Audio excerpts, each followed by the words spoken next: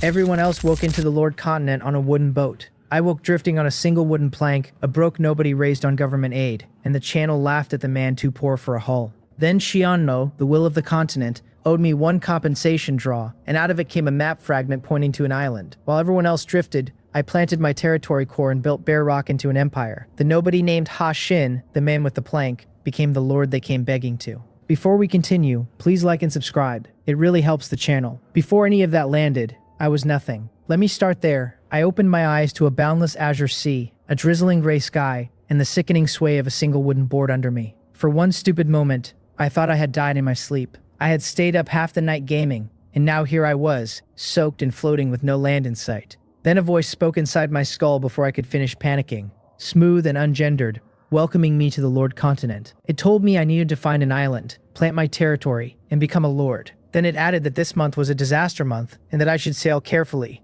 and that the will of the continent, Qianmo, was watching me at all times. My head spun as I wondered whether I had transmigrated, whether I had become the chosen one, whether the universe had finally decided to pay me back for a miserable life.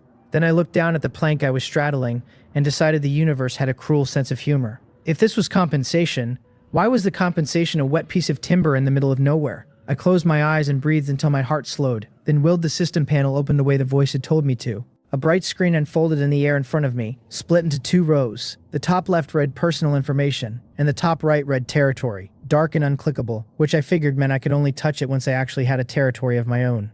The bottom row held 5 tabs: chat, trade, construction, personal shop, and technology. I went into personal information first, because the most useful thing in any survival situation is knowing exactly how badly off you are. What I read was not encouraging. My player number sat at the top. My level was 1 with no experience to speak of. My one skill was Spirit Eye. My profession was Hero, and my talent field said None. I clicked Spirit Eye and learned it was a starter skill granted by Qianmo that let me view basic information about objects. A support skill with no offense in it at all. Wonderful. I had been dropped into the sea with a glorified pair of reading glasses. I backed out and opened chat, which split into a world channel, a regional channel, and a friend list. The world channel was a torrent of refreshing text, mostly people screaming into the void, some looking for relatives, and a few delusional types announcing that they were the chosen one and intended to conquer the world. I rolled my eyes hard enough to hurt and thought, conquer the world? Sure, kid. Survive the afternoon first. I had nothing to add and no one to add it to. I had spent my whole life alone, raised on government aid, so a wall of strangers shouting would not move me. One line did snag my attention, because somebody was wailing that he had woken on a small boat and had a crippling fear of the open ocean.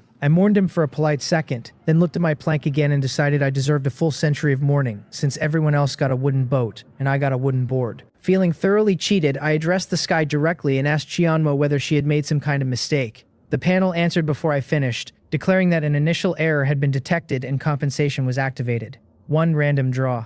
My stomach lurched at the realization that she had actually heard me. Apparently, you really could not curse the goddess out loud, because she really was watching. The system asked whether I wanted to activate the draw, and I said activate without a heartbeat of hesitation. A square box appeared in front of me with a single round hole on top just wide enough for a hand. I leaned over and peered down through the opening and saw nothing but clusters of pale light. No labels, no hints, nothing to grab on logic. So I did the only thing a man with no information can do, reaching in and yanking out the first one my fingers touched. The system congratulated me on receiving a random gift package. The box vanished, and a red present materialized in my palm. Random again, and my luck has always been garbage, while the sea was clearly not going to change that, so I told it to open anyway. A flash and my hand was empty, and the panel informed me my items had been stored in space and that I should go check. After hunting through the tabs, I finally found the storage tucked inside Personal Shop. 20 slots, 10 of them already full. I went through the hall with the careful greed of a poor man counting coins. The draw had handed me 10 wood, 10 plastic, 10 copper block, 1 fishing rod, 2 blueprints, and 1 talent orb that was also flagged random, and those filled 6 slots. The last 4 held 500 grams of bread, 500 milliliters of water, another fishing rod, and the territory core, the starter rations everyone got.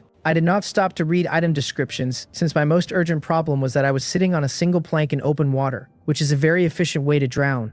I opened construction, which gave me upgrade, build, and deconstruct, and found 2 upgradable items waiting, a fishing rod and the wooden boat. I tapped the boat. The description called my wooden plank a piece of wood that floated, and noted that only someone with an intelligence problem would rely on it to sail. And I thought, thanks. The upgrade demanded exactly 10 wood, and I happened to have exactly 10 wood, which felt less like luck and more like the system grudgingly meeting me halfway. So I hit upgrade. White light washed over my feet, and the plank thickened into a small boat, 3 meters long and 1.5 meters across at the widest. The readout listed it as a wooden boat at level 1 with no facilities, no power, no technology, and no special abilities. It was a 3-0 product that was somehow still an upgrade over my old 4-0 situation. The next level wanted 20 wood, and would add a cabin, but I had no wood left. So that dream went on the shelf. For now I had a boat that could not flip out from under me, and that was a real improvement over the morning. I started pulling the rest of my useful supplies out and reading them one by one. The basic fishing rod was green quality and could catch fish and treasure chests, with fish capped at green, and everyone got one, nothing special. The seawater converter, also green, turned seawater into fresh water at 1,000 milliliters a day. The resource fishing rod was the interesting one, randomly hauling up supplies, materials, blueprints, and special items, 3 uses a day. The last was a map fragment, green quality, which could set an initial location and show the surrounding sea area from that point. The map fragment was the thing I cared about most, because Chianmo had told me to find an island and the sea looked infinite, so I could drift for a year and never bump into land. I picked up the fragment and set my initial point to where I currently was, then held my breath while the blank blueprint slowly bled in color. The background filled blue. A red dot pulsed at the center for my position, and then in the upper right corner a black dot resolved into being. There was an island, and I actually laughed out loud at the gray sky and thanked whatever heaven was listening. While everyone else was drifting and leaving themselves to fate, I had a destination. Having a goal and not having one are entire worlds apart. Since a goal is hope, hope is fuel, and a man with no fuel rots fast out here. The only thing I did not know was the map's scale, because the dot might be close or a year of paddling away, with no way to tell yet. I set the worry aside and checked what it would take to build the seawater converter, since nobody survives without water and water was the first thing I wanted locked down. The recipe called for 10 plastic, 3 wood, and 5 white stone. My plastic covered itself, but I had no wood to spare and no idea what a white stone even was, so I opened personal shop again, this time reading instead of grabbing. The shop carried 4 sections: assets, space, buy and sell, and right now it only bought fish, with no listed price, so I would have to catch one and try selling it to learn the rate. The sell side offered just 2 things to buy. Wood went for 2 white stone apiece, which told me white stone was the shop currency. The second item was a technology card, described as something used to light up technology, priced at 500 white stone and stamped weekly special item, presumably refreshing every week. What threw me was the countdown beneath it, which read a little over 5 days. If a week here had a 5-day plus timer left on a fresh special, then maybe a week in this world ran only 6 days. I filed the oddity away, since it would answer itself soon enough, and I had a converter to build. Building that converter still needed 3 wood and 5 white stone, which meant I had to fish, so I pulled out the basic fishing rod rather than the resource one, because the shop only paid for fish and I needed cash first. Catching a few fish would tell me the going rate and how precious these white stones really were. There was no bait, which confused me until I read that the rod generated its own, with quality tied to the rod's level and grade. While I was in the menu, I noticed the rod itself could be upgraded for a single copper block, so I did that at once, since the next level wanted 2 copper block and 1 wood and I was not spending wood I did not have. While I waited for a bite, I took out the talent orb and gave it the full superstitious treatment, muttering a little prayer for the king of luck to possess me and hand over something monstrous. Then I used it. The system congratulated me on an epic talent, 100 transformations, and just the word epic made my pulse jump. So on a hunch I asked Chianmo what the talent qualities even were, and to my genuine surprise she answered, listing common, uncommon, rare, epic, and legendary. So the goddess would actually field newbie questions, which was good to know. Epic was not the top rung, but it was high, and I was getting greedy now, so I read the full description. 100 transformations epic could cause any item to undergo a positive random change 3 times per day. I deflated a little, because that did not sound powerful at all, more like a slot machine than a weapon. I decided to reserve judgment and test it on something later, because a positive change is still a change in my favor, and I have learned never to sneer at free upside. Just then the rod dipped and I hauled with both hands and pulled up a fish barely 10 centimeters long. Spirit Eye told me it was a small yellow croaker, white quality, level 1, and absolutely nothing else, which by itself told me it was worthless. I opened the shop and sold it on the spot for a single white stone. The fish vanished in white light, and my assets ticked up by 1, leaving 9 more to go. So I fished in earnest, and by the end I had pulled 9 more level 1 fish, one of them green quality, enough to scrape together 10 white stone. The grind taught me the math. A level 1 white fish sold for 1 white stone and a level 1 green fish for 2, while my current rod could only land white and green grades, so I spent 6 white stone on 3 wood, dumped my 10 plastic in, and synthesized the seawater converter. The materials dissolved and a blue cylinder formed in front of me, a wooden base with a white plastic pipe below and a plastic drum above. Green quality, level 1, 1,000 milliliters of fresh water a day. 1 liter a day was enough to keep me alive, maybe with a little to spare to sell. I figured that starting tomorrow, most people out here would begin running dry, and a man with water is a man with leverage. So I scooped seawater into the drum and left it to work. Glad the converted water collected in the base so I would not need a cup standing by. With water handled, it was time for the resource fishing rod, the one that could not be upgraded and had no quality at all, where the haul came down entirely to luck. I cast it and, while the line settled, ate half my bread and drank half my water to quiet a stomach that had been complaining for an hour. Then to kill time, I opened the regional channel, where the early panic had cooled into chatter. People were comparing catches. A wooden chest with a bottle of water, an iron chest holding a perimeter wall blueprint, somebody crowing about an ore blueprint that finally let him row. I skimmed it for anything useful. The perimeter wall caught my eye as a likely territory piece for later, but the ore interested me more, since a destination is useless if you cannot move toward it. The rod tugged and I pulled up a leather bundle, opened it without ceremony, and got 10 wood, which was basically 20 white stone falling out of the sky.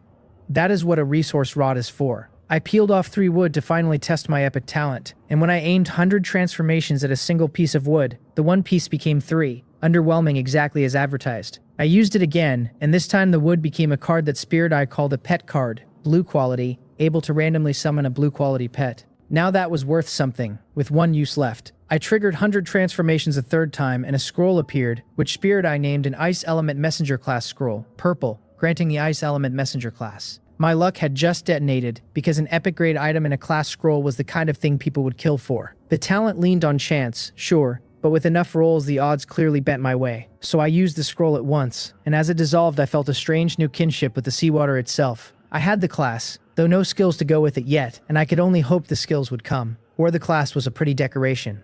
I used the pet card next, partly out of curiosity and partly to console my wounded pride. The instant it vanished, the sea heaved and a blue whale surfaced beside the boat, 5 meters long, blue from snout to tail, calling out twice in a voice I could feel pressing affection straight into my chest. It laid its great head against the hull and I stroked it, the skin smooth and cool. Spirit Eye read it as a deep-sea giant whale, blue quality, level 2, with the skills charge and bite, a strength of 20 and an agility of 12. I frowned because this thing had attributes, and the small yellow croaker had not. And neither did I, but it clicked after a moment. The whale was level 2, and attributes only seemed to surface at level 2, which raised the obvious question of how I leveled at all.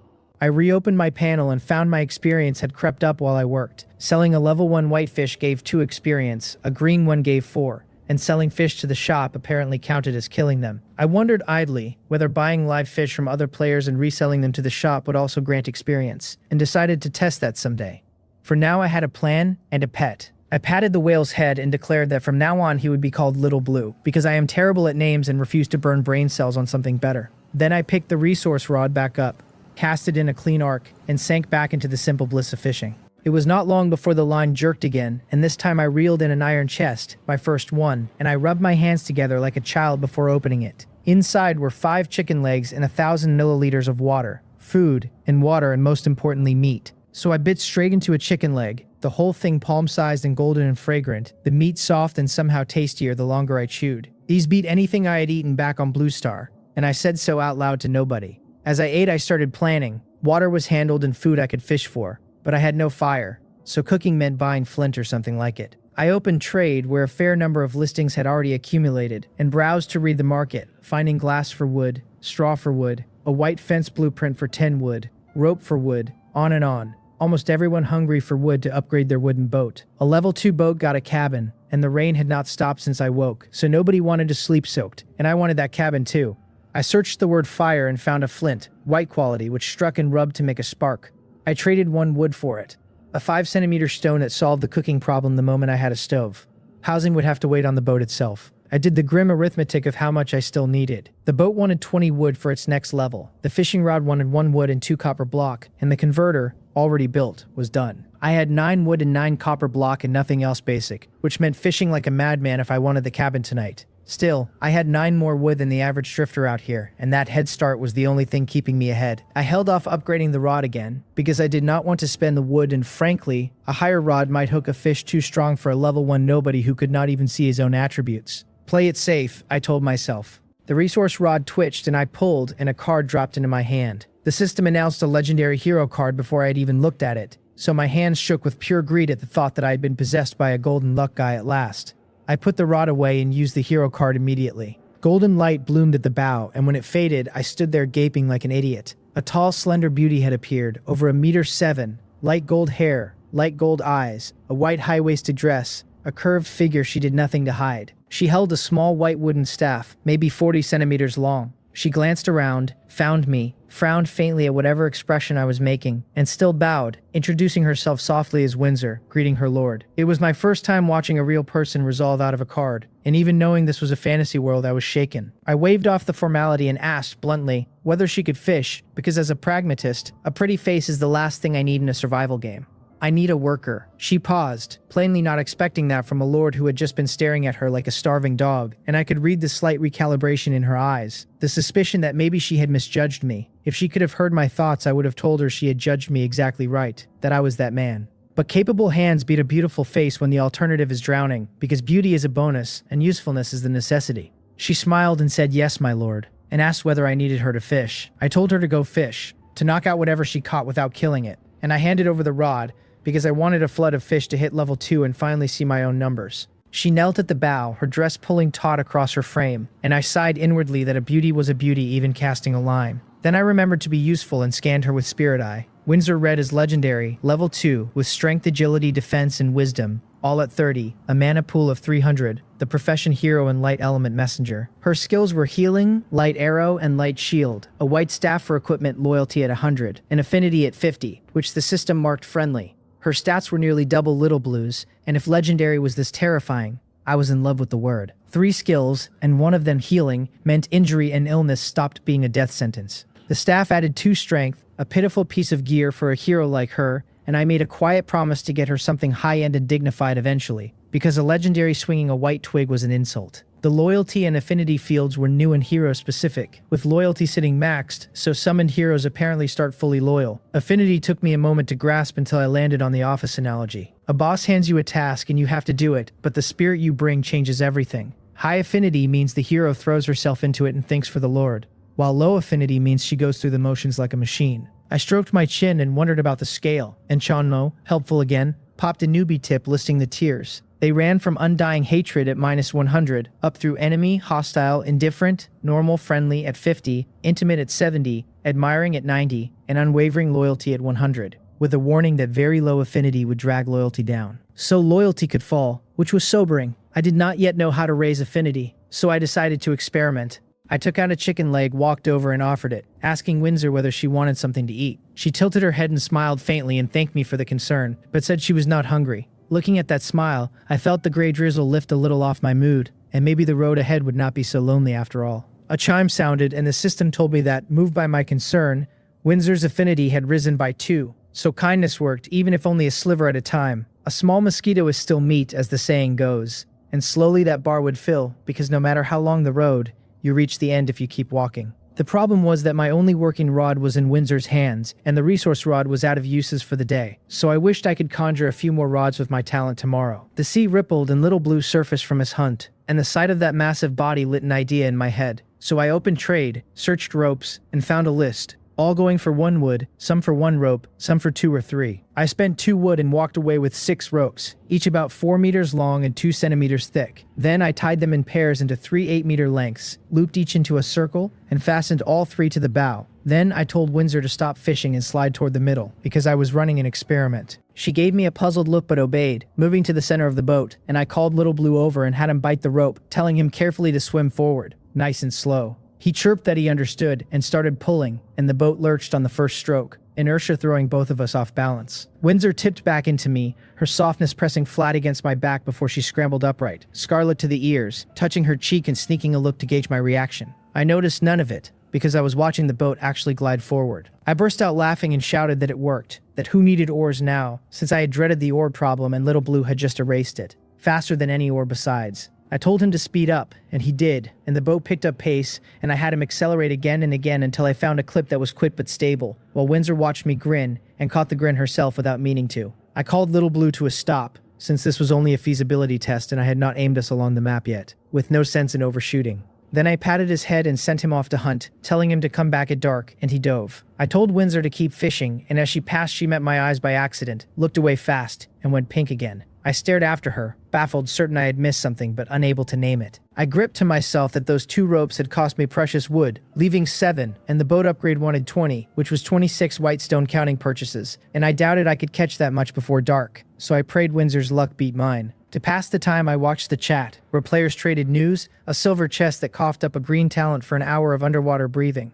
a white talent giving 5 white stone a day, somebody who killed a level 2 fish and got a white skill stone. So chests could yield talent orbs too, and killing monsters could drop items, and I wondered why I had fished up no talent, grumbling that I would have loved the underwater breathing one. The killing drops items part stung, because I had sold them not killed them, so they were different mechanics. Windsor handed me a fish, and I scanned it on reflex, finding a blue arrow fish, green, level 2, strength 12, agility 13, defense 12, with skills water arrow and extreme speed. It was the same level as Little Blue but green quality, and its stats ran about 5 points under as blue, which told me quality mattered enormously, and made me wonder what quality I was. I drove my fist down hard into the fish. It died, green light flashed, and the body vanished, leaving a green stone the size of a cobble. The system congratulated me on a skill stone, water arrow technique. So killing dropped the loot and erased the corpse. While my experience ticked up 8 points, I asked Chiano how the mechanism worked and got silence, so I let it go, certain I would figure it out within a day or two.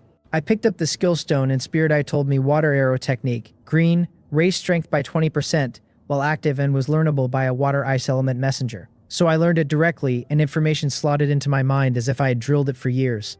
I waved a hand and a water arrow burst out of nothing and dented the hull, and I winced, then shrugged. Since I would upgrade the boat anyway, I loosed 5 more in a row before the well ran dry, which I figured was my mana giving out. So I sat and rested, recovering and firing, learning the rhythm of my own pool while the sky slowly dimmed. By dusk I had gathered enough white stone with some to spare, because Windsor's afternoon had been generous. 15 level 1 white fish, 1 level 2 white, 1 level 3 white, 5 level 1 green, and 1 level 3 green. All of it together selling for 35 white stone. Killing them dropped nothing, but the selling taught me the price formula, level times quality. So a green level 3 was 3 times 2 6 white stone, and a blue level 3 would be 3 times 3 9, and so on up the ladder. I spent 34 white stone on 17 wood, then poured 20 wood into the boat upgrade. The boat stretched to 6 meters long and 3 across the middle, and a wooden cabin sprouted in the center, just over a meter high, 2 long, nearly 3 wide. Doors fore and aft opened onto the decks at either end. I pushed through the door and ducked inside, clean and dry, and for the first time since waking I was out of the rain, which was only a drizzle but had been gnawing at me for hours. I opened build and spent 1 wood on 2 benches, a basic function alongside beds and tables. Then I skipped a bed, since the room was too cramped for it. I called Windsor into rest, woke Little Blue, pointed him along the map, and had him tow us into the dark while I went back to eat and sleep. Windsor sat stiffly on her bench, and when I walked in I caught the thought crossing her face that she would be sharing this small room with me all night, and her cheeks warmed. I was calmer about it, since the cabin was 3 meters wide after all, though I will admit to a flicker of anticipation. I sat beside her, took out 2 chicken legs and 2 bottles of water and handed her a set, telling her the conditions were rough now but should be much better tomorrow. I was already planning to upgrade the boat again, though I worried Little Blue might not be able to tow it once it got too big. She said it was fine, Lord, in that gentle voice that I half suspected was an effect of the light element. I told her to eat and rest, then checked my own sheet while I chewed. I had reached level 2, with strength, agility, and defense all sitting at 9, wisdom at 10, mana at 100. My profession was hero and ice element messenger. My skills Spirit Eye and water arrow technique, and my talent 100 transformations, epic. My stats were a third of Windsor's, all clustered around 10, and I still could not see my starting attributes, which I would only learn at the next level. Level 3 wanted 200 experience, and I doubted I would clear it tomorrow. The extra profession line came from the scroll, and the new skill from the greenstone, so I closed the panel, finished the chicken leg, and drank a whole bottle without guilt, since the converter would make 2 tomorrow. I pocketed the empty bottle to hold water later, lay back on the bare boards, full and tired, and opened chat one last time. The channel was a chorus of misery, people sleeping in the rain, people too scared to sleep at all, fishing through the night because they were alone on the sea. And one lucky soul had summoned a character to row for him tomorrow. The replies just envy stacked on envy. Watching them, I felt almost cheerful, because life is comparison, and by comparison I was doing wonderfully. I glanced at Windsor, lying with her back to me, and admitted the bare boards needed to become a bed soon, because sleeping wrapped in a warm quilt with a beauty nearby would be a far better existence. I cut the thought off there, telling myself to sleep now and struggle tomorrow, and both of us drifted off as the boat rocked on toward the distant black dot. I woke to a weight on my chest and a delicate face inches from mine, long lashes, straight nose, slightly parted lips with a faint sheen on them. Windsor had wrapped herself around me in her sleep, one leg thrown across me, her skirt rucked up to bare a long pale stretch of thigh. Early in the morning, with all my furnaces lit, this was a brutal test of willpower, so I shut my eyes, steadied my breathing, peeled myself free and got up to step outside. It was not that I had no thoughts about her, since any man with eyes would, but her affinity was still far too low for any of that, and the living conditions were too miserable besides. You only think about desire once you are fed and warm, and I was neither. I did not wake her, and I could see her lashes trembling, so I knew she was awake and only pretending, and to spare us both the awkwardness I pretended right back. 2 chimes rewarded me, her affinity rising 3 for my thoughtfulness, and 5 for the close contact in the night. An unexpected bonus, so I smiled and took out the resource rod. The drizzle outside had thinned, but I knew my clothes would soak through if I sat in it long. And worse, if the rain kept building, standing water could pool on the boat and sink it. Windsor came out and asked, softly, whether I needed anything. So I handed her the rod and, while I was at it, spent 2 copper block and 1 wood to bring it to level 3 safe enough with her present. She set a bench beside me and sat, and after a while her skirt grew damp and clingy, and I caught myself staring and forced my eyes away, which she noticed, and she flushed somewhere between embarrassed and annoyed. Then she raised a shield against the rain, and a wash of white mist rose as the heat dried her clothes. I gaped at the idea that light could do that, simply radiate heat on command, and I had genuinely learned something. Element messengers clearly were not limited to their listed skills, since they could improvise their own uses, which I filed away for later. My 3 resource casts for the day paid off well. 55 wood, 10 iron block, and 1 green staff, and the wood nearly covered the next boat upgrade by itself. The boat's level 4 wanted 80 wood and 200 iron nails, and 1 iron block forged into 10 iron nails, which left me 10 iron blocks short of the nails. An easy buy. The staff read green, raising strength by 10 and mana by 10%. Far better for Windsor than for me, since on me the percent gave 10 mana while on her it gave 30.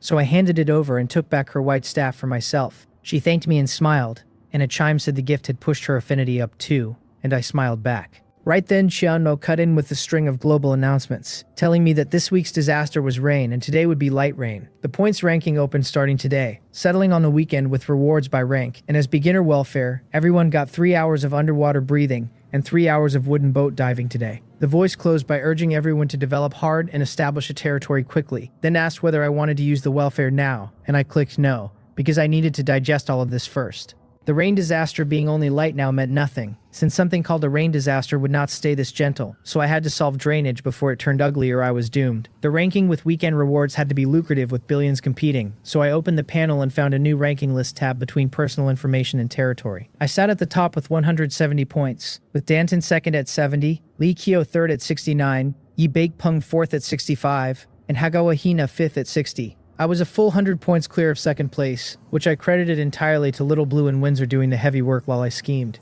The boat's special ability now read diving, temporary and not yet activated, which was the welfare effect, and chat was already buzzing about me, with people demanding to know who this Ha Shin was, sitting so far above the pack. Someone declared I was clearly a heavyweight worth latching onto, and asked, half joking, if he could latch on, while someone else pointed out it had been a single day and there was no telling yet who was a real heavyweight. A few swore they would surpass me, and someone bragged about sailing out onto the open sea and how beautiful it was, immediately followed by a man screaming that a 30-meter giant shark was staring him down. I scanned it all, found nothing useful, and cleared out a stack of friend requests with various notes, some of them with revealing photos attached, which I reviewed with a critical eye purely for due diligence before deleting them all. I could not reach any of those people, and even if I could, why would I when Windsor was right here, 100% loyal, no risk of a knife in the back? As for the ones vowing to surpass me, I did not care in the slightest. Let the miserable talk big, since it cost nothing. My 100 transformations only ever produced positive changes, and I wondered whether anyone grasped how valuable that was. Using it on a green item would get me at minimum green and at maximum golden legendary, while using it on blue guaranteed at least an exceptional result. Yesterday I had only had wood to feed it and still pulled a golden legendary by sheer luck. So tonight I meant to feed it something higher and aim for at least a purple epic. Windsor broke into my scheming, handing over a blueprint with her fair little hand, and Spirit Eye read it as ship drainage technology, which once built was a sharp tool for rainy weather, requiring me to light up the ship technology tree first. This was the core answer to the disaster, and since it came off the initial rod, nearly everyone would have one. But the catch was the light-up condition, and the technology card to do it cost 500 white stone in the shop. People would have to fish themselves raw to afford it, and if they fell short before the rain turned cruel, their boats would sink under them. Many would pull this blueprint today, and with the welfare letting everyone hunt fish directly in the sea, plenty would gamble on a hunt to grind cash, which meant plenty would die today. I opened the regional channel and counted 9,841 people left, over 100 dead since yesterday, the unlucky ones who had stumbled into something too strong. I called Windsor in, ate yesterday's 2 leftover chicken legs, split a bottle of converter water with her, refilled the converter, and went to wake Little Blue at the bow, since he had towed us all night and had to be tired, though whales sleep little. I roused him, told him to ready himself, and activated the diving feature, so a blue spindle-shaped shield sealed over the whole boat. Then I told him to dive, and he chirped, bit the rope, and pulled us under. The instant we sank below the surface, the beauty of it stopped me cold, with fish of every shape and color drifting past, some glowing, some crackling with little arcs above their heads, some trailing black liquid from their jaws. Windsor stood transfixed beside me, having never seen such a thing either, so I shook myself loose and scanned a school not far off. 300 or 400 small white fish about half a meter long, level 2. Basic stats around 5 or 6. I sent Little Blue straight at them. They swarmed and bit and shot water arrows from their mouths, nicking gaps in his hide and pattering off the shield, but his defensive 18 made it nearly impossible for white-grade attackers to hurt him, so he simply opened his jaws and ate. Windsor and I loosed light arrow and water arrow from inside, 1 light arrow per kill, and when our mana drained we just sat and recovered, since nothing under 60 strength could crack the shield, a number I had checked before we ever went down. When the school realized it could not win, it scattered and fled. I collected the corpses, only about 30 since Little Blue had eaten most, for over 60 white stone plus a wooden box that held a single wood. I let him keep devouring the rest because I wanted him to level, since a bigger whale tows a bigger boat. I caught myself thinking the technology card looked easy to afford after a haul like that, then immediately checked my own arrogance. Most people had no whale to tow them and rowed slowly, often unable to catch the fish at all, while I could hide in the cabin and cast, and I had a legendary hero killing alongside me, which is why my numbers swelled. Honestly, of the 10 water arrows I had fired, I killed only 6 and missed 4, and Windsor handled the rest, so I had earned about 12 white stone myself, which meant white stone was not as easy as it looked, but it beat plain fishing by a mile. I sent Little Blue hunting again and only targeted low attack schools at my own level, because I'd noticed that killing monsters below my level granted 0 experience, while only equal or higher levels paid out, which was its own special kind of annoying. The haul climbed, and I also discovered the sea was full of absurdities, white bears swimming past, even monkeys. I could not work out how land animals breathed down here, whether they had grown gills, until I watched boats speeding by underwater and accepted that I simply had not adapted to this world yet. Inertial thinking is hard to break in a day. An hour in, Little Blue leveled and grew noticeably larger, and Windsor leveled right behind him. Then another hour and Little Blue leveled again, and I leveled shortly after. I checked my sheet. I was level 3 now. Every attribute up 4 points. Strength, agility, and defense each at 13. Wisdom at 14. Mana at 140. And the 4-point jump meant my starting attributes had been 5, with wisdom a point higher. Little Blue had reached level 4. Strength 26. Agility 24. Defense 24, 3 points per level. While Windsor hit level 3 with everything up 5 into the mid-30s. Mana at 350. Affinity now 62. And a new green staff equipped. Even though I expected it, the gap stung, because if Windsor leveled twice she would nearly match my entire current self in raw stats, and she was sure to level again soon, having killed almost 3 times the monsters I had, slowed only because many were below her level and paid nothing. The legendary hero earned her name, and I half wondered whether I would just be living off her from here on. A man should not live off his hero, of course, but a man could certainly live off other soft and tender things, and I let that thought drift somewhere warmer before yanking it back. I summarized what I had learned. That level gains were fixed and could not be allocated, only averaged across the board, and that the higher the quality and talent, the bigger the gains, white adding 1 per attribute per level, green 2, blue 3, purple epic 4, and golden legendary 5. I marveled all over again at drawing a purple epic talent on day 1, because had I gotten it later, I would have wept for all the attribute points lost. A moment of silence for everyone who drew theirs late. I meant to keep hunting, but the sea around us went quiet, no beasts surfacing anywhere, and the silence put a cold weight in my gut. So I warned Little Blue to slow down and stay careful, and Windsor's face had already gone grave as she swept the water. Little Blue eased the boat past an underwater mountain range, and a shadow exploded out of the rocks, so fast he had no time to react, and it gored him clean through the side. Crimson bloomed in the water, 2 bloody holes opening on his flank, and only Windsor's instant light shield kept the blow from killing him outright. The beast had clearly not expected her speed either, and balked of an instant kill, it pulled up and began circling us, which finally let me get a good look. It had a body like a catfish, entirely white, 5 or 6 meters long, with 2 long spiraled horns whose tips still flickered with white light. Spirit Eye named it a sea-bright twin-horned beast. Purple, level 6, strength 40, agility 41, defense 40, with the skills stealth, ray, charge, and extreme speed. My face went tight at the thought of a purple monster, epic grade and level 6, because only Windsor could meaningfully hurt it, and only with the staff lending her 10 strength. The single mercy was that its strength fell short of 60, leaving the boat safe. I told Windsor to attack while Little Blue and I harassed it, because running was hopeless against something faster than my whale. Then I threw a water arrow that landed cleanly, my aim sharp now after a morning of practice, but it barely registered against 40 defense with my 15 strength. The point was not damage but insult, and the beast obliged, wheeling and charging the boat with extreme speed. The shield held, the impact shoving us back through the water, and the beast looked genuinely stunned that the blue bubble had not shattered.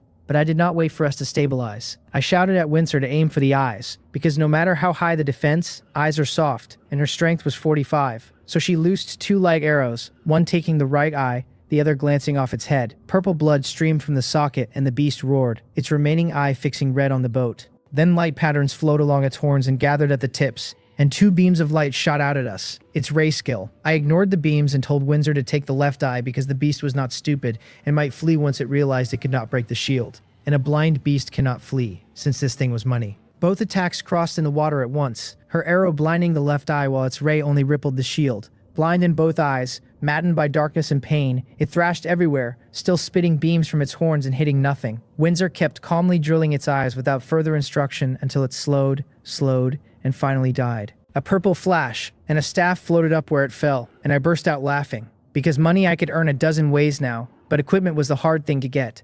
I stepped off the boat, and my feet found solid footing on the water itself, and I ran to the staff without pausing to savor the strange sensation. Because Spirit Eye had already floored me. Authority Light, purple, with 3 traits. Raising light attribute strength by 30%, raising mana by 30%, and carrying the stealth skill to hide a target on use. So 3 traits, 2 of them percentage boosts, plus a skill. I carried it back and gave it to Windsor, taking her green staff for myself, and a chime said her affinity rose 5 at the gesture. I smiled and told her to heal Little Blue and then we would press on. And she cast healing and his wounds knitted shut in moments. We hunted again, and not long after we ran straight into a second incident. 2 sea beasts already locked in a brutal fight, both of them wrecked by the time we spotted them.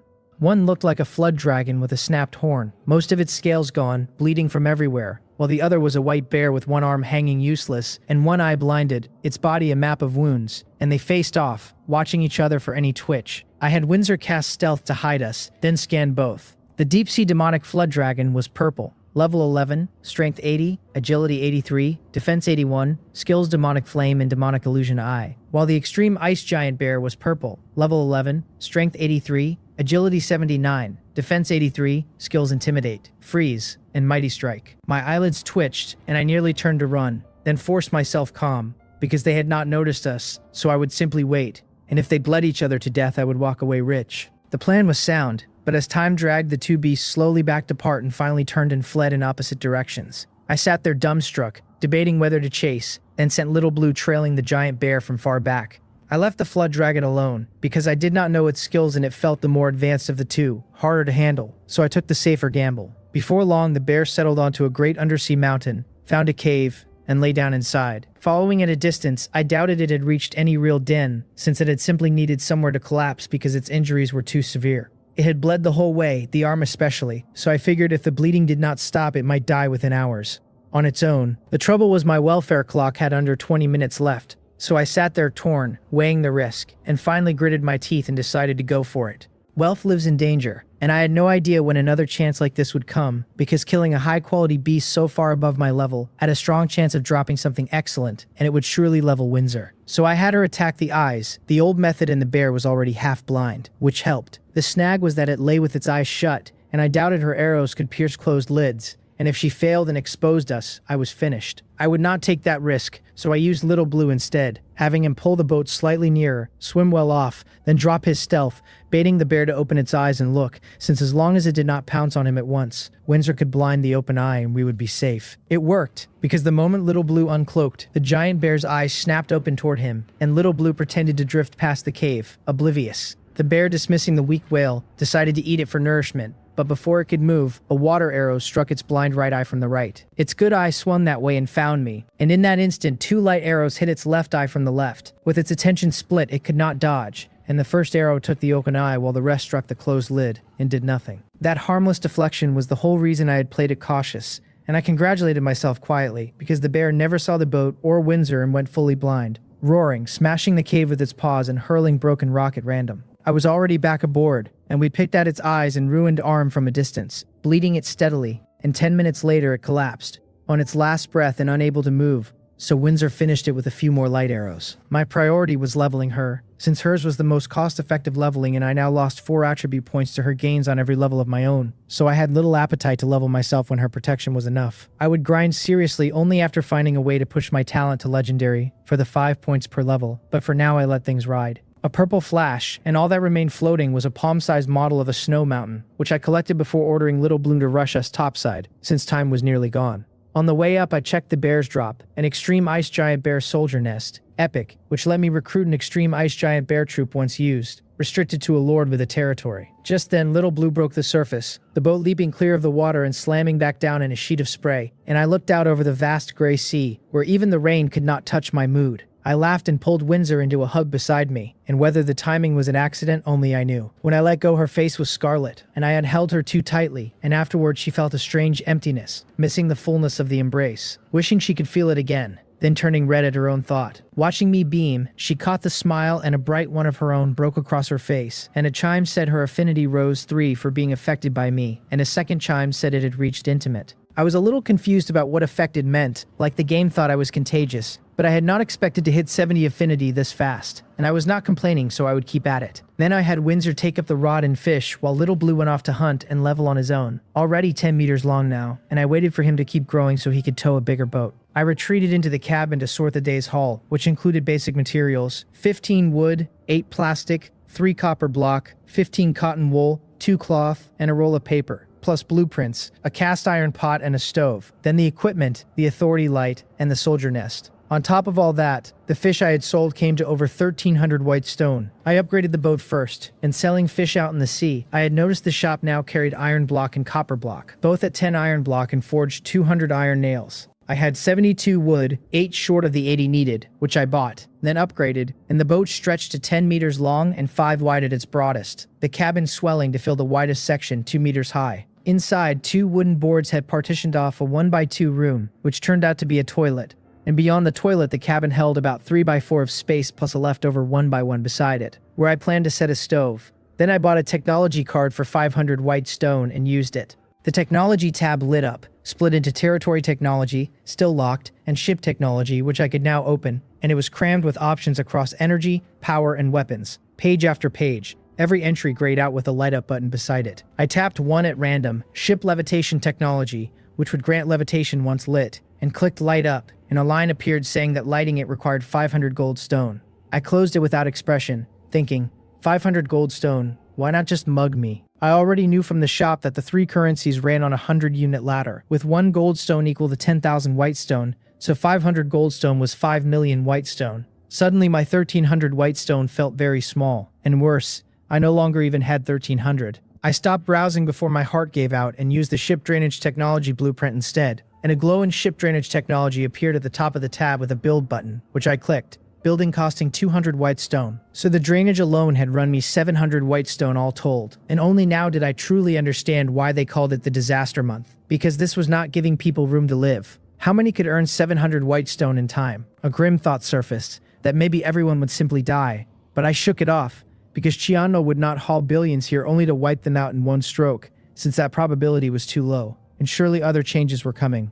I stopped speculating and paid the 200 to build it. The build button became upgrade, which wanted 1,000 white stone, and I shut it fast, then walked out to see what 700 white stone had bought me. I found many silver-blue circular shapes on the deck boards, of no material I recognized, looking almost painted on, except I could watch the rainwater slowly vanish along those circles. If I had not seen the water disappear, I would have sworn I was being mocked, because as expected of another world, my level of knowledge could not begin to explain what kind of technology this was. Back in the cabin I checked the boat sheet, level 3 at 10x5. Facilities, cabin, and toilet, no power. Level 1 ship drainage technology, no special ability. It still had no power, and as the boat grew, Little Blue would eventually fail to tow it, which meant I had to unlock power soon or I would be stranded. The next level wanted 200 wood, 400 iron nails, and 20 copper block, and I had no idea why it needed copper, but I would worry about it tomorrow. Windsor had reached level 4 and Little Blue was still level 4, leaving me the only one at level 3, which did not bother me at all, because I had Windsor and could wait and finally raise my talent to legendary for 5 points a level instead of 4. Then I built a stove from the blueprint, costing 5 iron block, a thing a little higher than my knee, set in the gap beside the toilet. As for the toilet smell, there was none, since it dumped straight into the sea and the boat was always moving. I spent 2 iron block on the iron pot, 4 wood on a bed against the wall, and looked around for bedding, but trade offered only 1 item.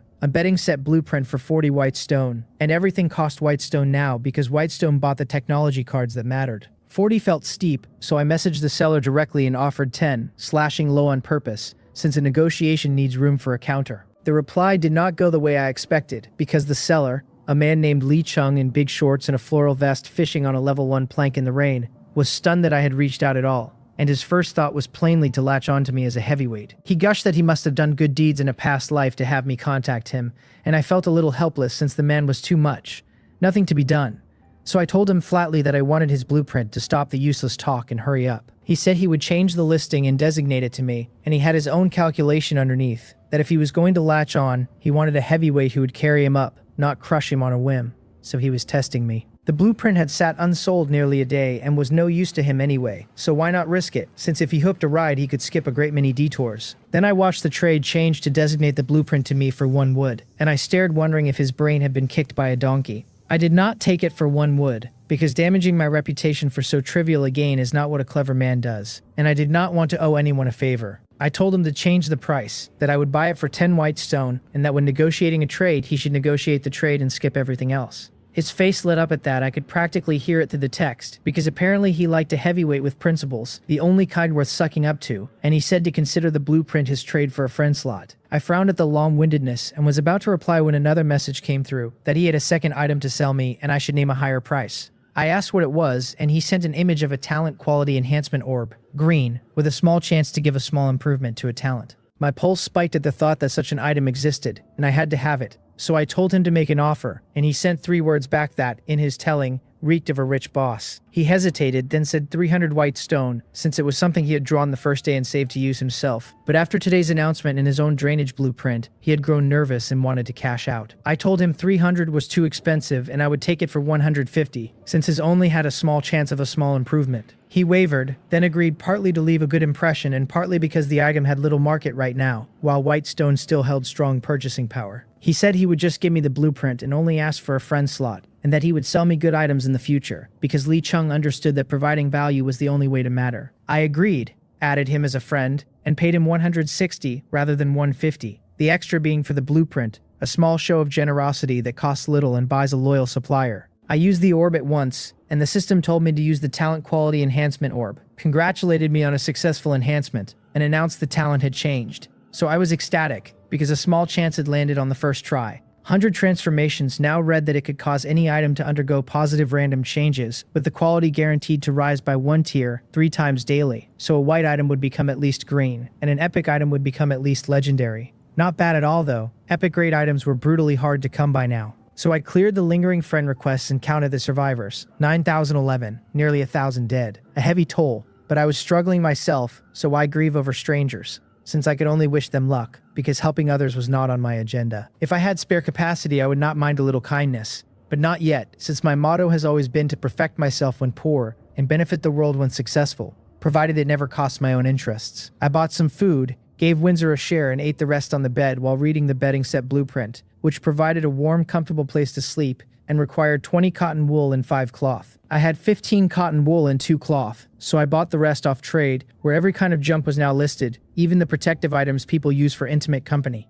Then I built the set, all of it pure white, mattress, quilt, 2 pillows, and the quilt was a double. I spent the whole afternoon in the room buying small daily necessities, oil and salt and soy sauce and vinegar, even chili peppers, though those cost 3 wood, on the steep side. By evening, I struck the flint to the straw I had picked up, fed in a wood, and made chili fried fish on the stove, then spent 1 wood on bowls, chopsticks, and plates. Windsor and I sat on stools eating, working through 5 large steamed buns from the day's haul, and I even taught her how to hold chopsticks by hand. After dinner, I went out and set Little Blue towing again along the map, grateful he had hit level 4 and 10 meters, since the boat was still basically a long raft with no deck, and every time I pictured that 10-meter raft I wanted to complain. I wondered whether it would become a 100-meter raft if I kept upgrading, then watched it get underway and went back inside. Back in the room, I had Windsor dry herself with light, then climbed straight into bed, and she stood beside it not moving, so when I asked why she was not coming up to rest, she blushed and said she planned to keep fishing through the night. I told her to forget the fishing and sleep, that she could work tomorrow, and reminded her we had already hugged that morning, so there was no need to be shy, and her face went redder still, but she slowly, hesitantly slid in. I lifted the blanket, pulled her against me, and covered us both, telling her she had been busy all day and needed rest. She startled at the embrace, but did not pull away, just buried herself against me and shut her eyes, her slightly heavy breathing the only sign of her turmoil. I dared the hug only because her affinity had climbed, since with yesterday's number I would never have tried. Holding her, I sorted what she had fished up that afternoon, where the fish sold for 102 white stone, mostly because the level 3 rod hooked higher grades. She had also pulled a ship thermal energy technology blueprint, a bottle of oil, and the steamed buns from dinner, plus basic straw and 2 wood, and her luck clearly ran better than mine, so I started to suspect a character's haul tied to their talent quality. That was a question for tomorrow, because for now it was time to use the talent. I took out the white staff first and used 100 transformations, and a green flash left an emerald hairpin in my hand, a hairpin green, raising the wearer's agility by 5 and base strength by 10%. A thought struck me and I used the talent on the hairpin again, hoping to push its quality higher, but nothing happened, since I was too greedy. I gave it to Windsor, stroking her light gold hair, and she opened her eyes, took it, and tucked it under her pillow, since nobody sleeps in a hairpin. Then closed her eyes again, and this time reached out and hugged me first, and a chime said her affinity rose 3. Gifts brought people closer, as expected, so I used the talent on a copper block next, and got a white fishing rod, which told me copper block counted as an ungraded item. 1 use left, and I considered what to feed it, eyeing the inventory, territory core, map fragment, soldier nest, flint, plastic, all of them useful, none of them something I wanted to gamble. Then it hit me, so I drew a white stone from assets, the first time I had ever pulled out actual cash. A smooth little disc like a Go piece, and I used 100 transformations on it. The system congratulated me on a shop discount coupon 10% off, and I grinned because it really worked. And a discount coupon at that, which would save me a fortune the next time the shop wanted something obscene. Later, when I had more funds, I would try transforming purple stone or even gold stone and see what fell out. I put everything away, held Windsor's soft warmth, sank into the comfort of the bedding and the heat of the blanket, glanced once at the chat where strangers were still complaining, and slept in peace. The third day announced itself with the roar of rain, and I judged it at least a heavy rain when I opened my eyes, though not enough to sink the boat, since others could manage by bailing. Windsor woke too, so I bought 4 eggs and 4 steamed buns off trade, and asked her to fry the eggs, because I had noticed I rarely fished up food anymore and mostly had to buy it, spending white stone on meals every day. I got up, collected yesterday's converter water, refilled the drum at the rail, and checked the drainage on the way, which worked well, almost no standing water, though a heavier rain tomorrow might tell a different story. In the little time I had been outside, my clothes were soaked, and I had to let Windsor dry me again, which was no kind of solution, so I opened trade, searched raincoats, and bought 2 for 4 white stone each, setting them by the converter. Looking at the converter, I felt a small pang of disappointment because I had imagined selling water for profit, but nobody on trade was buying, since good heavens, everyone was just drinking the rain, and I only wanted to ask whether they were not afraid of getting sick. Windsor was still cooking, so I took out yesterday's ship thermal energy technology blueprint and used it, lighting up the technology, which could absorb, store, and supply heat to power the ship, but the build button behind it wanted 500 white stone, 300 more than the drainage. My assets sat under 500, and money flowed out like water, because I did not have nearly enough to upgrade the ship,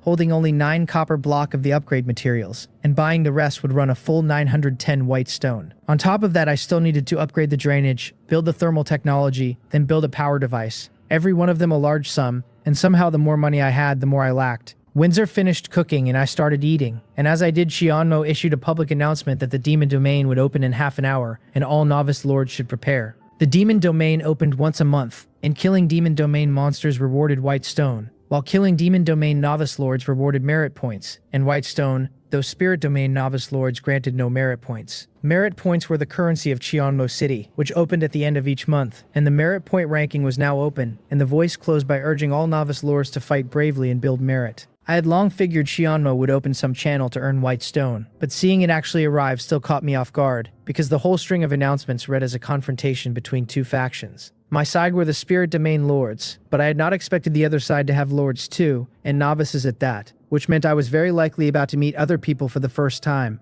I just did not know whether they would be blue star people like me, or something stranger waiting on the other side of the sea. The new currency still nagged at me, this thing called merit points. It had landed in my totals alongside the white stone, and it carried a different weight.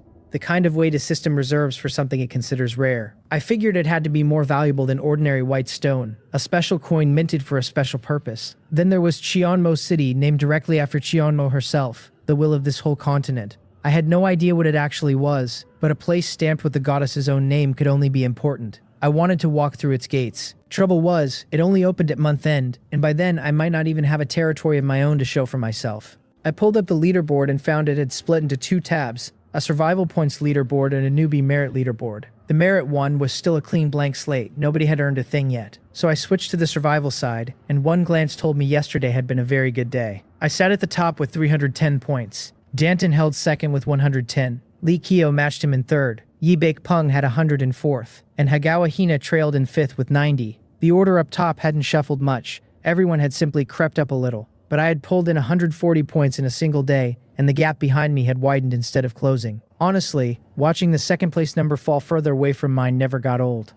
The chat channel was a blur of scrolling text, everyone hyping themselves up for the slaughter to come. Someone swore he was about to go berserk and rack up kills. Someone else begged the event to start already, and a more cautious voice warned that this time they'd be running into other humans, not just sea monsters. A steadier head argued that fighting your own kind earned nothing, so the smart play was to team up and gut the demon domain lords instead. Then the talk swung my way. People had spotted my points hitting 310 and started crowing about it, half of them despairing, all of them noting that the very loudmouths who'd sworn to overtake me yesterday were even further behind today. One regular pointed straight at Hagawa Hina as the chief offender. I let myself enjoy that for a second before deciding a little goodwill cost me nothing, so I typed back something warm, told them to keep grinding, wished everyone a points explosion this round. Flattery is free and it buys cheap loyalty. Half of them praised me for caring, the other half called me a self-righteous bootlicker, which, fair enough. I closed the channel, cleared out the friend requests piling up, and got Windsor into a raincoat so we could fish. The first thing I dredged up was a refrigeration unit blueprint, green quality, a gadget that pumped out cold air for hot days. Useless right now, but if it stayed useless I could always feed it to my talent and squeeze a blue item out of it.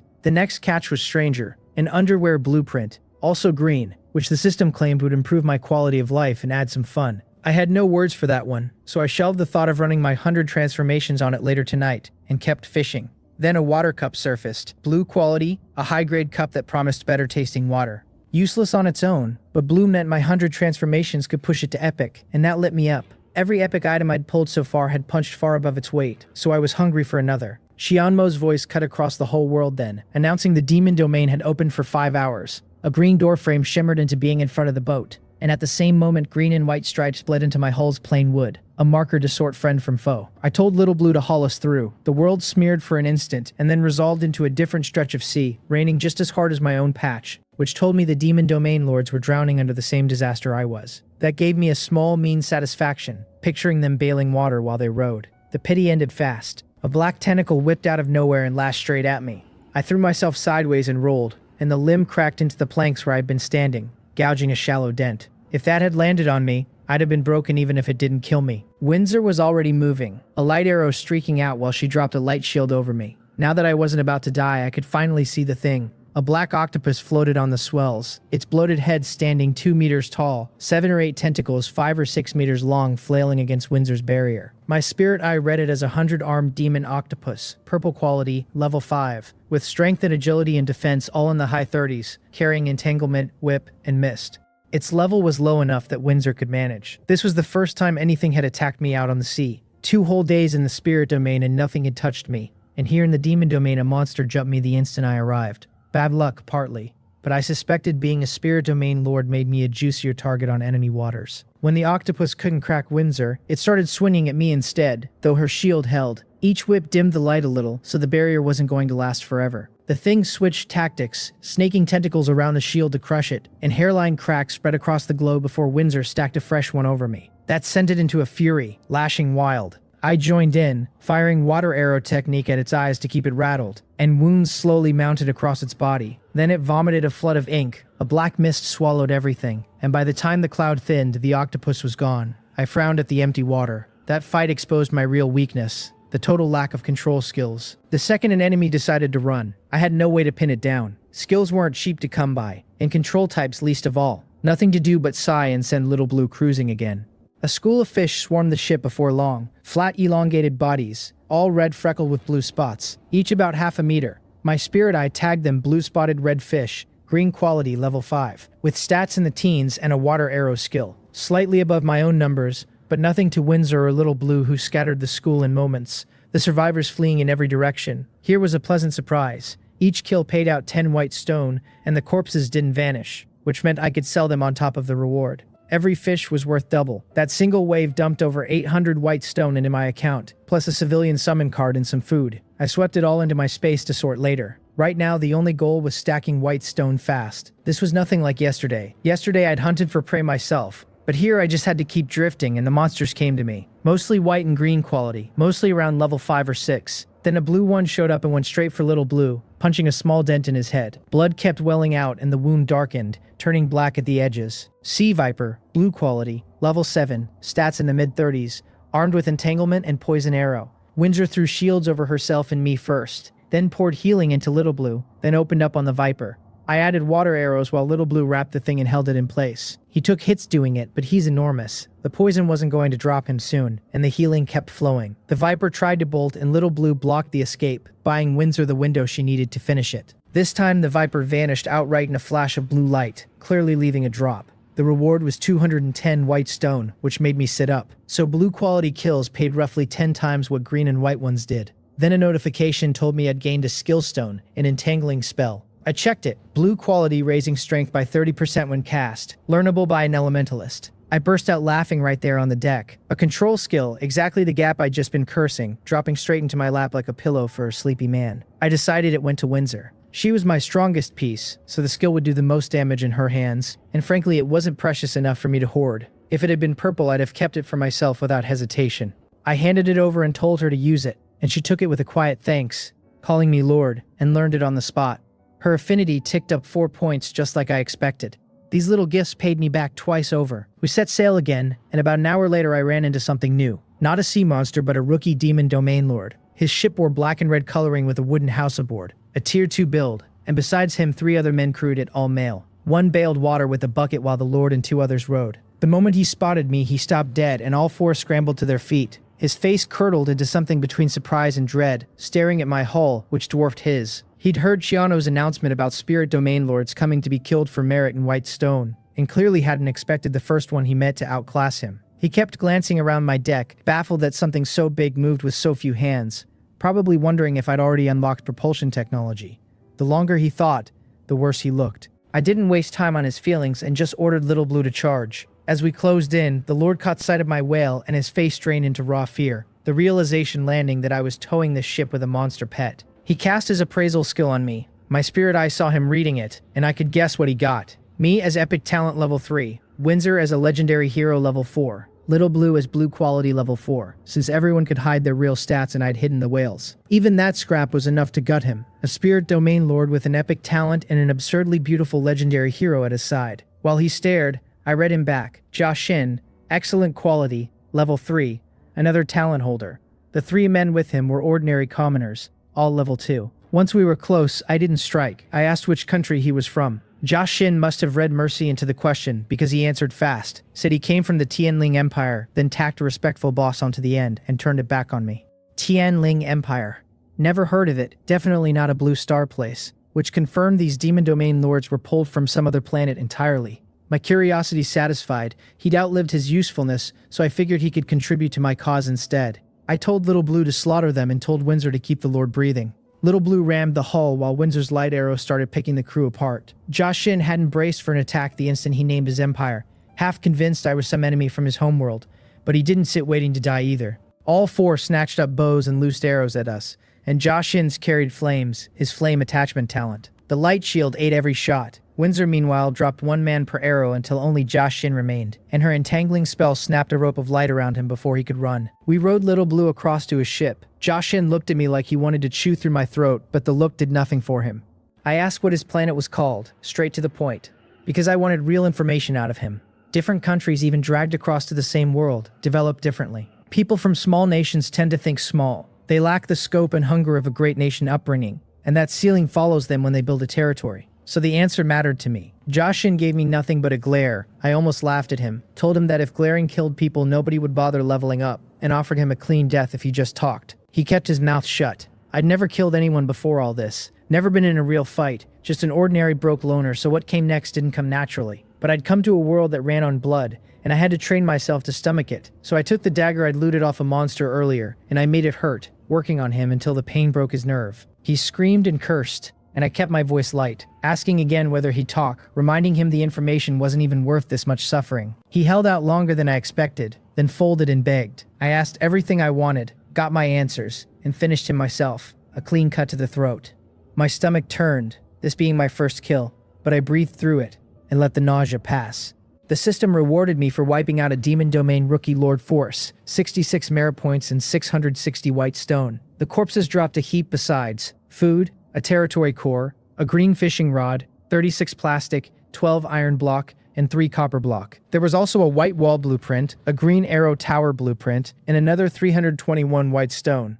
Then a third prompt offered me the ownerless ship to occupy or destroy. 3 surprises stacked one on the next, a genuine windfall. Killing a lord handed over all their resources and paid merit on top. Far better value than grinding sea beasts. Only a fool would occupy that ship and tie himself down, so I chose to destroy it, and even that paid out a tier 1 ship core, a green ore crafting blueprint, and 15 wood. I swept everything into my space and sat back down with Windsor and Little Blue, suddenly eager to find the next lord. The haul also sharpened a worry. Killing one of my own kind earned nothing from Chianmo, but it still handed over the dead lord's resources, which meant other people would do exactly this the moment they got the chance. I refused to be naive enough to think I was the only spirit domain lord killing demon domain lords, or that someone wouldn't come for me. Everyone in the spirit domain knew I held the top survival score. The bigger the target painted on my back, the more careful I'd have to be. I tucked the thought away and went back to hunting monsters, and the run stayed smooth. No real danger, just the occasional demon domain lord who paid out generously every time I put them down. With maybe an hour left before the demon domain closed, I crossed paths with the spirit domain lord. She was under attack. A jellyfish about 5 meters long swarming her tier 2 boat. An orc beside her in leather armor, golden-haired and built like a lion tribe fighter. My spirit eye named them No Sina,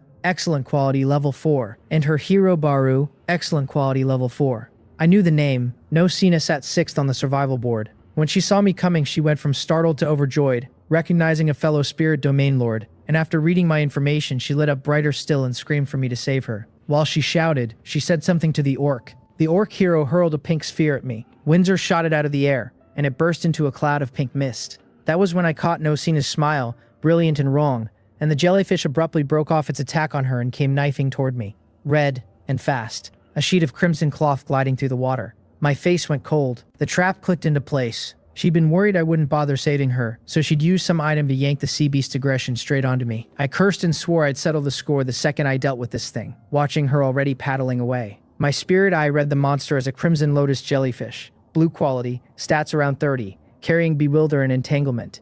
If she'd just asked me politely, I'd have killed it for her and pocketed the reward myself. No harm done. Instead, she pulled this. Windsor loosed an arrow and missed, swaying mid-shot, and the same dizziness washed over me, the bewilder skill at work. In that gap, the jellyfish reached us. Red threads erupted into the air and lashed at the boat, and Windsor threw up 2 light shields. The threads coiled around them and tightened until I could hear the barriers creaking. Little Blue joined the fight but couldn't keep pace with the thing, and he had no ranged skill to reach it. I fired at it non-stop and kept missing, the creature too quick despite its size, my aim drifting sideways whenever the bewilder hit.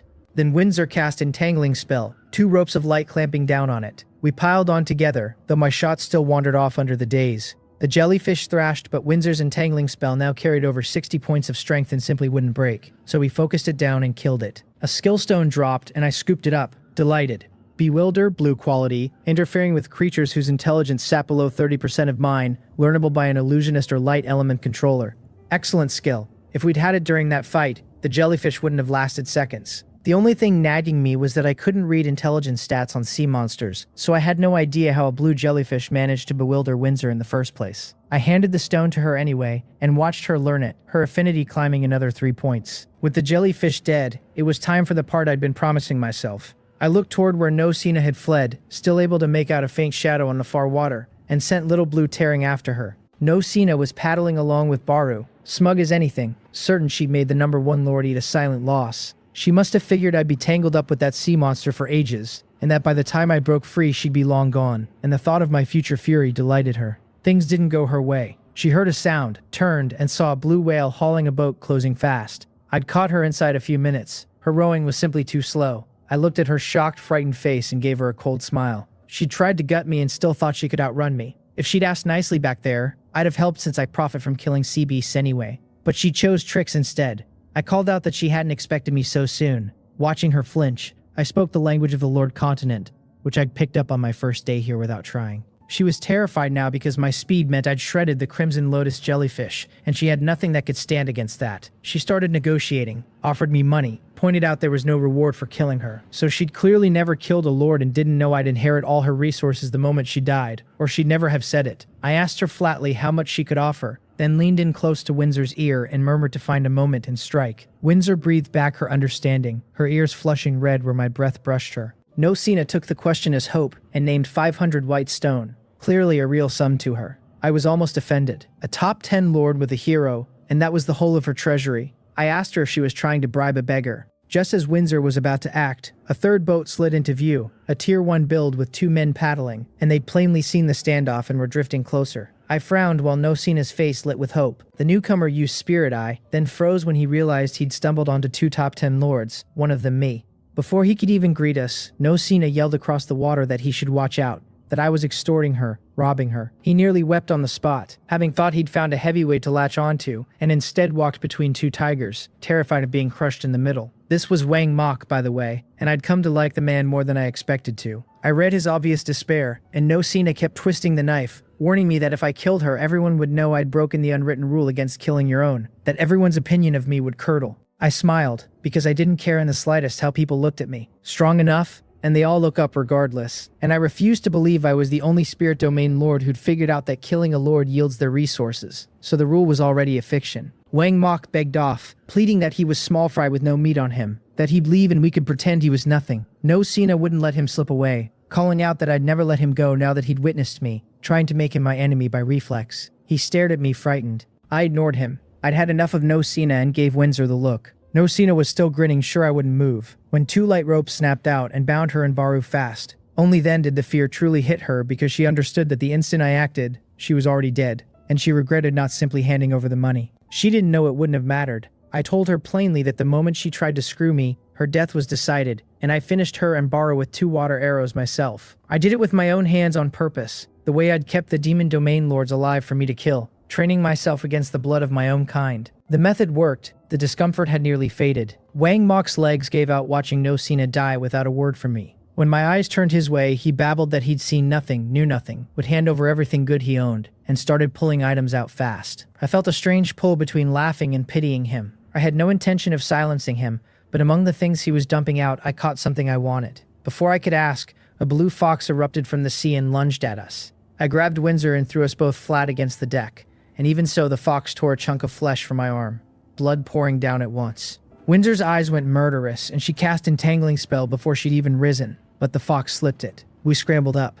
I read the thing as we moved. Frost Snow Fox, purple quality, level 8, stats in the mid to high 50s, carrying Freezing Spell, Ice Shield, Sharp Claws, and Bite. My stomach dropped at those numbers, and I genuinely worried whether Windsor could handle it. Wang Mok looked stunned senseless, convinced his luck had finally run out, that surviving me only to meet a purple sea beast meant certain death. He'd seen the fox's stats too, and even knowing Windsor was a legendary hero, he couldn't picture her, level 4, and me, level 3, beating a level 8 purple monster. He'd already started cursing me internally, certain that if I hadn't killed No Sina we'd have had a chance, and now we'd all die for it. He didn't understand Windsor at all. Windsor wasn't thinking about any of that. All she felt was rage that she'd failed to guard her lord, that I'd been hurt shielding her. She went berserk. 2 light arrows flew at the Frost Snow Fox, which raised an ice shield and turned them aside. Then the fox cast Freezing Spell, ice creeping up Windsor's body and spreading, and she answered by pouring out light element heat to burn it back. She followed with Bewilder, then 2 Entangling Spells. The fox's mind stuttered for a heartbeat, just long enough for 2 light ropes to seize it.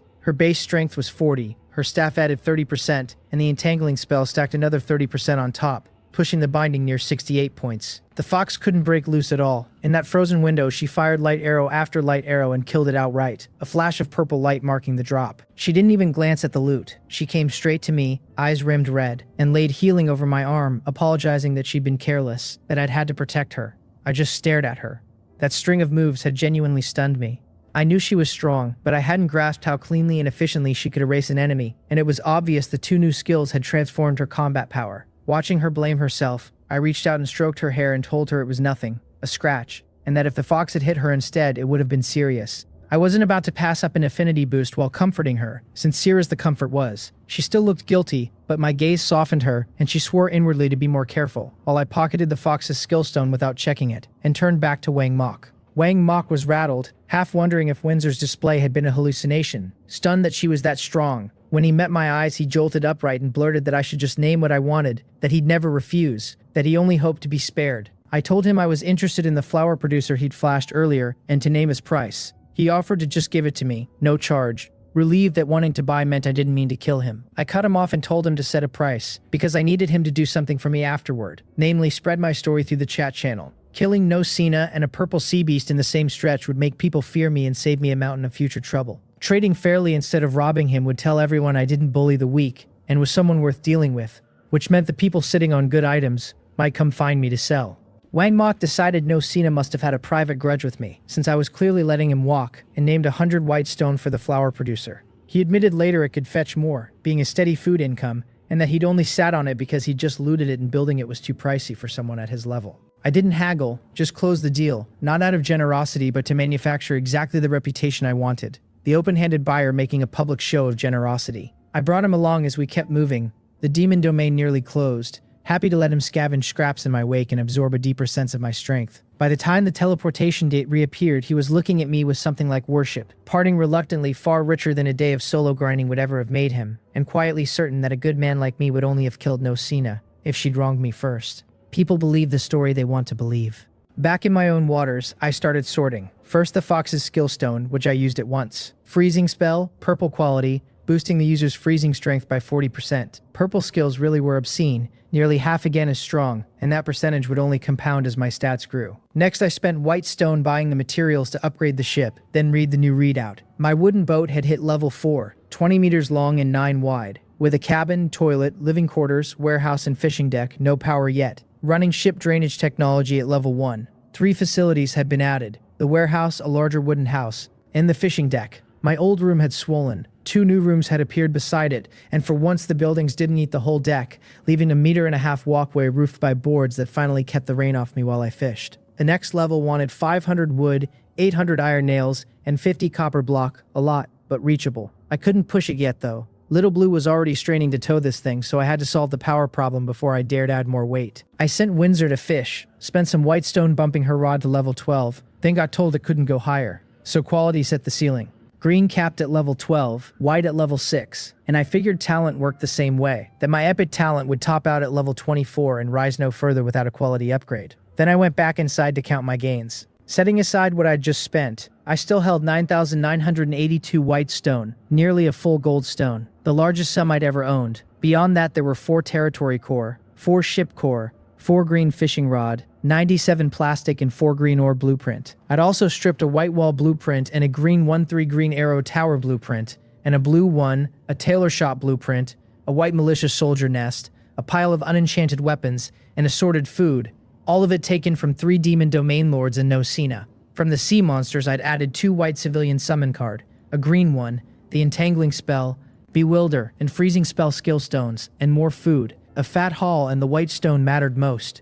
Wang Mok had carried a little over 800, and I sat on more than 10 times that. I burned the summon cards and pulled 3 commoners, 2 men and a woman, and only the woman caught my eye. Mori, excellent quality level 1, single-digit stats, profession chef, with the simple ability to make delicious food. Commoners had no skills, only a profession and whatever ability came with it, so the 2 men, both listed with no profession at all, were just hands. I gave each of the 3 a fishing rod and sent them to the deck. Then I opened the regional channel and found fewer than 7,000 people left in my area. The losses this round still brutal. The world channel was louder, full of people comparing demon domain halls, one bragging about hundreds of white stone, another about summoning a hero, and a third wailing that a level 5 monster had killed his only commoner and left him bailing water in place begging for a loan. Someone noticed No Sina had dropped off the points list and wondered aloud if she died, and the channel sent her off with mock mourning. Then the merit ranking went live. I opened it and sat first with 183 merit points. Baek Seol held second with 132, Lee Kyo third with 72,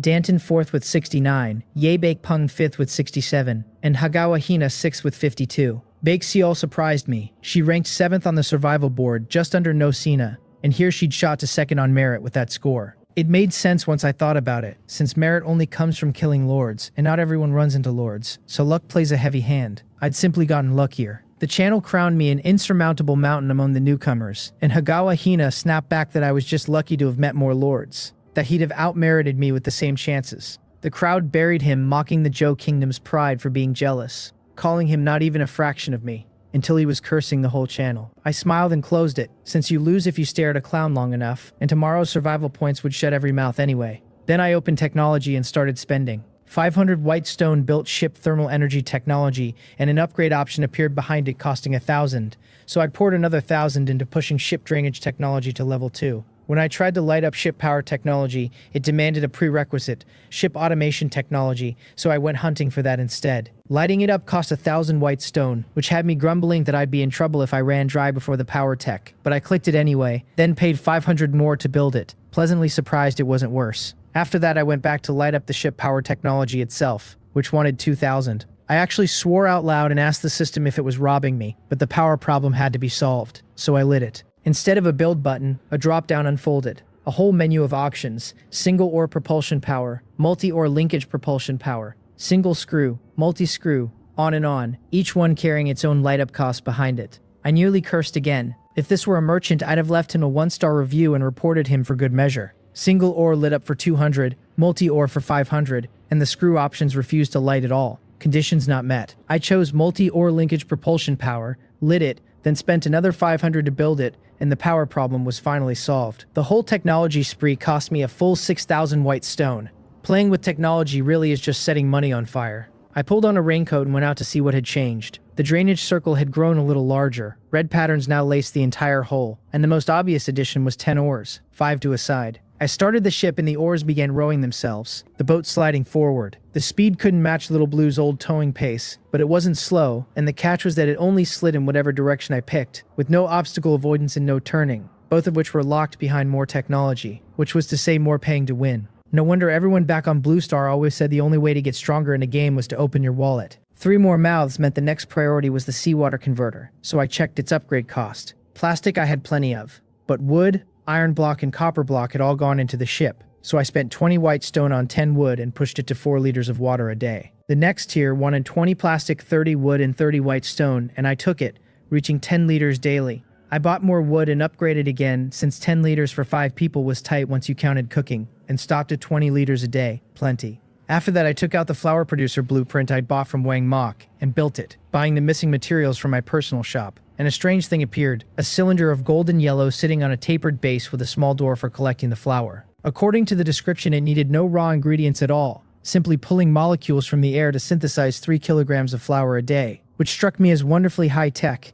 I upgraded it 1 level for 480 white stone, doubling output to 6 kilograms, then balked at the next tier's 960, and stopped. Next, I built the cooler I'd transformed that morning, meaning to keep it in the warehouse for preserving the mountain of food and vegetables I'd looted. It lowered temperature by 2 degrees, so I upgraded it level after level to level 4, and 8 degrees of cooling, the materials climbing each step. When everything was done, I had 2,327 white stone left, with the seawater converter at level 4, the flour producer at level 2, and the cooler at level 4. I nodded, satisfied. I filled the converter, bought 20 wood, and went to work like a man who'd finally remembered he could build a home. 4 wood became 2 large barrels for water and flour, 3 wood a table, 2 wood 4 benches, 1 wood the chopsticks and cutlery, and 6 wood a single bed and a double bed, the single for my cabin and the double for the living room.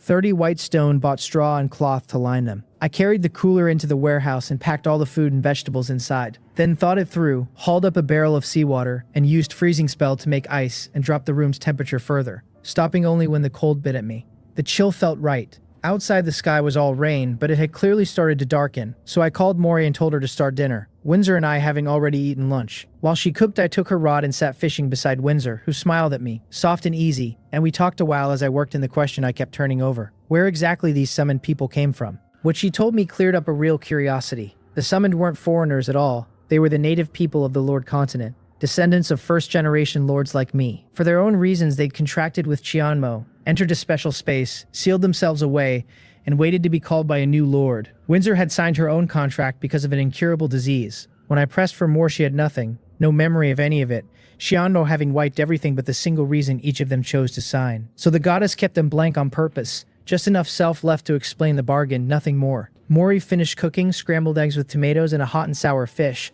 and the 5 of us cleared every dish over bread and steamed buns. I left Mori to the washing and had the 2 men carry the beds and straw and cloth into the living room to sleep. Then I set Windsor to releasing light element heat to charge the boat's thermal technology, and told Mori to keep a fire burning, because with no sunlight and a low temperature, the ship's stored heat couldn't carry us through a whole night of sailing. It didn't take long for Windsor's mana to run dry, and waiting on its recovery wouldn't fill the gap either, which told me she couldn't fish at all the next day. I just have to park her indoors as a living charging treasure. For tonight we'd go as far as the heat allowed. I told Little Blue to swim escort behind the boat, set us sailing, and turned in with Windsor while Maury slept on the single bed in our room. Tonight we rested down to our inner layers. When I suggested we shed the outer clothes, Windsor's neck went red, but she didn't refuse, just undressed slowly and shyly, still keeping a white inner lining, while I stripped to almost nothing myself. I drew her in and breathed the faint clean scent in her freshly washed hair, her body warm and soft against me, deeply content, glad I'd bought the toiletries off the trade channel the day before. She looked up at me with a face full of color, and I knew she was thinking about the wound I'd taken saving her, her eyes brimming so full of tenderness they seemed about to spill over.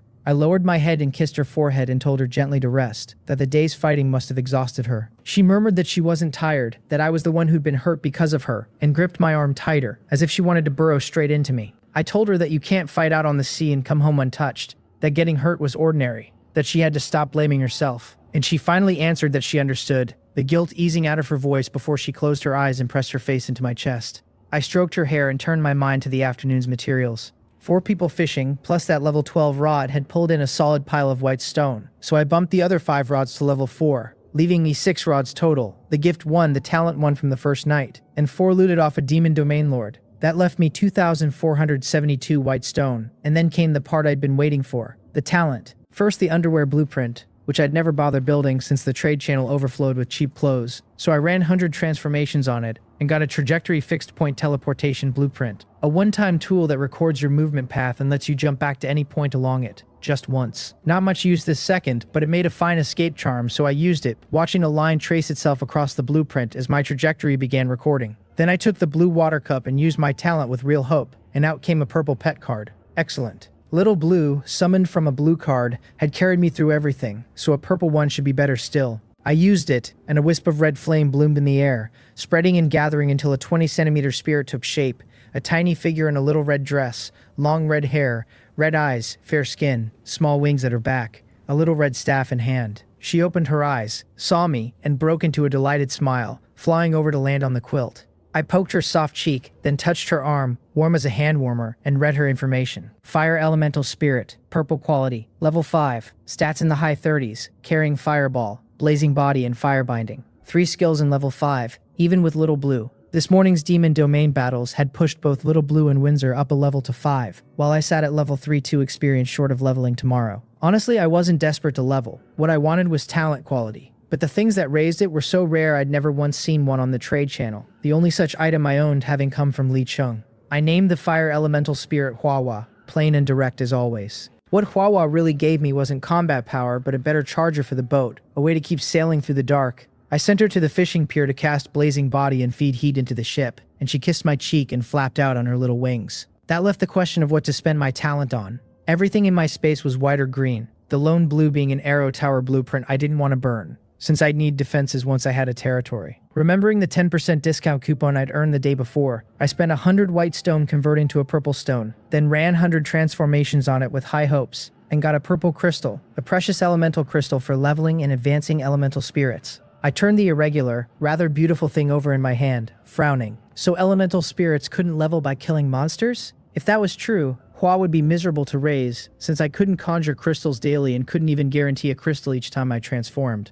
Annoying, but I'd been here only 3 days and knew too little, so I shelved it. I opened the chat channel, my nightly ritual, and found the world channel chewing over me. Someone swore he'd watched through a looted telescope as I chased Nosina down and killed her, no doubt about it. Hagawahina pounced, calling me vicious for turning on my own, claiming I'd hunted her because killing a lord hands over every resource.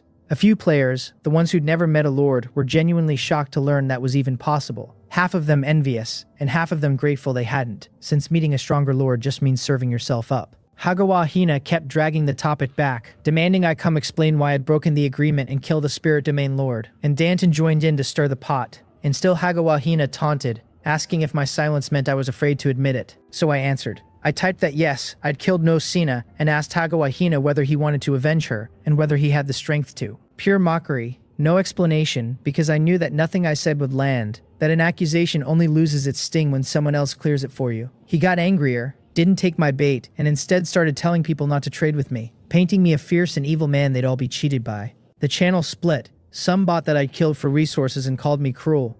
Others pushed back, asking how my score could possibly hinge on no Sina scraps when it towered so high. And a third group insisted you couldn't even find a lord in the spirit domain. 3 days in, and they'd never seen one. The argument churned. Nobody settled. Then Wang Mok stepped in and said it had been a personal grudge between me and no Sina, not a snatch for resources. And that he'd been there, he didn't know my real reason, but he reasoned that if I'd been after loot, he'd be dead too. And he attached a photo he'd secretly snapped of Windsor and me cutting through sea beasts. A shot he'd meant to keep as a souvenir. The picture detonated the channel. People decided I was handsome, gushed over Windsor as a god-level beauty, while a saner voice barked that the point was our strength, that we could both wield magic. Hagawahina tried one last jab, asking what if Wang Mok was my accomplice, and got buried again, because everyone could see that if I'd truly killed for treasure, I'd simply have silenced him, not paid him. They called Hagawahina jealous and moved on. Then Wang Mok thanked me openly for letting him tag along and pick up enough scraps to earn a heap of white stone, and added that I was generous and didn't haggle.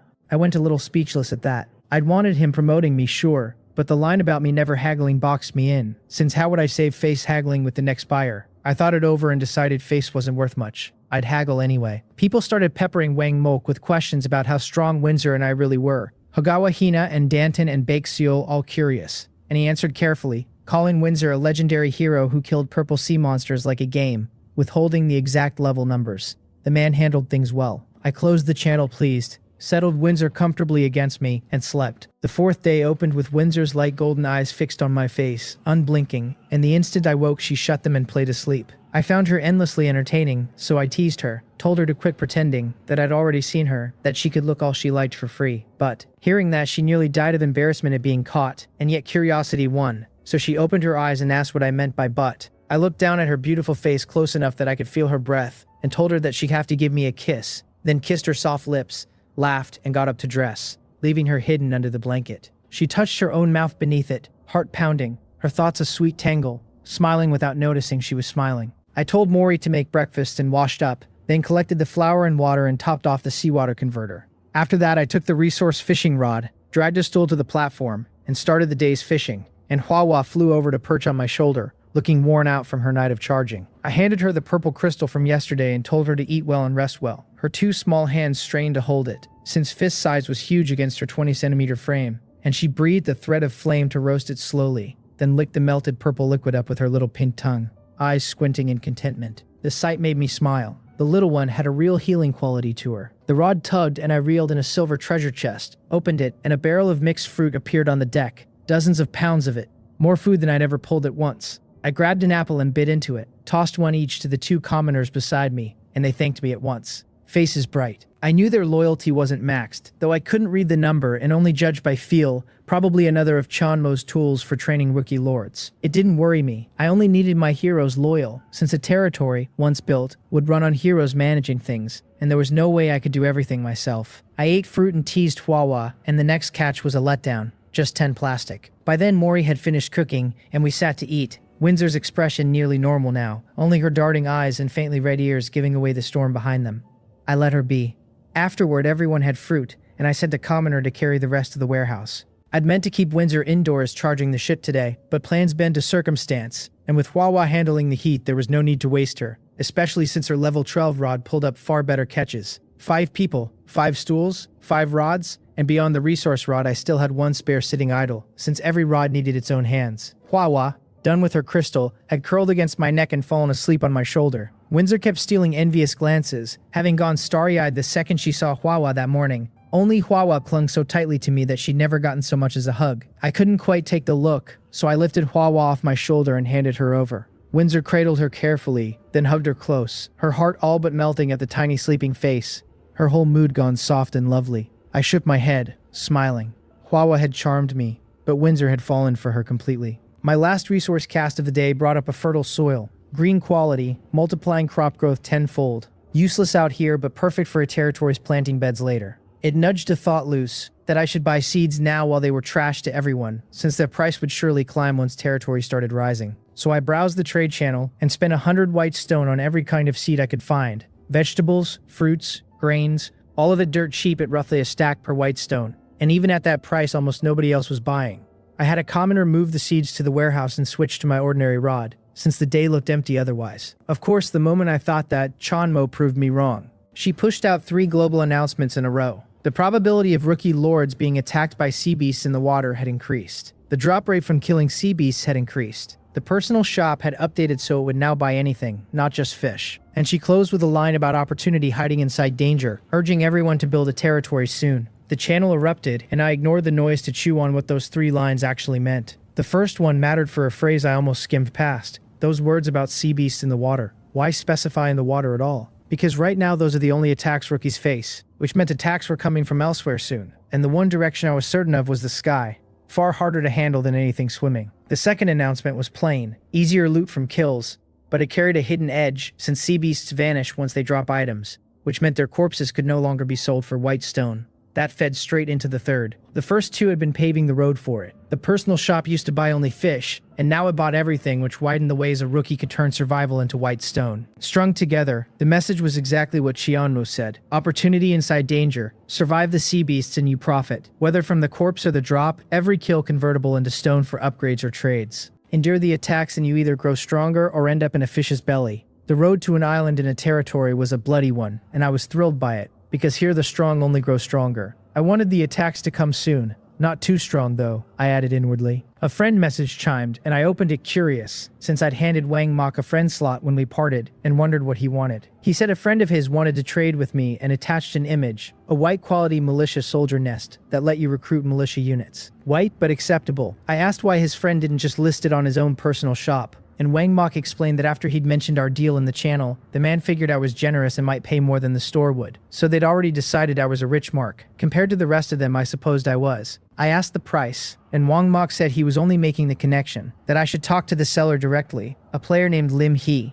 I told Wang Mok yes, and then handed him a real job. I asked him to put the word out in the channel that I was buying anything decent, that selling to me would beat selling to the store, and to have interested players contact him first so he could compile a daily list and bring it to me each evening. I'd missed it at first, but the shop update was about to flood the store with good items, and I didn't want every worthwhile thing disappearing into Chiamo's maw when I could collect it instead. Price be damned, since right now these things could only be had from other players or pulled from the sea myself. Wang Mok lit up at being trusted with a task, since it meant daily contact and a closer tie. I added that he should take a commission, that if something sold for 20 white stone in the store and a player sold it to me for 30, he could keep a cut of that extra 10. His call how much. That gave him a profit motive to work hard, spared me paying him separately, and let me run the whole operation on other people's money. 2 birds with 1 stone, and I gave myself a private thumbs up for it. Wang Mok was ecstatic, reading it correctly as my support, and unlike Li Chung, he genuinely admired me rather than just chasing profit, the kind of devoted fan who gives without asking for anything back. I closed his box and found Lim He in my friend applications, since he'd already messaged confirming Wang Mok had said I wanted the soldier nest. I told him to name a price, no pleasantries, and he offered it, a little nervous about asking above store value but unwilling to leave money on the table. Whatever number he landed on, the deal was already as good as done in my head, because a soldier nest wouldn't be useful to me for a while yet, and the real value of the trade was the next stone laid in a reputation I was building, one generous handshake at a time. Lim He's counteroffer asked for 10 more white stone, which wasn't outrageous, and to me 10 white stone barely registered as money anymore. Still, I didn't snap it up the moment he named it. Agree too fast and word gets around that you're not just rich, but stupidly rich, the kind of buyer everyone lines up to fleece. So I told him I'd make it 108 white stone. I said I'd originally meant to offer 105, but since he was the first person Wang Mok had ever introduced to me, he could keep 3 extra on the house. I added that the soldier nest wouldn't be useful to me for a while yet, so if that price worked for him, he should go ahead and sell. I was confident he'd take it. The thing went for an even 100 in the shop, so anything over that was free money landing in his lap, and giving only 1 or 2 more would have felt almost like an insult. Better to look open-handed than cheap. This wasn't a one-shot deal either. Lim He would tell his friends about trading with me, and if I lowballed, some of them wouldn't bother haggling over a single white stone and would just dump their goods in the shop instead. Generosity now was advertising later. Lim He's reply came back fast and pleased, the way I'd guessed it would. To a level 3 player still grinding fish for every coin, those extra stones were real effort saved, and he closed the trade happily. A soldier nest dropped into my space. and I went back to fishing. After the chaos of the first 3 days, sitting still and listening to the rain had its own quiet charm. The rain reminded me of the chat from breakfast. The downpour had been heavy enough that level 1 drainage couldn't keep up, so plenty of players were still scooping water out by hand. Upgrading drainage to level 2 ran 1,000 white stone, and almost nobody had that kind of cash, which meant the world channel was half complaints and half grim survival reports. Folded in among the griping was the new survival ranking, and after yesterday's haul my points had jumped hard. Hagawa Hina had slipped a place, and a dark horse named Bake Seol came out of nowhere to seize second. I pulled up the survival points leaderboard and skimmed it. I sat on top with 830, Bake Seol behind me at 310, then Danton at 290, Lee Kyo and Ye Bakepung tied at 280, and Hagawa Hina trailing at 270. The trip into the demon domain had scrambled everything below me. I closed the panel just as something hit my line. A wooden box this time, and I already knew not to expect treasure from one of those. Sure enough, 3 pieces of straw, good for nothing but feeding the stove at lunch. After that came the usual trickle of wood and copper blocks and the like. I sold one of each in the shop and discovered the buy price and sell price for basic materials were identical, which made me wonder who runs a market where you can never turn a profit. Not my problem to solve. I just dumped my wood, copper blocks, and iron blocks straight into the shop so they wouldn't clog my space. Noon crept up on me before I noticed. None of the 5 of us had pulled anything worth bragging about, and I started to wonder whether my good luck had burned itself out in the first 3 days. Then Windsor hooked something interesting, a weapon blueprint. Spirit Eye told me it was a crossbow bolt design, white quality, and it needed the blacksmith profession before anyone could even learn it. Useless to me at the moment. I didn't mind in the slightest, because every scrap like this was capital banked against the future. Once I found an island and raised a territory, all of it would detonate into real value at once and save me enormous effort. I let myself picture it for a second. Soldiers on demand, heroes on demand, gear and defensive towers whenever I wanted them, and the feeling was honestly fantastic. Then I cut the daydream off, because a dreamer who won't stand up and act should go stare at a wall and reflect on himself. What I actually wanted was noodles. I called Mori and walked into the house, mostly to teach her, since I couldn't keep cooking for myself every time a craving hit. Get her trained once and I could just order a bowl whenever the mood struck. I poured flour into a wooden basin, added water and worked it until most of the flour was damp, then stopped and kneaded it down into a smooth ball of dough. I rolled it out flat on the cutting board with a rolling pin, all of which I'd synthesized from a little wood off the panel, though I doubted many players would spend wood on cooking gear. Then came cutting the noodles. They came out very white and even, the kind of pale that made me think of Windsor. I had Mori fetch eggs and vegetables from the warehouse, because I meant to make the sauce first. There was only one pot, and if I boiled the noodles before the sauce was ready, they'd be cold and gummy by the time everything came together. Tomatoes, eggs, green peppers into the pot. The smell spread fast and got my mouth watering before I'd even tasted it. I spooned out the sauce, red and green shot through with golden egg, and it looked good enough to eat raw. I boiled the noodles, ladled the sauce over 5 bowls, and called everyone in. The first bite hit me all at once. The chew of the noodles, the freshness of the egg, the crisp bright tang of tomato, and I couldn't help blurting out how good it was. I'd eaten hot meals these past days, sure, but they'd been pure fuel. This was the first one I'd cooked with any care, and only now did I feel the real pleasure of food. Humans genuinely cannot live without carbs. Eating noodles and listening to the rain, I felt like I was back on Blue Star. I'd always liked noodles on a rainy day, the way the warmth settled something in my chest.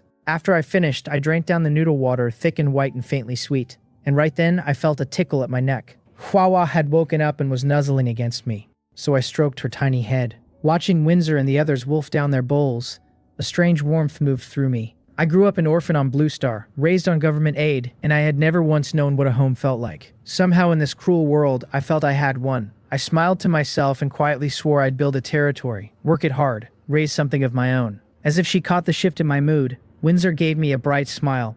Little Blue let out a low cry from the water, and Hwawa flew up to my face and wrapped both little hands around my head. I pressed my forehead to Hwawa's and gave a shake that set her giggling, then checked her panel. The purple crystal she'd eaten that morning had carried her to level 6, lifting every stat by 4 points, with her lowest now sitting at 40. I'd leveled once myself during the morning's fishing and was at level 4. My own panel had quietly changed overnight. Beyond the bump in base stats, my freezing spell now showed up as a listed skill, and every skill carried a quality tag I hadn't seen before. An adjustment from the morning announcement that Chionmo apparently hadn't bothered to flag for me. I read down the line, level 4 with 28 experience toward 400, strength 17 with a bonus 10 stacked on top, agility 17, defense 17, wisdom 18, mana 180 with 18 added. Hero, ice element messenger. My skills ran spirit eye, water arrow technique in green, freezing spell in purple, with a green staff equipped and 100 transformations marked epic.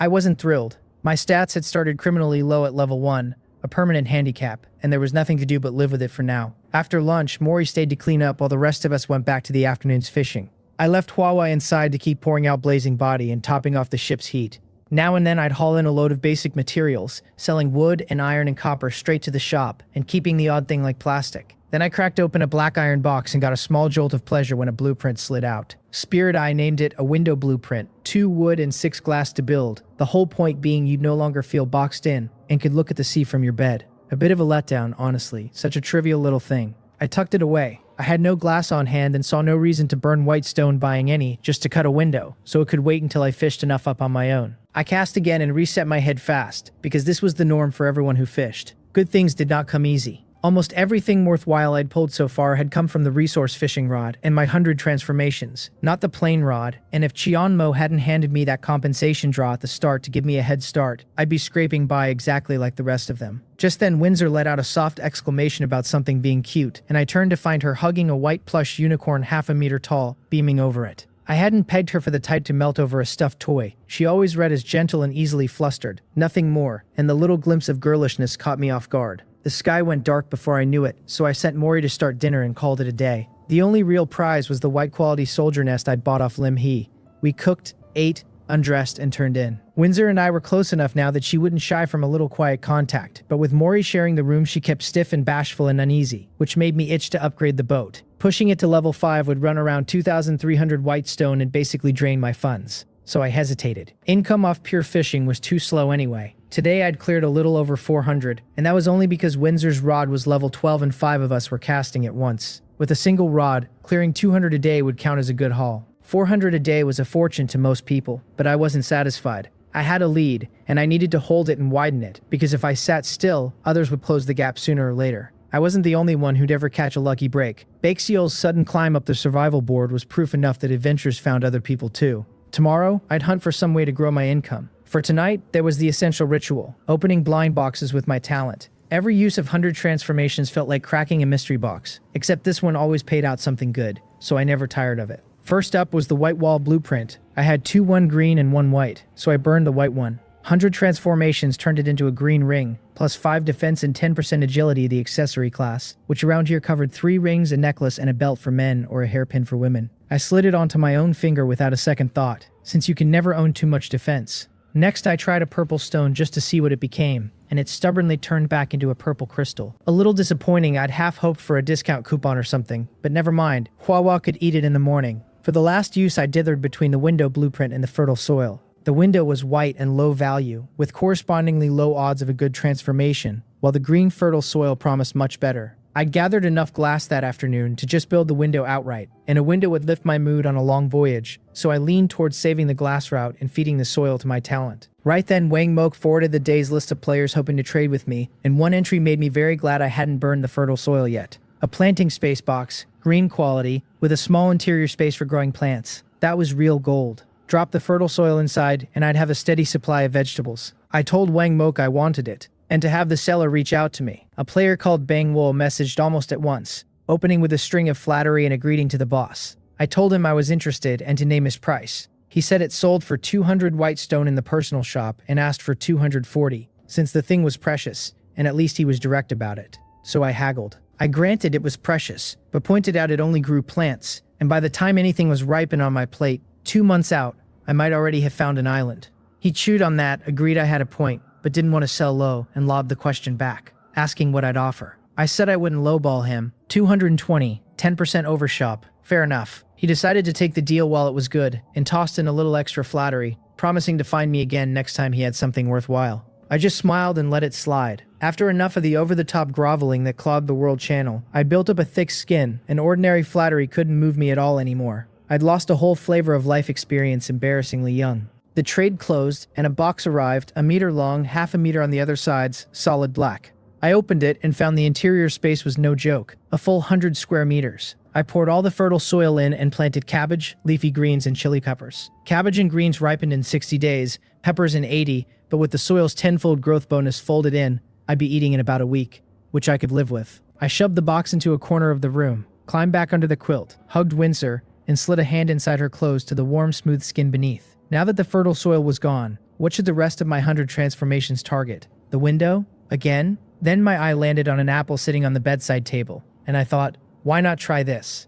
It struck me I'd never run my talent on food before, and maybe there'd be a surprise, well worth one chance to find out. So I triggered 100 transformations on it. The apple in my hand didn't change at all, which baffled me, since I already knew the talent refused to work on people or pets, and now it seemed maybe plants were off limits too. I used Spirit Eye on it instead, and the reading floored me. A primal apple, white, that randomly raised 1 or 2 attribute points when eaten. I broke into a grin, not expecting an actual windfall, a rare treasure I could just bite into. I'd meant to save a seed and plant it, but the second I took a bite, the whole apple dissolved into a wisp of white air and flowed into my mouth, leaving nothing in my hand. So much for overthinking it. My luck held and it gave me 2 points, all dumped into strength. If I could pull an attribute fruit out of my talent every single day, I wouldn't even be picky, white ones would do, and I'd skyrocket without ever bothering to level. I knew perfectly well I was daydreaming again. I skimmed the World Channel before sleep and saw more deaths that day, mostly from being attacked, which was a reminder to stay careful myself. I drifted off with Windsor in my arms, and in the dream I'd built a thriving territory, a luxurious palace, a lavish bed, Windsor honest with me at last, and beside her a few other beauties besides, beast-eared girls and the like. I woke on the 5th morning, savored the dream, and then my face froze solid. Expressionless, I bought a fresh pair of underwear off the trading channel and changed out of the pair I had on. Windsor caught sight of the state I was in, went scarlet, and despite herself burst out laughing. The laugh stung,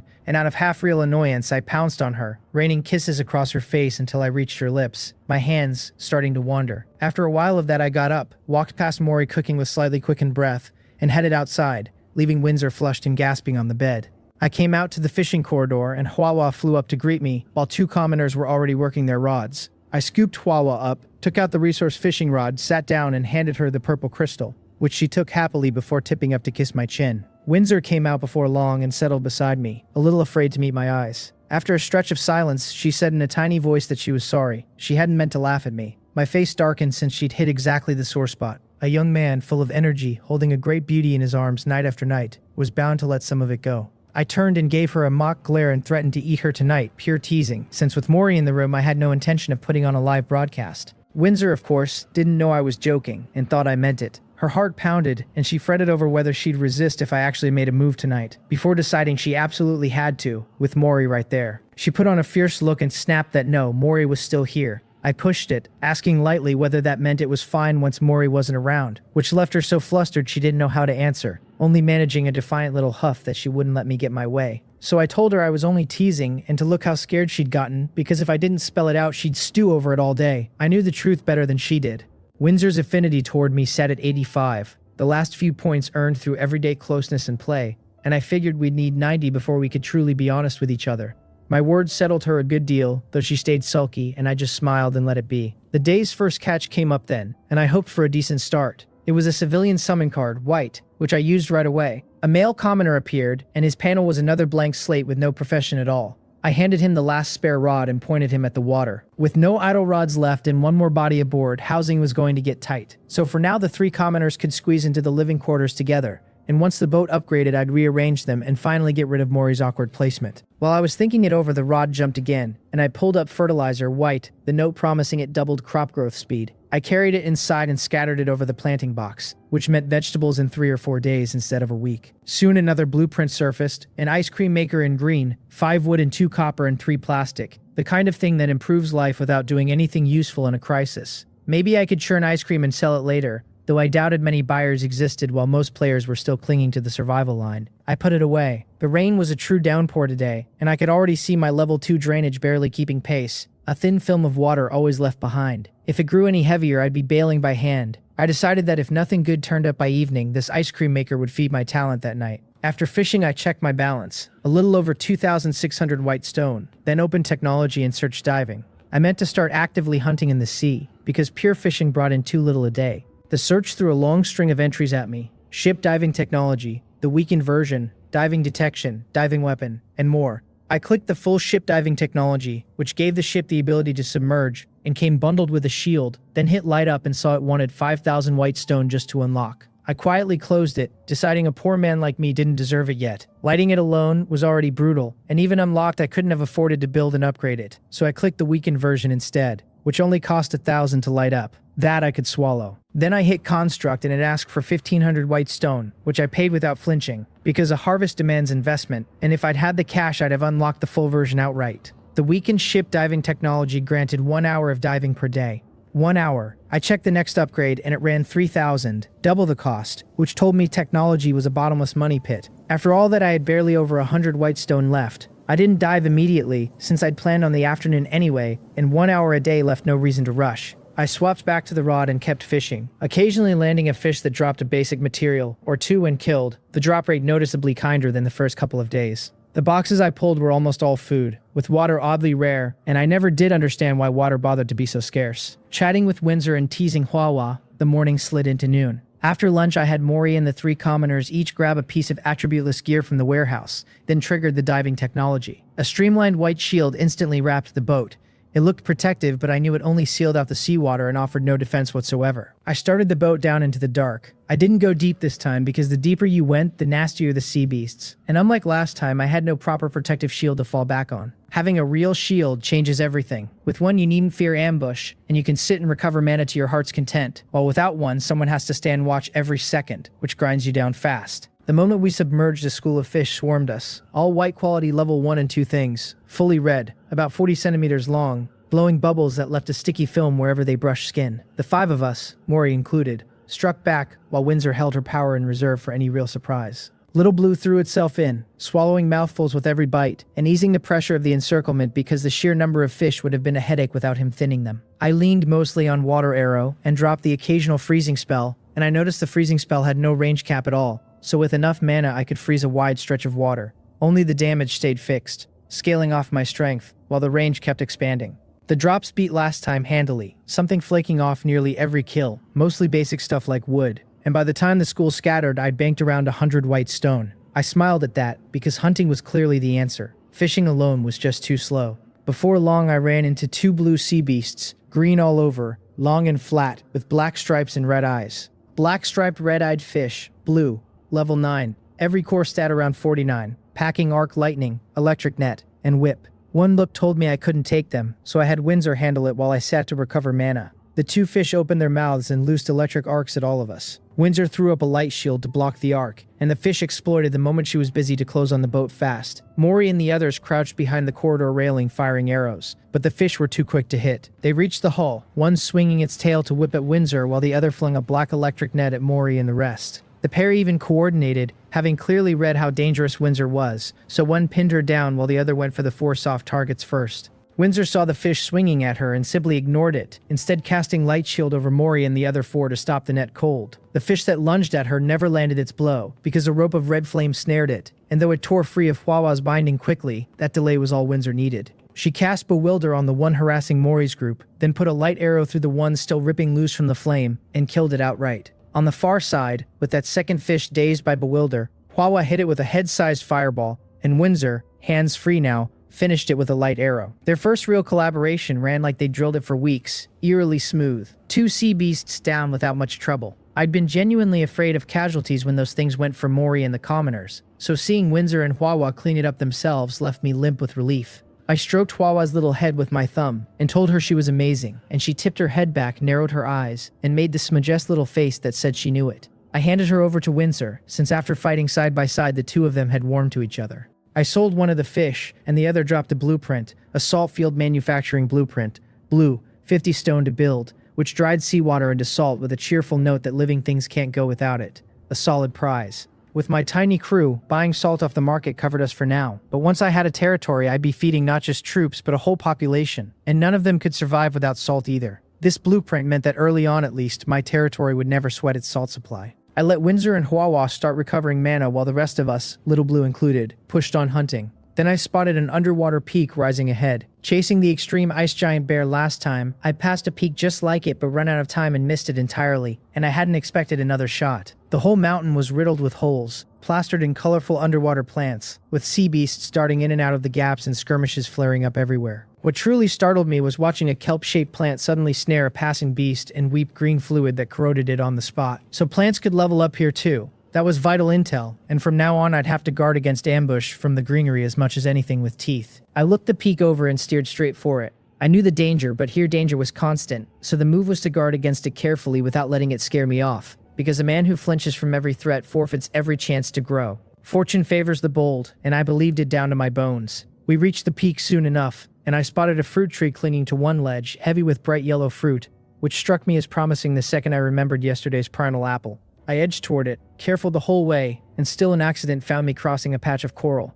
Wary of plants, I'd struck one coral and broken it without gaining experience, so I'd written the lot off as deadstone, and I picked the sparsest stretch to cross anyway. Halfway through, the surrounding coral suddenly moved, ringing the boat in and oozing a clear liquid that smeared across the hull. Spirit Eye named it glazed coral, white, level 6, with move, glazing, and stealth, which explained why I'd never spotted it lurking. Glazing was what changed my face, because when I checked the hull, I found the smeared patches slowly turning transparent. If this kept up, my whole boat would become glass, and the second the diving ability ran out, it would sink. I ordered everyone but Windsor to attack at once. Little Blue charged the densest cluster head-on, Mori and the others poured in arrows, Huawa flung fireball after fireball, and I chained freezing spell to lock the coral in place. Lucky for me, their level and quality were low, because at any height that would have been catastrophe. We battered a path out of the coral, our slow speed nearly sinking us, and in the escape I didn't dare even scoop up the drops for fear of losing more.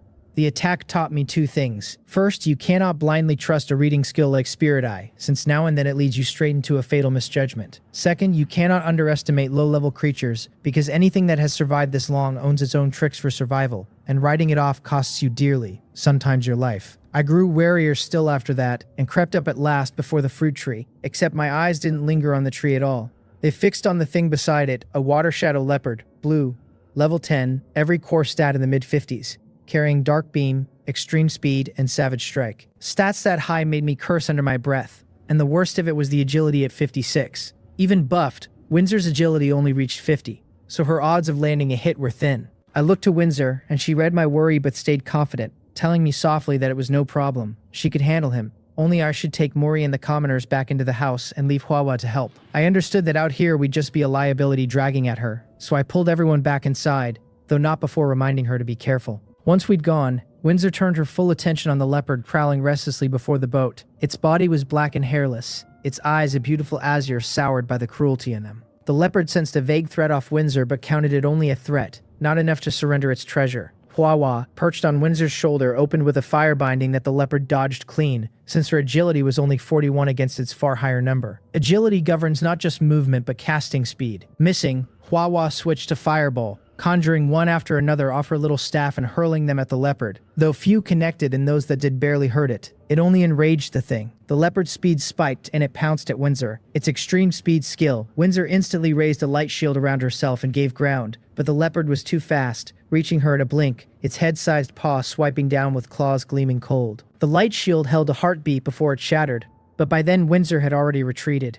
The leopard landed on the boat, body low, back arched, a guttural growl rolling in its throat, its fierce gaze fixed on us. Windsor cast light arrow and Huawa cast fireball, and while it dodged it spat the occasional dark beam, a black ray which Windsor's light shield blocked while the leopard could only eat the damage in return. Before long the leopard wore a dozen wounds, some patches charred where Huawa's fireballs had landed. Frustrated by the lack of a kill, it grew more frantic, its azure eyes reddening, reason draining out of it as it ran on extreme speed straight at Windsor to settle things up close. Right then its mind swam and its focus slipped for an instant, and in that instant 2 light ropes and 1 fire rope snared it. From the start, Windsor had meant to bait it into losing composure, then catch it with Bewilder to bleed off its speed and pin it down. The leopard was so fast that even unraveling she'd had to cast Bewilder 3 times before the third finally caught and dazed it. With it bound, neither Windsor nor Huawa hesitated, raining light arrow and fireball until the thing was finished. Once it went quiet outside, I walked out, and Windsor came toward me holding out a blue stone. I was delighted, but I didn't grab it first. Instead, I looked her over, concerned, and asked whether she was hurt, since she was my main force and an injury to her would hit me hard. She told me she wasn't, and even if she were, there was no need to worry. She had healing, and my concern plainly made her happy. I said that was good, though privately I knew healing burned mana too, and out here every point of mana was precious. Then I took the skill stone she offered, Shadow Lurk, blue,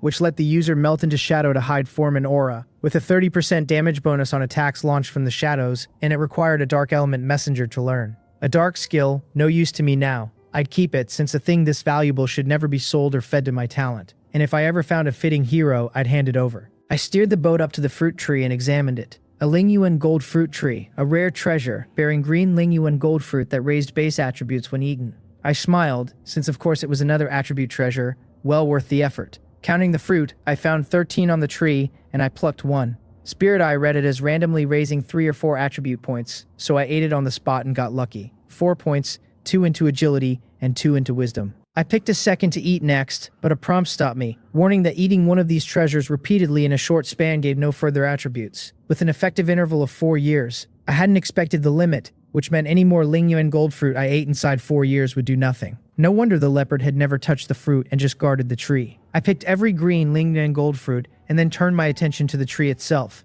which stood barely over 2 meters and hardly earned the word tree. Even dug up I couldn't plant it now, and hauling it along for later was hopeless when I had no idea when I'd reach an island. Giving up galled me though. After a moment my eyes lit and I grinned, tied the tree off with rope, had Little Blue clamp down and heave upward until it tore free, then opened the personal shop and chose sell. That was the plan all along, sell the tree whole. The shop quoted 2 gold stone and my eyes blew wide. I'd known it was precious, but not that precious. 2 gold stone. Since arriving on the Lord Continent, every coin I owned put together came to about that much, maybe less. I sold it without hesitation, and 2 gold stone landed in my assets, a full 20,000 white stone. I'd struck it rich, and with that kind of money I could launch a whole new wave of upgrades, starting with diving to stretch my time in the sea past its measly 1 hour. With that settled, I turned to head back since little dive time remained and I had no intention of dying to greed. But just as I made to leave, every creature on the peak began thrashing in sudden chaos. A dragon's roar rolled out, deep and heavy with majesty, and at the sound every beast froze and pressed itself flat to the stone, even the plants drooping their branches low.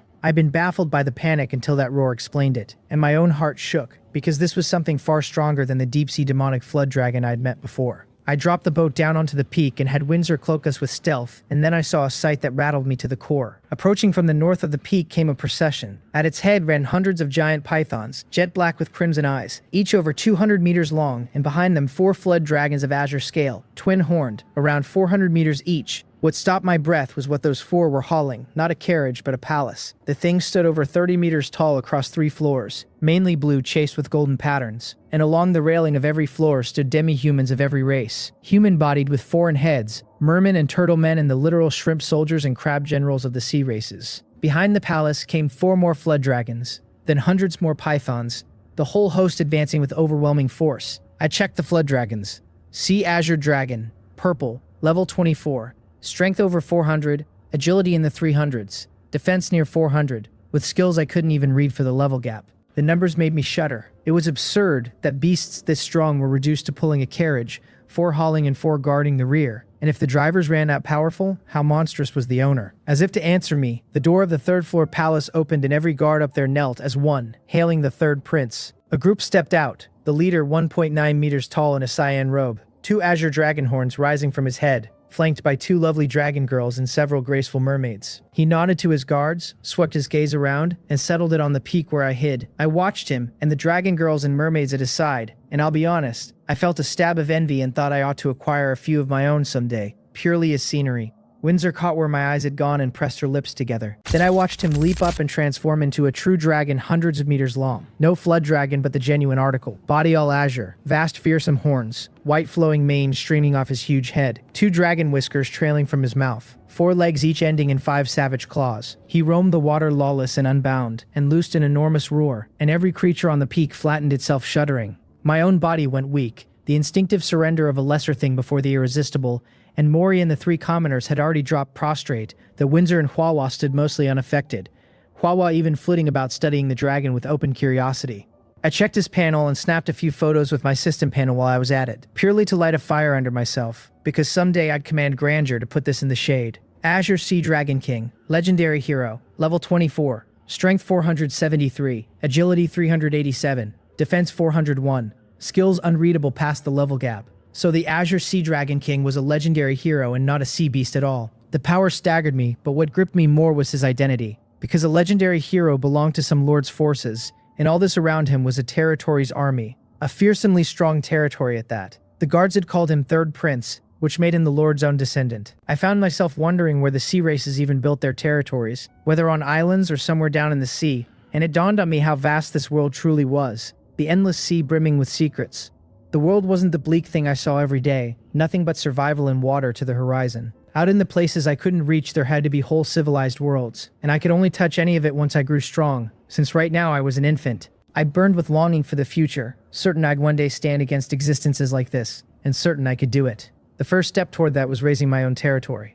Fighting spirit flooded me. Up in the air, the Azure Sea Dragon King looked thoroughly satisfied with the reverence of every beast below, and he spoke human words from his dragon mouth, deep and clear. Just one. Reward. Then he shifted back to human form, gathered his dragon girls close, and withdrew into the palace.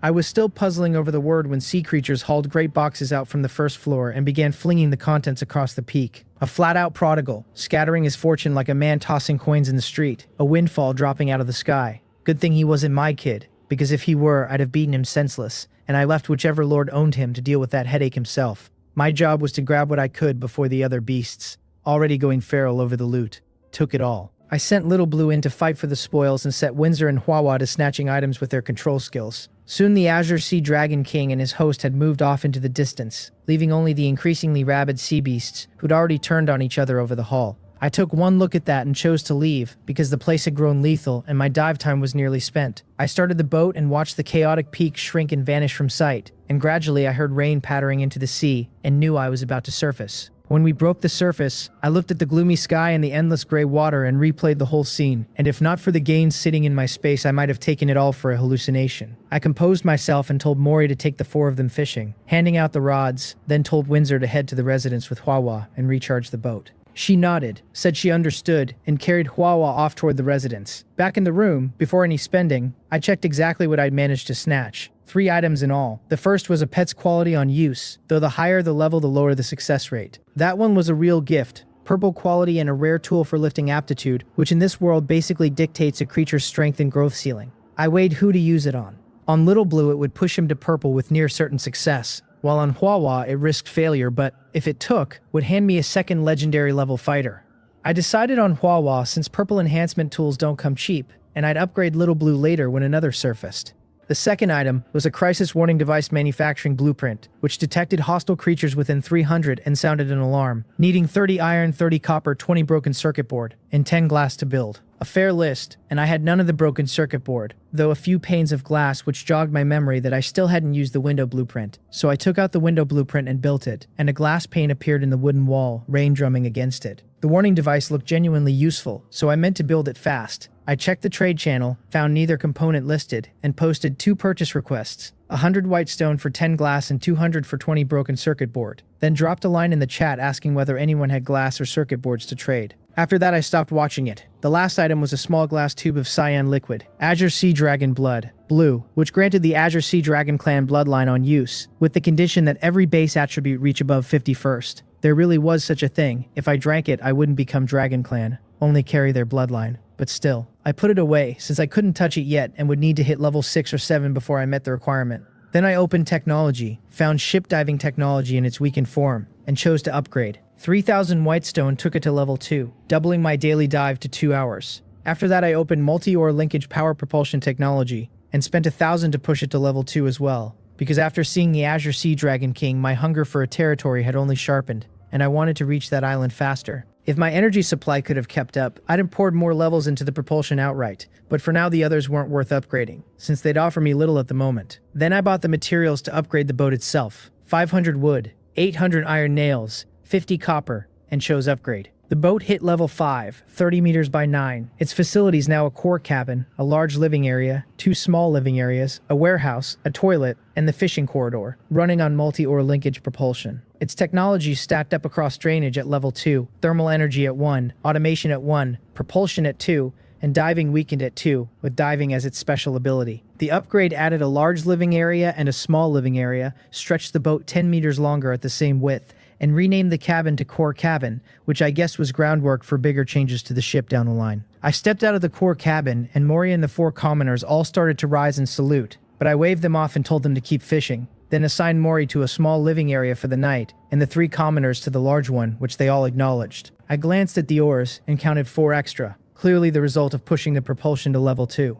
Then I went to the small living area where Windsor and Manhwa were, and the second I opened the door, a wave of heat rolled over me, along with the sight of Windsor's rain-soaked dress clinging to every line of her, a sight I won't risk describing in detail. I reined myself in.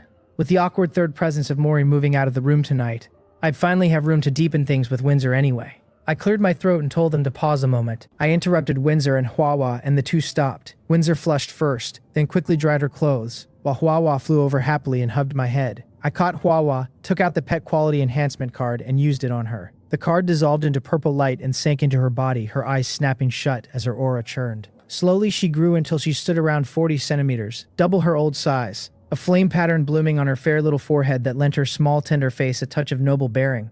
I was overjoyed, since it had plainly worked, and I now had a second legendary level fighter at my side. When she opened her eyes, she looked at me happily and pressed her face to my cheek, nuzzling, more affectionate than ever. Then I took out 2 green Lingyan gold fruit and had Windsor and Huahua each eat 1. I checked Huahua's panel afterward, her tag now reading Fire Elemental Spirit. Gold, level 6, Strength 43, Agility 42, Defense 40, with Fireball, Blazing Body, Fire Binding, and Fire Shield. Her stats had climbed 3 points, 2 into Strength and 1 into Agility, and the quality jump had handed her the extra Fire Shield skill while flipping her tag from purple to gold. The raw numbers barely moved, but her growth ceiling now towered over the purple version. I turned to Windsor and asked how many attributes she gained, and she said happily that her Agility rose 2, and her Defense rose 2, the green Ling Yuan gold fruit capping at 4.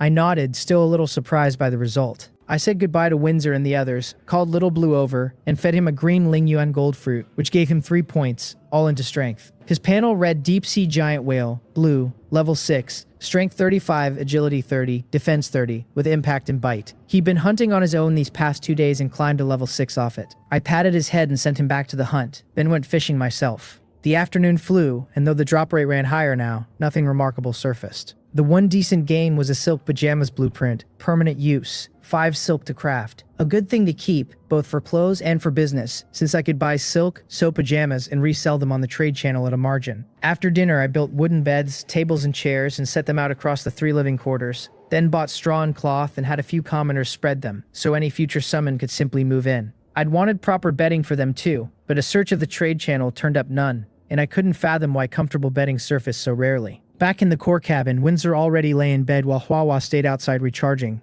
likely her role for a long while. I didn't lie down yet. I took out the warning device blueprint and built it, having gathered the basic materials over the afternoon, and a golden sphere appeared on a meter-wide base, paired with a fist-sized glass ball cradling a small light, the ball being the indicator and the sphere the detector. I called 3 commoners to carry the golden sphere to the bow, then shed my outer clothes, drew back the covers, and lay down. Windsor folded into me at once, rubbing her head against my chest, and I bent and kissed her forehead. Then I checked Wang Mok's trade list for the day, which held nothing special beyond a green cup and a green spoon, both of which I bought for 50 white stone each. Chicken scraps to others, useless junk. So I'd thrown in 5 extra white stone, and the seller traded at once and praised my generosity. I asked him to spread the word that I was very interested in high-quality daily goods, and he agreed gladly. Worthless to everyone else, these were treasures in my hands, since my talent could spin trash into gold. I used the cup first, ran my talent, and got a blueprint. Luxury bedding set. Blue, 50 cotton wool and 15 cloth to build, which sped you into deep sleep and restored your mind better. So it turned out a daily good, and I noticed these comfort items carried quality grades yet added no stats, only making life softer. I put it away to build tomorrow. I ran 100 transformations again and got a recharging bright lamp, blue, 5 broken circuit board, 5 iron, 5 copper, and 2 tungsten filament to build, which soaked up sunlight by day and lit the dark by night. Another daily good. I'd started to notice the talent's output leaned toward the kind of item I fed it, so daily goods bred daily goods, and I wondered whether that was the direction the talent might evolve, whether I'd one day be able to conjure whatever I pleased. The thought thrilled me. Even as a mere comfort item, the lamp pleased me, since I'd been lighting the cabin with candles bought off the trade channel, and now my standard of living crept up a notch. If I improved a little every day, my wooden boat would eventually become a luxury cruise ship, a combat-grade luxury cruise ship at that. I searched the trade channel and managed only 2 broken circuit boards, so I posted requests, 30 white stone for 3 boards and 40 for 2 tungsten filament, shouted in the chat, and let it go. For the talent's final use of the night, I took out a gold stone, and my eyes flickered with doubt over whether to gamble it. This was 10,000 white stone, and if it turned into something like a purple crystal, I'd weep. After weighing it, I gambled anyway, since I wasn't desperate for cash, and even spending this gold stone left me around 6,000 white stone after the day's upgrades. I used 100 transformations, a golden light flashed, and a tree appeared in my hand, 50 centimeters tall, its branches hung with white stone and a few purple stone. A money tree, a special item that grows an undetermined amount of currency every day. I burst out laughing, because I gambled and won. I plucked everything off the branches and counted over 500 white stone, which meant that from now on, doing nothing at all, I'd earn 500 a day. and with luck, maybe goldstone. I set the money tree on the floor. Then I pulled Windsor close and kissed her hard, since she'd been pressing against my chest the whole time I worked the talent and stirred my blood. She startled and resisted faintly before answering with soft hums and the occasional nasal sound. She'd seen the way I'd looked at the dragon girls earlier and still felt some of it, which was why she'd spent the day teasing me. A kiss was soon far too little, and I wanted further, climbing a peak to take in the wonderful view, while Windsor let out a muffled groan, her body going slack. Just as I made to press on, she pushed me with her hand, and I felt it and let her go. Her cheeks were flushed, her eyes shimmered, and a strip of fair skin showed at her waist from the recent skirmish. Breathing lightly, feeling my heated gaze, she lowered her head and said she wasn't ready yet, half afraid to meet my eyes. I'd lost some control myself a moment ago, but I was clearer now, and I told her it was all right. I'd been reckless. She should rest. I was a little let down, but comforted her anyway. I understood our intimacy better than she did, since I had a progress bar to read, and I wasn't in any rush. After a full day together, her affinity toward me had reached 87, and I figured it would hit 90 by tomorrow night. She caught the trace of disappointment in my eyes and apologized with some guilt, then lifted her head and kissed my lips. I told her it really was fine and to hurry and rest, then added that she didn't need to call me Lord anymore. My name was Ha Shin, and she could just use it. She started to protest with a startled little sound, but seeing my eyes widen slightly, she nodded instead. I told her to try saying it a few times to get used to it, and she shut her eyes and whispered Ha Shin so faintly it was nearly inaudible. Louder, I said. She managed a touch more volume, then a few more times until it came easier, her eyes finally opening to look at me, and with that our relationship stepped a notch closer. I held her, idly toying, and she didn't refuse, though her breathing ran heavy, and so the two of us talked ourselves slowly to sleep. In a daze, I felt something poking my face, and I opened my eyes to find Hua prodding my cheek with her little staff. The instant she saw me wake, she pointed frantically at the floor, and I looked down and snapped, fully alert, because the room was awash with water. I scrambled up and went outside, where the rain had grown far heavier than during the day, the drops huge and dense, the distance looking like someone tipping a bucket from the sky. Worse, it kept building, and a sheet of water already lay across the whole boat. Windsor came to my side, and I told her to hurry and wake Mori and the others while I opened the technology panel, found drainage, and spent 2,000 whitestone upgrading it to level 3. Even so, the drain couldn't match the rate of accumulation, though it cut it sharply, and I didn't push the upgrade further since the day was nearly over and I'd bail the rest by hand. Mori and the 4 others arrived then, and I sent them to the fishing corridor to bail fast, handing out 4 basins which they took with a quick acknowledgement before turning to the work. It was nearly dawn already, and I had no idea how much longer the rain would fall. If a 6th day kept up like this, few people would survive. I opened the world channel and found it thick with the dunes shouting that they were finished, that only standing guards had kept their ships from sinking outright, that Shiano meant to wipe them all out in one sweep, just a scatter of desperate lines since everyone was too busy saving their boats to type much. Judging the current intensity, I decided no further upgrade was needed, and Mori plus the 4 would do, so I set Hua back to charging, started the boat moving, wrapped an arm around Windsor's soft waist, and steered her back to the room. I had her use light elements to evaporate the damp inside. Then the two of us climbed back into bed to sleep. Just then, Wang Mok and Li Chung both messaged at once, Wang Mok crying for help, Li Chung crying urgent help. I ignored Li Chung and answered Wang Mok first, asking what was wrong. Wang Mok begged me to lend him some money he'd repay later, saying that without upgrading his drainage now he was finished. The message frantic enough that I believed it. I thought a moment and sent him 1,000 white stone. He'd been working for me these past 2 days, so I was willing to save him, especially since it was only a loan. I wasn't worried about repayment either, since cooperating with me kept him earning, and stiffing me on this would end his business with me for good. And unless he was a fool, he'd see that. Beyond all that, I had to save him.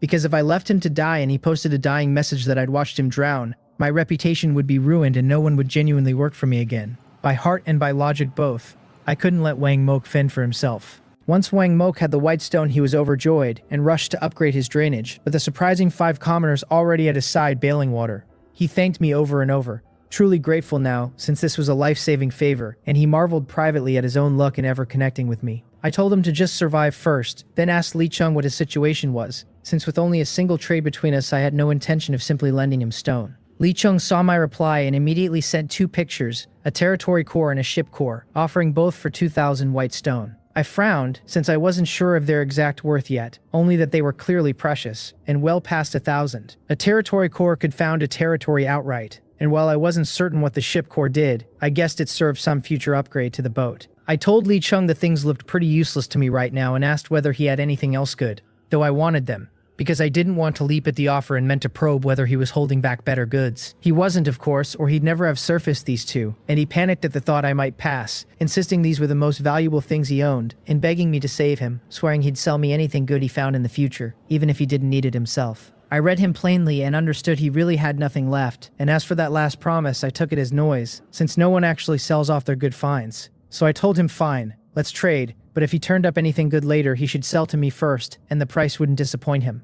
My message dressed up to look reluctant. I tucked the 2 cores away, my lips curving into a smile, never having expected such an unlooked-for gain. Li Chung had no idea what I was actually thinking, and he thanked me like I'd done him a favor. In his head, those 2 cores were dead weight, the kind of junk nobody else would touch right now, and anyone else trading with him would never have handed over 2,000 white stone for a territory core and a ship core both. He took my money and upgraded his wooden boat on the spot to level 3, and he already had a commoner of his own crewing for him. That alone told me he was doing better than most of the players still alive out here. And better than most, sure. Just not better than me. I was busy holding Windsor in my arms with the whole universe cupped in my palms, drifting right back to sleep. When I opened my eyes the second time, the bed beside me was empty, so I got up, pulled on my clothes, and went outside. The rain had thinned to almost nothing. A soft drizzle like the first day all over again. 6th day, which meant the weekend survival point rewards landed today. So I checked the leaderboard before anything else, and my name sat at the top with 1,320 points. Baek Seol held second with 671, Danton third at 670,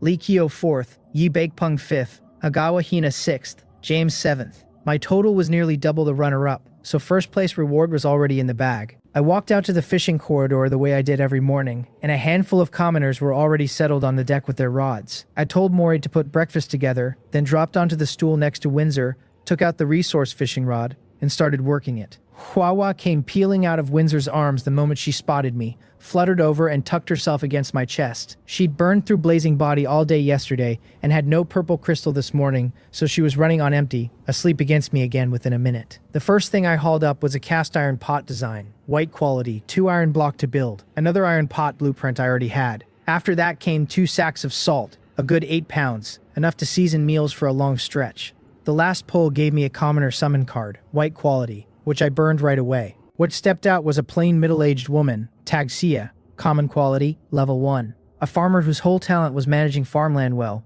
A profession at least, even if it was a farmer with no soil to work yet. She came over and bowed, greeting me as her lord, and I gave her my stool and rod and let her take over while I carried Hua back toward the house. That made 5 commoners on rods now, every line occupied, and it finally left me free. When a 6th showed up, I could pull Windsor off duty too, though not anytime soon, because her rod was level 12, and if someone weaker hooked a serious sea beast, none of them could handle it. I'd have to grind them all up properly, especially Mori, because once she matured, she could take Windsor's place.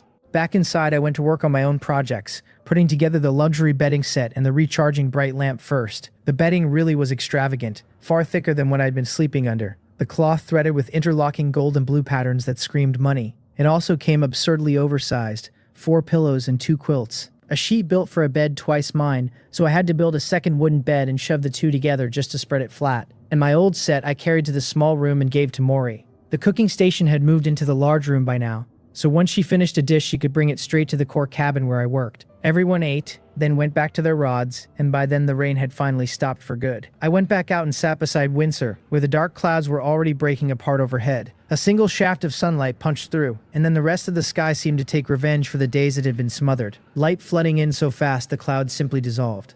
In a moment there was nothing left but a vast cloudless blue, the sea stretching out endless and bright, a few seabirds wheeling far off. We all just stood there soaking it in, and the gloom that had sat on my chest for days went off with the clouds. I opened the world channel and, sure enough, everyone was losing their minds with relief. Players howling that they'd survived, that the sun had never felt this warm, that they'd feast tonight, half of them swearing they'd never look at seafood again, and the joy came off the screen in waves. Reading it, I figured I should celebrate too, and obviously not with seafood, because out here seafood barely counted as a treat anymore, and everyone was sick to death of it. So I decided on a proper vegetable spread instead, since my warehouse still held a decent stock. And right then Shion-no fired off 3 announcements back to back. The first declared this week's rain disaster officially over and congratulated the survivors, promising graded rewards by points. The second said the top 10 on the survival points leaderboard would receive extra rewards on top. The third, almost cheerful, told everyone the personal shop was running special price drinks for the day. So enjoy. Then her voice came again, this time aimed at me alone. And because I'd taken first in points for the week, Chiano said, I could pick one item from 3 as a special reward on top of the base package. 3 images bloomed in the air and I picked them apart with Spirit Eye. The first was a professional commoner summon card, purple, which would hand me a commoner with a guaranteed profession. The second was Nethersea Demon Dragon Blood, purple. That would grant me the bloodline of the Nethersea Demon Dragon clan. The third was a territory return scroll, purple, that snapped you straight back to your own territory, and all 3 were purple, and I wanted every last one of them. A territory lives and dies on its commoners, the professional ones most of all, since they're the foundation everything else gets built on, and land a purple blacksmith and your territory can forge purple gear. The Demon Dragon Blood was nothing to dismiss either, since drinking it gave you a Dragon Clan bloodline, and dragons are monstrously durable, which would do wonders for the simple goal of staying alive. And the return scroll had its own uses too. Far from home, you blink back instantly and save hours of travel, and caught in something deadly on an expedition, you trigger it and tear free. One more life bought. I chose the Demon Dragon Blood, and my reasoning was simple, because in this world the only thing that truly matters is your own strength being enough. Personal power is the root of the tree and the territory's might is the crown, and only deep roots let the crown spread tall. Beyond that, I still had a portion of Azure Sea Dragon Blood tucked away, and I was itching to find out what happened if I combined the two. I took out the Demon Dragon Blood, another little glass vial, the blood inside a deep purple. Spirit Eye told me consuming it granted the bloodline of the Demon Dragon race, gated the same as the Azure Dragon Blood. Every basic attribute above 50 before I could drink it. So I pulled out the Azure Sea Dragon Blood, uncorked it, and tipped the purple Demon Dragon Blood in to see what they'd do, and they did nothing. The cyan and the purple sat there in the glass cleanly divided, a wall between them that wasn't there, refusing to touch, and I stared at the 2 colors, genuinely confused. Windsor leaned in and offered that maybe it came down to the quality, the 2 bloods just sitting at different tiers. She'd meant to call me Ha Shin last night, but said my full name felt too stiff, so she'd settled on A Shin instead, and I had no objection at all. The whole point was getting closer, and that little nickname was a step past plain courtesy, so her guess sounded right to me, and I separated the 2 bloods and put them away. Once I got my hands on something that could raise quality, I'd bump up the Azure Dragon Blood first, then try the fusion again, because I had a strong feeling that mixing those 2 would hand me a surprise. I opened the basic survival point gift package next, the staple supplies handed out by points, where everyone got 1, just bigger or smaller. Inside was 200 pounds of flour, 200 of vegetables, 100 of meat, 50 of fruit, 50 liters of drinking water, and a spread of oil, salt, soy sauce, and vinegar. Enough to feed my 7 people for a solid half month, and I had it hauled into the warehouse. Then a flat wave of boredom hit me, every rod in use and nothing left to do. So I opened the channels to watch other people talk, and the regional channels still showed over 5,000 names. Only 5 days in and half the players were already dead, though the dying would slow now. Whoever was still breathing had real strength, and the cruelest stretch, the opening, was behind us. The chatter turned to the shop,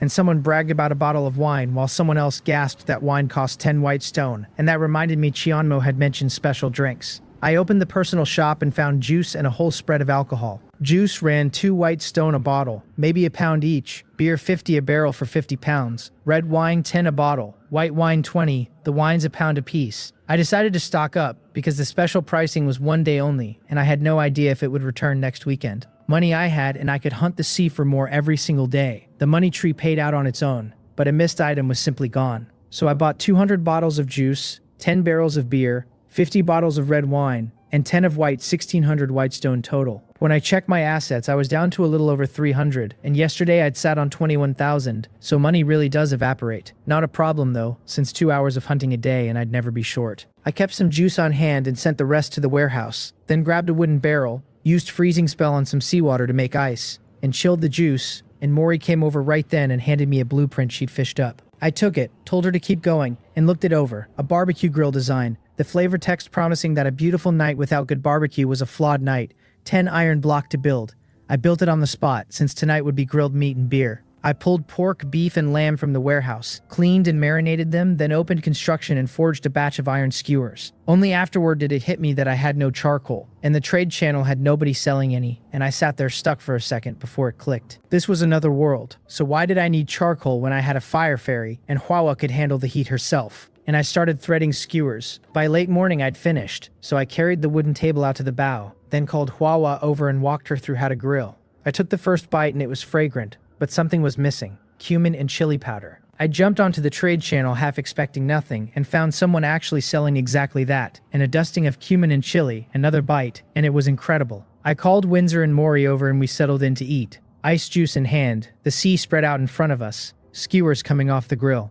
This was what living felt like, because the last several days had only been surviving. Thinking back to that first day with one wooden plank under me, and looking at the ship I had now, a swell of accomplishment ran through me. The kind that can't be enjoyed alone, that has to be shared. So I snapped a photo of the whole scene and dropped it into the World Channel, and the truly petty part was that I timed the shot so Windsor was kissing my cheek as I took it. The instant the photo posted, the channel detonated, with players cursing my name and calling me a legend in the same breath, envying my soft little life, noting that the #1 player supplies had to be enormous, lamenting that no top-tier beauty was theirs. And then, right on cue, Hagawa Hina came hunting for trouble. He fired off a line about how a man who only knew how to enjoy himself would never go far, and the He Kingdom players swarmed to back him up, crowing about their unstoppable Hagawa Hina and his mighty samurai spirit. The Joe Kingdom crowd piled in just as fast to shred him, one of them dryly pointing out that their oh-so-powerful champion ranked 6th and couldn't even be bothered to fight for the top 5, and the two nations had old grudges, so any spark set them off. Hagawa Hina cut through it with a threat thrown straight at me, telling me survival points didn't mean everything and to pray I never crossed his path or I was dead for certain.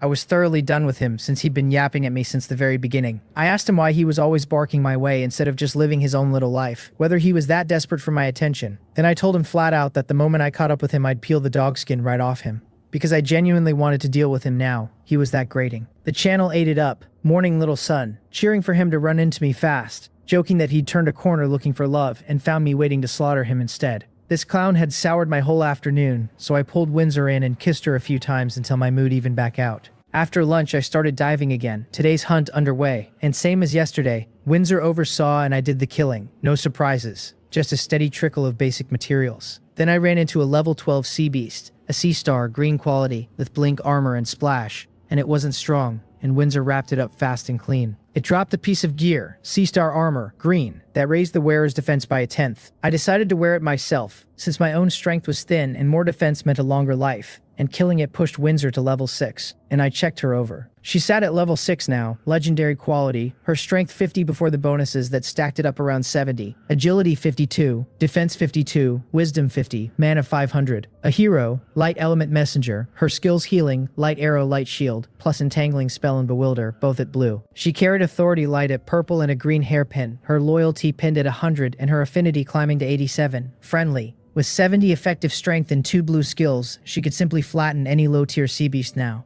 After I equipped the armor, my own defense ticked up a little, but my base stats were so low it barely registered. I was still level 4, strength 19, agility 19, defense 17, wisdom 20, mana 180, a hero ice element messenger. With Spirit Eye, a green water arrow technique, a purple freezing spell, a green staff and ring, and 100 transformations at epic, no title. One more day of hunting and I'd hit level 5, and every base stat would finally crack 20. I closed the panel and kept moving, and that was when I came on a small floating mountain. Bare rock, no animals, no plants, nothing on the whole thing except a single tree at the peak, and that struck me as wrong. How does exactly one tree grow on barren stone? And I steered closer and ran Spirit Eye over it, and 2 panels opened instead of 1. The tree was a Turtle Spirit Divine Tree, gold quality, level 19, strength 249, agility 225, defense 354. Its skills locked behind too large a level gap to read. The mountain itself was a Jimson Mountain Turtle, gold quality, level 22, strength 349, agility 291, defense 442, skills also locked, and I felt thoroughly cursed reading it. Yesterday it was the legendary Azure Sea Dragon King. Today 2 gold beings at once, and were gold creatures just lying around the sea like driftwood. Why did I have only one legendary, only Windsor? And I was genuinely scared now because either of these two could notice me, flick a finger, and that would be the ship gone. Me dead. Everything over. I spun the helm hard, trying to slip away while I still could, and right then the whole mountain shuddered, and 2 enormous eyes opened on its slope, emerald green and oddly gentle. I froze stiff, because I hadn't expected the thing to actually wake, and my mind tore through escape routes and kept circling back to the same dead end. Behind me, Windsor and Huahua watched the mountain turtle nervously and shifted to put themselves between it and me. The Jimson mountain turtle spoke without opening any mouth, the voice simply arriving inside my head, telling me not to be nervous, that it meant no harm, that it had only felt my presence and wanted to invite me up for a chat. I startled hard because this was the first sea beast I'd seen actually talk, and yesterday's had at least worn a half-human shape. I told the boss I had something urgent to attend to, and we could catch up some other time, because I wanted nothing less than to climb aboard a living gold mountain. An hour ago, everyone was calling me boss, and here I was scrambling to call someone else boss. The genuine article, and apparently the title obeys relativity too. The turtle said it drifted with the currents and had simply happened across me today, a human and a brand new lord, which delighted it, so it only wanted to talk. and I started to ease off. With its strength, if it actually wanted me dead, it wouldn't bother with conversation. It would just act. And more than that, it already knew I was a novice lord, which meant it understood things I badly wanted to know. As if reading the thought, it moved, the current surging up to push my ship gently along and set it down on the mountain beneath the divine tree. And I tensed at first, then relaxed once it made no further move. A swell of light gathered under the tree, and out of it stepped an old man, only about 1.5 meters tall. His hair and beard had gone gray, his face was a map of wrinkles, his eyes that same emerald green, a wooden staff in one hand, and he radiated a kind, gentle air. He smiled down at me, raised the staff lightly, and the water around us parted and flowed away, opening a clear space on the mountain. Another point of the staff and a wooden table with 2 stools appeared, fruit and wine vessels already set out, and he invited me to come down and sit. I stared at a man who built miracles with a flick of his wrist, genuinely impressed, then left Mori and the others on the boat, carried Huahua, and walked down with Windsor close behind. Stepping onto the ground, I took a few deep breaths, and it felt exactly like standing on land, except for the occasional fish drifting past to remind me I was still in the sea.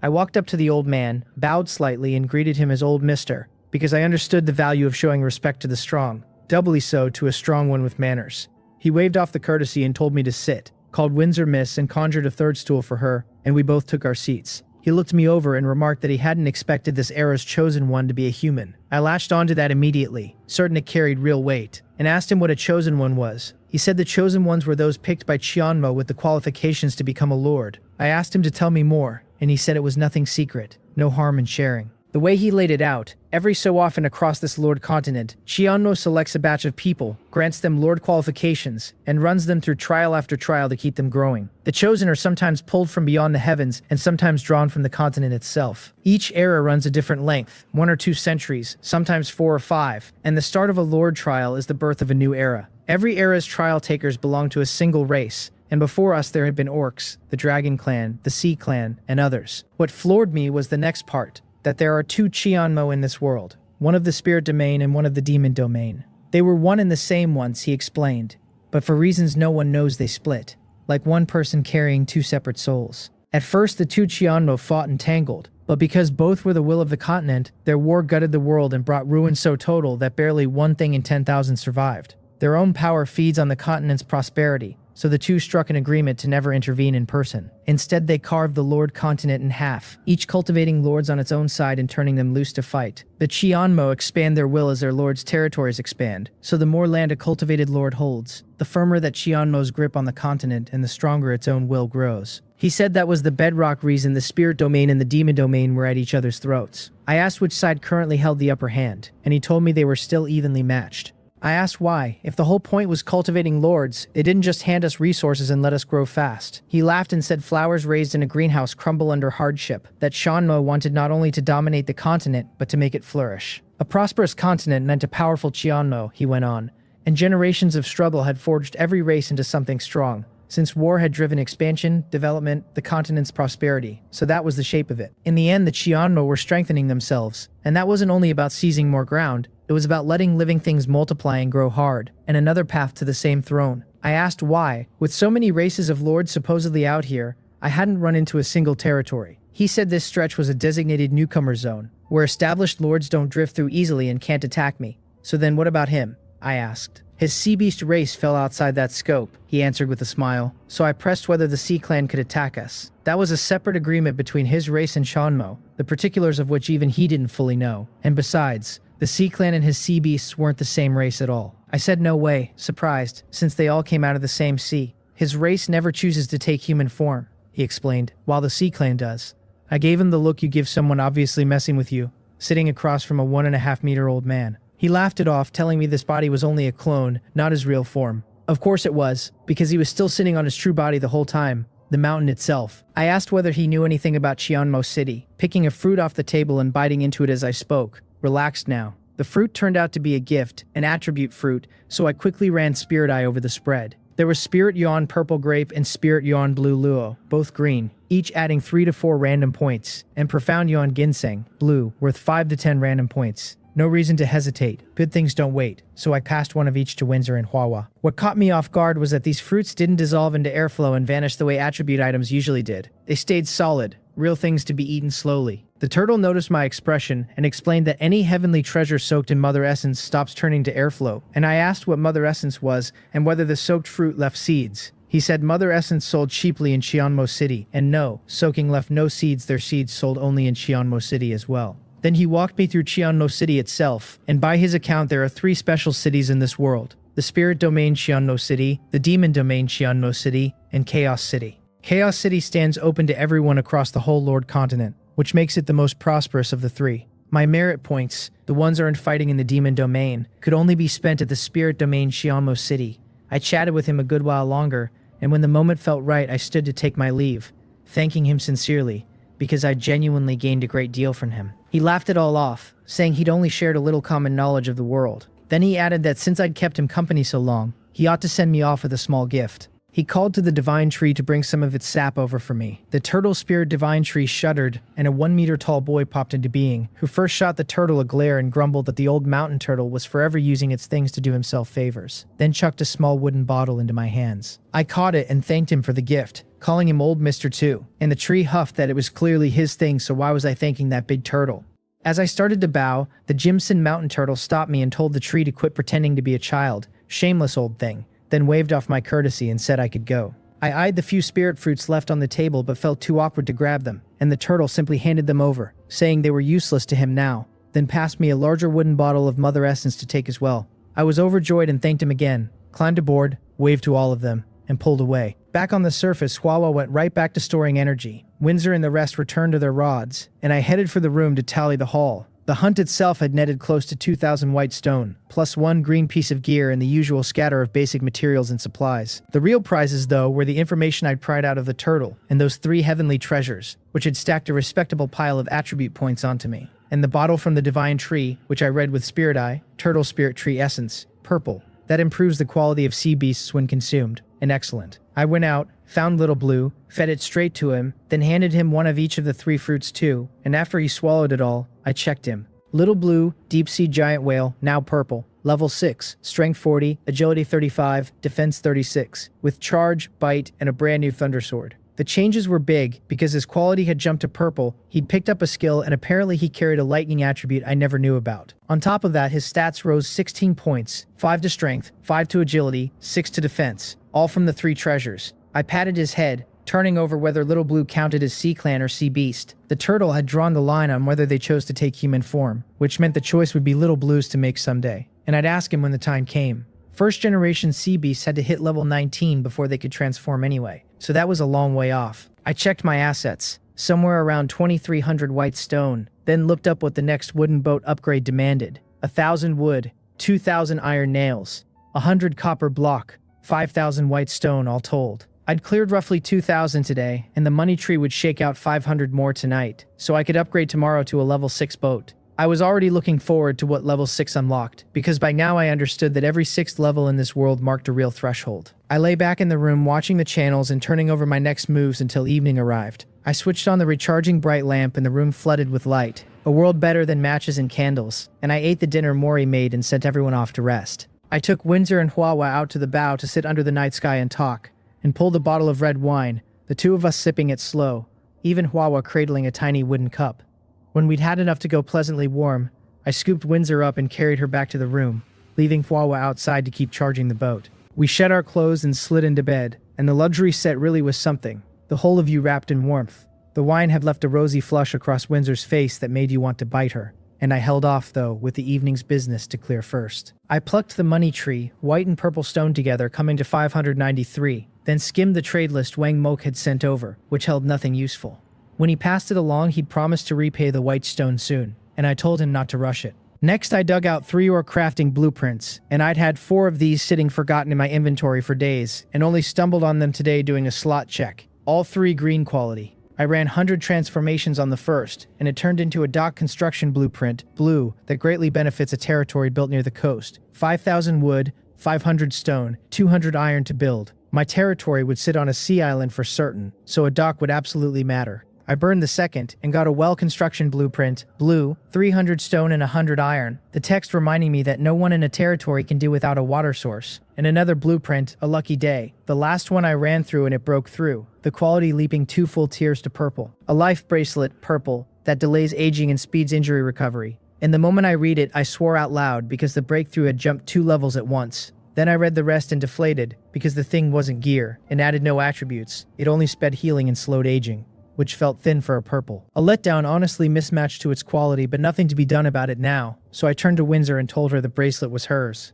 I handed it over and explained what it did, and the instant she heard it could slow aging, she lit up. She threw herself into my arms and kissed my face, then slipped the bracelet onto her pale wrist and kept turning her hand to admire it. A system tip floated up. Windsor's affinity toward me risen by 5. Status upgraded to admiring. Her affinity had climbed 5 points off a single bracelet, and I was thrilled, because I'd badly underestimated what an anti-aging item does to a woman. I told her I'd given her a gift and asked, smiling, whether she wasn't going to thank me, and she looked at me, honestly puzzled, and said, hadn't she just kissed me? That choked me for a second, but I wasn't letting her off that easily, so I said a kiss didn't count. No chance, and that I got to decide. She asked, looking right at me, how I wanted to be thanked then, and watching me appraise her openly, she seemed to catch on. Her fair face went visibly red and she ducked her head, shy, and she hadn't refused, only lowered her eyes, and there was no missing what that meant. With a single turn, the two of us were tangled together, my mouth on her red lips, my hands beginning to wander, and slowly she pulled me in tight and started answering back. The boat sailed on under the moon, riding a little rougher tonight, rocking with us. In the early morning sunlight slid through the window and brushed across my eyes, easing me up out of a dream.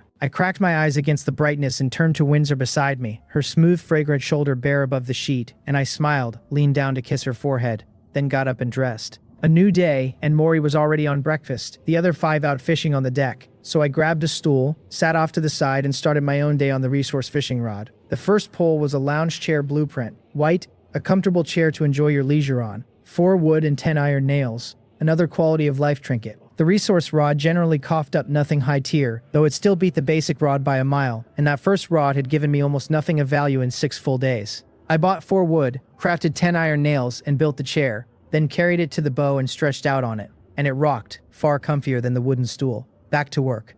Huawa fluttered over and settled in my arms, and I stroked her little head, because she hadn't had purple crystal in 2 days, and she couldn't grow off hunting in the sea either. So apparently combat did nothing for her. The Jimson mountain turtle had told me her kind grows by eating elemental crystals of their own attribute, or special crystals like purple crystal in a pinch. The problem was I had no way to get elemental crystals, and the purple crystal route ran unstable, and burning my talent to chase it wasn't worth it. The rod twitched, and the day's second item came up, a lumberyard blueprint, white, 300 wood and 20 iron, the text scolding that a territory without logging is incomplete. A far better blueprint than the lounge chair despite sharing the same white tier. Windsor wandered over, sat beside me, and pressed a cup of water into my hand. I asked why she hadn't slept a while longer, and she smiled gently and said she'd always woken at this hour. She was used to it, and I teased her that last night had been a little different. She shot me a charming glare and went back to ignoring the man who never stopped needling her. After last night, though, the two of us had become inseparable, no distance left between us. Before, Windsor had always set herself a rung below me, a subordinate,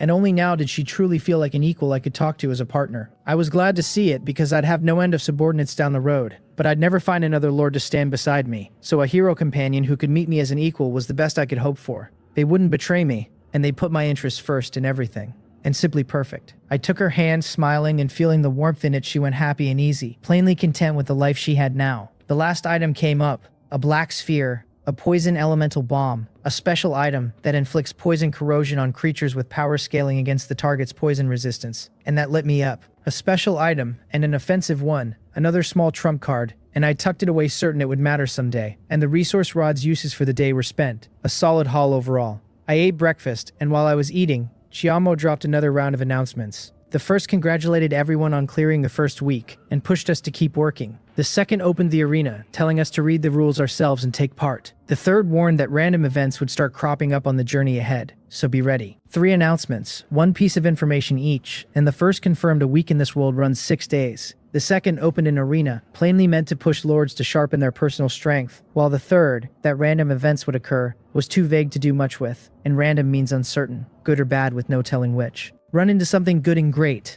but run into something bad, like that Jimson mountain turtle yesterday, and if it had been hostile I'd have died 100 times over. It had been kind though, and I'd walked away rich. The kind of change that makes you eager and uneasy at once. I opened my personal panel and found a new column, Arena, sitting beside Territory, with 3 options inside: Enter, Points Ranking, and Points Mall. The Points Mall caught me off guard, since I hadn't expected to buy things here. I opened it, and found no basic materials, just the relatively precious stuff, equipment, blueprints, common or summon cards and the like. Plenty of it tempting. Then I opened the points ranking and saw it empty, no one on it yet. And finally I clicked enter, and a wall of rules popped up. The arena randomly matches opponents, winner gains points and loser sheds them, and spectators may bet, and the two combatants may also wager privately, and there is no death in the arena. Points can be exchanged for items in the points mall, with the spent points deducted from your ranking total. And the top 10,000 on the arena points ranking get to join the Weekend 2 Domains competition. The first 3 were just house rules, but the last 2 demanded real attention.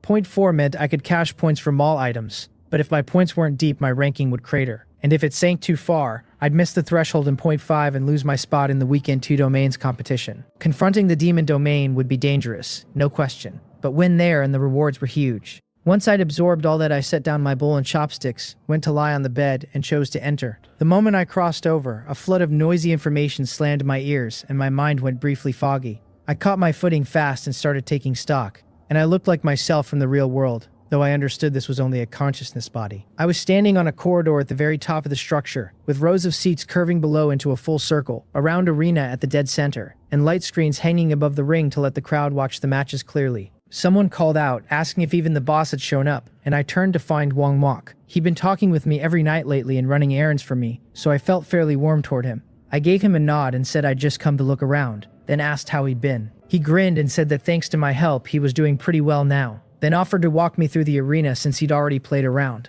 I let him lead me down the corridor to a staircase, and we went down and each picked a seat. A red panel popped up in front of both of us with 3 buttons: Start, Watch, and Shop. Wang Mok pointed me through it, because Start matched you with an opponent for a bout, and Watch let you pick a match to play on your own panel, though most people just watched the big screen at the ring's center where the hottest fights aired. Shop sold things, mostly food and drink, all virtual but uncannily real to eat, and all paid for in actual white stone, which he figured few people would bother with. Simple enough, and I asked if he'd fought a match yet and what it was like, and he had.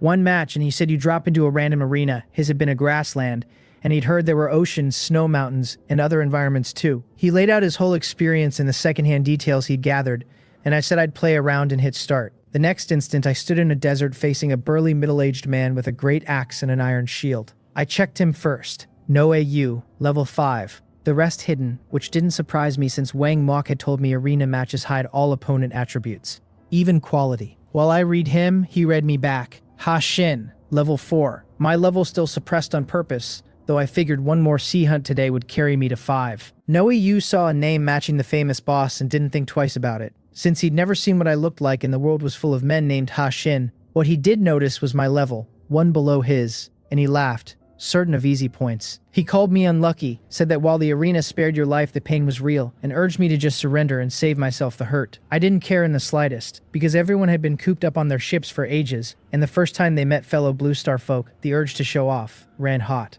I told him plainly that I wouldn't surrender and he could start whenever he liked. He shook his head and said I wouldn't shed tears until I saw the coffin, then charged. I didn't move an inch, only raised my staff and spoke the freezing spell, and a thread of white light gathered and converged on his legs. His steps went heavy, and when he looked down, he found ice crystals climbing up them. He stared at me, stunned, blurting out that I had a talent, that my luck was too good, since talents were still rare and he hadn't expected to draw one. He knew right then he'd lost, so he called out for me to stop. He surrendered, and I cut off the water arrow I'd been about to loose. Then he asked, hesitant, whether I might happen to be the real Hashin, the boss himself, but I ignored him and simply left, because chatting with every single person would bleed my whole day dry.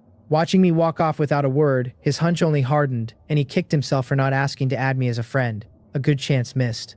Back in my seat, I checked the ranking and saw I'd picked up 10 points. Wang Mok was gone, off in a match somewhere, so I started another without waiting. This time I drew a thoroughly ordinary opponent and finished him with 1 freezing spell and 1 water arrow, and the points rose another 10, so a win was worth 10 flat, and I just didn't know how the scoring would shift at higher levels. After that I opened the shop, spent 1 white stone on a juice, cheaper than outside since it was virtual, and took a sip, and the taste came through identical to the real thing. Wang Mok reappeared right then. His match finished, and the first thing out of him was a curse that he'd run into Baekseol. He asked if I was done too, and I said his face told me he'd lost, and to tell me exactly what happened. I knew Baekseol well enough, since she sat second only to me, so I paid close attention to anything about her, and Wang Mok said she definitely had a talent, certainly something tied to perception. Their venue had been a forest, and the moment he appeared he'd gone invisible with his own talent, but she found him before long anyway, and he'd kept shifting position, and it had done nothing. That surprised me, that he had a talent of his own now, invisibility, which was life-saving and let him land sneak attacks. Supportive but genuinely good. As for him calling Baek Seol's talent perception type, I wasn't ready to commit. All I could say was that her talent gave her very sharp perception, not that the talent itself was a perception talent. I asked what level she was, because if her level ran high and her talent quality wasn't low, I might actually lose to her. He said it was level 5. Not too worrying because I was nearly level 5 myself, and as long as her talent wasn't legendary quality, I had no fear of her, and I traded a few more words with him, then left the arena. Outside, Windsor and the others were already fishing, and Mori was on lunch, and I hadn't realized how long I'd spent in the arena, since it had felt like nothing. After lunch, I started the afternoon hunt, smooth and uneventful, 2 hours gone fast. When the boat surfaced, I sent everyone back to fishing and went to check my assets. Just over 4,200 white stone now, still more than 800 short of the upgrade materials. I'd have to wait for evening, when the afternoon's catch plus the money tree haul should cover it. I'd also hit level 5 on this dive, so I pulled up my information.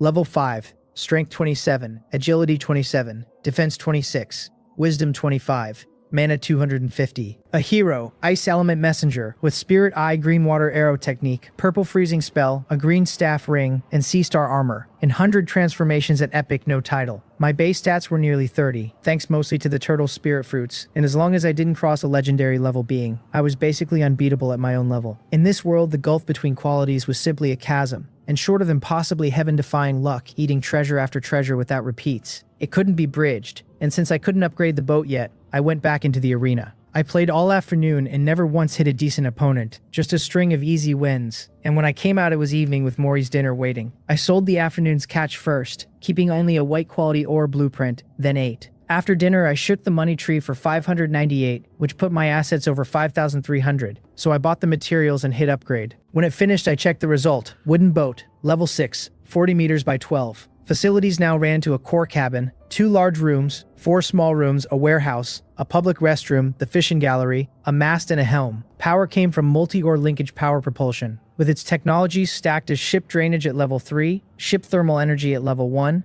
ship automation at level 1, multi-ore linkage propulsion at level 2, and ship diving weakened at level 2. Special ability diving. The jump was real this time. A mast and a helm added, 1 more large room, 2 more small rooms, and the restroom split off into a separate public one, though the core cabin kept its own, and the trend was clear. Down the road, I'd be fully separated from the commoners, which didn't surprise me, because a lord can't be rubbing shoulders with commoners all day. I only had to manage the heroes well, issue orders, and let them carry them out. Then I looked ahead to the next upgrade, since level 6 was a threshold, 2,000 wood, 4,000 iron nails, 200 copper block, and 1 ship core.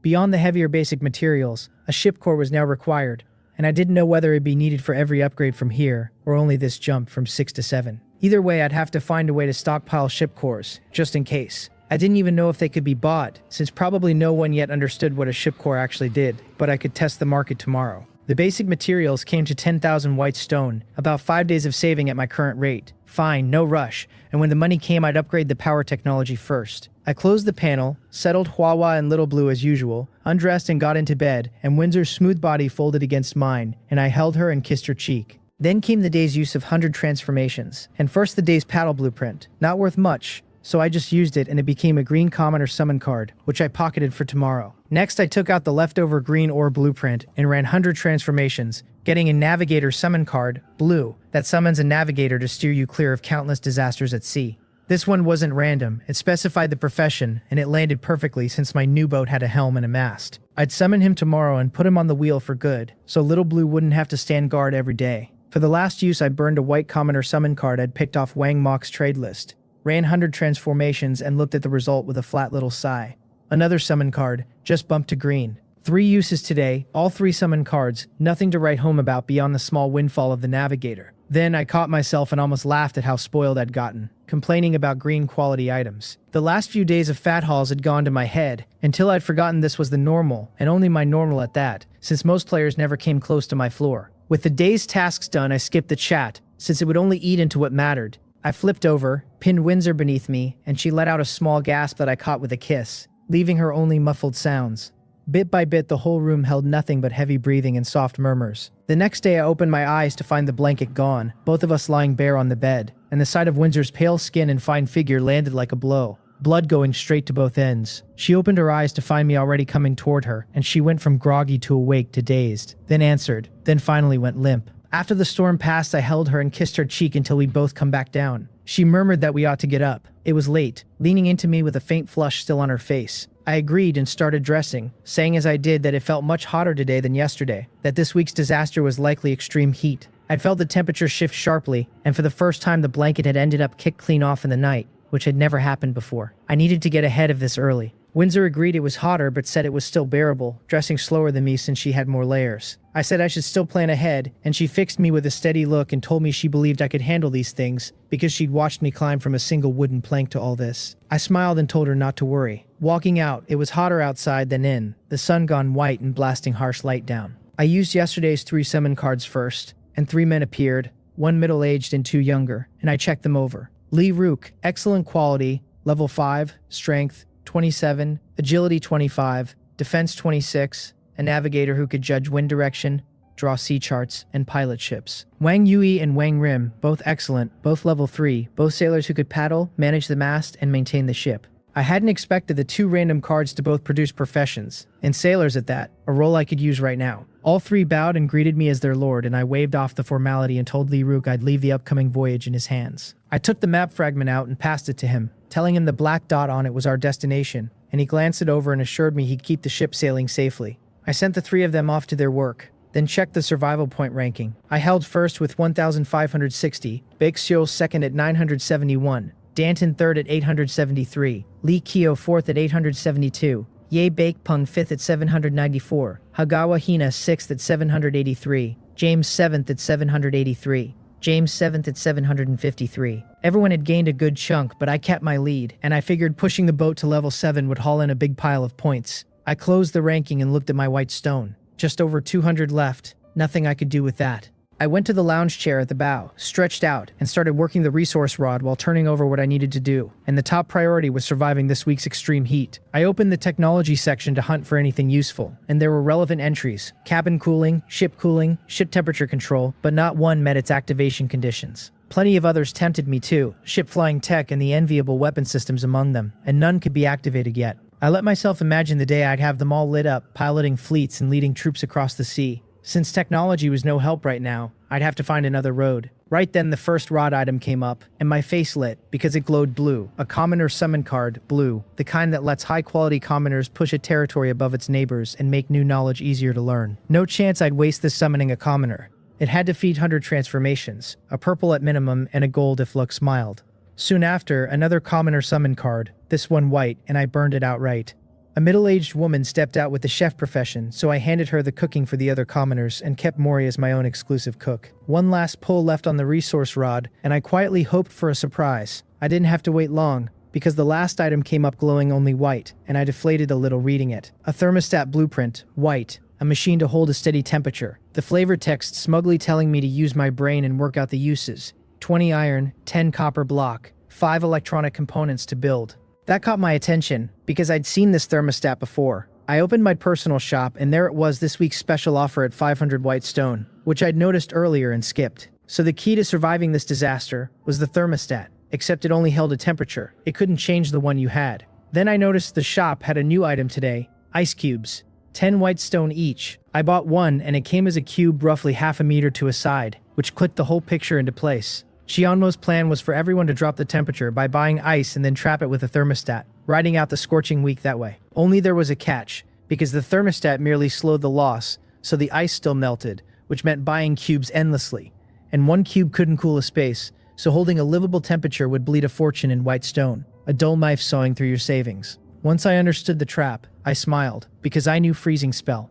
Why couldn't I just sell ice myself? Price it 1 or 2 white stone under the shop and there'd be no shortage of buyers, because the sea is the last place that ever runs short of water. So this was a business with zero cost to me. The thought was so good I actually laughed out loud, and it seemed I might not need 5 or 6 days to upgrade the boat after all. Windsor called me right then. Breakfast was ready, and I ate fast. I told them we wouldn't fish today, we'd go straight to hunting, because I didn't have enough white stone for even a thermostat, and I needed to make some money first. Nobody objected. I started the boat and dove, then handed the helm to Windsor, since with Lee Rook the navigator aboard I didn't need to steer it myself anymore. I had my own work now. I called 2 commoners to the edge of the boat and started casting freezing seawater into cubes the same size as the shops. Then had them carry each one into the empty large room, which had space to stack plenty of ice. One shop cube ran 10 white stone. Mine would go for 9 1 under, which felt fair to me. Generous even, since I hadn't dropped it too. For 2 hours, while Windsor hunted below, I made ice, resting whenever my mana ran dry and going straight back to it the moment it recovered. I even regretted yesterday's wasted time, because why hadn't I thought this far the moment I saw the thermostat yesterday? I scolded myself for not being sharp enough, not sensitive enough by half. By the time the boat surfaced, I'd stopped, and I asked a commenter how many we had. He said exactly 100, and I ran the math. 100 cubes in 2 hours, 9 white stone each, 900 white stone, comparable to the hunting hall itself. 10 hours a day would be 4,500 white stone, and the moment that number landed, my head went hot, because I could upgrade the boat again in 2 days. I sent the others off to fish and took the items Windsor handed me from the hunt, sold the basic materials straight off, leaving 3 pieces. Then I sat on the lounge chair, pulled Windsor down onto my lap, and held her, because I no longer thought much of the trickle of whitestone fishing earned, too little to be worth her time. Better to have her keep me company and give me a little emotional value besides, and I didn't mind that either. I took Windsor's small hand and started looking through the items. The first one made me frown, another white commoner summon card, which I used on the spot and sent the man off to find work. Windsor saw the frown, touched my forehead, and asked with real concern what was wrong. I smiled and told her it was nothing serious, that I'd only noticed an oddly high number of commoner summon cards turning up this week, and found it strange. Then the 2 domains battle from the arena surfaced in my mind. This weekend's clash wouldn't be some small skirmish, it would be 2 real armies meeting, because after a full week everyone would be carrying a stack of commoner summon cards. Picturing 20,000 ships squaring off, I felt a genuine thrill of anticipation. I pulled my thoughts back and checked the second item. A quarry blueprint, white, 300 wood and 20 iron, the text insisting no territory can do without a quarry or build magnificent walls. An essential. The third was an iron pot blueprint, which I used at once, since as commoner numbers grew I'd be eating apart from them, and an extra pot fit just right. Once that was sorted, I got up and walked alone to the large room, where the ice was stored, Windsor staying on the lounge chair playing with Wawa. I bought a thermostat from the shop, a rectangular block of white and blue with round holes across the top breathing out pale cold air. I couldn't work out what it ran on for power, so I just set it down to hold the temperature there and headed back to the bow to make more ice.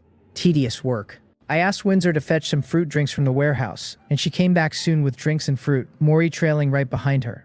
That stopped me. What was Mori doing out here? I sat there genuinely puzzled, the cold seeping off my fingers, the ice piling up behind me, the start of a question already forming on my tongue. Mori crossed the deck and held out a folded blueprint, telling me the crew had just turned it up in the morning hall. I took it and let Spirit Eye unpack the details, and a quiet little grin pulled at me. It was a bedding set blueprint, permanent, the kind of thing I could keep firing off in the build menu forever.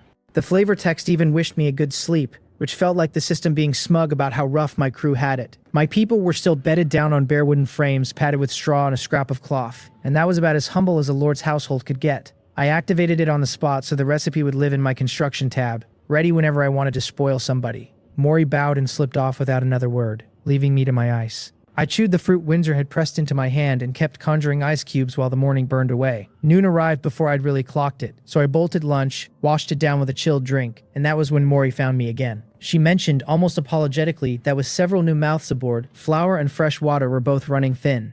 That hit me like a misstep on a stair, because she was right and I'd been too busy counting whitestone to notice. The flour producer and the seawater converter both needed leveling, and the planting space box's vegetables would be ripe today on top of it. I told her not to worry, that I'd take care of all of it, and once she'd gone, I headed for the little room where those 2 machines sat. The seawater converter was sitting at level 4, good for 20 liters a day, which had felt generous back when it was mostly Windsor and me. The next tier wanted 80 plastic, 150 wood, and 200 white stone, and I had 83 plastic squirreled away from days of hoarding the stuff instead of dumping it on the market. I pushed the upgrade through, and level 5 doubled my output to 40 liters. The level after that demanded 160 plastic, 300 wood, and 400 white stone, which was steeper, but I had commoners likely landing this week and I'd rather overbuild than ration. So I opened the trade channel, searched plastic, and bought the cheapest listings until I'd stacked 160 units for 300 white stone total. Then came the embarrassing part. Wood plus the stone fee added up to a clean 1,000, and I was carrying 931, which is a humbling number to discover mid-upgrade.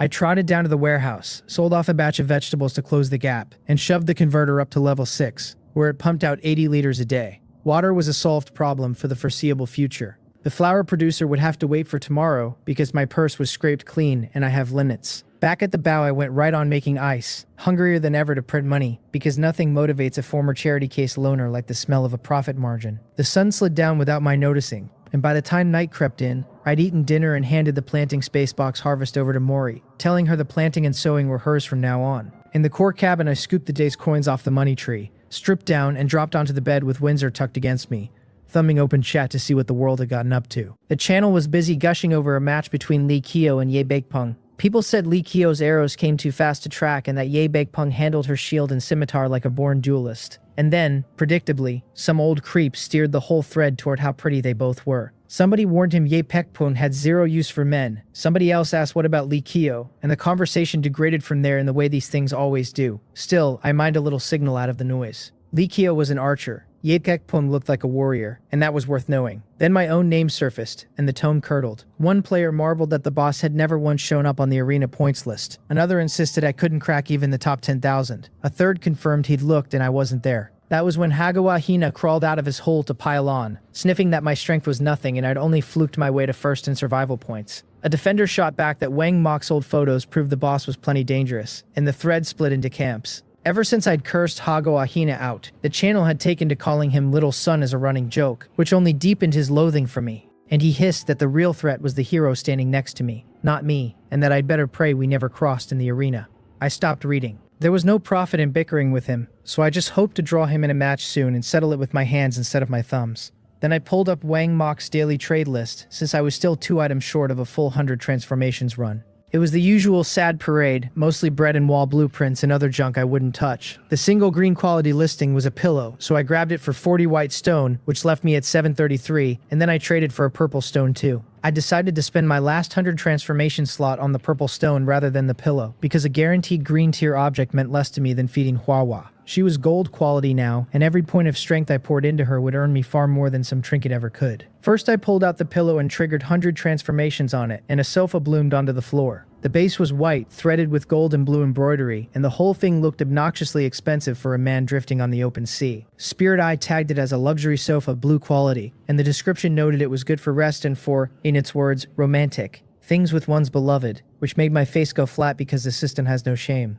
Windsor, beside me, lit up and said it was beautiful. I glanced at the girl in my arms and decided maybe the description had a point. The second slot went to the purple stone, and out came another purple crystal. My third straight, which told me purple stone transformations were almost suspiciously stable. The last slot held a blue common or summon card, and I'd been quietly betting on this one all night, so I muttered a little prayer and triggered the talent. Then I nearly fell off the bed laughing, because the blue card had bloomed into gold, a genuine legendary hero summon card, and I hollered that the luck gods had possessed me and blown the whole thing wide open. I kissed Windsor hard, then made myself breathe. Spirit Eye confirmed it, a gold hero summon card, the promise of infinite possibility, and even though I'd half expected the jackpot, the confirmation still felt like winning.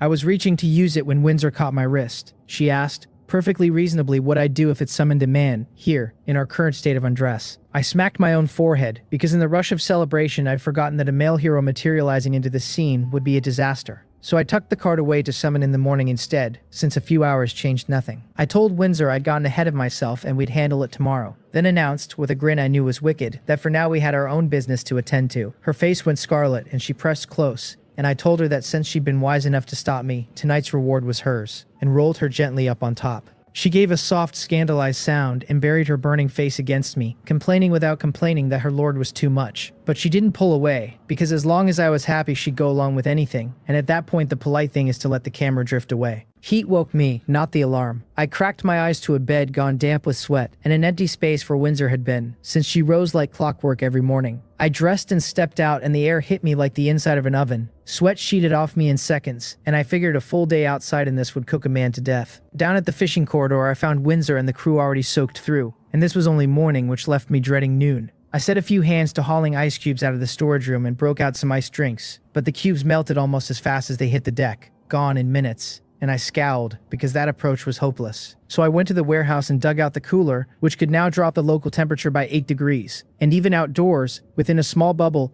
it worked like a little air conditioner and made the heat survivable again. The trouble was that the warehouse itself couldn't go without cooling, or the supplies would rot, so I pulled a crisis warning device. No, a thermostat blueprint, white quality, a simple machine for holding a steady temperature with a flavor line daring me to figure out its uses. It wanted 20 iron, 10 copper, and 5 electronic components. So I bought the materials and built it, set a couple of hands to shifting ice cubes into the warehouse, and got the unit running until the room held a stable chill. With that sorted, I finally pulled out last night's gold hero card. I was honestly buzzing about what would step out of it, so I used it, and a flash of golden light folded down to reveal her. She was tall and lean in a black bodysuit that hid nothing, with cropped black hair and faintly red pupils, and the detail that stopped me cold was the pair of cat ears on her head and the black tail flicking at the base of her spine.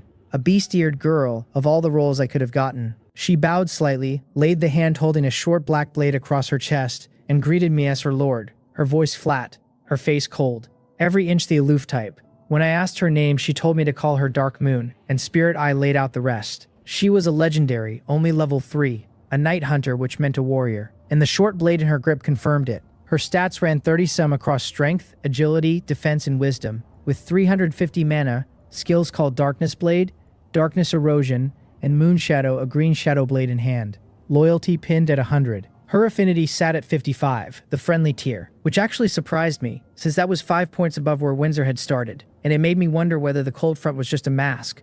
A warrior also rounded out my roster nicely, because I wanted my heroes to cover different ground rather than stepping on each other's toes. Then I remembered the Dark Element skill stone gathering dust in my space, so I dug it out. It was Shadow Stealth, blue quality, letting the user melt into shadow to hide body and aura, with a 30% damage bonus on strikes launched from the dark. And the only requirement was being a Dark Element messenger. I handed it over and told her she qualified perfectly, and she glanced at the stone, caught my nod, and used it on the spot. A chime confirmed her affinity toward me had climbed another 5, which I'd expected. I followed it up by pulling out a green Ling Yan gold fruit and 3 other heavenly treasures. A Spirit Yuan purple grape, a Spirit Yuan blue luo, and a Profound Yuan ginseng, one of each, and offered them across. Dark Moon's composure cracked for a second, surprised I'd be carrying 4 separate attribute fruits, with none lower than green, but instead of taking them, she just stood there. Confused, I asked what was wrong, and she finally said, looking up into my eyes, that she couldn't accept rewards she hadn't earned, that she'd done nothing yet. That made me smile, because I hadn't pegged her for such a stubborn sense of honor.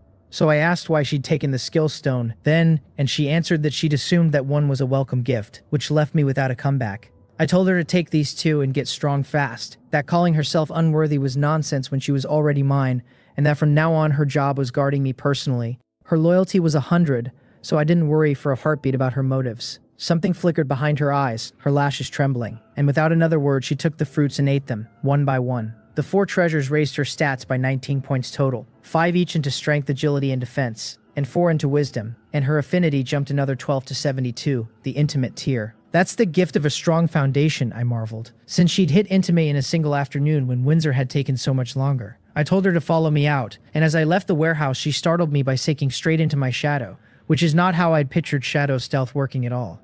Out on deck I had her surface and introduced her to the others. Windsor offered a gentle smile and her name. Dark Moon answered with just her own, and I told Windsor to walk her through our setup. The 2 of them headed back to the core cabin together, and I picked up the resource fishing rod to start the day's draws. The first thing I reeled in was a green item quality enhancement card, which boosted an item to a higher tier when it worked. I pulled out the glass bottle of Azure Sea Dragon blood and used the card on it, and nothing changed. The blood still reading blue when I checked. The enhancement had failed, and while that stung, a green card carries lousy odds, so I braced for it. The next 2 draws gave me a green commoner summon card and another white thermostat blueprint, which surprised me, since apparently these weren't one per customer. I jumped on the trade channel and spent around 400 white stones scooping up 50 electronic components while they were still cheap, because once people started mass building thermostats, that price would only climb. After breakfast, I started the day's hunt, and it went the way these things usually did, smooth and lucrative, netting me over 2,300 white stone. On top of that, I picked up a white militia soldier nest and a green skill stone. Spirit Eye named the stone Shield, green quality, raising my defense by 10% whenever I cast Shield. And since I'd been running around with no defensive skill at all, I learned it myself immediately. Then I went to handle the flour producer. It was sitting at level 2 6 kilograms of flour a day, which no longer stretched far enough. The jump to level 3 wanted 80 wood, 20 iron block, 20 copper block, and 400 white stone. so I bought what I lacked and pushed it through, doubling output to 12 kilograms, roughly 24 pounds. Between me, Windsor, Dark Moon, and 10 commoners, I had 13 mouths, so it was tight but workable, especially since fishing still topped us up, even if a steady diet of bread gets dull enough to make a man weep. I had 1,800 odd white stone left after that, so I spent 300 more on iron and copper and built the thermostat I'd drawn that morning, planting it in my own core cabin since my room had no cooling at all. A few commoners ferried ice cubes in until the air went pleasantly cool. I dropped onto the sofa, Hua lounging across the top of my head, while Windsor and Dark Moon murmured to each other on the bed. I plucked Hua down, tucked her into the crook of my arm, and fished out the purple crystal, and her eyes flared with delight before she clutched it and started eating. While she gnawed away, I worked through my plans. Cooling was still half solved, since I'd handled my own room but not my people's. The men shared one large room and the women a small one, so I needed at least 2 more thermostats to make their quarters livable.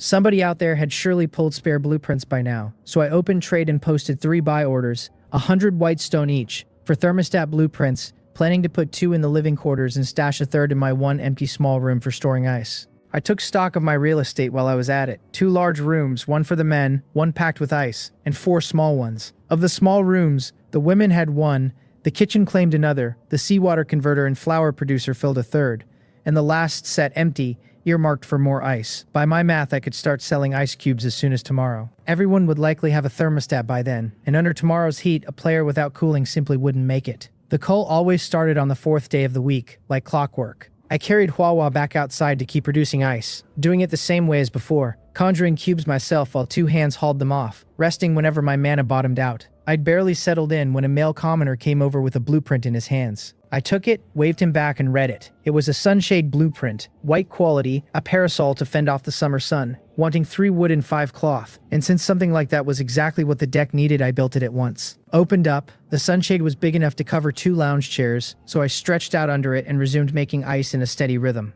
When my mana ran dry, I switched over to the arena, because those points mattered, and I had every intention of competing hard in the coming Demon Domain event. The prize that drew me was ship cores. I tried buying them on the trade channel, but nobody was fool enough to part with 1, so I'd come up empty. I understood their weight now. Without ship cores, a ship couldn't be upgraded, and that meant ship cores alone decided how far I could expand across the sea, which made me determined to haul home as many as I could grab. The day passed without incident, and evening rolled in. Once everyone had eaten and scattered to their rooms, I tallied the afternoon's work. I built 3 more thermostats from the freshly bought blueprints and set them in the living quarters as planned, and I'd bought up a heap of cotton wool and cloth, run off a batch of bedding with the bedding set blueprint, and left Mori to outfit the beds. Back in my own room, I found Windsor and Dark Moon sitting on the sofa, and it hit me that I'd never sorted out where Dark Moon was supposed to sleep. I obviously couldn't park her in my room and wreck my privacy with Windsor, so I frowned, turning the puzzle over. Then Windsor, seeing me walk in with the cooler, beat me to it, suggesting she and Dark Moon take the bed tonight while I made do with the sofa. That stopped me for a second. Back on Blue Star, I'd known plenty of married men who got exiled to the couch, some of whom even splurged on a nice one for the occasion, and I hadn't expected to join their ranks out here. Reading my hesitation as refusal, Windsor crossed over, lifted the cooler from my hand, hooked her arm through mine, and tugged me down onto the sofa. She pointed out that Dark Moon had only just arrived and I couldn't very well stick her in with the crew, so I should just put up with it a while. She kept shaking my arm and playing the spoiled card, and I looked from her to Dark Moon, who'd turned her face away from me entirely, and wondered how those two had gotten so close in one day. I told them it was fine, the sofa was plenty big, and I'd take it. Honestly, I had no objection, since rooming the 2 girls together would only help them bond, and going without Windsor for a stretch was hardly a tragedy. I had arena points to grind anyway, and that wasn't about chasing one night's fun. Windsor thanked me with a kiss on the cheek and led Dark Moon to bed, where Windsor undressed but Dark Moon kept her clothes on, which didn't surprise me given how new we still were. I stripped down without ceremony, ignoring Dark Moon's faint blush entirely, then collected the day's money tree haul, sprawled on the sofa, and opened Wang Mok's trade list. I bought 2 more thermostat blueprints off it to push my insulation further, then laid out the rest of the day's pulls, a green commoner summon card, a white soldier nest, and another white commoner summon card. The green one went first into 100 transformations, and what came back made me laugh out loud. It was a hero transfer card, special grade, granting its target a hero profession, and the description spelled out what that meant. Infinite possibility, the chance to climb to higher tiers without quality holding you back. So that was the answer to a question that had nagged me. I'd never understood why the hero profession didn't just hand out raw combat power, and now I saw the truth. It boosted growth potential instead, which is worth far more than a flat strength bump. I tucked it away for Hua, since she was already gold quality and this would make her a true legendary hero, assuming pets could even use it. Then I dropped the white soldier nest into 100 transformations to see if it would surprise me, and it did. The white nest leapt 2 whole tiers to blue and came out as a rock giant soldier nest, letting me recruit rock giants, which just from the name sounded a cut above militia. My last slot went to a purple stone, and this time I pulled 2 purple crystals at once, a small critical hit, both bound for Huahua tomorrow. With that done, I entered the arena and reappeared in the corridor, which was packed tonight since evening was when board players flooded in to kill time, farm competition points, and sharpen their footwork in real fights. I didn't dawdle. I bought a virtual mask and slid into an empty seat, the mask being a necessity now that enough people recognized me on sight, and without it I'd be swarmed by chatter I had no patience for. Instead of jumping into a match, I scanned the active fights for anyone high-ranked, since watching better players broadened my read on the strange talents floating around out here, so I'd never freeze if I met something similar. I grabbed a drink while I browsed, 1 white stone being pocket change to me now. A small fair hand patted my shoulder and broke my concentration, and a petite girl with a startlingly full chest dropped into the seat beside me, a golden mask over her face. I gave her a glance. She wore a miniskirt and a short-sleeved white tank top with a blue cat printed on it, cheeks puffed out in a sulk. She told me to quit hiding, that she'd already made me, and when I admitted I had no idea who she was, she introduced herself as Li Kyo and stuck out a small hand, saying it felt like fate to run into a big shot like me. Of course I knew the name. I asked how she'd recognize me when I'd hidden all my information behind that mask, and she said breezily that her eyes worked differently from other people's, her talent, and left it there. I wouldn't dream of pressing for the specifics, since prying into a player's talent is about the rudest thing you can do. I asked why her arena ranking had slipped this season, whether she'd given up the boss seat, or whether maybe Hagawa Hina was right that I simply had no real strength. My expression went cold at that, because what was that supposed to mean? And I asked whether the little girl knew how to hold a conversation at all. Calling her a little girl was a mistake. Her eyes went wide, since being treated as a child was clearly her sorest spot, and she snapped at me to open my eyes and look, that she was 25, probably older than me, even puffing out her chest for emphasis, which made her point in more ways than one. I was honestly thrown, both by her ferocity and by the age. Because the stereotype said foreign women ran tall and strong, and here was the opposite. I apologized, told her it had been a slip of the tongue, and since Li Kyo was in fact not small in the relevant sense, I didn't fight the point. Mollified, she crisply demanded I add her as a friend so we could trade good things down the line, complaining that she'd sent me requests over and over and I'd never once answered. That was true, but only because I drowned in friend requests and just wiped them all at once, so I'd never single her out, though now that she'd hunted me down in person I wasn't about to refuse. I added her, and she beamed and said she'd finally collected everyone she found interesting, then excused herself to go compete, patting my arm before vanishing from her seat into a match. I shook my head and went back to scanning, and to my surprise, I found a fight worth watching.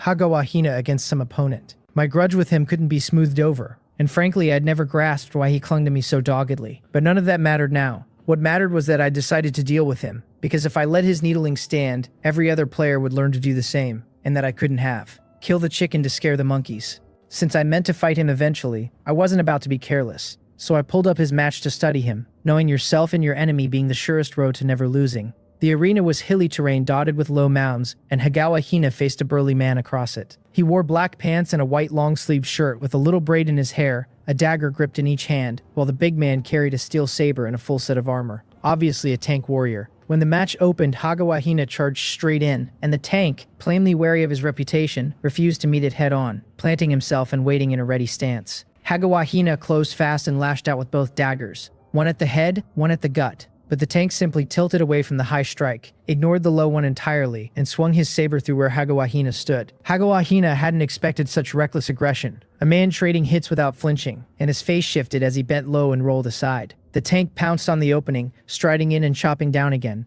before Hagawa Hina could find his feet, pressing the advantage hard, and Hagawa Hina had no choice but to keep dodging. Backpedaling step after step, anger crept into his face. Since one careless opening had handed the tank control of the whole fight, he'd wanted to keep his real strength hidden, but that was off the table now, unless he was willing to lose. And Hagawa Hina would rather die than lose to a nobody and become the channel's punchline. The tank, sensing the wind, bore in with the saber flashing, even releasing arcs of saber light. So he was a professional too.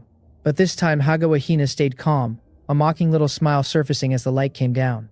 And then he simply wasn't there. The saber light struck bare ground and threw up dust, and when it cleared there were only a few gouged trenches where he'd been. The tank flinched and went vigilant, and a figure resolved behind him, Hagawa Hina stabbing for his head and his lower spine at once. The tank reacted fast, rolling forward to escape, but before he could rise, Hagawa Hina vanished again and reappeared in front of him. Too quick to answer, and the dagger pierced his skull and ended it. The match closed. Even in victory, Hagawahina didn't look pleased, because he'd just shown a slice of his real strength, and now every future foe would be on guard, which is exactly how it played out. Watching that fight, I felt I'd come away with something. That final trick of his was an earth element skill, something like earth evasion. The first time he'd blinked across the field, I tensed, half convinced he'd mastered space element magic, which would have made him a genuinely nasty problem, the kind of enemy you lose sleep over. But on a closer look, I'd caught the surface soil rippling each time he moved, and that told me the real story. Earth element, not space. That came as a relief, since Earth skills are badly handicapped on the open sea. It also clarified why my own Ice Element Messenger profession rated as purple tier, because ice carries so many advantages out here, where other professions wither. My wariness toward Hagawahina ticked up, but I wasn't losing any sleep. After that, I entered the arena proper, and ran my own matches, and I won every one of them, not a single loss. 4 hours later, near midnight, I logged out. Looking at the two girls asleep on the bed, Windsor especially, draped in the silk pajamas I'd sewn for her in odd moments, I felt the heat rise in me again, because those pajamas lent her a mature allure that was frankly unfair. I sighed, shut my eyes, and told myself out of sight, out of mind, and that sleeping was the wiser plan. Then something soft settled against my leg, and I opened my eyes to find Windsor perched there, cheeks flushed, very much awake. She'd heard me sigh and couldn't bear it, so she crept over to keep me company, and I sat up, more than a little pleased, and pulled her into my arms. I pressed my forehead to hers and asked, softly, why she'd come, since I'd thought she was asleep. She said she'd heard me sigh and wanted to be near me, trembling a little as my breath brushed her skin. I smiled and asked whether keeping me company was all she had in mind, my hands sliding down to her waist and squeezing, and she went stiff and warned me to stop, that I'd wake Dark Moon and she'd die of mortification if she saw us. I murmured that it was fine, that I'd be gentle, and Dark Moon would never notice, and shifted just enough that Windsor couldn't pretend she didn't feel how much I wanted her. She glanced at Dark Moon lying turned away from us, then lowered her head, shy, and I understood her perfectly, so my hands kept moving, and a quiet, careful little battle began under the covers. Dark Moon lay with her back to us, face burning frozen, not daring to move a muscle, holding her pretend sleep together by sheer will. She'd felt Windsor slip out of bed earlier and simply hadn't known how to react, so she'd chosen to know nothing and let it run its course. She hadn't taken Windsor for someone capable of this, not after the gentle, modest girl she'd talked with all day, and her mind churned as the soft, smothered sounds went on behind her. Then a sudden shrill beeping tore through the cabin, and all three of us jolted, hearts lurching, Windsor and I most of all, badly startled, and Windsor let out a small involuntary cry. I held her close but had no time to soothe her, because I knew that sound, the alarm. I scrambled up, yanked on my underwear, and bolted out of the cabin. Windsor understood at once, still shaky, so she cast a quick healing on herself to steady her spirit and her strength, then pulled on the dress Dark Moon wordlessly handed her, slipping it on without meeting her eyes. She was thoroughly mortified now, wondering how she'd ever face Dark Moon again, and laying all the blame squarely on me. To her relief, Dark Moon barely reacted and simply walked out of the cabin, and Windsor breathed easier and hurried after her. Outside, they found me already in it, Hwa, Little Blue, and a cluster of bow-armed commoners trading blows with a school of fish. Windsor rushed to my side. I told her the levels were mostly low, and the only real problem was the sheer numbers, ordering her to clear out the higher-tier sea monsters while Dark Moon shielded the commoners and held casualties to 0. Spirit Eye had already swept the swarm for me. Most ran level 3 or 4, but some hit level 7 or 8. They were nearly all flying swordfish, white quality, their one trick a flying sword that wasn't a water arrow but a bolt of raw energy. To me, they posed no danger so long as I stayed sharp, but to my white quality commoners, they were lethal. Windsor and Dark Moon moved the moment I gave the word. Windsor loosed light arrows, hunting the higher level monsters and slipping a healing onto wounded commoners between shots, while Hwa rained down small fireballs and threw the occasional fire shield or firebinding to cover anyone caught out. Dark Moon prowled the deck, and whenever a monster pushed in close, her dagger went black and dropped it in a single stroke. So fast and so steady she looked less like a fighter than a dancer. Killing turned into a kind of grim, graceful performance. Little Blue stuck to its bread and butter, charging and biting. I shielded myself, then sent water arrows into the swarm, lobbing a freezing spell wherever the fish bunched up. For me, these low-quality monsters were basically free money, though no experience, since most ran below level 5, and I only earned growth off kills near my own level. Cores and dropped items piled up on the sea around the boat, blood seeping out across the water. Then Little Blue gave an uneasy whimper, and I went rigid, because I knew that cry meant it had sensed something far worse. 2 white flying swords tore up out of the sea, one chasing the other, both streaking for Windsor. She threw up a light shield, but it ate the first sword and the second was already on her, so Hwa and I both slammed shields into place ahead of her in the same breath. The 2 shields shattered and bled the swords forced to nothing, and Windsor snapped up a fresh light shield. I followed the trajectory back to its source. 2 silver-white sea monsters, 5 meters long, floated on the surface, and one of them breached, showing me a flat, blade-shaped body. Furious that their ambush had failed to kill Windsor, the pair let out angry cries, and I caught myself genuinely startled that fish could make sound at all. At their call, the lesser flying swordfish hammering the boat redoubled their assault, going frenzied. I checked the two big ones with Spirit Eye. Flying swordfish, blue quality, level 12, stats in the mid-60s across strength, agility, and defense, and only 2 skills, flying sword and leap. I was almost insulted on their behalf, since a blue monster with 2 skills, one of them a useless hop, barely earns the name. Still, it was good news for me, because more skills would have meant a real chance of losing people. Even so, only Windsor and Manhwa could meaningfully touch these two, and Manhwa could only stall. I made the call fast, telling Manhwa and me to pin one while Windsor put down the other, because there was no cleaner option. Dark Moon was level 3, and her close-range kit was nearly worthless against ranged monsters skipping across the waves, so I left her on crowd control. Yeah! Walked one in firebinding, and I layered a freezing spell on top, while Windsor threw everything at her target. She opened with an entangling spell, but the fish slipped it with a leap, so as it hung in the air she landed a bewilder that sent its mid-leap flying sword wide. The instant it splashed down, she cast entangling spell again, and this time, dazed by the bewilder, it failed to dodge and was bound. Windsor seized the moment, drilling a light arrow into it that punched a bloody hole without killing, then stacking another bewilder to drag its movements slow. The fish, goaded by pain, fired a flying sword that concentrated fully on her shield and broke it again, but she didn't flinch, just raised a new light shield and kept loosing arrows at its head, though its thrashing kept her shots off the kill. The blood kept welling though, and she could see she'd bleed it out if she stayed patient. Even so, she fretted, watching me because she knew my own strength made the other monster a brutal matchup, and she was exactly right. Manhwa and I, 2 against 1, couldn't land real damage and could only buy time. The thing broke our control and surged toward the hull at speed, then flung a flying sword at Manhwa rather than me, clearly reading her as the bigger threat, and only her small size and flight let her squeak past it. That was no kind of solution. If it reached the ship, it would gut the hull whatever else happened. Little Blue lunged to body block it, but the fish just leaped clean over Little Blue's bulk, and the moment it hit water, Manhwa and I clamped control on it again, both of us off attacks entirely now since our damage couldn't crack its defense. It tore free fast and bore in once more. I glanced at the deck and saw commoners already bleeding, and I knew that if this dragged on, the dying would start. Gritting my teeth, I dug through my space and pulled out an item. It was a poison element bomb, special grade, which eroded a creature with toxin, its strength scaling against the target's poison resistance, and I just prayed it would melt the thing outright. I held it ready, watching the flying swordfish close, planning to fling it the instant the monster came near enough to poison. I didn't dare blink. Then Dark Moon was at my side, her clear, cold voice telling me to let it come closer, that she could handle it. I turned to her, baffled, since I couldn't imagine what a level 3 close-range fighter could do to a blue monster, but her loyalty was 100 and she'd never steer me wrong, so if she said she had a way, she had a way. I asked anyway, just to be sure, and she answered, calm, that I could rest easy. She was confident. Reading the certainty in her eyes, I stopped hesitating and put the bomb away, then cast her Shadow Lurk skill, melting into my own shadow under the moonlight. Manhwa and I kept throwing control to keep stalling the monster, because if I dropped my guard entirely, the thing might smell the trap and hang back. Soon it reached the boat, lashing its tail to throw up a wave, then breached and lunged straight at me, having clearly clocked my special status, and decided to take the Lord out first. Its huge mouth gaped, rows of teeth bared, eyes shot through with red, and just as it closed to bite, a black light flared across its vision.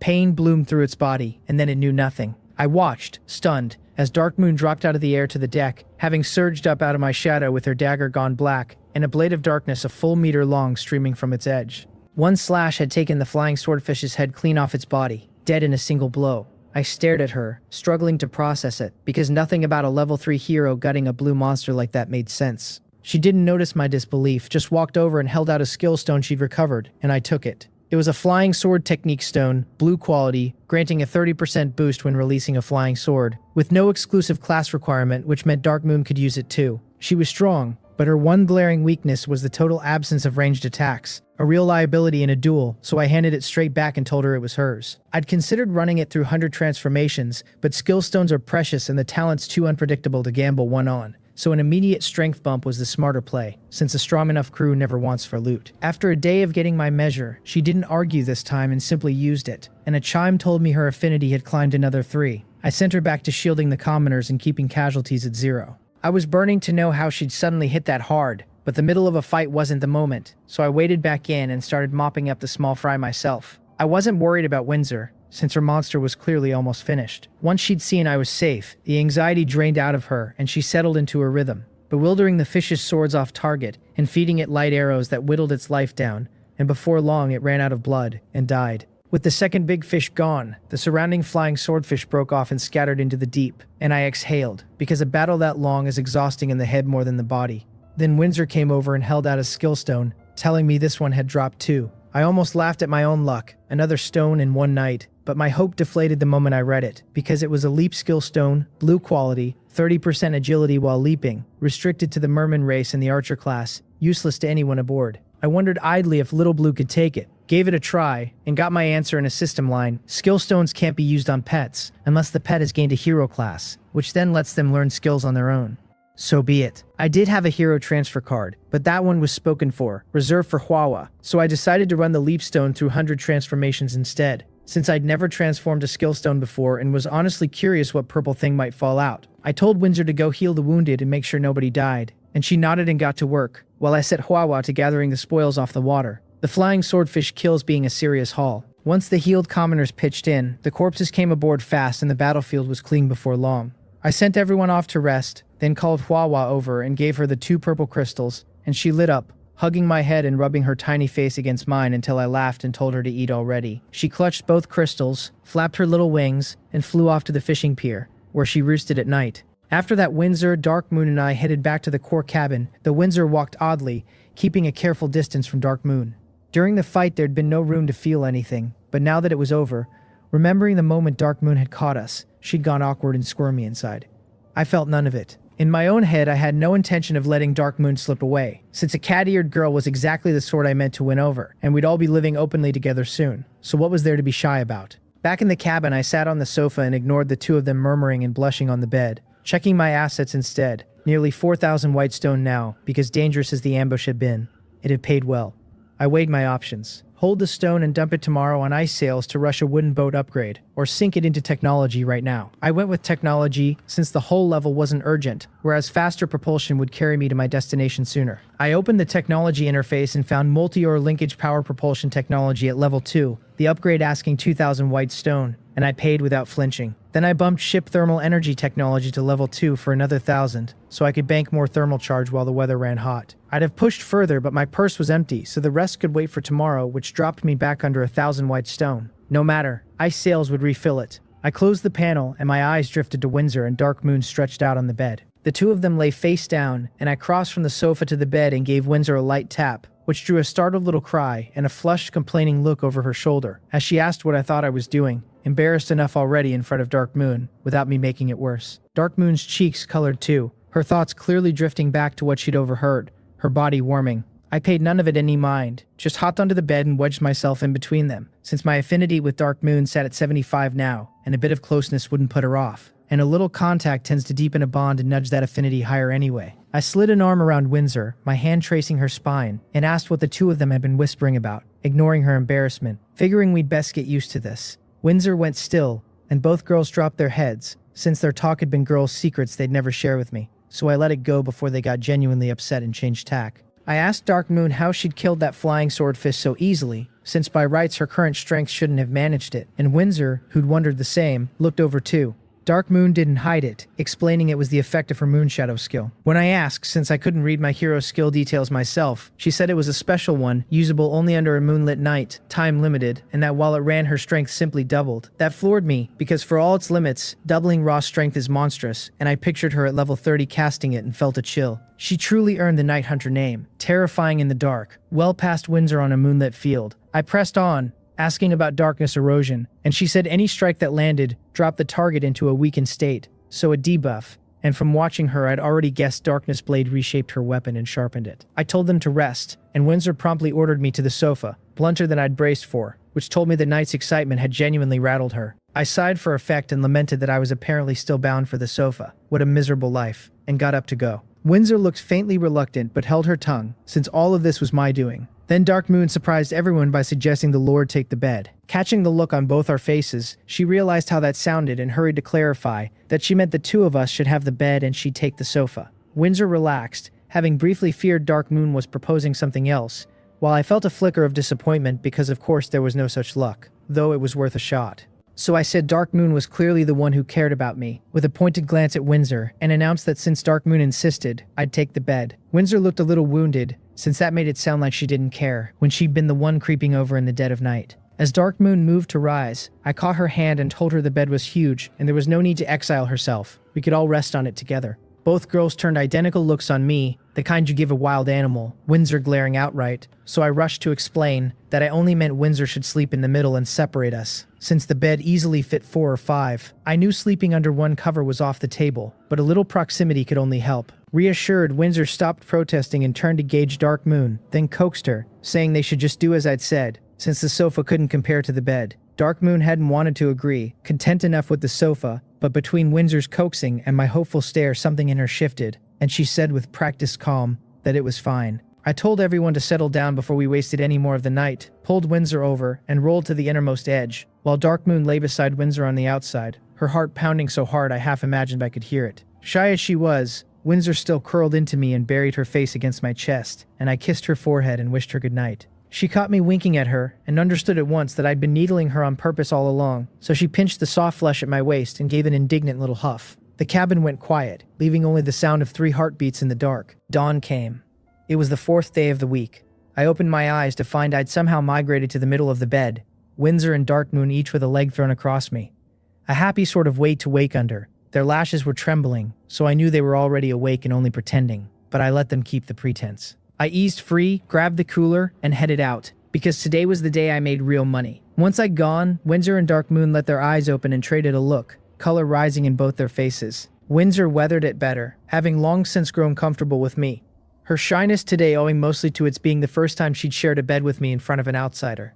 Dark Moon was far more reserved, since this had been her first such closeness with a man at all, beginning with a shared pillow, which left waves rolling through her quiet heart. Looking at Windsor now, she felt more than shy. She felt uneasy because Windsor was the Lord's woman, and she'd clung to me in the night, and she half expected reproach. Windsor read the tangle in her eyes easily enough, took one of Dark Moon's hands, and said with a small smile not to worry, that if Dark Moon liked the Lord, she wouldn't object in the least. That only flustered Dark Moon more, and she protested quickly that she had no such thoughts, Sister Windsor, because she cared deeply about Windsor's opinion of her, and dreaded opening a rift between them. Windsor sat up, unbothered by what the motion revealed, patted Dark Moon's head, and said she needn't fret over any jealousy, that she could see plainly the Lord was interested in her, so if Dark Moon liked him, she ought to be a little braver. Studying that earnest face, Dark Moon understood Windsor truly meant to comfort her, not test her, and she shifted to lay her head on Windsor's lap, looking up to ask whether Sister Windsor really didn't mind about the Lord. Windsor rolled her eyes at the doubt and said of course she minded. She loved the Lord dearly, and when Dark Moon, puzzled, asked then why she'd allow another woman to pursue him,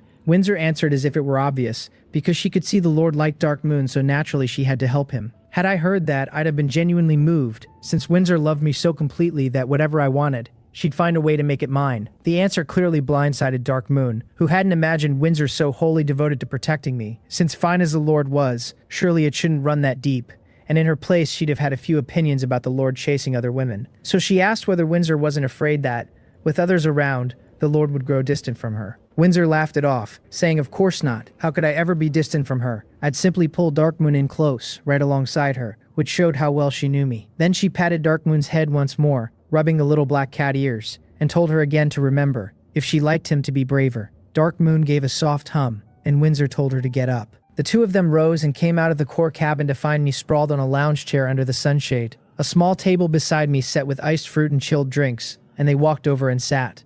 I turned to Windsor and told her to come fish while I went for the ice, handing her the resource fishing rod, and passing Huahua from my arm into Dark Moon's. Windsor took the rod and started casting, and Dark Moon cradled Huahua, clearly taken with the dainty little thing. First I drew out the hero transfer card from yesterday and used it on Huahua, then checked her panel.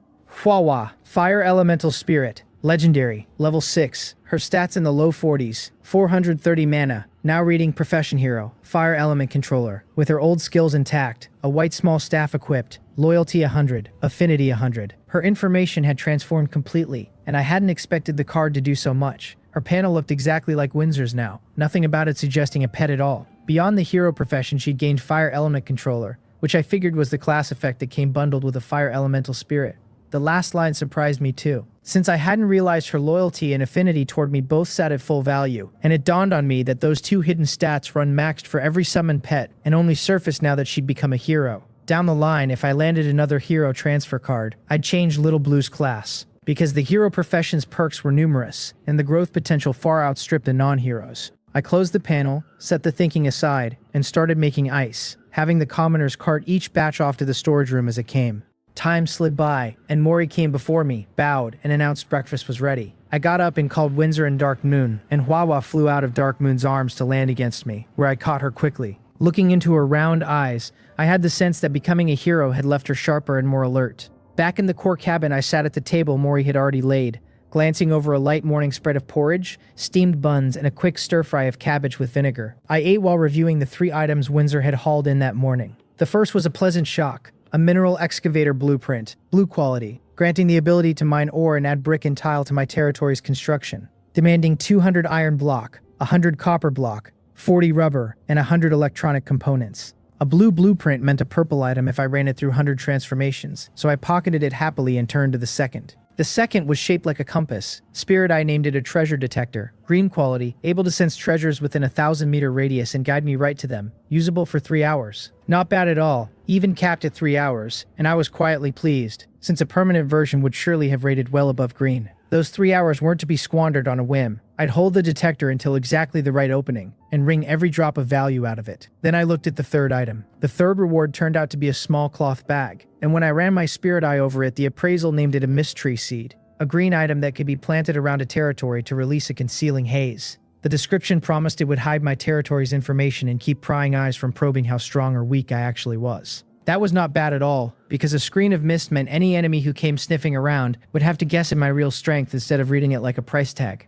All 3 pulls had been solid, which made me wonder, only half joking, whether I ought to retire from fishing entirely and hand the rod to Windsor for good. Her luck ran circles around mine, and a merchant who refuses to delegate a more profitable worker is just throwing money into the sea. I tucked the seed away with the rest, ate, and decided to dive before anything else, so Windsor and the crew could hunt while I worked. No sense letting either job stall the other. I triggered the dive, let the wooden boat sink, and handed the controls to my navigator so I could get back to the only labor that mattered right now, turning seawater into cold cash. When we surfaced near the shore, I did not bother sorting the catch, since night was the time for inventory and daylight was for selling. I opened the trading channel and started posting ice in steady lots. 10 cubes for 90 white stone, 100 for 900, one batch after another until the listings stacked up. Then I shouted across the world channel that I had put ice on the market, that the stock was thin and that it was first come first served. I also nudged Wang Moth to spread the word and slipped him 50 cubes for his trouble, though honestly his promotion was a courtesy more than a necessity. The moment my announcement landed, the whole world channel lit up like a struck match. Someone marveled that the great Ha Shin had actually deigned to show his face, which apparently happened about as often as a snowstorm in this heat. Another demanded to know why the #1 lord was peddling ice cubes when everybody already had a personal store, and asked whether the sun had cooked my brain. A faster hand crowed that he had snatched 50 pieces the instant the listings appeared. A slower one wailed that not a single cube was left, and got told with great sympathy that his hand speed was no good, and he should break up with his partner to practice. The real point came through under the noise, that my cubes were the same size as the store ones but priced 1 white stone cheaper each, so a man who bought 50 saved 50 white stone outright. Several said 50 cubes felt like enough to get them through this whole hot stretch, and then the channel dissolved into a chorus begging me for more. I had not expected my whole stockpile to evaporate that quickly, so I went straight back to grinding out fresh cubes, draining my mana, listing the batch, and waiting for it to refill. A message blinked up on my friends list, and the sender was Lee Kyo, asking whether I still had ice, and wanting 100 pieces, no greeting, no warm-up. I told her I had nothing on hand, and pointed out that a player like her hardly lacked the loose change to buy ice, so why come find me specifically? She replied that saving a little was still saving, and that when I had more, she wanted first refusal. I turned her down flat and told her to go fight for cubes in the trading channel like everyone else, then closed the window before she could argue. On her end, she was probably clenching those pink little fists and fuming, which, in a small petty way, I enjoyed picturing. There were actually 3 reasons I refused her a private batch. First, she genuinely did not need my discounted ice to survive, so withholding it cost her nothing real. Second, dumping cubes into the world channel saved as many ordinary blue star players as possible, and a few cheaper white stone might be exactly what let some of them scrape through the disaster, keeping the spirit domain side stronger overall. Third was pure publicity, since I planned to have Wang Mok broadcast that I had turned down a top 10 beauties private request in favor of the common crowd, and a reputation like that occasionally pays dividends nobody can predict. That way I delayed neither my profits nor my good deeds, which is the kind of arithmetic a merchant lives for. For the rest of the daylight, I just repeated the loop: make ice, sell ice, refill, on into the night. Somewhere in the middle, Li Chung came by, and since he had sold me good things before and was not exactly swimming in white stone, I let him have 50 cubes. When night fell and dinner was done, I used the gap while my mana recovered to tally my assets, and the figure that came back was over 17,700 white stone, which honestly shocked me. Some of that was carryover plus the day's hunting and fishing, but even after stripping those out, the ice cubes alone had cleared more than 10,000. That was upgrade money, so I went straight for the wooden boat, which wanted 2,000 wood, 4,000 iron nails, 200 copper, and a single ship core. I spent 10,000 white stone buying the materials outright and pushed the upgrade through. A wash of light swept over the whole vessel, and it grew longer and wider, but this time it also grew taller, and a new staircase opened near the fishing corridor leading down into the hull. The upgrade had stopped just bolting more onto one deck, and had started adding entire floors instead.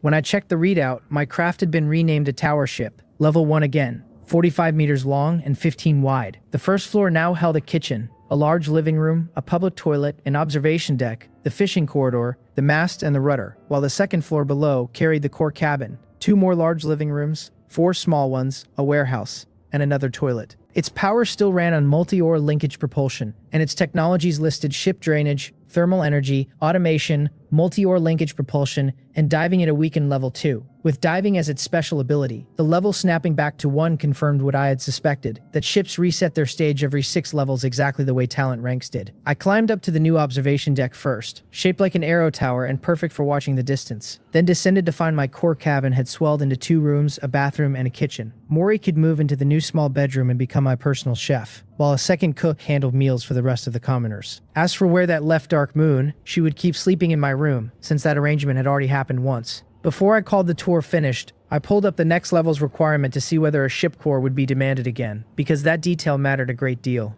The next level wanted 4,000 wood, 8,000 iron nails, 400 copper blocks, and 1 ship core, and seeing that confirmed, I let out a long breath. It meant every level from here would cost a ship core, and that was the optimistic read, since nobody knew whether the third stage might demand several per level. If each upgrade past the next stage swallowed multiple cores, building any truly powerful warship would carry a brutal price tag. A navy really is an army that exists to set money on fire. With the upgrade done, my mana had nearly refilled, so I started making ice again, having decided to skip rest entirely tonight. I sent Windsor and Dark Moon off to sleep, since they could not help right now and were better off conserving energy for whatever tomorrow's hunt might throw at us. The deck lay quiet and pale, faint moonlight scattering across the water until the whole sky seemed to shimmer with silver, while Li Rook steered and the sailors Wang Wei and Wang Rim kept the ship sliding forward. This was my first night spent out on the open sea, and I stretched on a lounge chair, ate fruit, and sipped a bottle of chilled red wine, finding the whole thing had a flavor all its own. Once my mana ran dry again, I turned to sorting what the crew had fished and what Windsor's group had hunted, and since there were only 4 items, I appraised them one by one.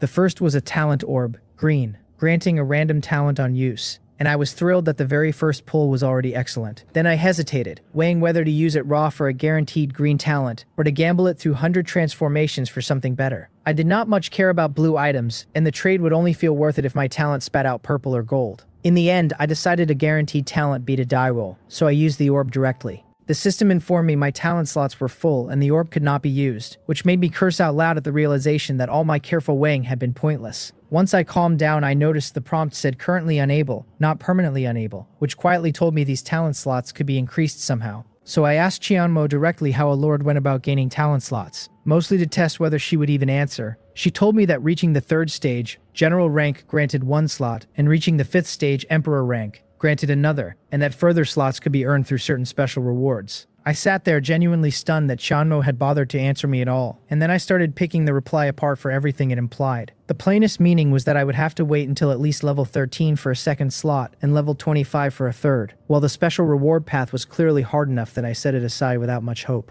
Another thread in her answer caught me more than the slots did, which was that each stage seemed to carry a formal title, since she had named the 3rd stage general rank and the 5th emperor rank. So I asked why my information panel did not show my current rank, and how the ranks were divided in the first place. Qianmo laid out all 5 for me: soldier rank, knight rank, general rank, king rank, and emperor rank, and added that the full information display would only update once a novice lord established a territory and became a true lord. That explained a great deal, since it meant I was effectively an intern lord right now with half my permissions locked, and only after planting a real territory would I get regularized and have the rest open to me. Interns get no rights anywhere, apparently, not even in a survival game run by a goddess. Since the talent orb was useless to me for now, I shelved it to feed through 100 transformations later and moved on to the next item. The second was an ice crystal tower blueprint. Green, a defensive structure that fired freezing rays to damage and slow enemies needing wood, stone, and 5 ice gems. The tower sounded useful, but ice gem rang far more advanced than plain wood, and I had no idea where to find it, so I filed the blueprint away to worry about after I had a territory. The third was a medical room blueprint. White, a life-related building that keeps residents healthy and strengthens their sense of belonging, requiring only wood and stone, which would round out my basic infrastructure nicely. The fourth was a fish micro-resource card, white usable in a territory's rivers and lakes to produce some fish and add a food source. That last one made me curious whether other resource cards existed, for iron ore, fruit forests, gems, and the like, and the possibility had me looking forward to the future. Overall, it was a decent haul, white and green, but every item patched some gap I would feel keenly in the early days of a settlement, so I stored them and went back to ice while my mana refilled. About then, Hua flew over from the fishing deck and landed in my arms, butting her head against my chest over and over, and I smiled and rubbed her hair. Every time she came to me, she carried this odd, settling calm, as if my heart slowed just from holding her, and traveling with such a cheerful companion made me feel genuinely lucky. The thing was, she had enormous growth potential and would one day be a real pillar of my territory, which was exactly what made her growth such a stubborn problem. She could not level by killing sea monsters and could only grow by eating spirit crystals, purple crystals, and similar materials, which throttled her advancement badly. Sometime soon I would have to learn precisely what an elemental spirit like her could consume, then buy it in bulk and spend heavily to cultivate her. I was still chewing on that when a friend request pinged in the dead middle of the night, and I wondered who on earth wanted me at this hour. When I opened the channel, the sender was Lee Kyo, which left me a little baffled about what she could possibly want now. I clicked the box open and she went straight in, asking whether I was still planning to join the 2-domain competition and prodding at whether I was secretly short on strength. I rolled my eyes at how nosy she was and told her of course I was participating, then asked why she cared. She shot back that she had checked the rankings and my name was not even in the top 10,000, so how exactly did I intend to qualify? On her end, she was apparently sprawled on her bed under a velvet quilt, a white dolphin doll propped beside her with a lollipop. She was thoroughly annoyed since she had wanted to team up once the demon domain opened and had scanned the list 3 or 4 times without finding me. She refused to believe I genuinely could not crack the top 10,000, and decided, correctly, that I was just too lazy to grind matches. I found the whole interrogation a bit exasperating since I had barely interacted with this person. Yet here she was tracking my every placement, and something about her familiarity struck an oddly recognizable note. She was right that my ranking had not entered the top 10,000, but I had not cared, because I could grind my way in tonight and tomorrow, and I was not chasing first place, only a ticket into the competition. Spending that grinding time on more ice cubes simply made more money, and money was the whole game. So I told her not to worry, that I would absolutely qualify, then asked whether she had fallen for me, since she was paying me so much attention. She snorted that I was unbelievably narcissistic, and admitted she wanted to team up and rampage across the field together, roughly the plan I had already guessed she was building toward. But positions were assigned at random, so I asked how she imagined we could possibly end up together. Lee Kyo chuckled, rolled onto her stomach, kicked her pale little legs in the air, and announced that she had a way, then sent me a picture. The image was an appraisal of a binding rope, blue, which after use bound 2 people so that when either was teleported, both arrived at the same spot. I had never seen such a thing, so I asked how it worked. She had clearly read my reply as agreement, since she explained the rope came as a pair, one for each of us, and said she had already listed the second in the trade channel for me to buy. I opened the channel, found the listing, and spent a single white stone on it, ending up with a thin red cord about the size of a bracelet. She told me to wear it on my hand when teleporting, and I confirmed the plan, agreeing we would meet up when the time came. I was willing to partner with her for 2 solid reasons. First, a top 10 player was unlikely to be weak. Second, the partnership would deepen our mutual trust and make us comfortable trading once we both had territories, since no settlement thrives by sealing itself off from the world. She replied that she would see me then, and told me sharply not to break our agreement, and then, with a sly little smile, she snapped a photo of herself and sent it over with a note that I could use it for entertainment on a lonely night. No thanks necessary. In the picture, she lay on the bed, chest pressed flat against the mattress, to show a patch of snow-white skin. Her 2 legs kicked up behind her, eyes blinking, little tongue stuck out. I gave a wry smile, and the meaning loaded into her last line darkened my expression further. Because honestly, did I need that? What a joke, when there were 2 beauties in my room already. I closed the chat box, made another round of ice, and once my mana emptied, I stepped into the arena to play some matches since I still needed to grind my way into qualifying. The arena was loud and packed as always, so I wasted no time, put on my mask, took a seat, and started straight in. The map this round was an ice field, which for me was a battlefield tilted heavily in my favor. And when I checked my opponent, I found a middle-aged man, dark-skinned, burly, a full 2 meters tall, gripping a wolf fang club and wearing a suit of armor. His information named him Jesseny, level 6, which surprised me since a level 6 player was not nothing and I had never heard of him. Then I worked it out, that a man with poor talent, or none, would naturally have pushed his level higher to compensate, because in the early game level is the only thing that lets weak talent suppress strong talent. Some players deliberately held their level down to wait for talent-boosting treasures, which used to be my own thinking. But once I learned rare spirit treasures could raise attributes, I stopped suppressing mine. Most people raced their levels up regardless, since the higher the level, the safer the sea. And the only reason I dared coast was that I had a legendary hero like Windsor at my side. Otherwise, I would have been leveling like a madman too. Jesseny read my displayed level 5, but did not relax, because enough matches had taught him that level does not equal strength, and that underestimating an opponent costs dearly. He hefted the club and charged, his talent being immense strength at green quality, and having drawn the berserker profession, he carried some real confidence into the fight. I watched him come, raised my staff, and dropped a freezing spell that locked his feet to the ice, and he strained and could not break loose, which alarmed him badly. A lower-level opponent pinning him meant my talent had to be excellent, and the thought flashed through his head that I was very likely the number 1 lord, since everyone knew by now that the top player wielded ice. He refused to quit and triggered his skill, Frenzy, which doubled his strength and stacked on his immense strength talent, tore him free of my freezing spell. I was honestly surprised he broke loose, but I did not panic. As he charged again, I simply refroze him, slowing him a second time, since all his power came strictly from talent and skill, which swelled his strength stat but left his agility untouched, so he was still far too slow to dodge anything I threw. Once I had him pinned, I followed with water arrow technique, since my ice element messenger profession ran downward compatible with water skills, which was exactly why the system rated my class purple instead of the blue a pure water messenger would have drawn. The arrow struck only his helmet and did no fatal damage, and seeing him about to wrench free, I locked him down with another freezing spell. Jesseny roared that if I had any guts I would fight him head on instead of disgracing my status as number 1, and I ignored the bait and fired another water arrow. I was not stupid enough to walk into danger over a cheap provocation and a scrap of vanity, because when a problem can be solved the simple way, manufacturing trouble for myself is the act of a fool. Seeing me stonewall him completely, Jesseny gave up arguing and just swatted the incoming arrows aside, knowing in his gut that he would lose if this continued, but unable to find any way to break the pattern, so he raged uselessly and grew more miserable by the second. I kept cycling control and attack, until he was severely wounded and clearly fading, and right then he let out a furious roar that if he was going to die, he would make sure I did not walk away clean either. He swung the Wolfang club and hurled it at me with everything he had, and the sight startled me, because it seemed I had genuinely pushed him over the edge. I threw up a shield for myself just in time, and the club smashed into it, its force gutted but not erased, so it still cracked into my chest and drove me back 3 steps and forced a mouthful of blood out of me. I did not stop to check the damage, and fired water arrow technique straight at him, and he laughed wildly, ignoring the arrows because he had nothing left, satisfied that he had at least landed a blow at the end. This time the arrow took him in the head, his laughter cut off, and he fell dead. I wiped the blood from the corner of my mouth, and walked out of the combat zone, then sat down to think through what that match had cost and taught me. First, I could not keep underestimating players with mediocre talent, because mediocre did not mean harmless, and a single careless second could hand a man like that the win. Second, I had not been cautious enough, since against someone as vicious as Jesseny, without the shield skill I would have been the corpse instead of him. So I warned myself, hard, to stay sharper and never drop my guard in the final moments, to personally confirm a kill before relaxing, because that bruise was a lesson and a piece of expensive experience both. Then I went back into the arena, and across the next several fights I played far more carefully and won cleanly. When I came out my mana had refilled, so I made a batch of ice, listed it, and turned to today's 100 transformations before midnight expired the day's 3 uses. The first thing I pulled was a leap skill stone, blue, which granted the leap skill and raised agility by 30% on use. Since I had never fed a skill stone through 100 transformations before, I was eager to see whether I could draw a purple item, or with luck, even a gold one.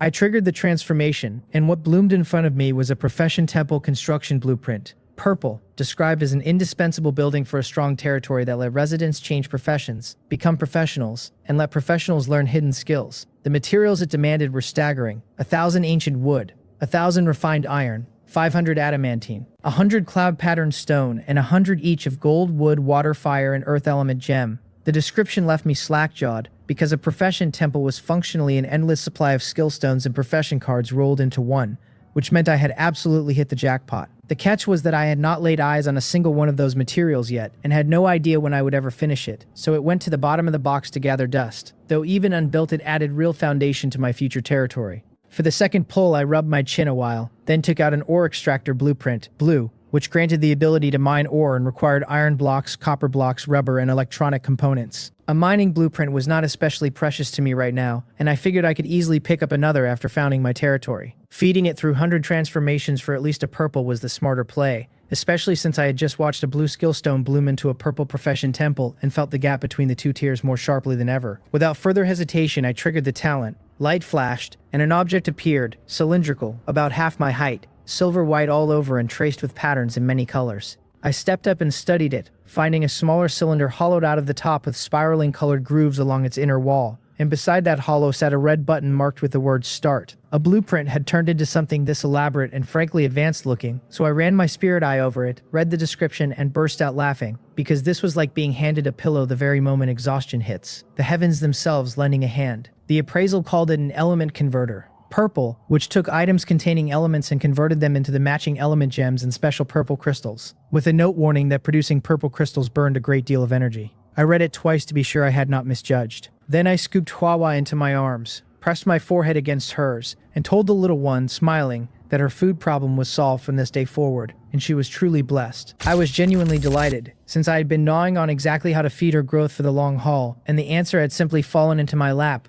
Fire element items being far easier to acquire than raw gems or purple crystals. From now on, I could buy up cheap, low-quality fire element junk, run it through the converter, and produce the purple crystals that fueled her advancement, though I still had to test whether the element gems themselves could feed her. I had nothing element-bearing on hand, or I would have tested the converter on the spot, so I set it aside to move into the core cabin tomorrow with the rest of the things I could not yet use. The last item of the night was another talent orb. Green, useless to me with my slots full, and likely to stay that way for ages. So I decided to gamble it through 100 transformations and see what came out. I was looking forward to it more than I should have, since 100 transformations was the single talent that had carried me this far. The orb transformed into a wood element talent mutation orb, blue, which on use forced a positive mutation in wood element talents with a very small chance of raising quality, effective only on excellent and lower talents. My enthusiasm flattened, because the thing was clearly strong in the right hands. Only those hands were not mine, since I had been quietly hoping for something that could lift talent quality and bump my own 100 transformations toward legendary. Instead, I got a mutation orb loaded with restrictions that did me no good, so I resolved to sell it later, though not for Whitestone, the least valuable thing I owned right now. The proper move was an item-for-item trade aimed at squeezing out something genuinely good, and I figured I would open that trade after the week closed, when the odds of decent offers ran higher. With that, I was done for the night, so I went back to the quiet, profitable rhythm of making ice, draining my mana, fighting arena matches to hold my qualifying spot, and refilling around and around as the sky slowly paled toward morning. The instant the first ray of light crested the horizon, the heat slammed down so hard that even the cooler beside me could barely take the edge off, and within moments sweat had soaked my clothes flat against my skin. There was no working outside in this, so I checked the cooler, spent Whitestone on the parts, and pushed it to its maximum, level 12.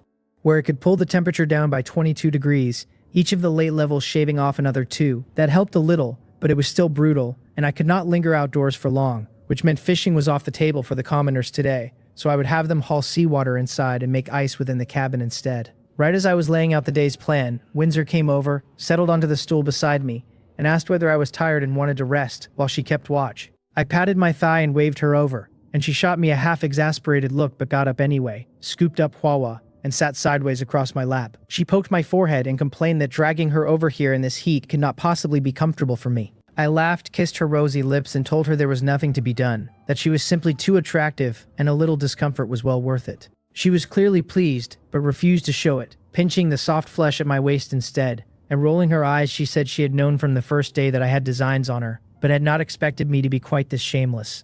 Then she asked, half teasing, whether I wanted her and little sister Darkmoon to serve me together someday. I sighed and said I wished, but Darkmoon would never agree, looking as helpless as I could manage. Watching my completely unrepentant face, Windsor got a little annoyed, turned away and declared that even if Darkmoon agreed, she would not. I understood her far too well, so I turned her face back and kissed her, and she resisted for a heartbeat before melting into it. She breathed that all I knew how to do was bully her, and I told her I had always known she was the best, taking her soft hands in mine. She snorted at me to let go because it was too hot, and feeling a certain unmistakable reaction stirring beneath her, her face flushed deeper still. The long kiss had clearly affected her too, so she got up quickly and stepped away. I did not stop her, only handed her the resource fishing rod and told her to burn through today's 3 pulls now, since it would only get hotter as the day wore on. By the time the sun was fully up, she had used all 3 attempts and turned to hand me the items. I twisted around to take them and froze, because the heat had soaked her dress through until it clung to every line of her figure, and the sight hit me like a wave of thirst. She noticed my stare, reddened, and started to steam her dress dry, but I stopped her, swept her up, and carried her toward the core cabin while she gave a soft cry. Inside the cabin, I was relieved to find Dark Moon absent, since being walked in on would have been genuinely awkward, and I told myself to finish quickly. I set Windsor down, and when she asked with some annoyance what I thought I was doing, I only chuckled since she knew exactly what I wanted and simply could not bring herself to say it. I kissed her and began my exploration, and she gradually warmed to it and answered in kind, and the two of us went back and forth in a lively contest that I, in the end, won, leaving her begging for mercy while I felt thoroughly smug. Afterward, we lay there spent, and she marveled that I had not slept a wink all night, yet still had this much energy left. I stroked her hair and told her she had simply been too charming this morning, and she let out a soft snort that did nothing to hide how pleased the compliment made her. Then she nudged me to get dressed before Dark Moon came back, and with no wish to linger, I washed up and stepped out. Except that when I came out of the cabin, Dark Moon was standing right there at the entrance, and our eyes met, and the moment turned distinctly awkward. I covered it by telling her, as evenly as I could, that after breakfast I would have the ship dive straight away, and that she and Windsor should run the hunt as usual. She felt the discomfort too, but held her cool composure and answered that she understood. Lord, seeing her retreat into that formality stirred something in me, so I beckoned her closer. When she stepped up looking faintly confused, I leaned in, kissed her on the cheek, and told her, smiling, that from now on she should call me Ha Shin the way Windsor did, no more Lord. It was far too stiff. Then I left to go arrange the day. Behind me, Dark Moon stood frozen by the unexpected kiss until my back had already disappeared, her fair cheeks flushing hot, and only after a moment did she go back inside to find Windsor lounging across the bed grinning at her, which I imagine made the whole thing worse. Out on the deck, the heat hit like stepping into a furnace, and I told the commoners still sweating through their work in the fishing corridor that there would be no fishing today and they could return to their rooms. They were plainly relieved, since the heat had them on the edge of heat stroke. But I asked a few to stay behind, haul seawater up, and bring it to my cabin so I could keep making ice. Then I fashioned a handful of wooden buckets in a large basin and handed them out. After that, I collected Hwawa and carried her back to the core cabin. Ignoring the playful Windsor and Dark Moon, I gathered up yesterday's earnings from the money tree and opened the technology panel.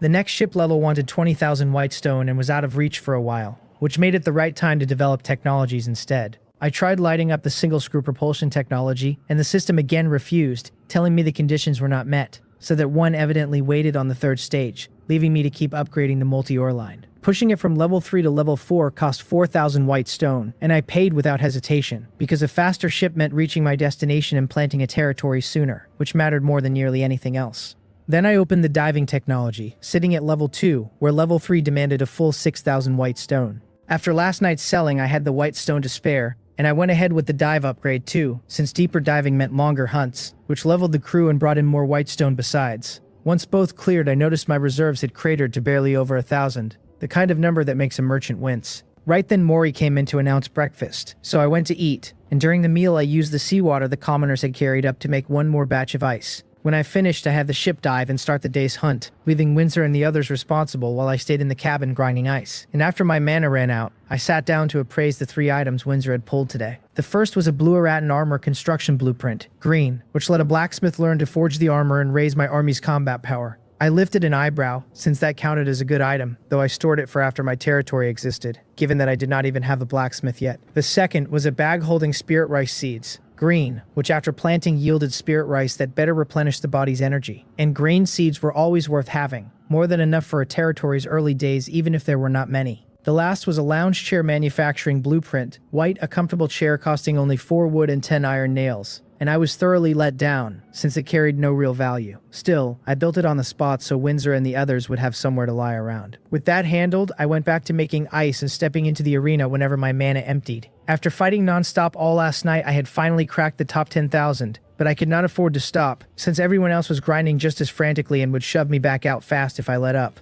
While I made ice and fought though, Windsor and the others ran into a bit of trouble out on the hunt. Out under the sea, Windsor had everything running normally, with Lee Rook piloting and Little Blue scouting the surroundings, and it stayed calm right up until they crossed paths with a shark, 12 meters long, blue-skinned, marked with purple-black patterns, and a single black horn jutting from its head. Windsor had no appraisal skill and could not read the creature's exact strength, but when one blow from it left Little Blue badly hurt, she understood the thing was not to be taken lightly. She ordered the rest of the commoners to fall back to avoid pointless casualties, then she and Hwawa moved to deal with it, while Dark Moon, whose strength dropped during the day, was left to watch over the commoners. Windsor laid a light shield on herself and on Manhwa, sent a light rope at the shark, and Manhwa followed with fire binding, but fighting in the sea blunted Manhwa's power considerably. The shark fired a black arrow from its horn that shattered the light rope, twisted aside from the fire binding, and without slowing, lunged straight for the tower ship where Windsor stood. Right then Windsor's light arrow and Manhwa's fireball both struck home, and though the shark slipped the arrow, the fireball caught it.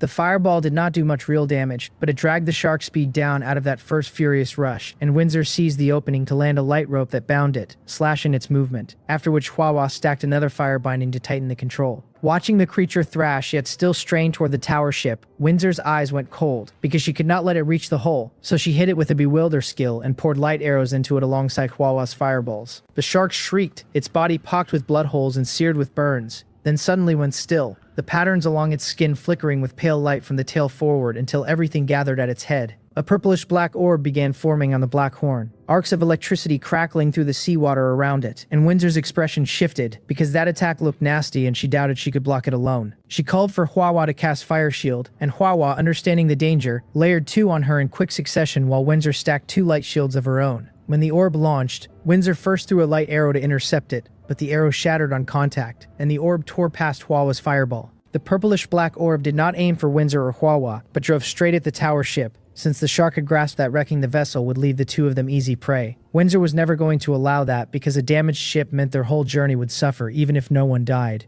So she took a deep breath, leapt off the tower ship, and met the attack head-on, and the orb smashed through her shields one after another. And when Manhwa flung up one more fire shield, it broke the instant it formed. The orb slammed into Windsor's body, hurled her against the outer hull with a heavy impact, and she coughed up blood, her body covered in wounds, then cast a healing spell on herself and turned back to the shark. The attack had clearly drained the creature, and seeing that its gamble had failed, it roared louder, though now there was real fear threaded through the sound, because it understood it was facing death. Windsor was not about to grant it any reprieve, so she unleashed light arrows, and Manhwa, furious over Windsor's injury, hurled fireballs even harder than before. Then something astonishing happened. Manhwa's whole body transformed in her rage, swelling until she stood the height of a young girl, her form sheathed in red and gold mark armor, fiery hair streaming, a golden flame pattern blazing on her forehead. Even her fireballs changed, no longer small red ones but far larger golden spheres, and when her golden fireball struck the shark it snapped the black horn clean off, kept right on going, and punched a bloody hole through the creature's skull, killing it outright.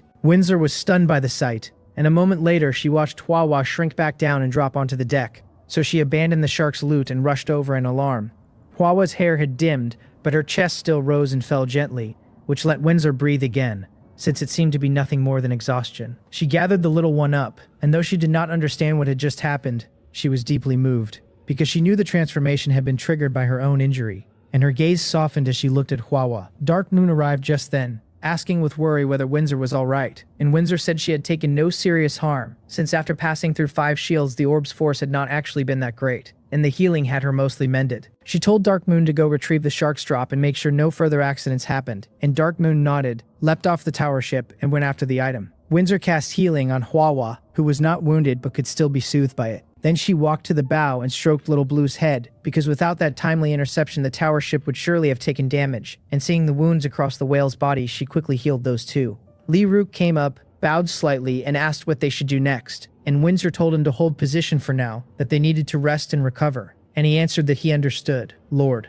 The group rested aboard until they had mostly recovered before moving on, and the rest of the dive passed quietly without incident. When the time came to surface, Lee Rook piloted the ship up and out of the water, and Windsor carried Manhwa with Dark Moon beside her into the core cabin. She found me sitting on the sofa with my eyes shut, and understood I was in the arena, so she settled by the bed with Manhwa and spoke quietly with Dark Moon rather than disturb me. When I opened my eyes and noticed them, I asked whether everything had gone smoothly, mostly out of routine, since nothing unusual had come up lately and I was not paying close attention. As it turned out, something genuinely unexpected had happened this time, because Windsor said they had run into a fairly strong sea beast and hit a small snag. I asked, with some concern, whether she was badly hurt, and she said no serious injuries, so I asked what exactly had happened. She recounted the whole encounter, and when she reached the part about Manhwa undergoing a huge transformation because she herself had been injured, she looked down at Manhwa in her arms with open tenderness. I was genuinely surprised to hear of a special change like that, so I checked Manhwa's information and confirmed it. Her readout now showed her as a fire elemental spirit in an evolving state, legendary, level 6. Her stats sitting in the low 40s across strength, agility, defense, and wisdom.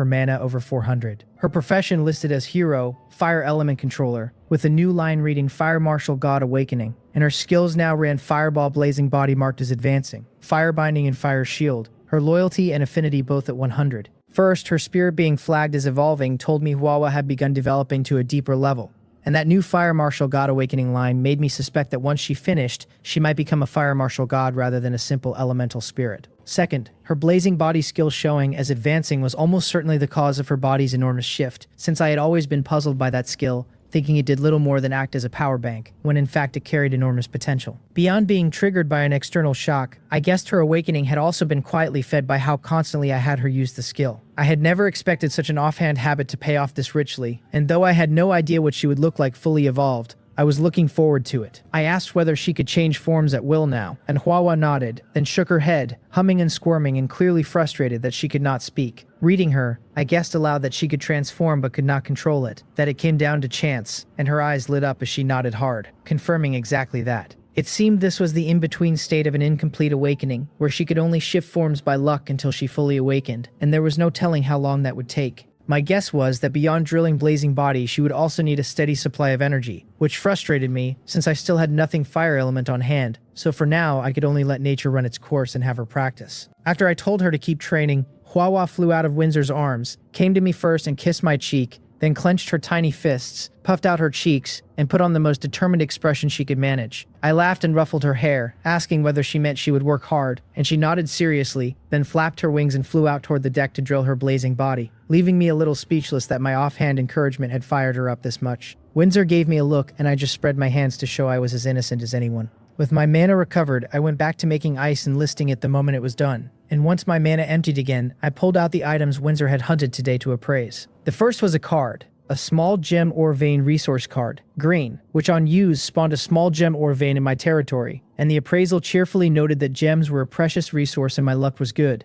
I was delighted, since gems were exactly the bottleneck my profession temple had revealed, and I now understood just how scarce they were, though I had no idea yet how much a small vein would actually produce. The second item was a blacksmith shop construction blueprint, green, which let me build a shop where blacksmiths could forge weapons to arm my troops, requiring wood, iron blocks, and 5 fire element gem. And it caught me off guard that even this needed fire gems. It was a shame the shop was only green, since higher quality would have served me better. I did not dare feed something this important through 100 transformations, given how random the talent still was, and how badly I would regret losing the blueprint, which left me wishing again for a talent quality enhancement orb to tame that randomness. The third was a healing potion recipe, green, which taught the alchemist profession to refine healing potions and would cut casualties among my troops. The first potion recipe I had ever drawn, a genuinely good item that I stored away. The fourth was a radiator manufacturing blueprint, white, for producing radiators that gave warmth in cold weather. And my face fell, because in this furnace of a heat, what earthly use did that have? I honestly wanted to swear, since pulling a heater in weather like this felt like Chianmo going out of her way to torment me. The last item was the one dropped by the shark itself, which I had deliberately saved for last in the hope it would not let me down. I checked it and found an alchemist summoning card, purple, which on use summoned an alchemist, a profession that could brew all manner of potions and even modify my troops, making it indispensable to a territory. I was ecstatic, because even half prepared, seeing purple quality still rattled me, since to me right now purple items were practically gold. Being a summoning card, it carried a higher chance by past experience of transforming into a related item, so I let myself hope it might become another hero summoning card. I put it away to handle tonight and spent the rest of the day cycling between the arena and ice. When evening came and dinner was done, while my mana refilled, I opened the chat channel and found, to my mild irritation, that they were talking about me. Someone asked the brothers what was going on with the great Hashin, since he was not even in the top 100, and another guessed I simply did not intend to join the 2-domain competition. A third sneered that my strength must be lacking, pointing out that Hagawa Hina and Lee Kyo both sat in the top 10 for survival points and the top 10 for arena points alike. Some doubted me outright, with one repeating that I had only been lucky, that my survival points led purely by chance and my real strength was nothing, a line that came straight from Hagawa Hina. But someone who had met me in the arena fired back that he flat out did not believe it, since I had killed him in a single move. Others noted my survival points still led by a wide margin, so most of the channel held that my strength was high, even if a handful clung to Hagawa Hina's view, which the empty leaderboard slot kept feeding. Then Lee Kyo spoke up to say my strength was not weak, that I was simply too busy to grind for ranking. I was not much surprised by her, since she was always so forward, but I was surprised when Baek Seol stepped in to back me too. The two of them defending me dropped a boulder into the lake, and the ripples lit the whole channel. Players marveled that 2 top 10 beauties had come out for me, speculated about my relationships with them, and spun increasingly lurid little dramas about Lee Kyo, Baek Seol, and me, until the discussion went so far off the rails that I closed the channel with a face full of black lines. The mention of survival points reminded me I had not looked at that list in ages, since I was so reliably first that I had stopped checking, but the results posted tomorrow, so I pulled it up and found some movement. I held first with 2,760 points, Baek Seol second with 1,320, Lee Kyo third with 10,210, Danton and Ye Baek Pung tied at 1,111, Hagawa Hina sixth with 1,098, and James seventh with 1,097. Lee Kyo had climbed past Danton into third, and 7 of the top 10 had crossed 1,000, which meant they were not far from upgrading their tower ships. My lead was enormous, nearly double Baek Seol's second place score, and short of some massive stroke of luck, none of them could catch me. I had no intention of handing them the chance, since joining the 2-domain competition tomorrow would let me cash in on my own strength and pull even further ahead. I understood this world plainly enough, that barring accidents it ran on the strong getting stronger, so I closed the list and kept making ice, figuring sales would dry up soon, since only a few hours remained until the 6th day, and some players would tough out the rest rather than waste white stone. Sure enough, as midnight neared, the cubes stopped selling, so I stopped making them, sent the last water-hauling commoners off to rest for good, and sat down on the sofa for the night's 100 transformations. The first was a luxury quilt crafting blueprint, green, pulled from Wang Mok's trade list, which made warm, comfortable quilts for the cold winter. Looking at that quilt blueprint, I could not help thinking of the radiator blueprint I had drawn earlier, and a suspicion sharpened that next week's disaster might involve severe cold. So I went to the trading channel and searched the words heat and cotton, and the results came back thick: radiator blueprints, heat panels, quilt blueprints, cotton clothing blueprints, heated blankets, all listed cheap because the present heat made everyone think them worthless. My eyes lit up, since this all but confirmed my prediction, and I realized I could ride the hunch into a fortune later. Though there was a real risk, because if more cold resistance items kept releasing, stockpiling now could leave me holding losses. Then again, a loss was only a loss. In worst case, I would keep the goods and use them after founding my territory, tying up only a slice of funds for a while. So I checked my white stone, a little over 10,000, kept 2,000 back, and spent the remaining 8,000 and change buying the market out. I picked up some radiator blueprints, heat panels, and heated blankets for my own use, then bought quilt blueprints, cotton clothing blueprints, cloth and cotton batting in bulk, since the prices ran low now and would surely climb the moment the weather turned. I stored everything in the warehouse because the spatial grid simply could not hold that much. Then fed the luxury quilt blueprint through 100 transformations, and out came another blueprint, which made me laugh under my breath. It was a multifunctional bedding crafting blueprint blue, which crafted a multifunctional bedding set and demanded a fair pile more materials than the last one: cloth, cotton, copper block, plastic, and electronic component. I crafted it directly, and 2 quilts appeared, moon white fabric embroidered with blue patterns, a small plug in one corner, and a little remote control with a temperature button that adjusted up and down. I grumbled that it was barely multifunction, since it was just temperature control. Worse, the thing clearly needed charging and I had no power source, which set me thinking that if next week truly turned cold, all my heated blankets and panels would need electricity too, so the power problem was something I had to solve. I filed that away and took out a rare spirit treasure, an Earth Origin Child Ginseng, a blue quality spirit fruit for raising attributes, and since I had no urgent need for it tonight and few other good items on hand, I decided to gamble it through 100 transformations for a possible surprise. What appeared was a small jade box, palm-sized, and I read the appraisal in confusion. The box held an Earth Origin Mother Ginseng seed, purple, which once planted cultivated the mother plant itself, a precious rare spirit treasure. I burst out cursing with excitement, because I had actually drawn the seed of a spirit treasure, genuinely valuable. I did not yet know whether a mother ginseng would keep producing child ginseng over time, but if it did, my territory could permanently hold its own supply, which was true foundational strength. If other spirit treasures could likewise yield their seeds through 100 transformations, I could one day grow an entire garden of them, and just imagining it had my blood up. So I resolved to test the idea whenever the chance came. I put the seed away and took out the alchemist summoning card, really hoping for gold quality this time, and triggered the talent. It became an elemental spirit pet card, golden, with a flat little description saying it summoned an elemental spirit on use, and I felt a flicker of disappointment, since I had been angling for a hero summoning card, heroes being more useful than pets. Then again, after watching Huawa's mutation today, I had to admit elemental spirits carried real potential too, even if they had to be turned into heroes to fully unleash it, so I did not hesitate and used the card straight away. A flash of golden light swept the cabin. Windsor and Dark Moon both turned to look, and a small sprite appeared before me. She was already the same size as Huawa rather than tiny the way Huawa had started, which had to be her golden quality showing, since Huawa had been summoned at mere purple. I studied her carefully, taking in the small golden dress, the little staff in her hand, the golden hair just brushing her shoulders, the golden pupils, and the faintly sharp cast to her little face. After a moment's thought, I named her Ha-Rui, choosing a sound that meant sharp and keen, fitting for that edge in her features. I noted privately that Hwawa would need a formal name eventually too, since calling a future martial god by a pet nickname would only embarrass her prestige. The little sprite happily darted to my side and rubbed her face against my cheek, so I held her and checked her information. She came up as a gold elemental spirit, golden, level 5, with strength 46, agility 45, and defense 47. Her skills reading hardened gold body,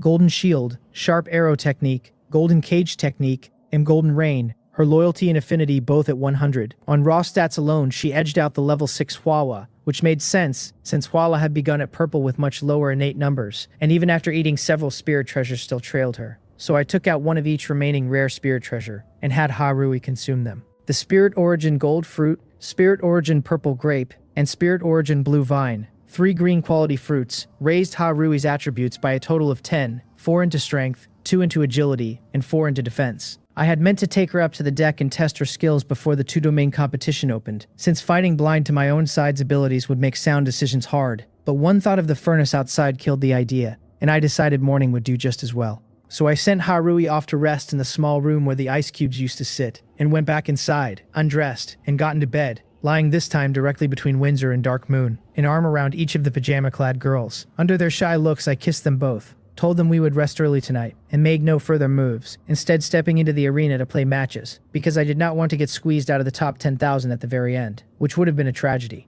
After midnight passed, I found I could no longer start a match. Checked my ranking, and saw I sat over 7,000 with more than 3,000 points, which was not bad and proved I had won over 3,000 matches across this whole stretch. Then Shanmo's announcement sounded again.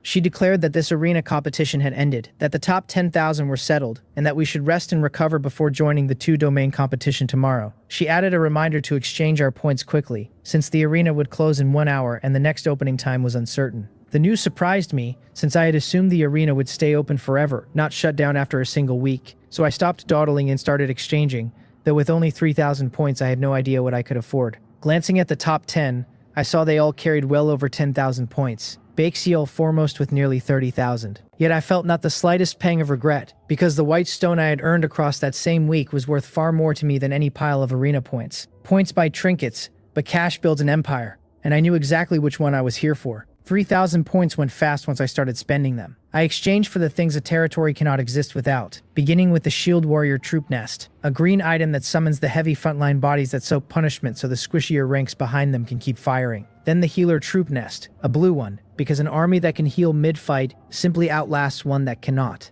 The third was the Residential Building Blueprint, plain white, so basic that a territory without it is just a campsite.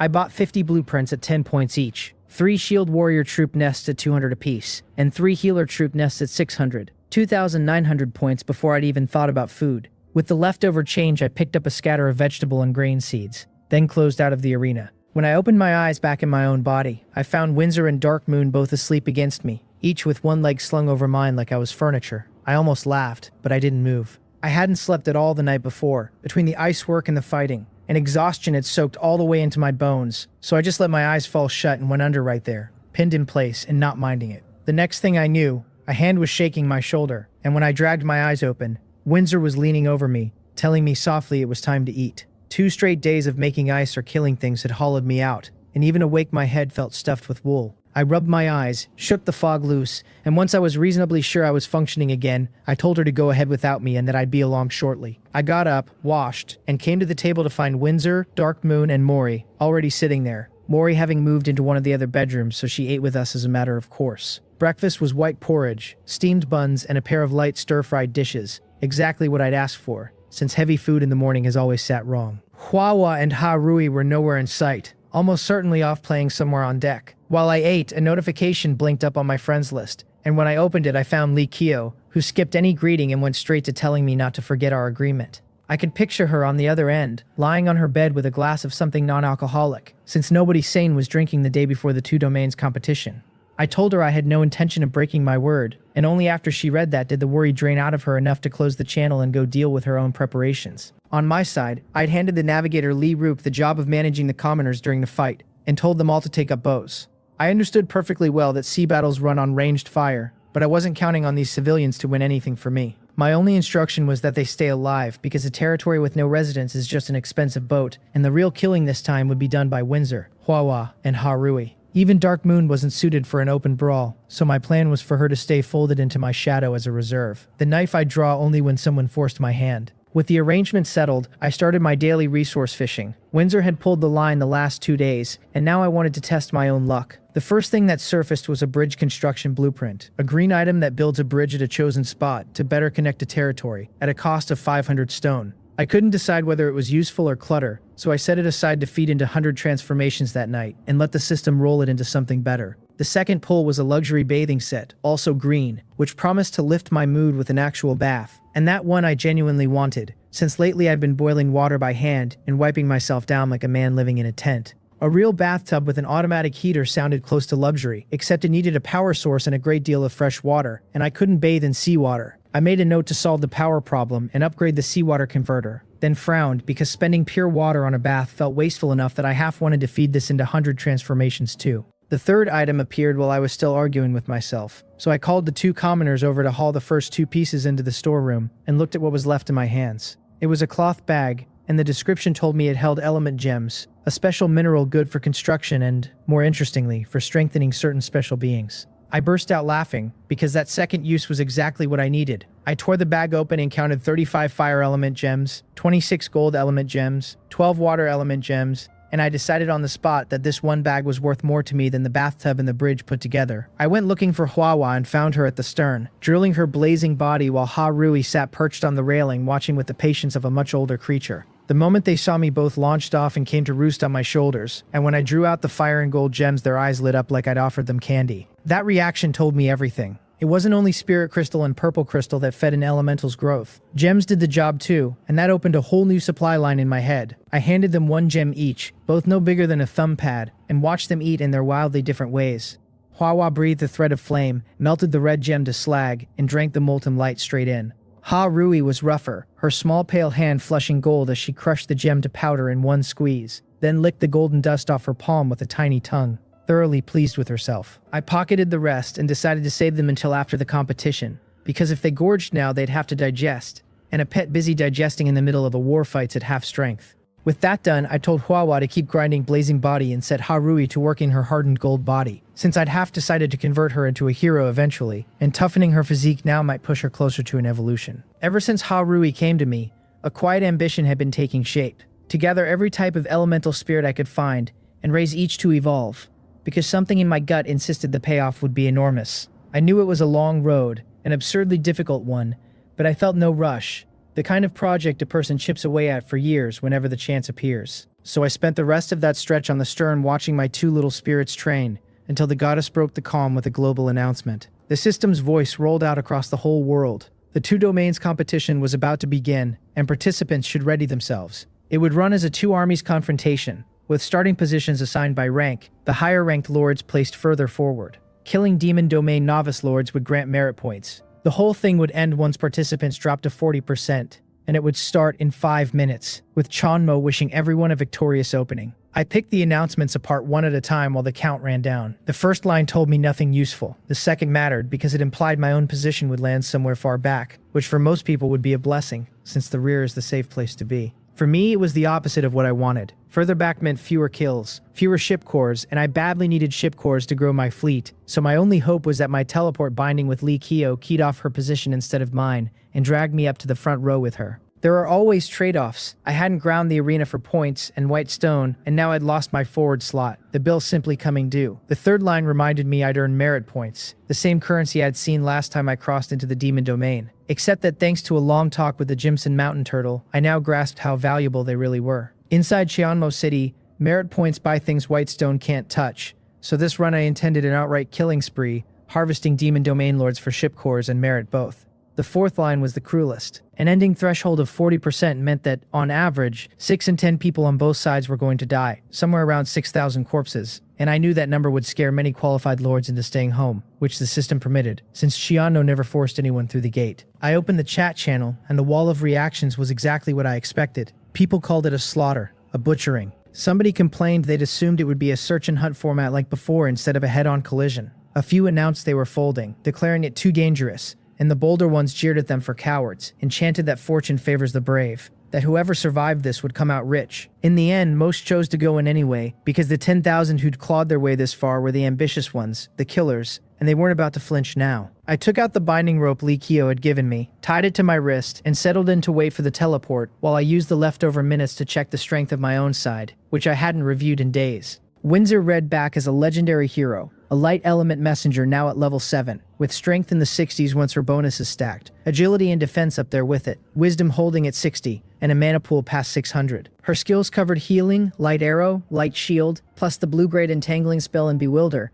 and she carried the purple scepter of light and a green hairpin. Her loyalty sat at a flat 100 and her affinity at 98, the kind that reads as open admiration. The detail that made me sit up was her attribute growth, 10 points this level instead of the usual 5, and the meaning wasn't subtle. If higher quality units start growing twice as fast at a certain threshold, the gap between a legendary and a lesser hero stops being a gap and becomes a canyon, and I genuinely didn't know whether the growth would double again at the general stage. If it did, the math at the top of the ladder was going to get terrifying. Dark Moon checked in as a level 5 legendary hero, a night hunter, with attributes noticeably padded by the rare spirit treasure she'd consumed, enough that a level 5 Dark Moon already matched what a normal legendary wouldn't reach until level 6. Her kit ran Darkness Blade, Darkness Erosion, Moon Shadow, and the blue-grade Shadow Stealth and Flying Sword technique. With a green Shadow Blade in hand, loyalty at 100 and affinity at 75, which the system labeled close. I noted, the way a merchant notes a depreciating asset, that the treasure boost looked huge now but would shrink to a rounding error once her base numbers climbed,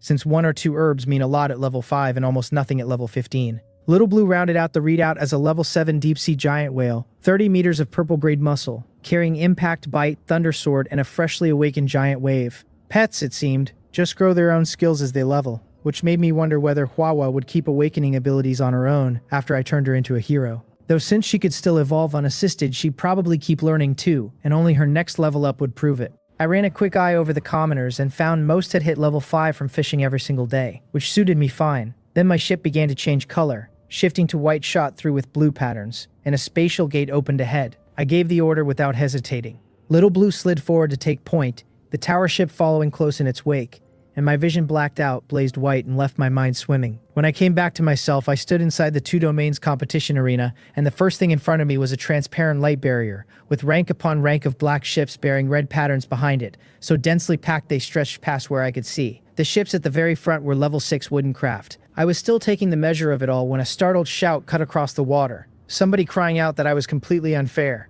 I turned my head and found Lee Kyo on her own wooden boat, gawking at me with her eyes stretched wide. I smiled and told her I genuinely owed her thanks this time, that I was riding her coattails up to the front, and never would have landed such a good spot otherwise, which was the plain truth, since without her item I'd be stuck in the rear watching my profits shrink. Her eyes went sly, and she darted them around before proposing, with theatrical sweetness, that we just split the gains from any demon domain lord we killed together right down the middle. I smiled back and told her I wouldn't let her lose out, a deliberately empty thing to say, because of course I wasn't agreeing to an even split. I'd already counted the heads on her deck, and while she had more bodies than I did, they were plainly far weaker, so an equal share would have been a losing trade. When the time came, I'd hand her something I didn't care about and call the favor repaid. Lee Kyo pouted at my non-answer, since she'd known I wouldn't take the even split but had at least expected some gesture, not a polished useless sentence. Then she huffed and asked, with the bluntness of real envy, how I'd managed to stack up so many high-quality characters, half accusing me of cheating. Anyone who'd just laid eyes on a tower ship, 2 legendary heroes, and a golden pet would have asked the same. And the funny part was that I was still hiding the better half of my hand, with Little Blue lurking on the seabed and Dark Moon tucked into my shadow. I gave her an irritated look and told her there was no way to cheat with the goddess watching everything, that I was simply luckier than most, and that last part I meant. It had started as a single wooden plank, and only because misfortune had hidden a fortune inside it, only because the goddess's compensation had landed in my hands, was I standing where I stood now. Lee Kyo believed me well enough. The question had only been her way of letting off a little of the imbalance churning in her chest. Right then, a second wooden boat blinked into place beside Lee Kyo, another level 6 craft, and both of us looked over at once. Lee Kyo greeted the newcomer as Baek Seol and ribbed her for being slow, and Baek Seol said something had come up and held her back. Then Lee Kyo turned to me with an exaggeratedly pitiful expression and asked whether I minded that she'd brought in another ally without clearing it with me. I did mind, because she'd acted on her own and quietly cast herself as the leader of our little group, and that needled me more than I let show. But things were already set. The urgent business was killing demon domain lords for profit, and everything else could wait until the war was over. I decided privately that if I ever worked with Lee Kyo again, I'd keep a card hidden in my sleeve, because the girl was not an honest operator. Out loud, I just smiled and said, one more person was. One more pair of hands, and I watched the unease flicker across her face, because if I'd snapped at her, she'd have felt forgiven, whereas a calm non-reaction told her the splinter was lodged deep, the kind that quietly sours future cooperation. Lee Kyo couldn't address any of that now, so she swallowed it and invited me onto her boat to meet Baekseol properly. I judged the real start wouldn't come until the barrier dropped, so I took Hwawa and crossed the plank she'd laid between the hulls. I went for 2 reasons. The first was that I trusted Lee Kyo not to attack me while our interests were chained together, and the second, the one that mattered, was that Dark Moon rode in my shadow the whole way. On the far deck, I settled onto a wooden stool, glanced at the spread of fruit and snacks on the table, and touched none of it. Lee Kyo introduced Baekseol as a friend she knew well and trusted, and I took the woman's measure, finding a girl in a white dress with long black hair, who carried herself with a stubborn, determined air, the look of someone hard to break. Lee Kyo said my name needed no introduction, and Baekseol smiled and called me the pride of the Joe Kingdom, before offering her hand and hoping aloud for chances to work together. Her warmth surprised me a little, but I shook her hand briefly and let go, and when I caught the faint surprise in her eyes, I understood it. A small note of approval that I hadn't held the grip a beat too long or tried to take advantage. I was quietly amused. Of course I hadn't, when I already had Windsor and Dark Moon, and even otherwise I wasn't about to tangle myself up with a fellow lord, since the relationship there began and ended at cooperation. Lee Kyo decided we should all lay our cards on the table, and went first, naming her profession as archer and her talent as Eagle Eye, which let her lock onto a target more cleanly before introducing her epic shield warrior hero, Guru. Baekseol followed by calling herself a wood element messenger who could control plants, with the talent wood element affinity, which doubled the results of her wood type skills for the same effort. She added the catch, that fighting at sea blunted her strength badly and left her only 2 usable skills, wood shield technique and wood arrow technique, then mentioned almost in passing that her hero was a legendary grade berserker at level 5, whose entire kit was close combat. That caught me off guard. I hadn't expected her to be sitting on a legendary hero, and a berserker at that, which dragged my mind straight back to Jaseni, the berserker I'd faced in the arena, a man who'd left a deep enough mark that the word alone put me on alert. I didn't take their introductions at face value naturally since everyone keeps trump cards, but when their eyes swung to me expecting my own accounting, I gave them one. I told them I had 2 heroes, a light element messenger and a fire elemental spirit, both legendary, then added 2 pets, a legendary gold elemental spirit and an epic deep-sea giant whale. Since I'd stopped thinking of Hwawa as a pet the moment she became a hero, I kept Dark Moon entirely off the ledger, because a man always holds something back. Even so, the 2 of them were openly stunned, because 3 legendary subordinates put me in a different category from them altogether, the distance between heaven and earth. I added that the rest of my people were just commoners, and Lee Kyo stared at me with the full envious, can't quite stand it look of someone whose internal scales had tipped right over. Baekseol nodded along, equally rattled, since she'd sat at second place to my first this whole time while privately assuming the gap was luck, that our actual strength ran close. Only now did it land that she couldn't beat even my subordinates, and being competitive she pushed back and asked how strong they really were, since quality is only half of it, and level the other half. Lee Kyo's eyes lit up too, both desperate for a crack of daylight against the wall I represented. I gave them none. I told them flatly that one legendary hero was level 7, one level 6, the legendary pet level 5, and the epic level 7, and the 2 went slack-jawed. Lee Kyo blurted that it was impossible, that there was no way I'd leveled so fast. Since she'd worked her people to the bone fishing and hunted personally and only barely scraped to level 6, I shrugged it off, said I'd unlocked a diving technology and hunted in the sea every day, so the leveling ran a touch quicker.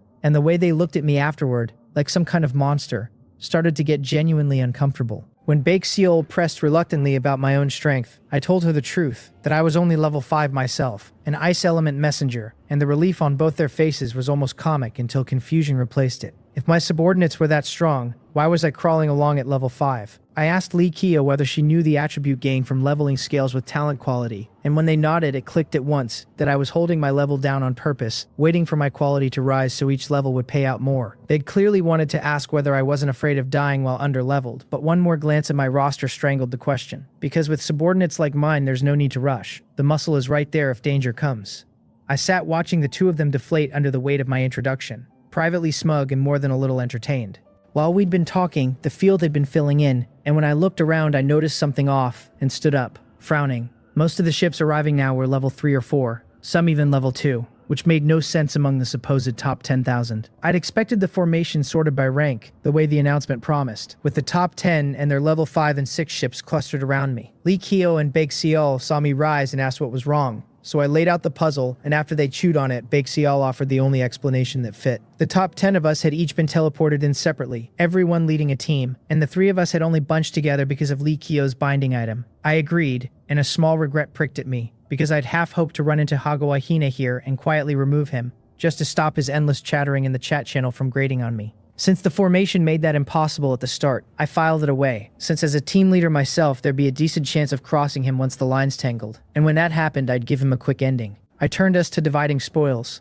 Lee Kyo's position was that whoever killed the Lord took the loot, and Baexiol's was that we should simply cover one another so nobody got ganged up on. When I asked what happened if we killed a Lord together, Lee Kyo answered without a beat that whoever contributed most took the lion's share, and the rest split the remainder. Baexiol nodded, and I had no objection, since my strength meant I'd never be the one shorted under that rule. I told them it was settled, that the start was probably close, and that I was going back to prepare, then turned for my own ship. Behind me, I knew the 2 of them were trading a look that mixed helplessness with relief. Helpless that they'd never lead this trio with me towering over it, relieved that the trio had me in it at all, and reassured, after a real conversation, that I was decent enough to partner with for the long haul. Back on my own deck, Windsor came to meet me, looking me over with open worry, and only easing once she'd confirmed I wasn't hurt. And the warmth of being fussed over like that settled somewhere pleasant in my chest. I told her I was fine and we should get ready since I expected the fighting to kick off any moment, then strolled to the bow with my gaze fixed on the barrier. Windsor took up station beside me, Hua and Ha Rui perched on my shoulders, and we waited while the seconds bled away. The transparent wall began to ripple, thinning by degrees until it simply wasn't there, and my eyes went hard. Ahead of us, the Demon Domain ships started to move, black hulls and red patterns rolling forward row on row, giving off a strange pressure, and as they closed, I could hear shouting carry across the water. The Spirit Domain Lords answered with a roar that seemed to shake the sky. Lee Kyo took the lead, and her boat surged out, Baexiol and I falling in close behind, and the whole Spirit Domain front began to move, tens of thousands of hulls setting off at once. On the sea, a long black and red line and a long white and blue line rushed at each other and met. An arrow flew, then 2 whole forests of arrows crossed in the air, then magic of every color slammed together, and then the fleets themselves crunched into one another. I'd layered myself in 4 shields before the first contact, a light shield, a fire shield,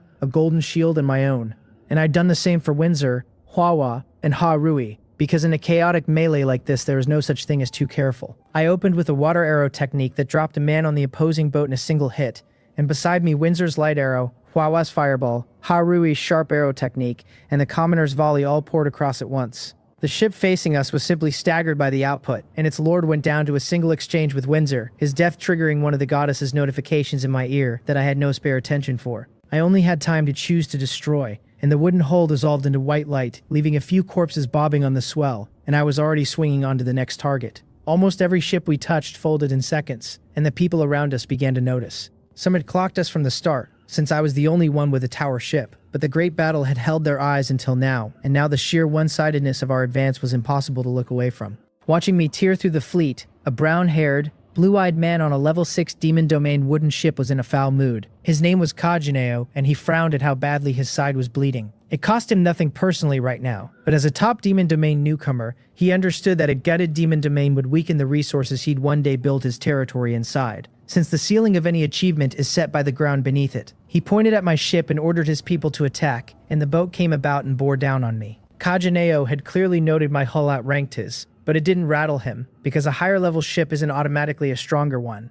And besides, he believed he could handle me and my group, and on top of that, he held a trump card. After I'd torn apart yet another ship, I caught his boat angling toward mine, and even though it was only a level 6 craft, I didn't relax, because a level 6 in the Demon Domain meant a frontrunner, the kind of lord who might be carrying something strange, and I had no intention of capsizing in a puddle. I thought for a moment, then sent Little Blue under. I told it to slip beneath the enemy hull and hit it from below, since Little Blue's bulk was nearly the size of the wooden ship itself, and a surprise strike from the deep would throw the whole boat into chaos. Little Blue dove and swam toward the target, and Kajineo, knowing nothing of its existence, took out an item and pressed it into the hand of a short, thin man beside him. He told the man to wait for the opening, strike at the enemy lord, and kill in a single blow. The man swore he wouldn't miss. This was a hero of Kajineo's named Mocha, a stealth hunter, an assassin by trade, and Kajineo trusted him enough to nod once and look back at my tower ship with a cold little smile. I knew none of it, but Baexiol, fighting not far off, saw Mocha turn invisible after triggering some temporary flight item, and the instant she saw which way he was drifting, she understood Kajineo's plan and swung her boat toward me to get a warning out, while the gap between Kajineo and me was already closing fast. Huawa noticed his approach and opened up, throwing a fireball straight at Kajineo, but it was swatted aside by another of his heroes, a rock race fighter named Pan who carried a silver giant shield and very heavy defense, blocking the flame without giving ground. I looked at him and my eyes brightened, because unless that rock race hero was legendary, he had no business eating an attack like that without sliding back a step. And I doubted he was, which meant the shield itself was doing the work, though a hero who could wield it was clearly no low-level body. My whole side was built around offense and had nobody who could truly hold a line, and if I could pull this man over, I'd patch the one real hole in my roster. I'd never tried recruiting from a hostile force and had no idea whether it would take, but it was worth a try, so I gave the order that as long as they kept themselves safe, the others should avoid killing him. Windsor and the rest didn't know my reasoning, but that never stopped them from obeying, and Windsor opened with a light arrow that Seokpan's huge shield turned aside once more. Beside him, a woman in a green dress, an archer named Ruri, knocked a blue-green arrow and loosed it at me, then changed straight into a 3-star volley that put 3 more arrows in the air after the first. The 4 shafts split toward me and my 3 companions in sequence and came apart cleanly. The first canceled when it clashed with Harui's sharp arrow technique. The second met Windsor's light arrow. The third struck my water arrow technique, and the last reached me only to die against my shields without cracking even one, raising nothing but a ripple. Kajineo's and Ruri's faces went grim, since they hadn't expected to fail to break even my baseline defense, and Kajineo most of all started to sweat, because if my shields ate Mocha's strike too, he was in real trouble. He felt a flicker of regret, but he was already committed, and even if he wanted to run I wouldn't have let him, so the only road left was the gamble, and a successful one would mean an enormous haul. At his order, his commoners began raining arrows at me, while Kajineo himself sat motionless, because his profession was priest and he had only healing skills with no attack at all. That fate had crushed him when he first drew it, since his dream had been to conquer the sea, and instead the system had handed him the role of a medic. My side returned fire without pause, water arrow technique and fireball and light arrow pouring across, and right then Kajineo's hull lurched and rocked violently as Little Blue rammed it from beneath. The collision knocked everyone on the enemy deck off balance,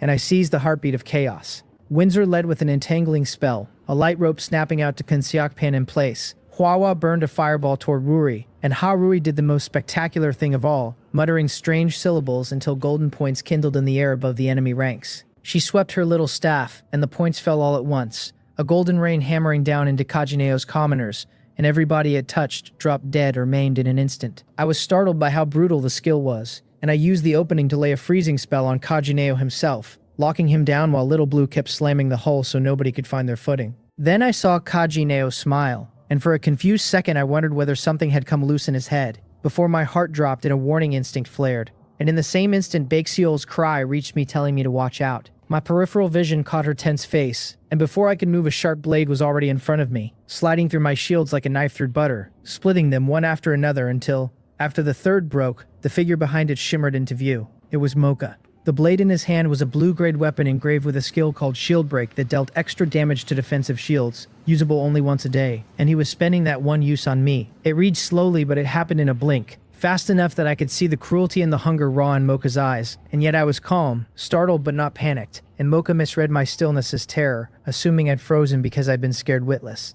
Then a second blade appeared and drove straight into Mocha's neck. Blood sprang across my clothes, and as the strength bled out of his body, in his last moment Mocha saw a red-haired cat girl looking down at him with cold, flat eyes. I looked at Mocha's body, picked the blade out of his slackening hand, then hauled the corpse up and threw it overboard. The weapon appraised as the wind-breaking blade, a blue item that raised strength by 20%, and carried the engraved shield break which on use tripled armor penetration, for 1 strike a day. And no wonder my shields had peeled apart like wet paper. I handed it straight to Dark Moon, the only one of us truly suited to it, and the system rewarded me with a note that her affinity had risen by 5 points. She was clearly happy to hold it even if her face stayed flat, and folded back into my shadow. With that settled, I turned a cold stare on Kajineo, because I'd survived only because Dark Moon had been hiding as my backup, and I'd never stood closer to death in my life. Now that the danger had passed, a thin sweat had broken out across my back, and the dread caught up all at once. I told the others to kill Kajineo. Windsor struck without hesitation, Hwawa and Harui piling on in fury, since the near miss had frightened all of them,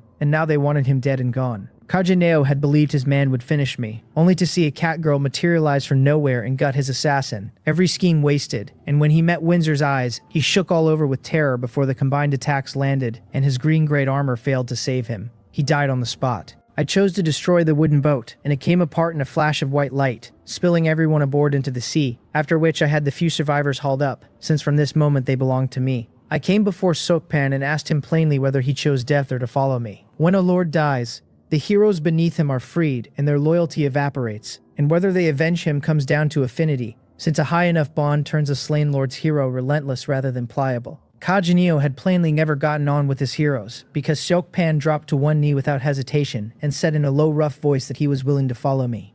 I turned to the surviving commoners and asked the same, and everyone bowed their head to show they'd come along, because there was nothing else to do, and Kajinio had never been worth dying for.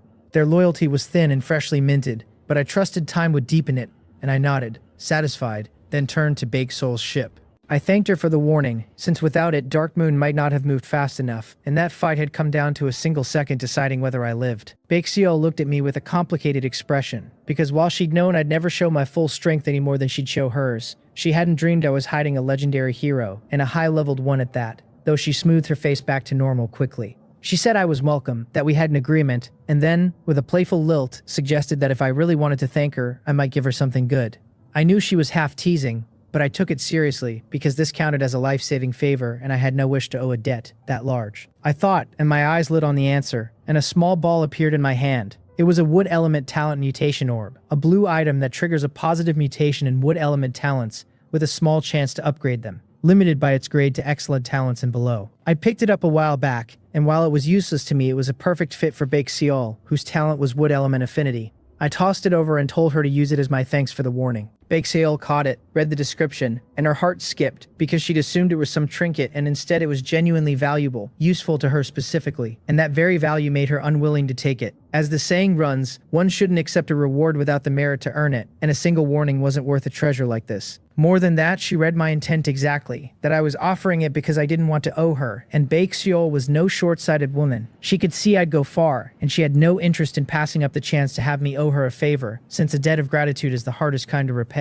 So she threw the orb straight back before I could refuse, saying the item was useful to her but her contribution didn't merit it, and that if I truly wanted to thank her, I should hold the orb until she found something suitable to exchange for it later. I caught it with a rueful twist of the mouth, since I could read her thinking plainly enough, but I couldn't very well force the gift on her. I told her fine, I'd keep it, and she could come trade whenever she liked. Bake Seol smiled, because now there was a thread binding us, the kind that thickens into a real relationship through repeated dealings. All upside for her, and then she excused herself and threw her boat back into the fighting. I shook my head, since there was nothing to be done, though it wasn't a loss either, the whole exchange having shown me Bake Seol was someone I could cooperate with on a deeper level.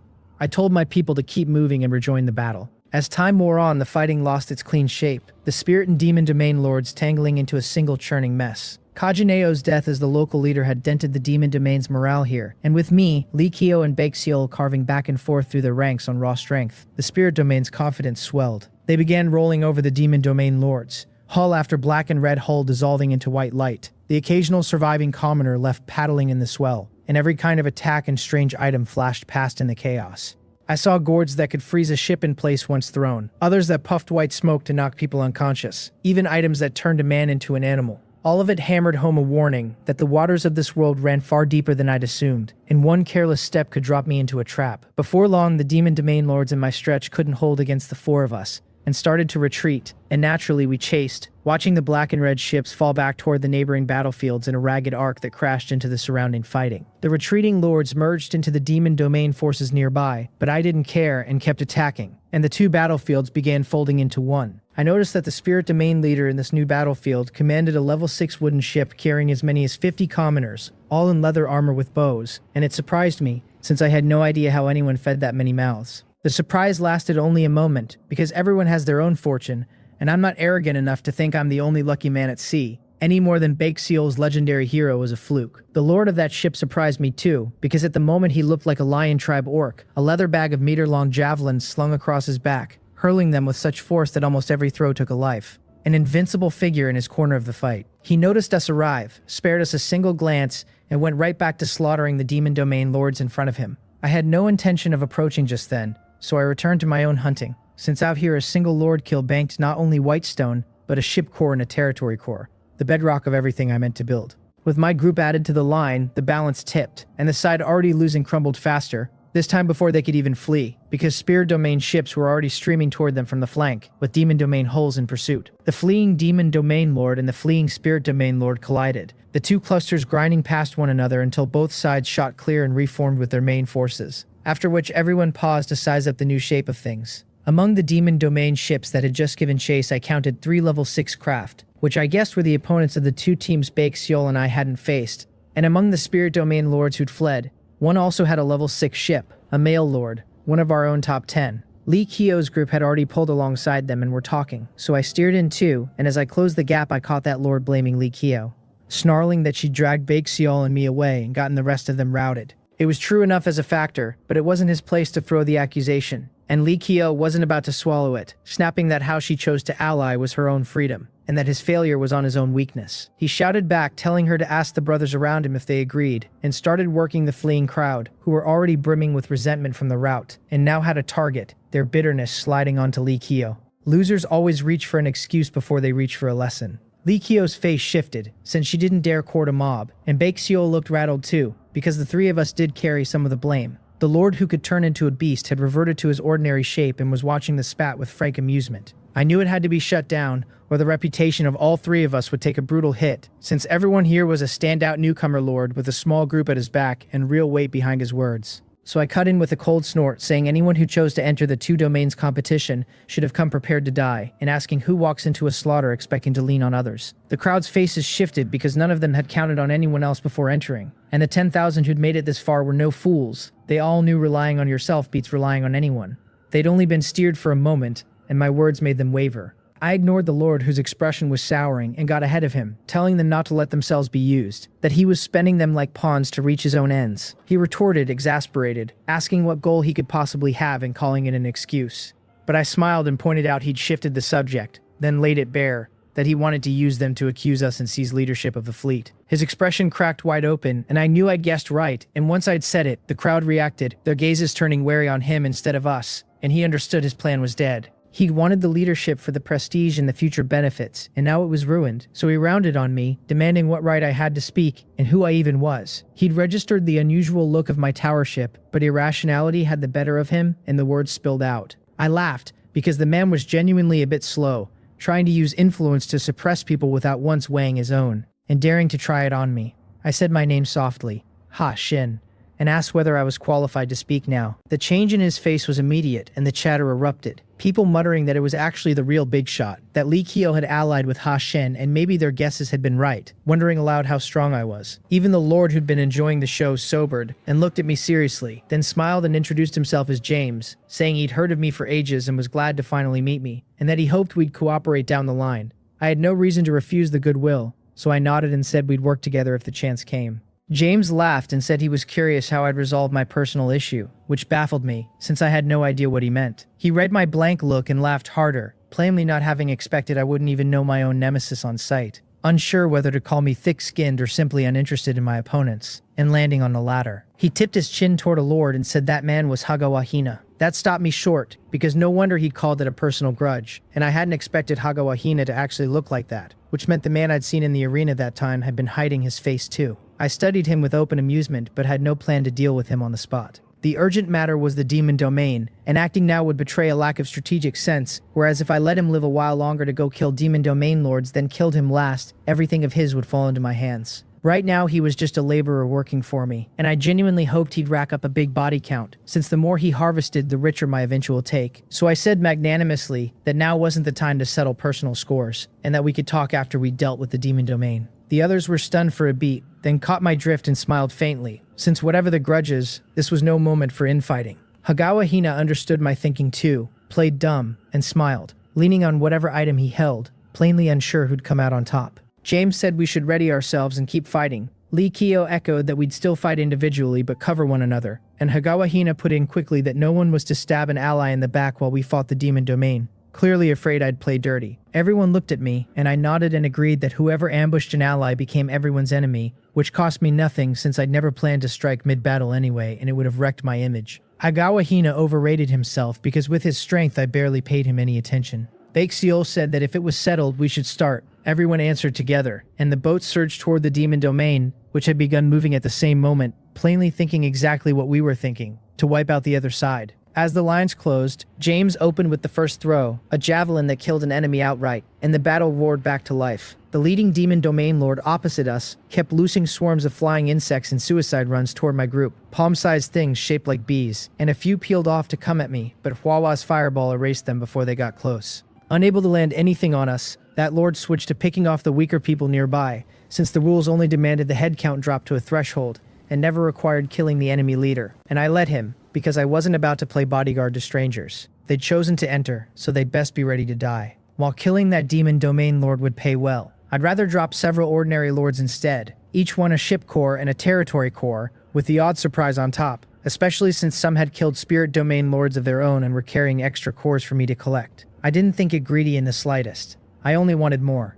Hagawahina was cutting his own swath through the field, and among so many lords his strength still stood out, but I left him alone, since Little Blue was already shadowing him underwater and I had no fear of him slipping away. As the fight ground on, more lords kept pouring in from the surrounding zones, so the battlefield didn't thin out. It swelled, though once everyone was inside the kill box, the numbers finally started to fall, and a great many lives had already ended. By my estimate, another hour would bring us to the ending threshold. Then, without warning, Little Blue sent me a danger signal from the deep, and I shouted for everyone to watch the sea. Windsor and the others snapped alert, and even Li Kyo and Bakeseol nearby grew warier. And barely had I finished speaking when the water heaved and water arrows erupted across the whole sky, raining out in every direction. Those shafts were as thick as 3 fingers, and many people died on the spot while some ships were punched clean through. Mine among them, an arrow piercing the hull and leaving a ragged wooden hole, though by luck it wasn't below the water line or I'd have started taking on water. The sudden assault froze the nearby fighting cold, every eye turning to the surface, where a figure rose out of the surging waves, 3 meters tall, gripping a gilded blue patterned trident, with a human torso, a snake's tail, and twin snake heads. One head had crimson eyes and a red mark on its brow, the other azure pupils and a black spot on its crown, the tongues flicking in and out, the stare poisonous. Everyone hit it with Spirit Eye at once, read the information and gasped, because the numbers were a nightmare. It was a crimson-eyed, azure-pupiled, twin-headed serpent, purple grade, level 14, with strength, agility, and defense all sitting around 110, carrying floating, water arrow technique, fire shield, fireball, water cage technique, and the area-melting fire cloud descent. The strongest of us, Windsor, broke past 80 strength only with her bonuses and trailed badly in every other stat. And this thing layered control, defense, and attack all in one kit. I shouted for everyone to stop hoarding their good items and use them now or lose the chance, because our only hope was to unite, or none of us would get out clean. I'd assumed this was a sealed competition arena, and I hadn't expected sea beasts to wade in, let alone monsters this far over the line, which felt like an execution order. The others grasped it too, and most steadied themselves after the first jolt and started attacking, though some bolted for the exit, only to find fresh sea beasts surfacing in the other zones, lashing at every ship around them. Now everyone understood the goddess had arranged this, since no coincidence stacks that neatly, and with nowhere to run, the whole field bent its attention to the monster in front of it. That was far easier said than done. Most attacks that struck the serpent did nothing, and the instant anything truly threatened it, it threw up a fire shield, then locked the threat down with water cage technique before answering with water arrows and fireballs, its tail sweeping it left and right with almost nobody able to stand against it. Then a lord hurled a small red net that ballooned in midair and dropped over the serpent, and though it thrashed, it couldn't tear free, and the lord crowed for everyone to attack fast, warning that his item was single use and would only hold for 5 minutes. Everyone seized the window and poured it on, my own people included, but even so we couldn't finish it, since most of what we threw splashed against its fire shield, and the faces around me went grim as the 5 minutes ran out and the serpent ripped loose. Both heads hissed in fury, and it raised its right hand and rattled off syllables until a cloud gathered overhead, reddening as it sank into the thickest knot of ships, and everyone it touched went up in red flame.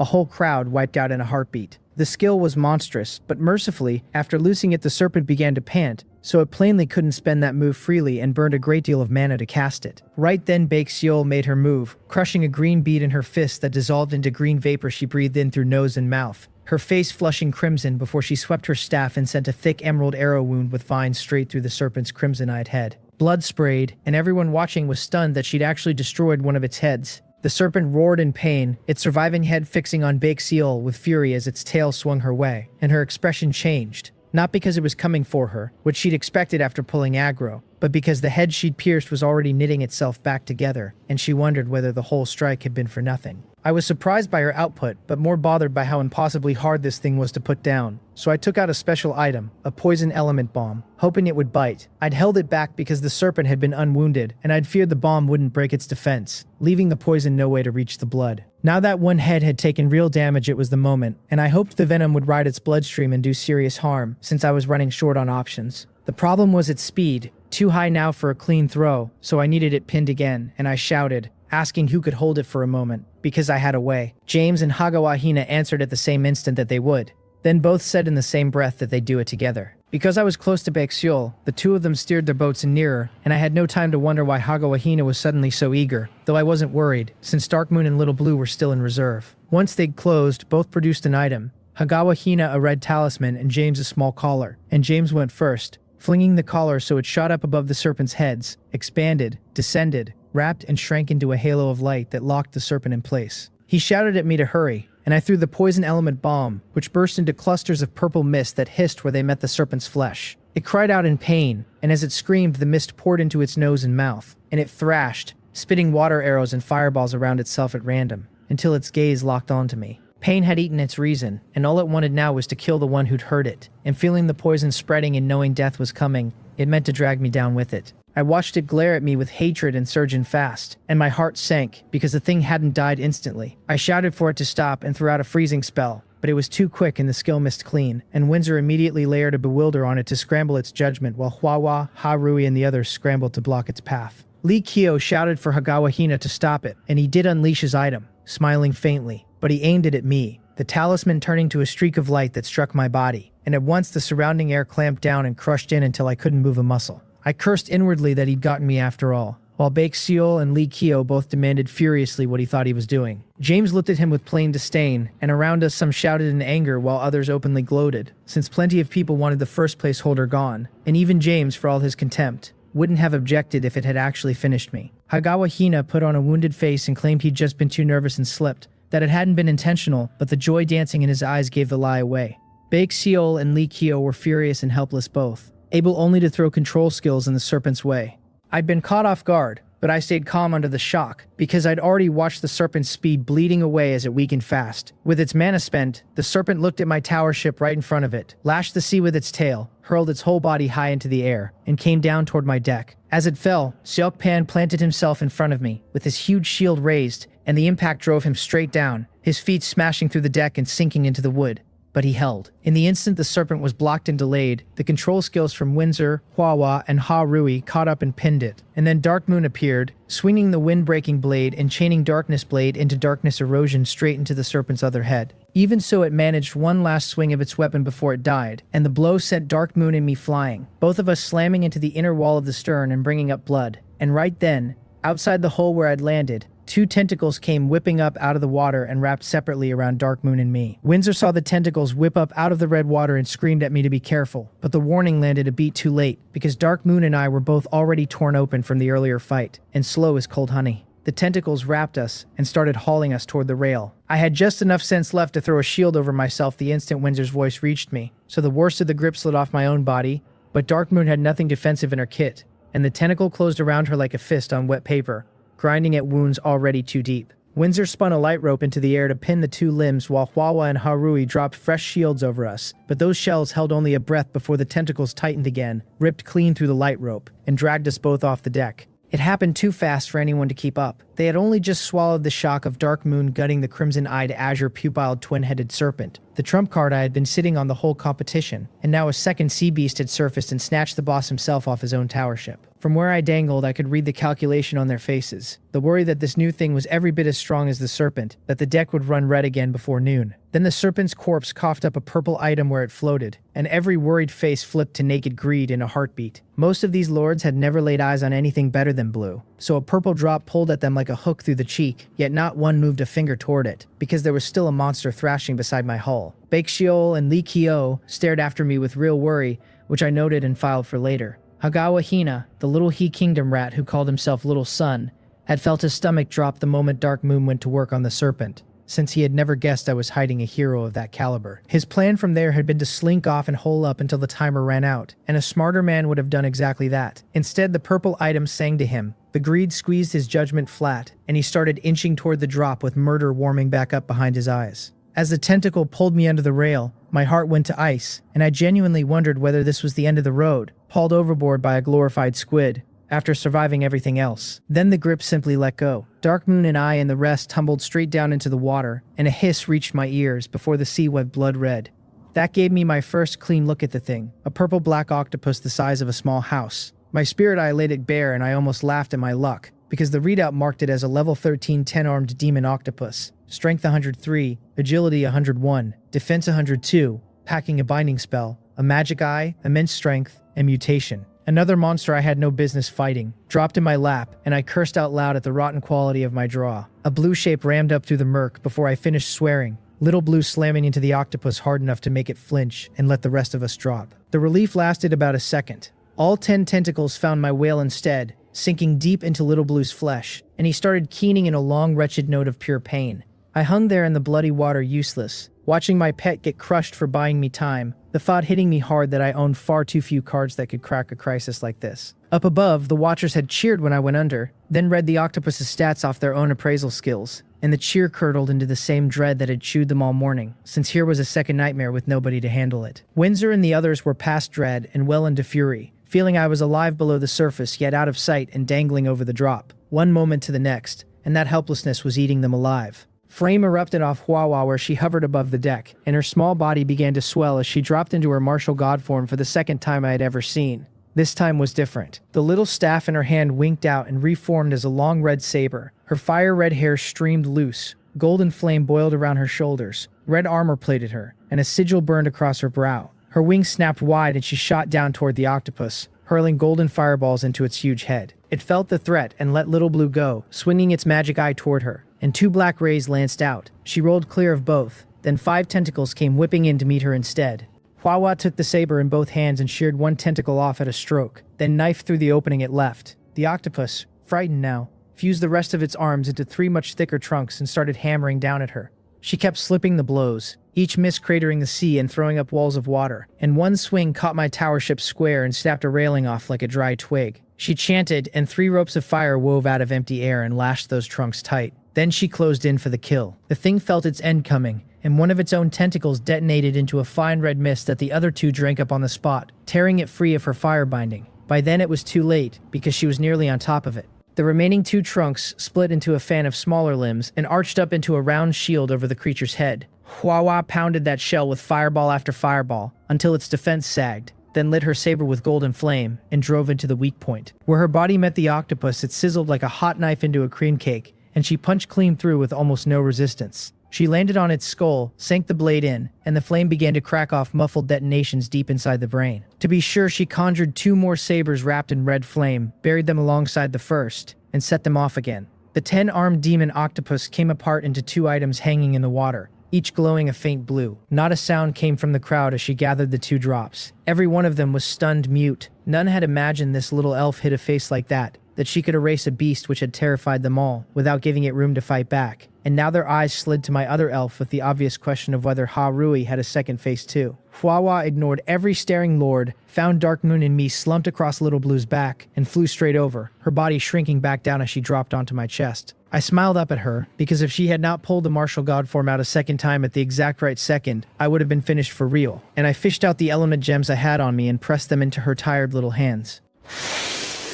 Hua passed the 2 octopus drops to me, then took the gems and ate them with a happy little glow coming back into her. I pocketed the items without checking them, and let my expression go cold, because there was still the matter of Hagawahina, and that dog of a man was, as the saying went, like someone lighting a lamp in a toilet and spinning in circles, working overtime to find his own death. I had Little Blue surface, stepped back onto the tower ship, and ignored the wreckage since I would upgrade the whole ship the moment this was over. I crossed the deck, scooped up the purple drop, and turned to look at Hagawahina. Nobody around me made a sound.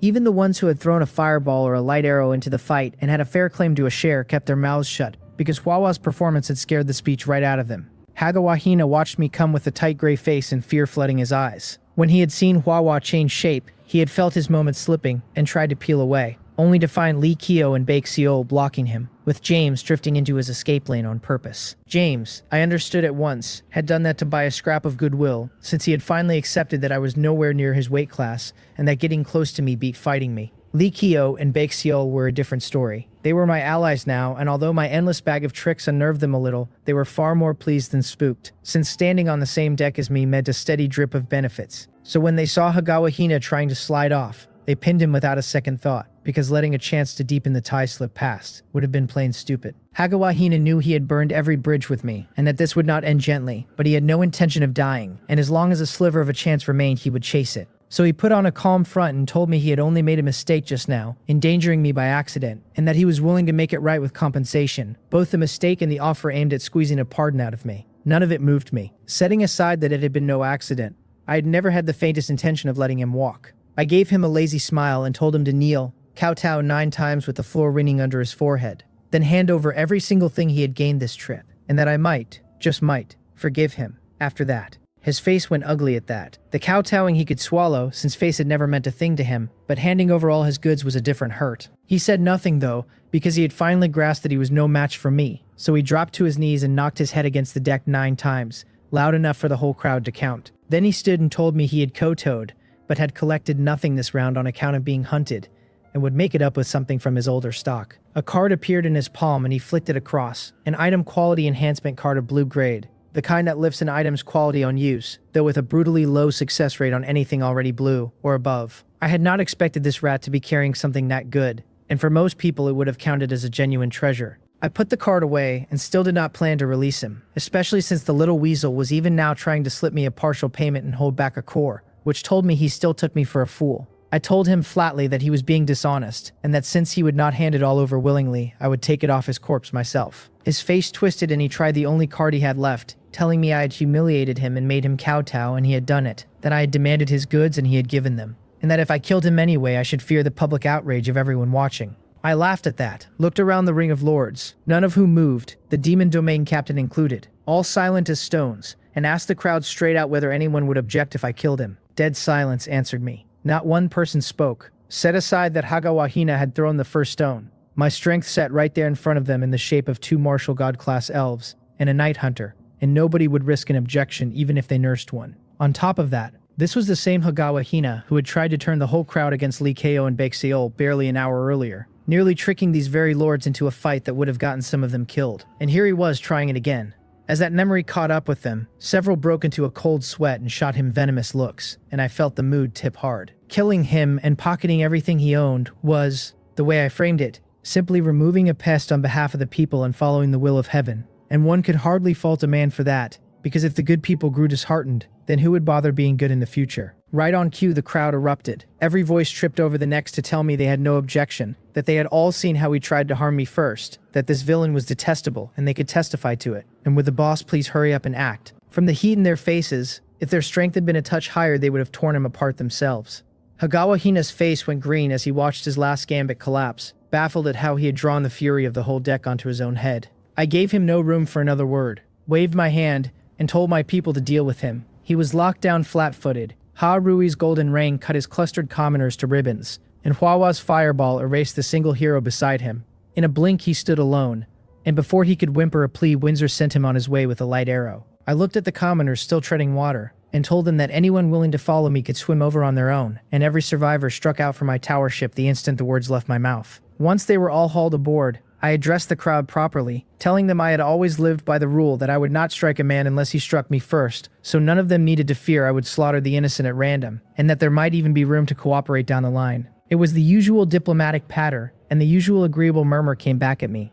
As I finished, a notice reached everyone that the 2-domain competition could now be closed out, and I glanced toward the demon domain captain's corner to find a lot already opening teleport gates and bowing out. So much for any last scraps of loot. I told Baekseol and Lee Kao to reach me through the chat channel if anything came up, and the two nodded, opened their own gates, and vanished one after the other. The moment I stepped out of my own teleport gate, my whole body went loose. The competition had demanded constant awareness of every direction at once, and the strain had worn me down more than any single fight. Noon had crept up while we bled, so I sent everyone off to eat and rest before we resumed fishing, and soon I was working through a meal Mori had laid out. While I ate, I opened the chat channel to catch up on the fallout. The regional board was a wall of the usual worship. The boss is a freak. We are simply not on his level. Glad I sat this one out so many died. broken up by one lord crowing that he had bagged 3 enemy lords and a heap of resources. Someone flagged that the survival point ranking had shaken up hard. Another confirmed I had handled Hagawa Hina myself, and a third reported watching our own Danton get cut down by a demon domain lord, which drew a small chorus of surprise that Danton of all people had finally died. That demon domain lord was monstrously strong, several agreed, the kind only I could likely match, and the worship spun off from there into the usual unfathomable boss chorus. I pulled up the survival point ranking to see the damage. My own line sat first at 2,560, Baekseol second at 1,320, Lee Kyo third at 1210, Yi Baekpung came fourth at 1,111, James fifth at 1,097, Kaidi sixth at an even 1,000, and a name I did not recognize, Elizabeth, seventh at 999.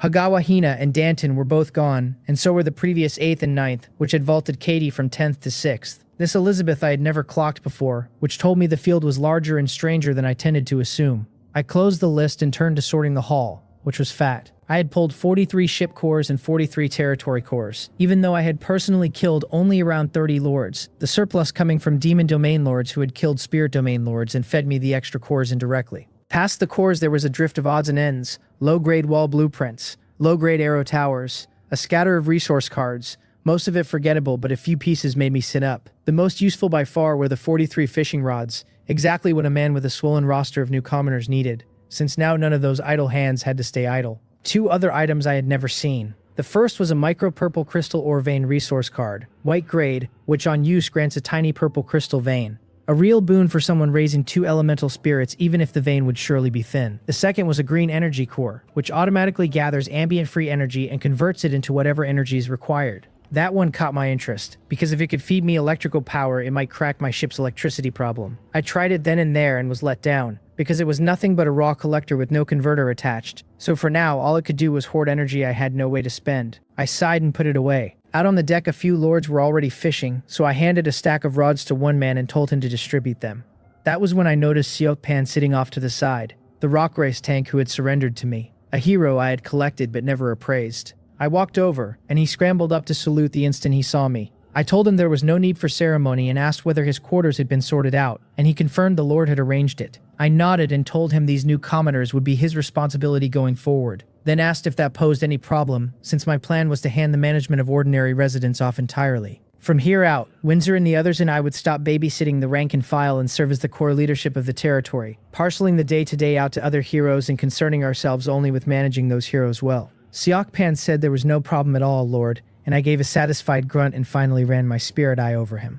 The readout pleased me. Seokpan came back at fine quality, a step above the ordinary I had assumed. Level 6, Strength 30, Agility 29, Defense 32 before gear bonuses. Wisdom 30, 300 mana, a shield warrior hero carrying stone skin art. Great shield art, and gigantification wielding a green lapis lazuli shield. The unexpected quality was a small gift, but what really caught my eye was his loyalty at 83, with affinity not far behind. The loyalty of any hero I had not summoned myself would never start at full, but 83 was a fine base and would climb with time. As I kept conquering, I would keep subduing heroes this way, since leaning on summoning alone was never going to scale, and imperfect loyalty was no concern so long as they would not bolt at the first hard wind, provided I kept the high posts staffed by heroes I had summoned. I waved Seokpan off to his duties and turned to the 3 drops from the 2 purple sea beasts, hoping they paid out since I had nearly died earning them. The first was an incomplete magic eye skill stone, permanent, dropped by the 10-armed demon octopus, damaged by some prior misfortunes so that all it retained was the power to read information. I was delighted regardless. Even stripped of its offense, an appraisal stone solved a real headache, since I could have Dark Moon and the others learn it. And Windsor had complained more than once that without an identification skill her teams had a harder time hunting alone than when I rode along. With this stone, Windsor and the rest could lead their own crews from here on, and since it was permanent, every hero under me could learn it in turn. I sprawled on the deck chair laughing over the find, and that was when Windsor and Dark Moon wandered over, Hwawa and Harui having already gone off to drill. Windsor settled into the chair beside mine and asked what had me so pleased. I gave them the short version and handed the stone across, and the 2, surprised and pleased, learned it without hesitation. I moved on to the second drop, a broken 10-armed demon octopus beast core, blue, holding the residual energy of the beast, and good for a wide spread of uses. I sat there a little stunned, because this was effectively a magic core, the very thing I had hunted for after every sea beast kill early on and never found, until I gave up looking. The only frustration was the timing, since I had spent 2 whole weeks gutting low-grade sea beasts and the drop rate had to be miserable for me to surface one only now. At least I had confirmed beast cores were real and attainable. The third drop was a Fire Cloud Descent skill stone, purple, granting the skill on use, with the learning requirement of a fire element profession. I was happy at first read and then immediately conflicted, because Wawa could obviously learn it as it stood, yet if I ran my 100 transformations over it, I might bump it to gold, with the risk that it would turn into a skill stone she could not use at all. It was a real dilemma, and I shelved it to decide that night. I pushed the matter out of my head and turned to the ship, still battered with a snapped railing, which I could hardly dive for the afternoon hunt. So I upgraded it straight off, and the whole craft came back fresh as new. The readout showed it at level 2 now, 50 meters by 15, 3 floors. The first floor held the kitchen, a large living room, a restroom, the observation deck, the fishing corridor, the mast, and the helm. The second floor held the core cabin, 2 large living rooms, 4 small ones, a warehouse, and a restroom. The new third floor added a kitchen, 2 large living rooms, 4 small ones, water storage, a restaurant, its power coming from multi-ore linkage propulsion. The technology slate read, ship drainage at level 3, ship thermal energy at level 2, ship automation at level 1, multi-ore linkage propulsion at level 3, and ship diving at a weakened level 3, with diving as its special ability. The new floor had bought me the restaurant and the water storage, and I was glad of both. I opened the technology interface and got to work.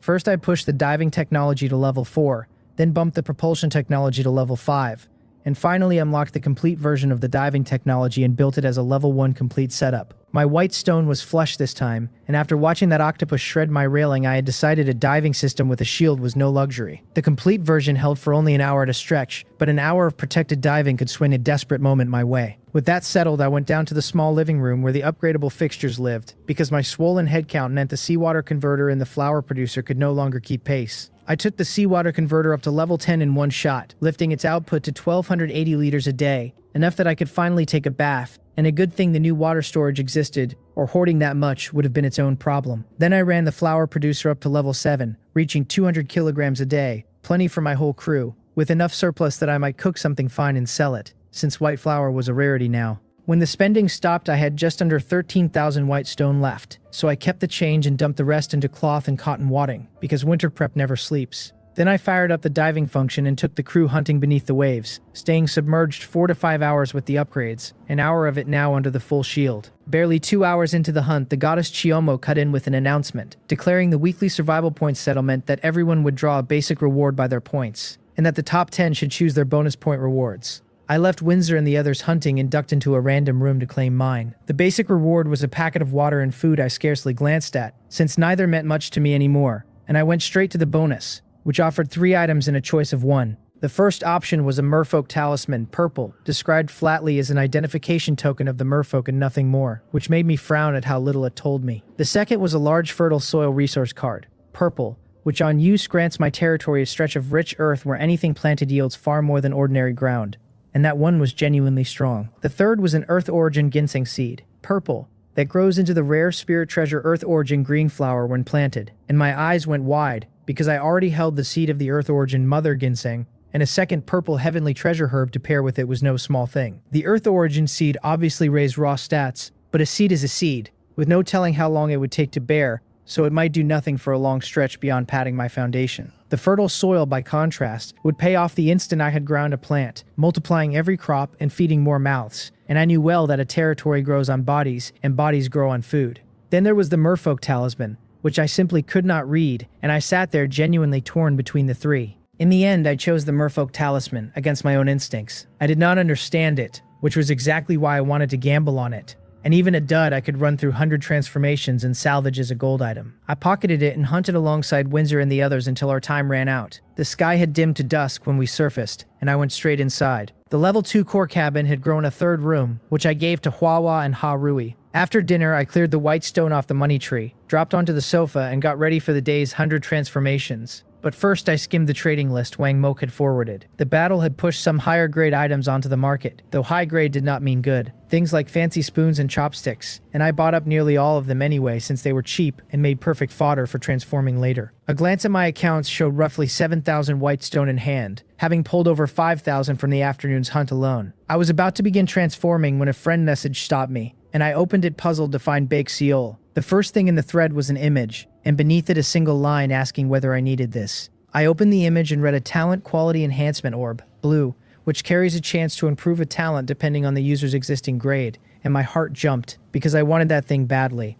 I fired back that it was exactly what I needed and offered to trade her my wood element talent mutation orb for it, since I already understood what she was after. Why she preferred my mutation orb to using this herself, whether to deepen the tie or because she valued the mutation orb more, I neither knew nor cared. So long as the trade went through, I listed the mutation orb on the trade channel earmarked for her, and the swap closed in seconds, leaving the blue talent quality enhancement orb in my hand. I did not dare run my 100 transformations over this one, because if it shifted into anything else, I would have to go find a corner and weep, so I used it straight, nerves prickling, praying it would not fail. Then I pulled up my own information, and the result knocked the breath out of me, because my talent now read 100 transformations, legendary, able to drive any item through a positive random change, able to specify the change type at will, with the resulting quality guaranteed to climb 1 full grade 3 times a day. I laughed out loud at being a legendary grade hero in my own right now. The part about specifying the change type lit my eyes up, because it meant I could take a humble cup and name equipment to get equipment, or name blueprint to get a blueprint. The dice loaded in my favor at last. I could not keep the grin off my face, since the upgrade gutted most of the old randomness that had burned me so many times. The thought struck me that if my talent had climbed once, it could climb again, and if it kept climbing, it might one day let me transform anything into precisely what I wanted, which would make me flatly unbeatable.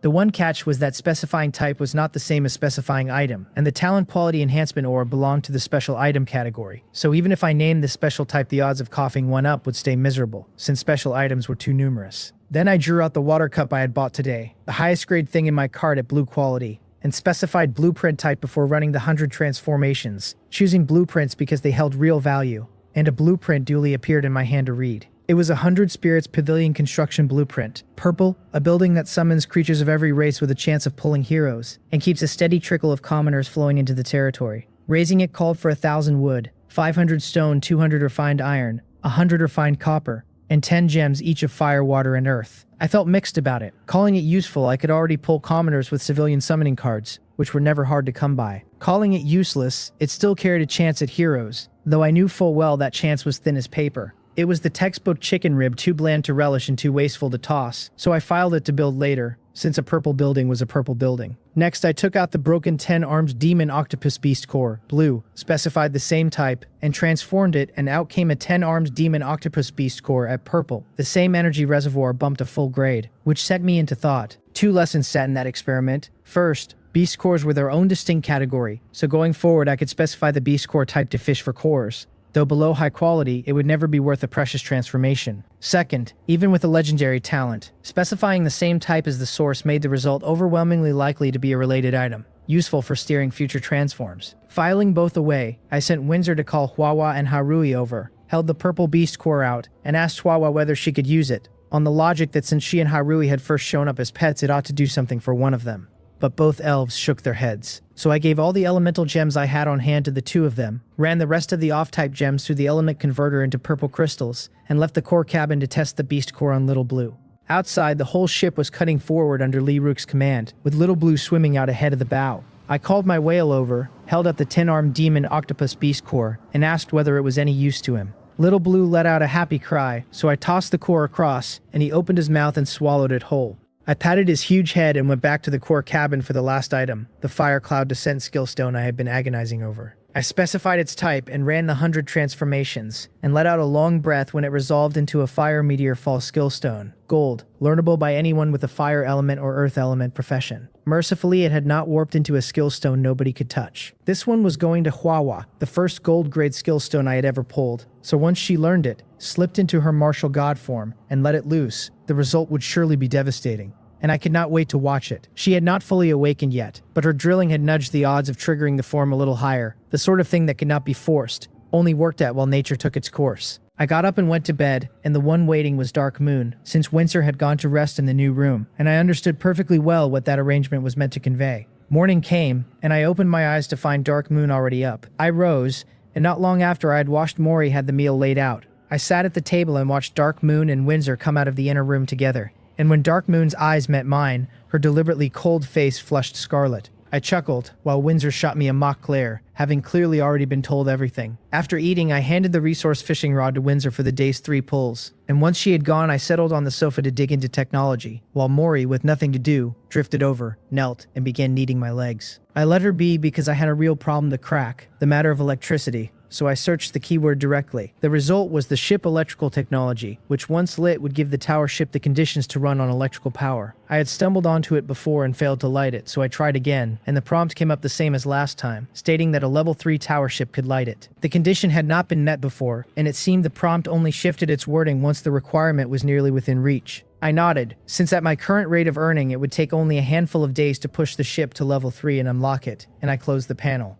I was on my way out when Xianmo broke in with a fresh announcement, congratulating everyone on surviving 2 full weeks, and promising that we would now come to understand this world more deeply, with a wish for a pleasant journey, and that single paragraph left me genuinely puzzled. A bare congratulation was not Xianmo's style. Every previous time the goddess had spoken, it had carried real weight, so I turned the line over and over, and the phrase about understanding this world more deeply was what snagged me. I remembered what the Jimson mountain turtle had told me long ago, that Xianmo restricted the movements of the various races for the sole purpose of slowly tempering novice lords like us into something stronger. The natural reading now was that Xianmo had lifted those restrictions, though probably only a partial lifting, which meant that from here on my journey would likely start running me into people of other races. The thought left me uneasy, and, beneath the unease, eager, because I genuinely wanted to see this world's true face for once, and the prospect made my chest tighten with something close to excitement. I calmed myself and walked out onto the deck, where the day had turned gloomy, no sun reaching through, dark clouds packed thick overhead, the sea stretching boundless beneath them in a way that pressed down on the chest. I went to the deck chair cluster and patted Dark Moon, who rose to make room, then leaned back and pulled her down onto my lap, my hand finding her cat ears, and her body shivered before she sank into me. Windsor watched the whole performance, said nothing, and merely rolled her eyes, and I chuckled and started in on a glass of juice, savoring the rare quiet. It did not hold long. Little Blue let out a cry not far off, and I turned to see his whole body heaving, the skin splitting open as fresh wounds tore wide and blood streamed out. The 3 of us were on our feet at once, certain some enemy had ambushed him, but after a tense stretch, no other sea beast surfaced, and my mind clicked into place.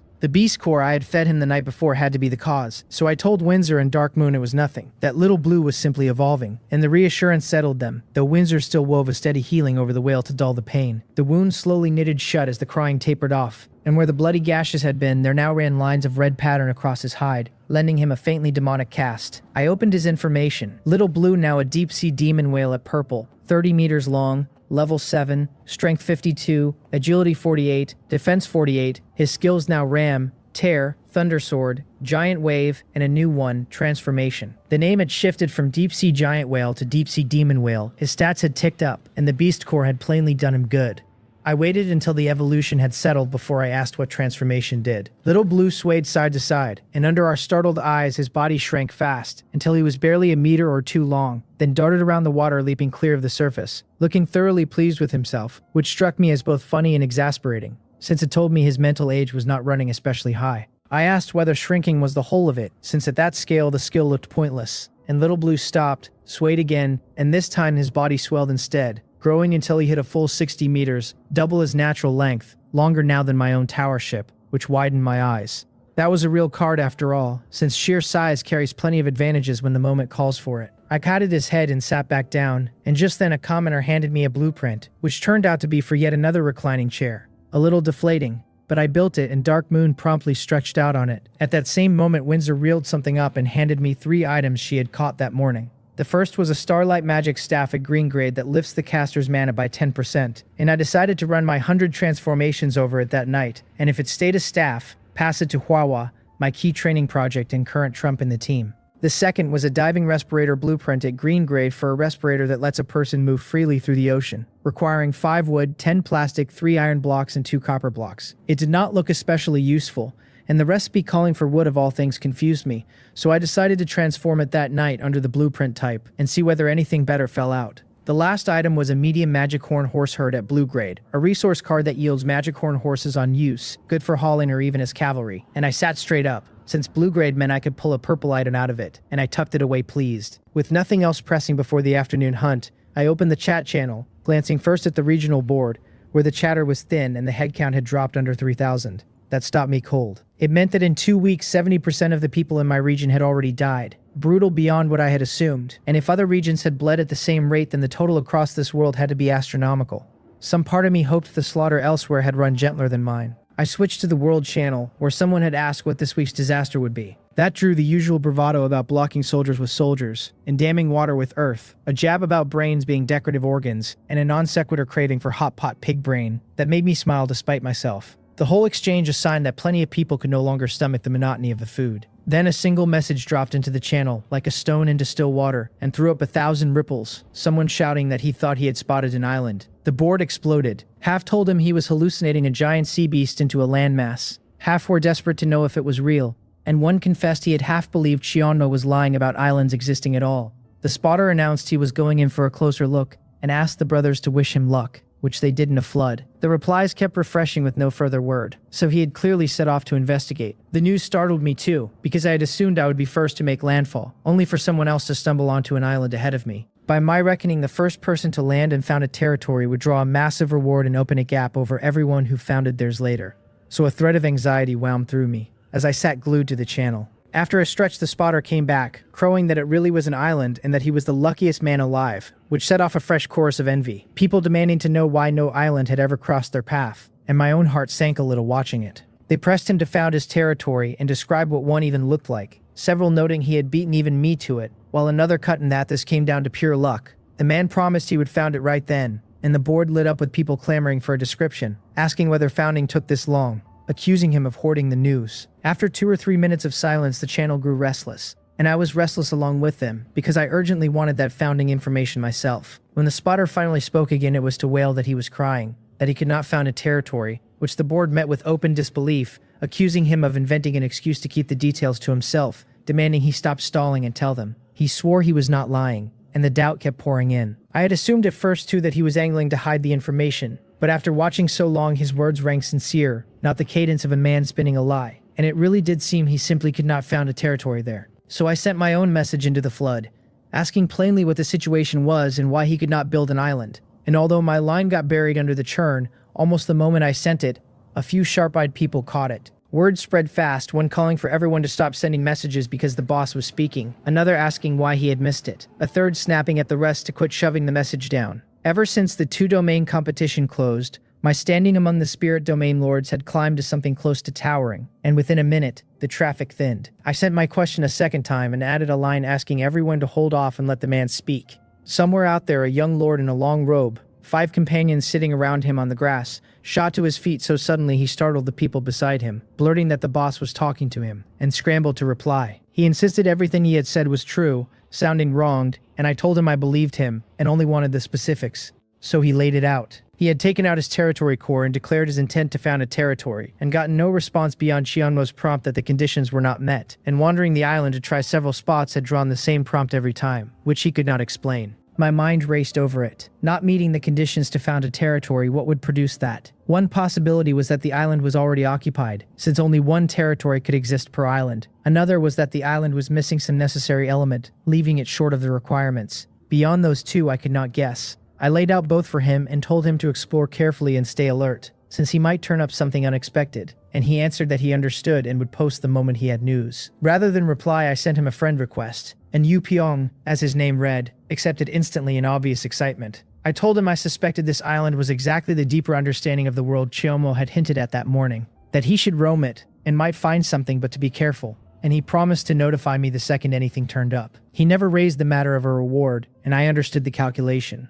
Asking for one would reduce us to a single transaction, whereas staying quiet might let him build a standing connection with me, and the long-term payoff beat any one-time bounty. Still, I told him plainly that he should notify me if he found anything, and I would give him a fitting reward, because if you want the horse to run, you have to feed it grass. He shot back that I was looking down on him, which puzzled me, then declared that working for me was his honor, and that I should never mention rewards again because it insulted him. Delivered with a shameless earnestness that left me dumbfounded, since this Yu Pyong was plainly his own breed of oddball. I had no idea how to handle that sort of person, so I told him to go explore quickly, and he swore he would guarantee the mission, then turned to his companions and told them to start sweeping the island and stay sharp for traps. Yu Pyong and his crew hacked through the undergrowth and pressed inward, taking the occasional attack from monster beasts native to the island, though those were weak enough that even Yu Pyong at level 5 could handle one alone, let alone with 5 at his side. One an ordinary hero. I closed the channel and turned the situation over. more and more convinced this island was Chianmo's chosen method of making us understand the world, and that people would keep hitting the same scenario from here on. That nobody had yet founded a territory steadied me a little, since I wanted to be the first.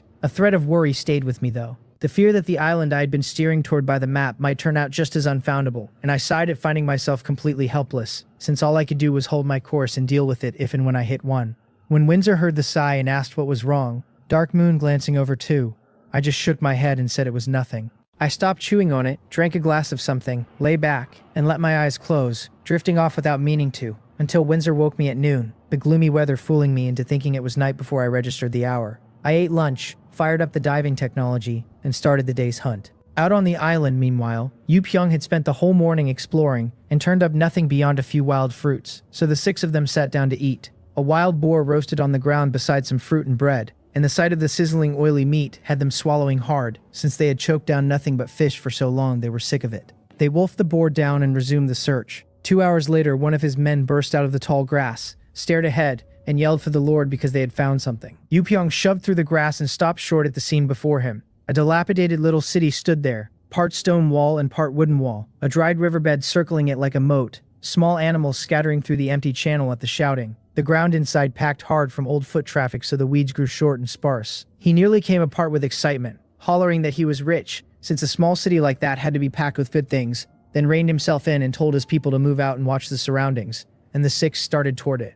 Yu Pyong crossed the broken bridge over the dry channel and entered the city, greeted first by ruined residential buildings and weeds everywhere. After clearing a path and killing a few low-level monsters, he reached a second city wall, mostly intact and built entirely of bluestone, and passed through its gate. The buildings inside stood in better shape, and though those lining the road were damaged, you could still faintly read the prosperity this place had once held. They ducked into several at random and turned up nothing of value, so he pushed on to the center, where the buildings rose taller and abandoned their uniform style for distinct character apiece, the castle at the heart pulling all their eyes. Yu Pyong walked straight in, and the castle proved enormous, its courtyard planted with all manner of trees including some bearing fruit, though he left the fruit alone since it was not going anywhere and made a circuit of the grounds first. In the southeast corner he found a cluster of buildings, most already ruined, but 2 still standing whole, and he hurried over. One was made of bluestone with bows and arrows hung around the walls, and as he neared it a prompt surfaced telling him he had discovered a complete troop nest, asking whether he wished to destroy it, and noting a chance to obtain the nest afterward. He burst out laughing, because until now he had owned exactly 1 white militia troop nest, and here was another, no, 2, since a second stood right beside it, and even at only a chance he was hardly going to leave them. He ordered his men to tear the first building down,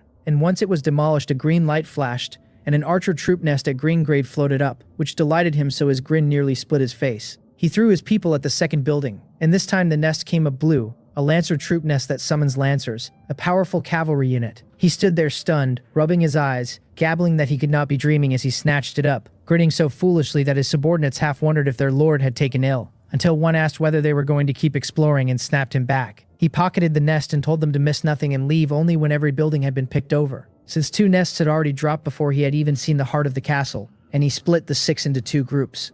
Meanwhile, I had wrapped my own days hunting without a mishap, pulling close to 6,000 white stone along with a clutch of white-grade building blueprints I gave no thought to, and simply collected. Stretched on the lounge chair, I pulled up my own information and found the afternoon of fighting had carried me to level 6, each basic attribute climbing 5 points, which meant I no longer needed to throttle my leveling now that I sat at legendary quality. I read my line over. Level 6 with 2 of 600 experience banked, strength 32, before bonuses, agility 32, defense 31, wisdom 30, and 300 mana. I was an ice element messenger hero carrying spirit eye, water arrow technique, shield, and freezing spell, equipped with a green staff, a green ring, and green sea star armor, my talent now 100 transformations at legendary and my title still empty. Beyond my own gains, Ha Rui had leveled 2, a gold elemental spirit at level 6, strength 55, agility 52, defense 56. Her skills were the hardened gold body, golden shield, sharp arrow technique, golden cage technique, and golden rain, her loyalty and affinity both at a perfect 100, surely the fruit of the element gems and purple crystal I had fed her. What disappointed me was that Hua had not leveled at all, despite holding more gems, and the only reason I could land on was that her ongoing awakening was burning through energy faster than the gems could supply. That evening I ate dinner up on the deck, barbecue, and cracked 2 bottles of red wine, and as I ate, I messaged Yu Pyong to ask whether he had found anything. He was at his own dinner, working through some edible meat his people had scavenged out of the Lord Castle's underground cold storage, cooked into a fine meal by the chef among his subordinates. though one seat at that table sat empty. The thought of it weighed on him, because once they had pushed into the castle proper, they had met 2 puppets he had taken for ordinary statues, and a single careless moment had cost him a man. After putting the puppets down, he had recovered the castle's territory core and some gems from the warehouse, though he was unsure what any of it was good for, and when my message landed, he answered quickly that there was an abandoned lord territory on the island. That surprised me, genuinely unexpected, and I told him to lay it all out. So he recounted the whole of it from the broken bridge to the warehouse. When he had finished, I found myself puzzled. By his own account, the inner city wall still stood intact, so how had the place fallen into such ruin? And even if some attacker had cracked it, why leave the territory core behind? And why had the warehouse gone entirely untouched? Which meant whoever struck it had come not to occupy the place, but only to destroy. A thought surfaced then, and crowded everything else out, the question of whether disasters might come even after a territory was founded. Whether it was only when Xianmo herself moved to test the lords, that you would see a lord killed but his goods left unplundered. The longer I turned it over, the more likely it felt. Though even if I had it exactly right, there was nothing I could do, and I could only meet whatever came as it came.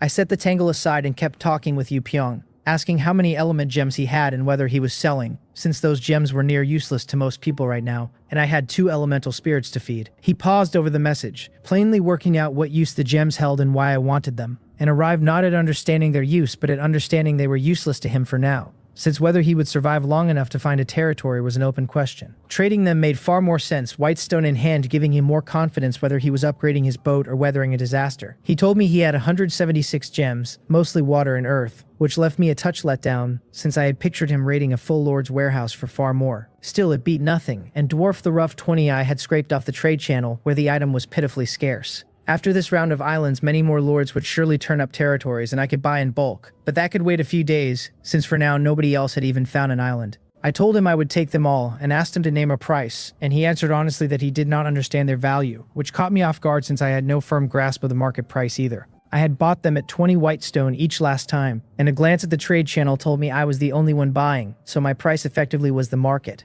and I offered 20 per gem and asked whether he could accept. He had naturally tested a single gem in his own store and found it ran around 18 whitestone, and the only reason he claimed not to know the value was that he did not know what others were paying, so once a quick check showed him I was the lone buyer, he agreed at once. I told him to list them and I would buy them straight through, and the moment he hung all 176 on the channel, I cleared them in a single purchase. He watched his items vanish and over 3,000 whitestone bloom in their place, marveling that the boss was truly rich to drop that much so cleanly. Seeing how decisively I moved gave Yu Pyong a sudden urge to sell his troop nests too, but he caught himself and decided to hold them, since with Whitestone in hand, he could keep the nests for the day he found a real island, and needed manpower waiting. Even if a crisis caught him on the road, he could sell them then, knowing the top-ranked lords would all snap up that kind of item, so he would never lack a buyer. I told him it was fine and asked him to sell me any element gems he turned up since I was buying long-term, and he agreed, then tactfully said he would stop bothering me and that I should rest soon. I closed the chat window and opened the world channel, where Yu Pyong was already holding court, boasting that there was a lord territory on this island, and that was exactly why nobody could found one.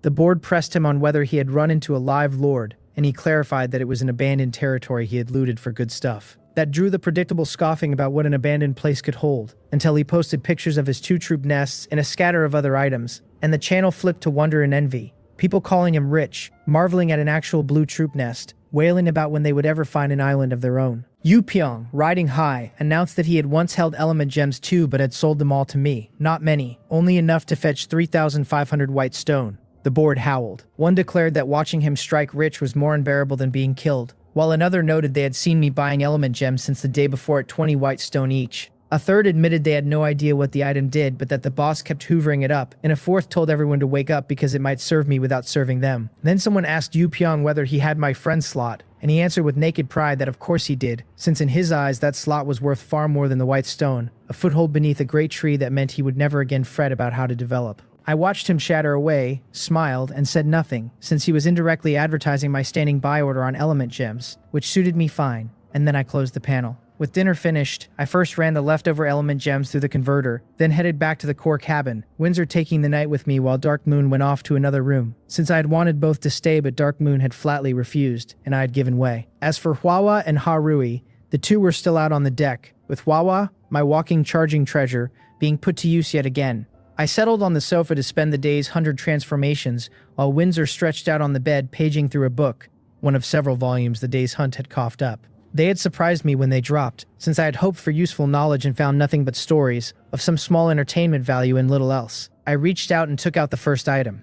The first thing the panel showed me was a starlight magic staff, green quality, the kind that bumps a caster's mana up by 1/10. The moment I specified the equipment type and let 100 transformations work on it, the name flipped over to Moonlight Magic Staff, blue now, with the bonus doubled. I was relieved it was still a staff and hadn't reinvented itself into some useless trinket, because that would have been my luck. I decided it would go to Huahua tomorrow, and turned to the second thing I had pulled out of the sea that day, a diving respirator blueprint that wanted wood and plastic and iron and copper to make a little breathing rig for swimming around in the open water. That one was fine, but the third item was the one that made me sit up, because it was an underwater breathing technology blueprint. Blue, the sort of thing that activates a ship-wide system and lets the whole crew breathe down there. Not so long ago I had actually wanted to chase an underwater breathing talent, until I learned how stingy the talent slots were and gave up the idea as a waste of something I could never get back. And now here it was, the same capability, only better, handed to me sideways and dressed up as nothing more than a blue blueprint. I had clearly overestimated that talent badly if a system this good only rated blue. I used it on the spot, opened the technology interface, and watched underwater breathing slot in and light up as active. Building it cost me 2,000 white stone without hesitation, and at level 1 it would let 5 people breathe underwater for a full hour, which was plenty for whatever surprise the sea decided to throw at me. The upgrade wanted 4,000 more, so I left it alone, because what mattered right now was hauling the tower ship up to level 3 and switching on the electrical technology, not stacking hours I had no use for yet. I put everything away and reached for the last item of the night. It was a medium magic horn horse herd, a resource cart promising mounts I could use for hauling or even for cavalry someday, and I thought about it for a second before specifying the special item type and letting the talent run. What came back was a mother-child stone, a thing for sending messages across distance, and I knew immediately how much that mattered. Once I had a real territory under my feet, a stone like this would let me sit safe behind my own walls and still command heroes I had sent out with troops to fight. The mother stone was a touch larger, clear and glassy in my palm, and the 7 smaller child stones each held one color of the rainbow. I tucked the set away, decided there was nothing left worth fussing over, and went to bed, pulling Windsor against me and letting my hands wander where they pleased. And Windsor set her book aside and met me halfway. Afterward, she lay against my chest a little breathless, tracing slow circles on my skin with one slender finger while I kissed her forehead and told her to rest, and she hummed that she would, and we both closed our eyes. My last thought before sleep was a daydream about the island I kept hoping to find, and how I would lay out my territory once I did. We opened our eyes at the same moment the next morning, traded a smile, lay tangled together a while longer, then got up. After breakfast, the whole group drifted out to the deck and stretched across the lounge chairs, and the cold had real teeth today, noticeably sharper than the day before, so I opened the trading channel and bought just enough clothing to cover my people. I was done hoarding. The whole point now was to stockpile white stone for the ship upgrade and the technology, and if I kept dumping money into cloth and cotton and the market crashed underneath me, I would genuinely have something to cry about. I already had 18,000 white stone of resources sitting in the warehouse, and if I could move them, the profit would be sweet. I handed cotton fleece jackets to Windsor and Dark Moon, kept one for myself, and the warmth made the morning bearable. I passed the resource fishing rod to Windsor, ducked into the warehouse for the purple crystal I had cooked up overnight by feeding gems into the element converter, then wandered over to where Huahua and Harui were still grinding their skills. Both of them cheered the second they saw me and came flying, so I scooped them up and carried them back to my chair. I set the purple crystal on my stomach and let the two of them perch there, one on each side, nibbling away with their tiny faces lit up. Watching them eat like that, I caught myself smiling like a doting fool and stroking their little heads. Then I opened the chat channel and tossed out that I seemed to have run into an island myself, though I had no idea whether I could build a territory on it. The answers came back resigned, that several people had hit islands the night before, and not one of them could plant a territory. And somebody floated the theory that Shiano herself was steering the islands to keep us off the ones that mattered. Another voice said even those islands were worth it for the loot, and a third mentioned that somebody had died exploring an island the day before, which apparently took higher level monsters than the explorer had brought along. So islands were starting to surface for everyone now. I had no idea what kind I would draw, but I was looking forward to the haul. Then my chat box flickered with a message from Ye Bakepung, and I had to think for a second about why she was reaching out. She had been gathering dust in my friend list since Lee Kyo introduced us, both of us being top 10 names with nothing to lose by connecting. If she hadn't pinged me, I might have forgotten she was even there. She said she had noticed I was collecting gems and had a fair pile herself, and asked whether I wanted them. I told her I would take as many as she had, because gems were the more the better situation for me, useful for training Huahua and Harui and for the construction my profession temple would eventually demand. She asked whether 20 white stone apiece was fair, and I agreed. What I did not know was that Ye Bakpung understood perfectly well the gems were worth more than that. even with the open market only paying 18, and that the price sat that low purely because nobody had a real use for them yet. She figured that once territories started going up, gems would be worth a great deal more, but right now they were dead weight to her, so she would rather turn them into white stone she could spend on her diving technology and on leveling fast. I told her the price was fair to both of us, and that I would pay on delivery, and she said straight out that she had 732 element gems on hand. I read that number, assumed I had misread it, and confirmed it twice, because that many was staggering, and I only had a little over 10,000 white stone to my name. It was awkward, so I asked whether she would mind telling me where so many gems had come from, adding that she could keep it to herself with no harm done. She said there was nothing secret about it, that she had run into an island and found the gems sitting in a Lord's Territory warehouse, a cave territory at that, the sort she might have missed entirely if her luck had been slightly worse. I asked whether she meant underground, and she said yes, that she had gone down and met a swarm of goblins, weak ones, and she sent a photo to prove it. I opened it and looked at a knot of scrawny green goblins, short and half-dressed, swinging mining picks and a few wooden shields, charging with furious little faces, mound-shaped buildings behind them, and the suggestion of a castle in the far back. I joked that they looked distinctive and told her we would trade that night because I was short on funds at the moment. She agreed, a little surprised, because she had expected me to buy a slice of 700 gems, and instead I had taken all of them, which by her math meant nearly 15,000 white stone. Even with me claiming to be short, she suspected I was simply hiding my hand and could pay right then, since how much could a person really earn in a day? And she herself only pulled 600 or 700 white stone from 2 hours of hunting. If she had known what was actually in my head, she would have been speechless. Because the truth was I really did not have enough on hand and I could pull 1,000 white stone out of the sea in a single hour. I had 4 legendary subordinates under me plus myself, 5 hunters of that caliber, so harvesting a little more than other people felt entirely reasonable to me. I closed the interface, still chewing on what she had said. The territory she stumbled into was a cave lord's. According to what the Jimson Mountain Turtle had told me, those were the leavings of an underground race lord who had failed the trial, just as the one Yu Pyong had found was the wreckage of a human lord who had failed his. I had no idea what race left behind the territories other people were finding, or what kind would be waiting for me. Windsor's voice pulled me out of it as she handed me my catch, and I checked the first piece, a fishing platform blueprint, a life building that promised my territory a practical bit of entertainment in exchange for wood and stone. Unimpressed, I moved to the next, an item quality enhancement card, blue, the sort of thing that lets you pull better quality items, and that one was genuinely good because it could lift the dragon blood I was holding. The only question was whether to risk my talent on it. I worried over what category it even belonged to, special or auxiliary, until I caught myself, because even if 100 transformations turned it into something else, the floor was still a purple item, so there was nothing to lose. I decided to run it that night. The third item was a healing room blueprint, green, a magic energy building where injured patients slowly mend, and that one mattered. I already had the medical room for my commoner's ordinary aches, which freed the healing room to serve as a place where my territory's troops could recover after a fight. Wounded soldiers would come home and walk straight in to heal, though I had no idea yet how fast it worked or how many it could treat at once. It was a shame it was only green when purple or gold would have been so much better, and I started entertaining the idea of running it through 100 transformations too. I spent the rest of the morning lounging and joking with Windsor and the others, and teasing the 2 little spirits, and soon it was noon.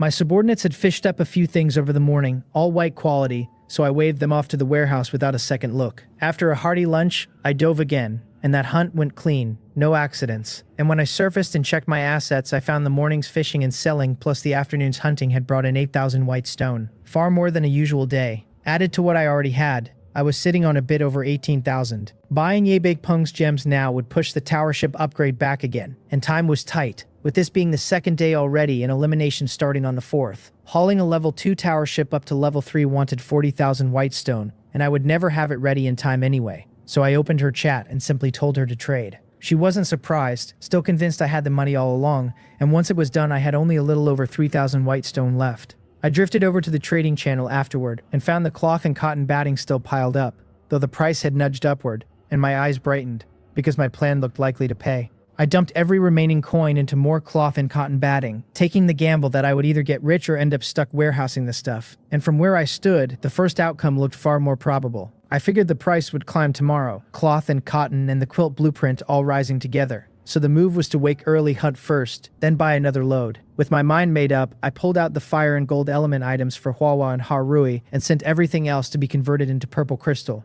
then settled back into the core cabin for dinner. After the meal, with Mori clearing the dishes, I sat on the sofa for the night's 100 transformations and started with the fishing platform blueprint, which was no use to me, so I specified the blueprint type and let it run. It came back an aquarium blueprint blue, demanding wood and stone and a great heap of glass. The description teased unexpected gains without telling me a thing, which left me frowning, since I couldn't build it now and could only hope it didn't disappoint once I finally could. Next came the item quality enhancement card, and I specified it and rolled the dice. And the result made me laugh out loud, because it leapt 2 whole grades into an item quality enhancement liquid. Purple, a critical hit that improved item quality the more drops you used. Without overthinking it, I pulled out my 2 prizes, the Azure Sea Dragon bled at blue and the Undersea Demon Dragon bled at purple, and dripped a few drops of the liquid into the Azure first. Nothing changed at first, so I added more, and on the second look it had climbed to purple. I still had over half a bottle of the stuff left, so I emptied the whole thing into the Azure blood and waited. And when I checked again, I could not help laughing, because it now read Azure Sea Dragon Emperor blood, gold. I looked at the Undersea Demon Dragon blood and decided to save it for a later batch, since fusing 2 gold-grade dragon bloods together promised some kind of enormous surprise, and I had no intention of rushing it. I put both away and pulled the third item, the Healing Room blueprint, specified it, and ran the talent again, and my luck held for a second critical. It became a Temple of Light, purple, a building where the wounded mend fast, and light element professionals cultivate quicker the deeper inside they sit. The construction cost was brutal. Hundreds of units of holy light wood and starlight stone and great stacks of earth and light element gem, but it was a genuinely magnificent thing to own. After all that, instead of resting, I opened the map fragment and measured the distance, which was still considerable. A few more upgrades to the power technology should put me at my destination by next weekend, and the thought made me a little giddy. I had been adrift more than 10 days and was sick of it, hungry for the simple feeling of solid ground under my boots. I collected the night's earnings off the money tree, didn't even glance at Wang Mok's transaction list since I had so little money left, and climbed into bed. Dark Moon's cattail started swaying against my thigh until I made it very clear what happens to anyone who provokes me. I woke the third day to a chill and a realization that Dark Moon was still curled there sleeping. I patted her gently and she grumbled, her ears twitching, eyes opening hazy and unfocused, and I told her we had to go hunting first today. She nodded as her eyes cleared, so I got up, washed, and crossed to Windsor's room, where she was already awake and reading, and she turned and smiled when she saw me. I laid out the plan. She rose and said, "Let us go," and by then Dark Moon was up as well. Mori asked whether we weren't having breakfast, and I told her not yet. Then I went up to the deck, where Sockpan was already fishing with the others, and announced that we were skipping breakfast to hunt first, and would eat properly once we finished, which got a round of laughs out of everybody. I wasted no more words and dove, and the hunt went off without a hitch. When I surfaced, I glanced at the drops, all white quality, and sent them to the storage room, then checked my assets, which were close to 6,000 now, and poured every coin into more cloth and cotton wadding. After a big lunch, I went back to the lounge chair, and Huawa and Harui dropped into my arms while Windsor fished. So I offered the 2 of them some purple crystal, only for both to pat their bellies and shake their heads. Full already? That puzzled me. I wondered aloud whether they simply couldn't keep eating and needed to rest. And they both nodded, so I laughed and told them to come ask me whenever they felt they had room again. And they nodded once more. With nothing else to do, I opened the chat channel and mentioned I had run into a small island the day before. Only it turned out to be an Orc Lord's territory and crude as anything inside. Somebody answered that he was even worse off, never having found a territory at all. And another voice said that missing one was actually a mercy, given that more than a dozen people had been wrecked on islands. Then somebody passed along that Lee Kyo had hit a human lord's territory and come away rich enough to maybe pass the big shot this week. That set off a wave of doubt, the gap between us being far too wide to close, and one person joked that just looking at the big shot's score made him feel the despair of the other 9 in the top 10. Some cheerful soul cut in to say he felt no despair whatsoever, and when asked his rank he said, somewhere over 1 billion, and the whole channel went quiet before erupting that he was really showing off. The whole mood of the conversation flipped again into something lively and ridiculous, and I took a sip of my drink and smiled. Lee Ko's luck did seem solid, and I wondered what good things she had scooped up, though like everyone said, I wasn't worried she would overtake me, because my points already towered over the rest of the top 10. I took the items Windsor handed me and went through them, starting with a snack random gift pack, white quality, whose description asked how a leisurely life could possibly go without snacks. I darkened at it because the line felt like it was making a quiet point about me, though I had no proof. I used it anyway, came up with a fat bag of treats, shared them around with Windsor and Dark Moon, and even Huawa and Harui burrowed bodily into a snack bag to gorge themselves from the inside, which left me half amused and half warmed watching them. The second item was a river terrain card, blue, which carved a river out of the land, a thing many lords coveted. Once I had a territory, I could ring my walls with a moat and harden my defenses. Still, blue was blue, and I wanted to run it through 100 transformations that night, the gap between blue and purple being real. In worst case, I could just have people dig a moat by hand. The third item was a dragon source fruit seed, green, a fruit prized especially by dragon and python type creatures, which struck me as nothing more than an ordinary plant, maybe a cash crop to sell later. so I shrugged and resolved to transform that one too. With the 3 items done, I drifted back into worrying, because the channel made it plain that plenty of people still hadn't found territories at all, and the fear nagged at me that I might be one of them. I wanted to see a territory so badly, even just to look at one with no extra reward. Then I opened Bakeseol's chat and asked her flatly whether she had found one. She replied that she was looking at an island right then, a volcanic one, and was hesitating over whether to go up, which left me a little speechless since the timing was so perfect it felt like she was needling me on purpose. I told her to go take a look and be careful, that these chances were rare and might pay off big, and privately I thought that if it were me I would have charged up there bursting with excitement instead of dithering. She said she would go right away, my encouragement apparently hardening her resolve. And after one more exchange, the chat ended, with Bakeseol left mildly puzzled over whether I had really messaged her just for those few lines. I felt awkward myself because I had reached out hoping she was islandless too so we could keep each other company and ease my nerves, and instead she had landed on one the moment I asked. So I opened Lee Kyo's chat and asked whether she had made a fortune. She was moving along her island when the notification hit, and she opened it surprised to find the boss messaging her first, then answered that she had made a little, but nothing next to mine. She had just heard from Ye Bakepung that I had dropped 15,000 white stone on a pile of gems, and the news had left her sour enough to nearly choke. I asked whether she had anything good to sell, and she said no, so I pressed about gems, and she got confused, wondering what had gotten into me, since I seemed so idle, which I genuinely was. She turned the question around and asked, why? If I had an island, I wasn't off exploring it instead of chatting with her, and I felt the words lodge in my chest before admitting helplessly that I hadn't found an island at all. That gave her a mischievous little smile, and she said now she understood why I had so much free time, then told me she wouldn't keep chatting because she had hit her second island and was busy exploring it. After sending that, she closed the message and burst out laughing, delighted to have gotten under my skin. Her reply left me sour as well, because how could she have found a second island when I had yet to find a single one, and I had no mood left to talk. I felt low and out of sorts, so I lay back on the lounge chair staring up at the gray sky, told myself to let nature take its course, and reminded myself that good things come to those who wait. I drank red wine, joked with Windsor and the others, and let the afternoon slip by until it was evening, when I sold the fish I had caught for over 3,000 white stone. This time I didn't pour it into cloth and cotton, and instead opened my personal store, which had refreshed a weekly special that afternoon. The item had nothing to do with the cold disaster, which puzzled me, and I guess the system expected everyone to fish up their own heating and warming gear to survive the cold, leaving the store for other things. I clicked the special, a teleportation array, which set up a permanent link between 2 places to tighten communication and control, capped at 500 kilometers apart, for 5,000 white stone.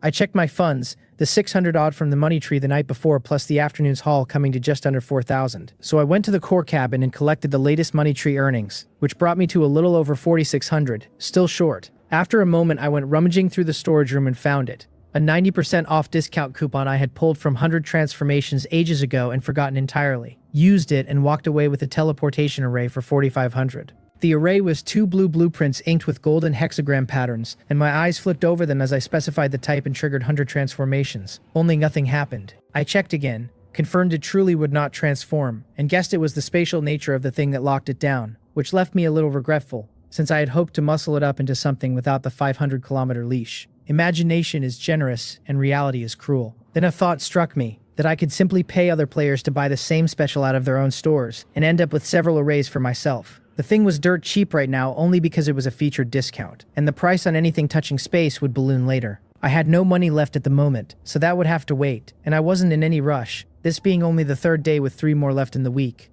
I stashed the array in the small living area and went back to the core cabin, where Windsor and the others were already at dinner, and I sat down to eat and talk. After the meal, Mori cleaned up while Darkmoon and Windsor each took a book to the sofa. I left the 2 of them to their reading, stretched out on the bed against the pillow, and pulled the Dragon Source fruit seed, specifying it and running 100 transformations. It came back a Dragon Blood fruit seed, blue, listed as an Earth-grade rare spirit treasure that dragon and python-type creatures adored, and that carried a chance of refining our bloodlines. I was thrilled, never having expected an actual spirit treasure seed, and an Earth-grade one at that, probably a high tier among them given the bloodline effect. I put it away and pulled the river terrain card, specified it, and ran the talent, and out came a terrain change card, purple, which let me reshape the land within a 100-mile radius for 30 minutes. My eyes lit up, because the change card outclassed the river card by a mile, letting me sculpt whatever favorable terrain I wanted before raising my territory, and 100 miles was more than enough to build a city. The 30-minute clock meant I would have to plan every move before I triggered it, since getting caught halfway with the timer dead would be a disaster. The 3rd item I pulled was a green water cup I had bought off Wang Mok's trade list, one of several green pieces I still held. I specified the equipment type and ran the talent on it, getting a bedrock shield blue, granting a 5th more defense to whoever carried it. I raised an eyebrow, not thrilled, since I had hoped for gear Windsor or the others could use, and instead drew a shield that only Seokpan had any business with, so I put it away to hand over the next day. I told Windsor it was time to rest, and she got up fast and said Dark Moon should stay with me, which Dark Moon promptly refused, insisting Windsor go. When I told them not to be shy and to come together, the two of them said no in perfect unison. Windsor rolled her eyes at me, came over and sat on my bed, while Dark Moon escaped to another room. I asked why she wasn't granting my wish tonight, as I flicked the tip of her nose. She turned her head away and said that I had only been intimate with Dark Moon a handful of times, and already I was asking for that, when there was no way Dark Moon could accept it. Thinking it over, I had to agree, since Dark Moon's temperament was nothing like Windsor's, so I smirked that Windsor was the thoughtful one and deserved a proper reward, and she protested at me to stop moving even as her breath caught and her face flushed. Across the ship, Dark Moon lay in the dark, turning my words over, fully aware I truly did want her and Windsor together, and the moment she pictured it, she felt mortified beyond bearing. She knew she had refused tonight, but couldn't keep refusing forever, and the thought followed her down into sleep. The 4th day woke me with cold, and I opened my eyes to an empty bed, unsurprised, since Windsor always rose early. I got up, dressed, still felt the chill, and only the new clothes I had bought the day before took the edge off, though I knew that small comfort would mean nothing once night fell. I washed and ate as usual, handed Windsor the fishing rod, and sat on the sofa with the trading channel open. Every listing had nearly tripled in price overnight. 300 white stone for 2 heat panels, 100 for a couple of cotton clothes blueprints, the same for a heated blanket, and I figured prices would climb again by nightfall. I could already turn a profit by selling off the cotton quilt blueprint and the cotton clothes blueprint, but I held back the cotton batting and cloth because with a permanent cotton quilt blueprint in hand, I could sell finished quilts, instead of raw stock and pocket far more. I kept enough cotton clothes blueprints for my own people, who needed them too, sold the rest, and that single flip brought in over 15,000 white stone off the 5,000 I had originally spent, the rest of my money having gone into cloth and cotton batting. I poured all of it straight back into more cloth and cotton batting. The price on both had climbed considerably, which by all rights should have meant scarcity, yet I found a steady, unbroken stream of cloth and cotton batting still flowing onto the market, and I smiled, because I had clearly met a fellow merchant. Whoever it was had stockpiled heavily in advance and was now feeding inventory out slowly to keep the price stable, which told me there were quite a few clever heads in this disaster besides mine. I ignored them, since whatever they offered I would buy, and they weren't really my competitors anyway, they being raw material sellers while I dealt in finished goods. Within an hour, I had converted every coin into cloth and cotton, and folded in with the stock I had saved from before. My inventory was worth close to 27,000. Once I turned all of it into quilts and sold them, my breathing picked up, because I was about to strike it rich, maybe clear over 100,000 white stone, the first time I had ever touched assets in 6 figures. I made myself calm down and mutter that it was only a bit over 10 gold stone and hardly worth getting worked up over, though the grin wouldn't leave my mouth no matter what I told myself. I clapped my hands, stood, and went out to the deck to stretch out on a lounge chair. Hwawa and Ha Rui shot out of Dark Moon's and Windsor's arms to land in mine, humming up at me and patting their bellies, so I knew they were ready to absorb purple crystal again, and handed them some along with a few gems. The two settled onto my stomach with their eyes curved into smiles and began to eat. I called Mori over and gave her the bedrock shield to carry to Seokpan, along with the cotton clothes I had crafted, one set for every person, and she answered and went off with it all. Before long, the notifications rolled in that my loyalty and affinity had ticked up, which was exactly what I expected, so I paid it no mind, and when Mori returned from her errand, she went back to kneading my shoulders while I closed my eyes and enjoyed it. Not long after, Windsor poked me, and I opened my eyes and took her catch. The first piece was a shadow stone, white, a little gadget that records a scene and a favorite among scout units, and the second was a civilian summoning card, white, at which my face darkened, since here was another scrap of nothing. I summoned the civilian anyway, found it had no profession, and ordered it to report to Seokpan, then checked the third item. It was a Hall of Valor blueprint, gold, a special building where unit heroes leave their mark. After a hero dies, he can condense into a heroic spirit inside the hall, keeping every bit of the strength he held before death, able to fight in the territory's main city, though his power can never be raised any higher. The construction cost ran to 1,000 wood and stacks of ghost wood and underworld pattern stone and dark element gem and soul cleansing water. I stared, then swore, rubbed my eyes, and used Spirit Eye to read it again. And it hadn't changed. It really was a gold quality blueprint. I laughed from somewhere deep in my chest, because I had pulled a gold item without ever finding the resource fishing rod. The first true gold thing I had ever obtained. Every gold piece before this having been my own talent's doing. I badly wanted to know whether 100 transformations, which guaranteed at least a 1-grade lift, could push something already gold even higher. I couldn't wait for night, specified the category, and ran the talent, and nothing changed at all, which had me wondering whether gold was simply the ceiling of this whole world, until a prompt surfaced telling me my talent grade was insufficient to use 100 transformations on it. That stopped me, because Chionlo had actually volunteered a hint, and after a moment's frown I understood it meant gold was not the ceiling, that grades above it existed, and only my present talent fell short of forcing a gold item to budge. I smiled at that, because better qualities waiting above me was good news, and if my talent grade was the bottleneck, then I could simply find ways to raise it. Once it climbed high enough to transform gold, I would transform gold, and I genuinely looked forward to the day. My talent was clearly powerful and nowhere near fully unfolded, and I put the Hall of Valor away in high spirits, humming a little tune to myself. When hunting time came around, I dove, the tower ship sinking under, and for the first 4 hours I met no real trouble,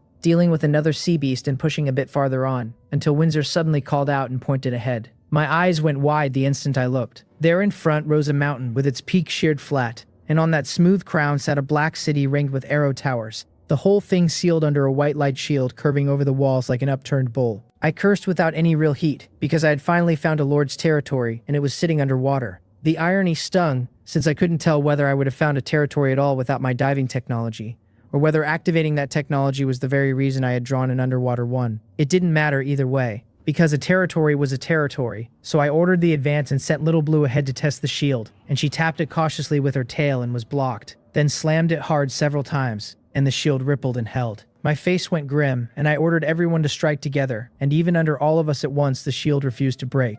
My mood was foul, and the fear that I couldn't even get inside started to set in, until my eyes lit up on a memory. The merfolk talisman, purple, proof of identity for the merfolk, was something I had chosen as my first place survival reward the week before, purely because the thing struck me as strange. As a last resort I brought the ship in close, and held the talisman to the light shield. The instant they touched, a small opening bloomed and spread outward until a great gateway stood open in the shield. I was overjoyed it had worked, grateful I had chosen the talisman back then, and grateful I had never run it through 100 transformations, because if I had, I would be weeping now.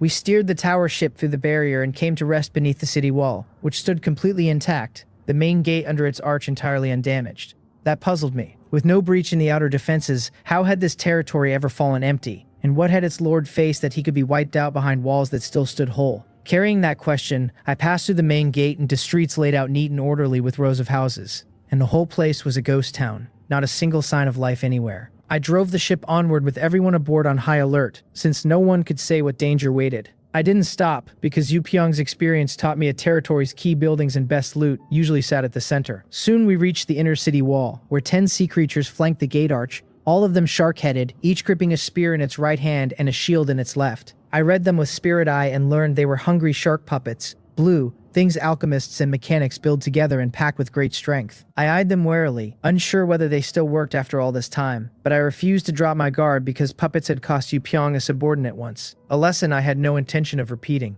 I told everyone to release their control skills together and lock down one puppet each, and Windsor and the rest nodded. I cast a freezing spell, Windsor threw a binding spell, and Hwawa and Harui struck at the same moment, the 4 of us pinning 4 puppets, while the rest came alive and advanced behind shield and spear toward the ship. Even the one I had frozen was already shaking free, my strength clearly not yet enough to hold it fully, so I gave the command to attack. Everything poured out at once, Little Blue's thunder sword, Dark Moon's flying sword technique, my own water arrows beside Windsor's light arrows and Harui's sharp arrow technique and Hawa's fireball and the commoner's arrows. Under that storm, 6 puppets were torn into scattered parts on the ground before they reached us. I called for the remaining 4 to be relocked, and Windsor caught the one slipping my freezing spell with a fresh binding spell before it could move. Then I activated the diving technology, and a thin film of light wrapped Windsor and Hwawa and Harui and Sokpan and me, the 5 of us stepping off the ship while Dark Moon and the others stayed aboard. I chose Sokpan because he was a defense hero, and if I ever lacked strong defensive heroes down the line, he was the one I would invest in. Setting my boots on the stone slab gave me a strange unreality, deepened by the sight of Little Blue drifting beside me, though stepping onto something solid still lifted my mood despite everything. The 5 of us crossed to the puppets and looked them over, the 4 of them straining against the binding but unable to break loose in time. I reached out and touched one, finding it cold and metallic rather than anything built from corpses. The shark had startlingly lifelike with scarlet eyes and sharp-pointed teeth showing through its gaping mouth. I stroked my chin, wondering how to subdue the things, since smashing 4 blue-quality items outright would be a waste, and I had only killed the first 6 to keep the ship safe. I told everyone to study the puppets and look for a way to claim them, and Windsor and Seokpan each took one while Hwawa and Harui pretended to study one as well. I circled around finding nothing special, half resigned to killing them, when the puppet the two little spirits were surrounding abruptly went still. I looked over startled to find Hwawa perched on top of the shark's head, and she flew over to me proudly and landed on the head of the puppet in front of me, which promptly froze too, and Harui went and stopped the other two. I swam up a little to see what sat atop the shark's head, and found a button, with Hwawa standing squarely on it, so I praised her for being clever, and patted her head. She beamed and pointed at Harui to make clear they had found it together, so I praised Harui too. Then I had the 4 puppets loaded onto the ship, and we rode Little Blue with the tower ship trailing behind into the inner city, where the buildings turned plainly more lavish, every one a crystal house in some different color. I examined things as we went, and all along the route stood residential buildings, each marked as unoccupiable, and a merfolk hall, purple, capable of summoning merfolk heroes, but listed as no longer functional, which left me speechless, finding something good only for it to be useless. I sighed and kept searching, turning up a profession temple, a merfolk altar, a sawtooth sea shark troop lair, all purple and all dead. Then I hit a crimson-striped python troop lair, blue, a complete lair offering a chance at the troop lair itself if destroyed, and my eyes lit up at finally finding something I could take. I destroyed it, my luck good this time, and the troop lair came to me. I circled the area again and found several more incomplete layers, guessing this was where the old lord stockpiled them, then split everyone up to search. We turned up 4 more intact layers, though destroying them yielded only 2, a blue-eyed water leopard troop lair, green, and a bewildering tree troop lair, blue, which honestly disappointed me a little. Leaving the lair district behind, I came to a stretch of varied buildings and, past several damaged ones, hit something that set my heart fluttering. It was a troop enhancement pool, purple, a complete building whose blueprint dropped on destruction with no mention of the word chance anywhere in the description. I checked it several times to be sure, then destroyed it and claimed the blueprint outright. A troop enhancement pool that strengthens troops to a degree scaling with their quality. Building it demanded stacks of stone and energy stone and mana vine and water and light element gem, 2 of those materials being ones I had never even heard of, though that hardly mattered since I could gather them in time. I put it away meaning to push on, and discovered my diving time for the day had run out. It was a disappointment, but there was nothing for it, so I chose to surface and pick the exploration up again the next day, unworried that the place would vanish, since Yu Pyong had spent a whole night on the island he was exploring without losing it. The tower ship broke the surface and I shivered hard, because the cold had bitten down brutally, far worse than it had felt in the sea, and I knew I had to solve the heating fast. I went back to the core cabin, sat, and started cranking out cotton quilts, and selling them at the market rate, and within an hour I had turned every raw material into quilts and moved the lot. When I checked my assets afterward, my eyes went wide. 13 gold stone, 32 purple stone, and 82 white stone, 133,282 white stone all told. Even counting the white stone I had hunted that afternoon, I had cleared at least 120,000, and I burst out laughing that I was rich, then got straight to upgrading without another word. First was the tower ship itself, which wanted 8,000 wood and 16,000 iron nails and copper blocks, and a ship core, so I bought everything for 40,000 white stone and triggered the upgrade. The level 3 tower ship now ran 60 meters by 15, with a 4th floor added carrying its own kitchen and dining room and warehouse, and a brand new conference room alongside more living quarters, a water store, and the rest. Its technology list stretched out across drainage and thermal energy, and automation in the multi-ore linkage propulsion, and 3 flavors of diving plus the underwater breathing. The conference room was useless to me for now, since I had fewer than 50 people under me, and hardly needed a dedicated hall to hold meetings, and even the extra living quarters sat half empty. After the ship, I clicked Ship Electrical Technology, which wanted 4,000 white stone to unlock, and I startled, because the ship thermal energy had only cost 500 back in the day. Money was no longer the problem, so I unlocked it, built it for another 1,000, then poured 2,000 more into raising it to level 2. As the electrical system came online, fine silver lines threaded along the walls of my room with blue circles flickering at intervals, down their length, and the whole place took on an inexplicable high-tech feel.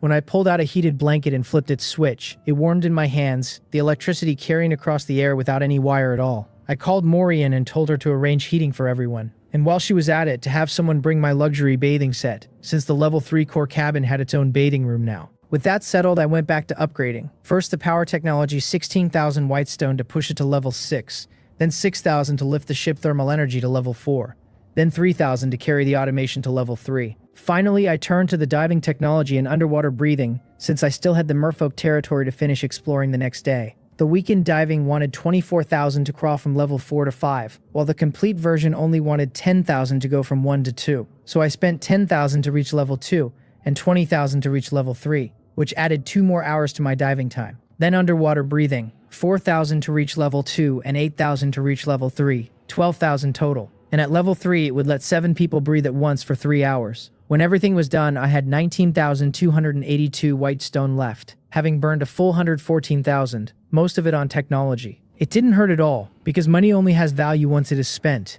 and otherwise it is just a number that means nothing. After that, I opened my friend list and found Wang Mok, asking what the special offer was in his personal store this week, because I meant to grab another teleportation array. Wang Mok, who was eating dinner, opened his store the moment he saw my message and told me it was a teleportation array, and I felt the knot in my chest loosen, since I had worried other players might see something different from me.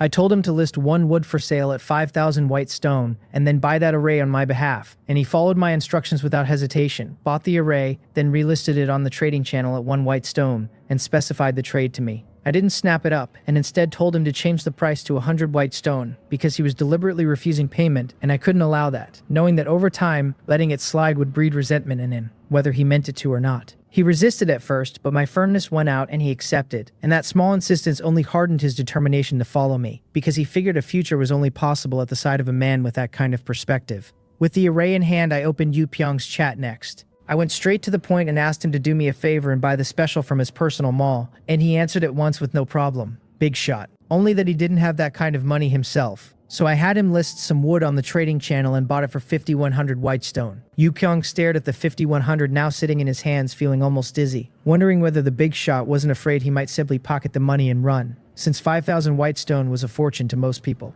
He marveled at how much money I must be holding to trust him so easily, reasoning that since I had asked him to buy an array, I had clearly already bought my own, which meant this was an extra, which meant I had at least 10,000 white stone in spare funds. He found the scale shocking, wondering when he would ever see numbers like that. Had he known I had just spent over 100,000, the figure would have terrified him outright, being completely beyond anything his imagination could hold. Soon his array arrived, and I had chosen him precisely because I had traded with him before and judged him reliable. Once it was done, I checked and still had over 9,000 white stone, so I found Li Chung and squeezed a third array out of him, which left me under 4,000 and unable to buy more.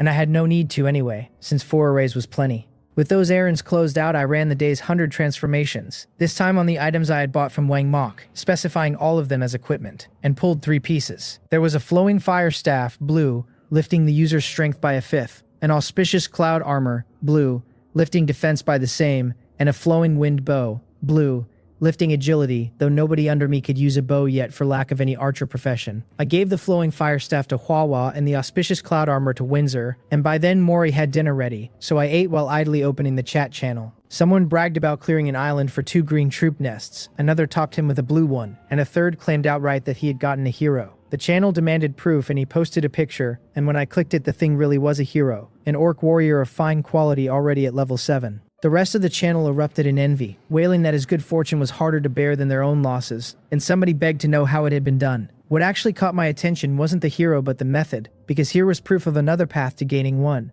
The first path was the summon cards, the second was the way I had taken Sok Pan, by crushing a hostile force and subduing the enemy hero, and this was a third, stumbling on a wandering masterless hero and finding a way to win him over. There was even a fourth, my own 100 Spirits Pavilion, whose description promised a chance to summon a hero outright. There were plainly many roads to a hero, and most people would likely have one before long, though most of those would be low quality with limited growth, never fit to anchor a territory's high-end core strength. That was only my own read on it, of course, since not everyone had the chance to draw a legendary hero, and among the people I knew, only Baek Seol held even one, never mind me with several, a thing common sense couldn't really measure. The channel pressed him to explain how he had subdued the hero, whether he had beaten him into yielding, and the man answered that he had simply been lucky, that some time ago a bottle of immortal drunk wine had dropped from an attacker he killed. The story took the usual detour, half the channel hooting at the man to get to the point while the other half hooted at the first half to stop interrupting. Only after some wrangling did it come back around. The man explained that he had cursed the useless wine for ages until today, when he drank it with his meal while exploring the island and the hero came looking for him on his own, accepted a drink, and asked to follow him. The channel howled that without the picture they would have called it a tall tale, that it read like a scene straight out of a novel, and the man admitted it felt like a dream to him too, except now he was nearly out of wine. That set off a stampede of people offering to sell him their own at a discount. Peerless True Brew, fresh stock, whatever they had, and somebody asking whether the wine was any good got told he could drink it and it wouldn't kill him. I smiled at all of it, feeling that the internet had polluted me too, since I used to be a pure little lamb before I ever touched it. After dinner I went to bed, where my pure little lamb went to keep company with the little cat. The night unfolded in a way better left to the imagination, where genuine affection holds 1,000 virtues, but none of them quite match the soft gasp of a half-sung sigh. The 5th day arrived and I woke groggy, moving Dark Moon's cattail away from somewhere it had no business being, baffled by when exactly she had picked up that peculiar habit. My shifting woke her too, and she looked at me, snorted through her nose a few times, her ears twitching, and rubbed her little face against my chest, every trace of her usual aloofness gone. I told her gently it was time to get up, that we still had yesterday's territory left to explore. The night before, after surfacing, I had left the ship exactly where it sat, hedging against not being able to find the territory again come morning, and Dark Moon's mind cleared slowly while her cheeks colored. I smiled at that because Dark Moon was always this way, utterly given over in the moment and bashful the instant it ended, which I found endearing in its own way, and I had no wish to change her, since everyone carries their own temperament.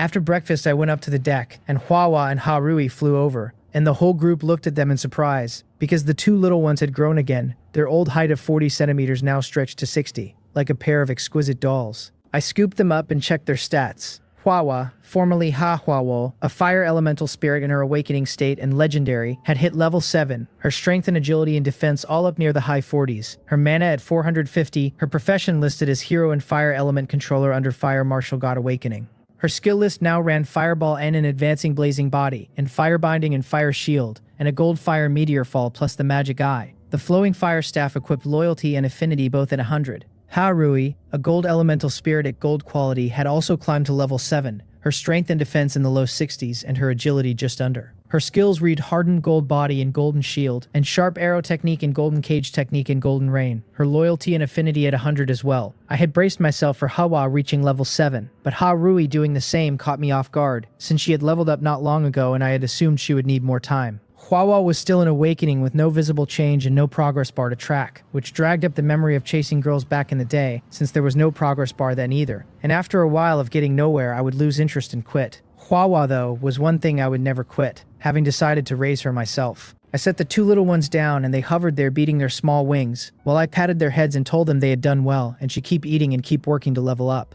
I had plenty of purple crystal anyway, and they both nodded eagerly.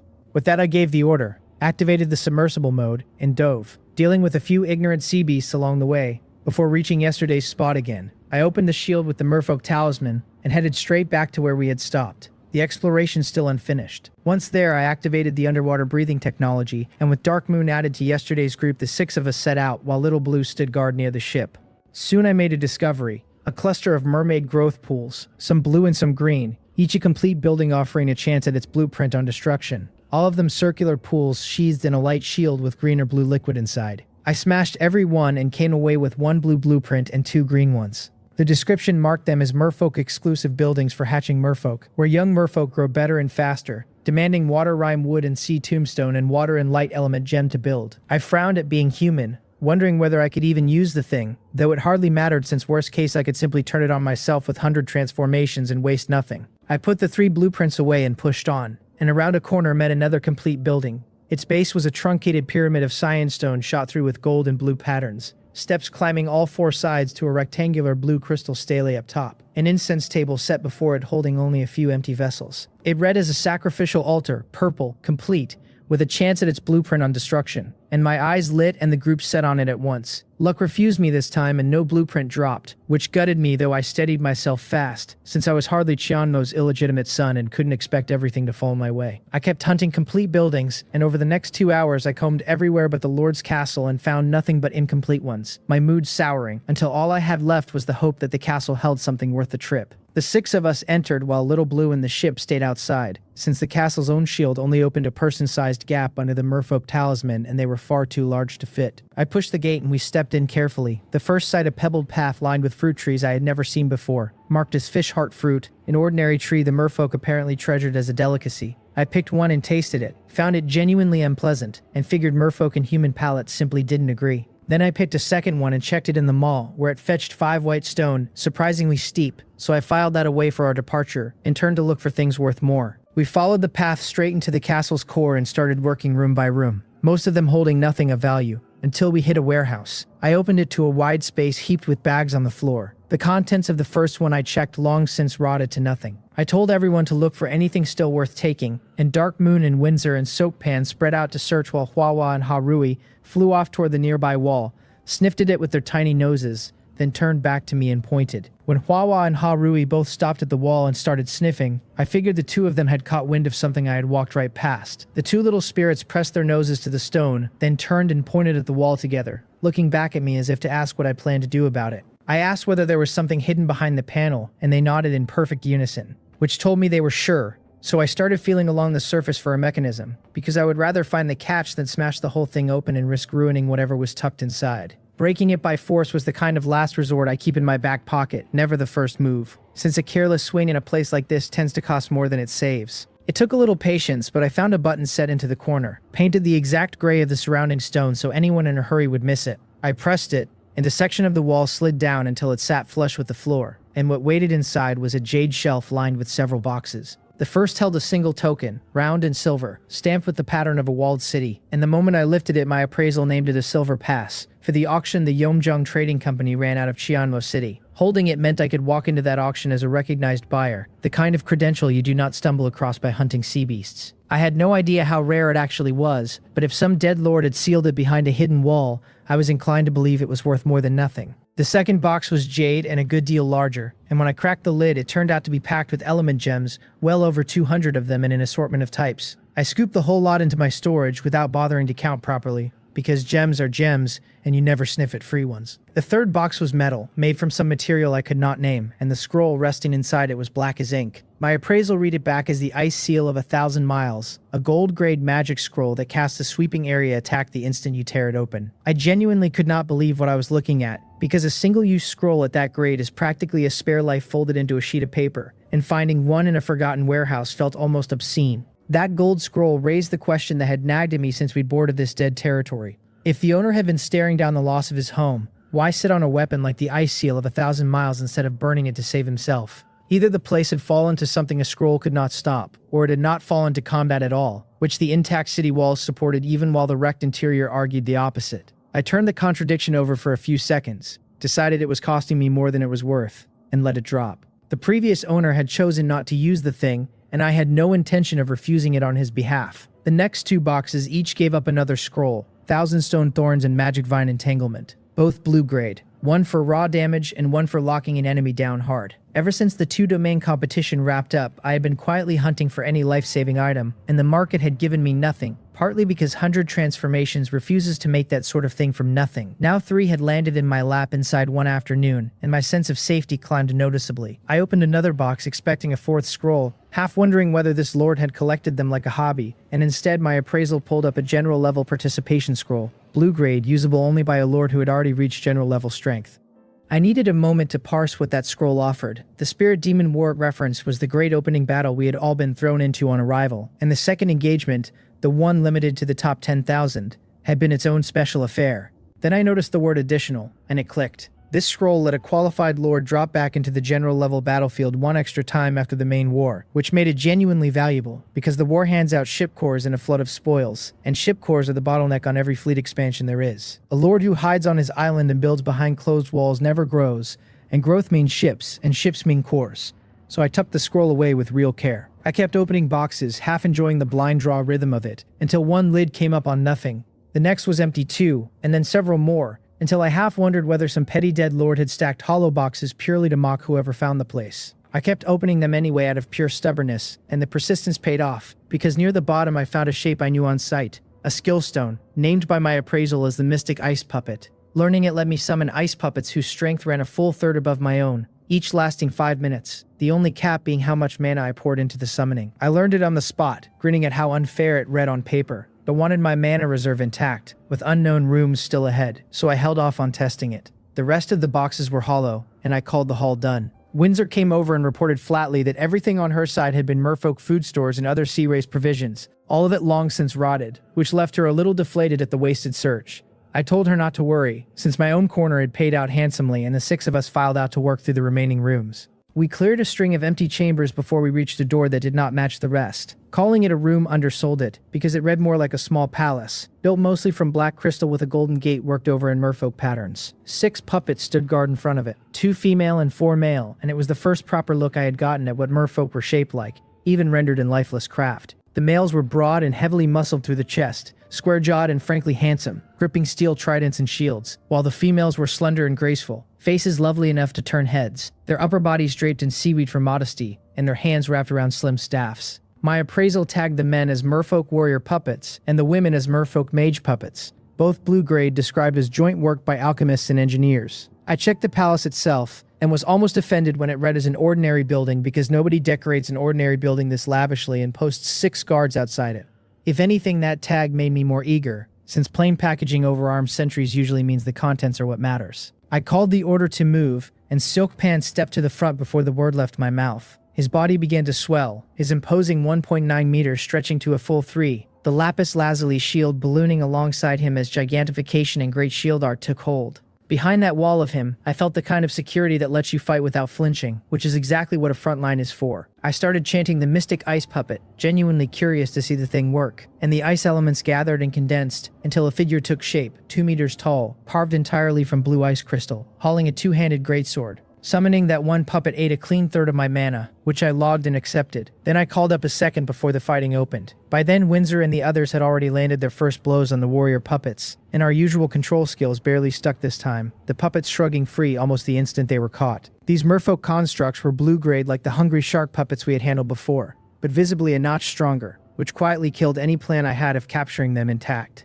3 of the warriors charged us while a 4th held its ground to guard the 2 mages, and watching puppets run actual tactics gave me a fresh and slightly unsettling respect for whatever alchemy built them. While the merfolk mages were still mid-incantation, Windsor threw Bewilder at each of them, her casting speed leaving the puppets in the dust. By the time the 2 mages got their first skill off, she'd already finished both her castings, and what they released were a pair of soul-shaped merfolk apparitions that drifted onto the 2 charging warriors. Where those soul forms touched, the warrior puppets swelled a size larger and grew noticeably more menacing, which told me plainly that Bewilder did nothing at all against constructs. My 2 ice puppets and Seokpan each squared off against a warrior, the 6 of them slamming together at once, and my side took the worst of the opening clash and got driven back a step. Dark Moon moved in then, the wind-breaking blade in her hand lengthening and going black as Darkness Blade ran along the edge, and she slid over towards Sokpan to gang up on the one warrior that had not been buffed. Her first strike knocked that puppet back outright, and she stayed glued to it, her second slash opening a deep gash down its arm. She kept the pressure on without letting up, faster than the puppet could answer, and once it was clear she could hold the thing alone, Siakpan peeled off to reinforce my struggling ice puppets. I tried a water arrow technique into the fight,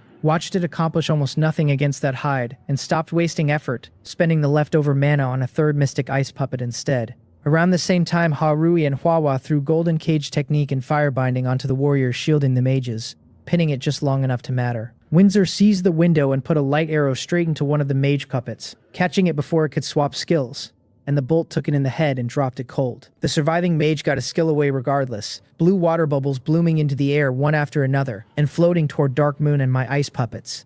Hwawa answered with Fireball and Harui let loose Golden Rain, the 2 of them meeting the bubbles head-on and bursting most of them, though 2 slipped the net and settled onto Siokpan and me. The instant the bubbles touched down, they spread into a thin, clinging film, and I came through it fine, well outside the melee with a shield already up, but Sokpan was in real trouble. His whole body went sluggish, and a warrior puppet's steel trident drove straight into him. The strike only stopped because the lapis lazuli shield ate the force, since a clean hit there would have ended him. In the same breath, one of my ice puppets exploited the opening and beheaded the warrior it was facing, then wheeled off to join the others. Seokpan pulled out of the line and fell back to me, his movements still locked up from the film, so I kept him behind cover while the rest pressed on. Windsor sent another light arrow into the standing mage puppet, only for it to splash against a layer of light-patterned ward the thing had raised. By then, Dark Moon had already sheared both arms off her warrior and was driving her blade down through its skull, and the moment it dropped, she ripped the wind-breaking blade free and lunged at the puppet that had just torn loose from Hwawa and Harui's binds. Hwawa's fireball and Harui's sharp arrow technique came down on the last mage together,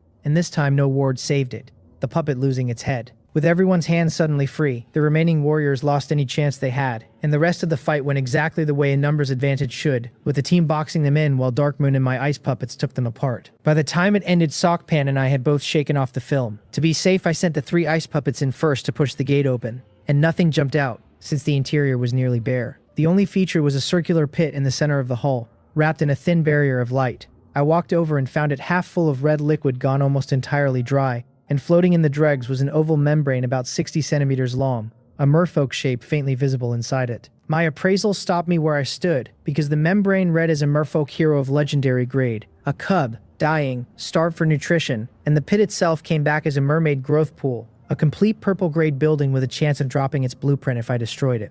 I stared at that reading and asked myself whether I had misread it, because the thing had not even been born and the system already called it a hero of legendary quality. Heroes are not usually born, so I worked the logic instead of gaping. The guards out front were merely blue-grade, and no lord protecting a legendary hero posts second-rate sentries if he has anything better. So the cub almost certainly was not a born hero. A born legendary hero would have parents formidable enough that a lord at this level would never have laid hands on the offspring. And this one had not even spent a general level participation scroll yet. The sensible read was that the cub was the lord's own child, lucky enough to roll legendary at birth, and that the lord had spent a hero class change card to turn it heroic. Whatever the truth of it, the cub was now my prize, and its immediate problem was that the dried out pool had stopped feeding it. The territory had been abandoned long enough that the nutrient solution had nearly run dry, leaving the cub clinging to the last of it. I pulled out a handful of water element gems and a few purple crystals to test a theory, dropping the water gems in first, and the solution rippled and rose a touch. Encouraged, I fed in every water gem I held, and the level climbed. Then a single purple crystal drew a far more violent reaction, the solution surging much higher than the gems had managed. So I kept feeding purple crystal until the liquid rose enough to submerge the cub, and when I checked again the reading had shifted from dying to growing, which meant I had saved it. After that I took several of the jade boxes from the warehouse, and spent more purple crystal to brew fresh nutrient solution, storing it so the cub would not go hungry on the trip back. Then lifted the little merfolk into one of them. With the cub secure, I ordered the mermaid growth pool destroyed, and this time my luck ran dry, since it gave up no blueprint when it shattered. It stung only a little, since I already had several mermaid growth pool blueprints in storage. We circled the rest of the palace and turned up nothing more, so I led the group to the heart of the place, a final chamber raised entirely from purple crystal. We pushed through into an empty hall, climbed the stairs, and stepped into a luxurious room dominated by a wide bed dressed in a brocade quilt of some material I could not name, embroidered with merfolk patterns. A bookshelf stood against one wall, but none of that held my attention, because the thing in the corner did. A blue cylinder with an octahedron suspended above it, a shape I knew at a glance. The territory core. The instant I reached it, the system offered the choice to destroy the unowned core, which would hand it to me and erase the territory. I said destroy, and the cylinder dissolved into scattered starlight while the core floated free into my hand, and then the whole territory began to shake, the architecture coming apart, until it all winked out and left the six of us standing on a bare mountaintop. Little Blue and the ship were already racing toward us, and once the ship pulled alongside we boarded, the core still cupped in my palm. There was time left on the dive, so Windsor and the others and I hunted together, and I made a point of leveling actively rather than coasting. When the timer ran out, we surfaced, and the cold hit so hard the whole crew shivered the moment we broke through. I sent everyone inside to rest and called off work for the day, since nobody lasts long in weather like that, and the commoners scattered toward their quarters looking thoroughly relieved. I lingered, though, since I had not used the resource fishing rod yet, and handed it to Windsor when she came to help, since Hwawa doubles nicely as a hand warmer anyway. I took Rui and Dark Moon back to the core cabin, while Mori went to start lunch. Dark Moon settled onto the sofa, I stretched out with my head in her lap, and Rui tucked against me, and I pulled out the territory core I had just won to study it properly. It was the first core I had ever taken off a true territory rather than off a novice lord, and I was curious whether the two even worked the same. My appraisal named it a Merfolk Territory Core, usable to found an underwater territory and raise Merfolk-exclusive buildings, and that single line set my mind racing. If a Merfolk core builds underwater, then cores of different races must build different territories entirely, which meant my own human race core would only ever raise a land territory full of human buildings, while this one opened the door to a base beneath the sea someday. I was not about to use it now, since it was not my foundational core, and I had no spare energy for an undersea outpost on top of everything else. I am a human, and a human needs his ground first, so a sea territory only made sense as a later supplement. I put it away. Then I pulled out the incomplete map and traced the voyage, and at my current speed, the destination sat another 5 or 6 days off, which left me both eager and on edge. The eagerness was obvious, since soon I could finally plant my own territory, and the unease was simple too, since there was always the chance of arriving at an island where no territory could be raised at all.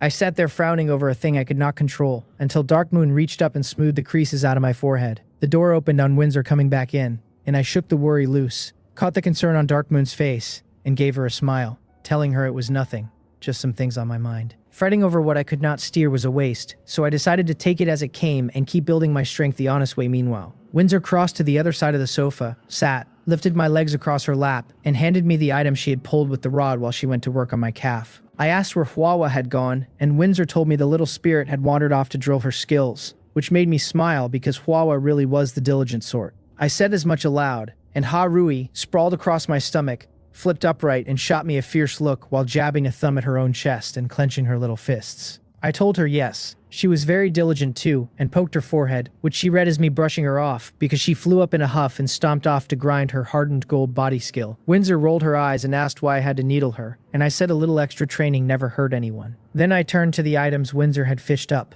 The first was a fish tank blueprint, white grade, for raising a few showy fish to lift the mood, requiring 25 units of glass. White or not, it was exactly what I needed, since I could not leave the merfolk cub crammed in a jade box indefinitely. I bought the glass and built it, and a tank appeared on the living room floor, 3 meters long, 2 wide, and 1.5 tall. Windsor and I shifted it into a corner, then moved the cub and all its nutrient solution in where it had room to grow. The second item was spirit wheat seeds, green grade, a high nutrition grain that strengthens the body of anyone who eats it regularly, and makes talents more likely to emerge among the residents. The same effect family as the spirit rice seeds I already kept. The last item was a moonwell blueprint, blue grade, a building that produces moon water with healing properties and a special potency toward the spirit race, costing 100 moonstone along with stacks of wood, light, and water element gems. That one I liked, since moon water is useful to me directly and sells well to the spirit race, though it occurred to me I could run 100 transformations on it later and aim for a purple upgrade. I decided to sleep on which way to go,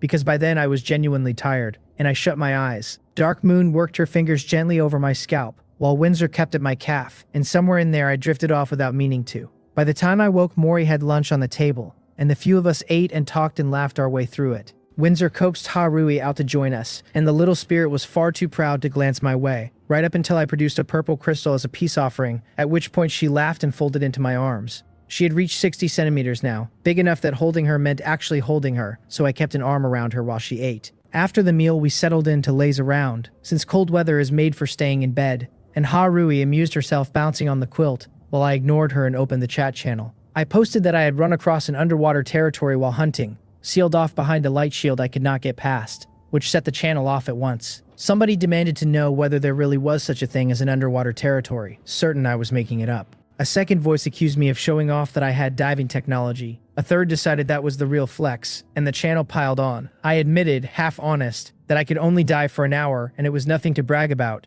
then attached a photo of the underwater territory to prove the find. People lost their minds confirming it, marveling that out of everyone only I had stumbled onto one, while somebody sourly pointed out I had not even gotten inside, and another mourned that being able to look but not touch was its own torment. I grinned and posted 2 more photos, the ones from when I cleared the merfolk territory, one from outside the light shield and one of the Lord's castle within, just to stir the pot. The channel detonated, half of it shouting that they had caught a living big shot in the wild, the rest begging for friend slots and gawking that the big shot had actually made it inside. It dissolved into the usual rowdy nonsense, players angling to befriend the prettiest avatar, others getting told off for being gross, the whole thread descending into cheerful chaos. I read it and burst out laughing, because a crowd of lively troublemakers turned out to be its own entertainment, and I made a note to drop in more often and pick up some of their banter. Windsor asked what I was laughing about, and Dark Moon looked over too puzzled, so I told them, deliberately vague, that I just wanted to join in the fun. Windsor swatted me, having spent enough time around me to read exactly what I was angling at,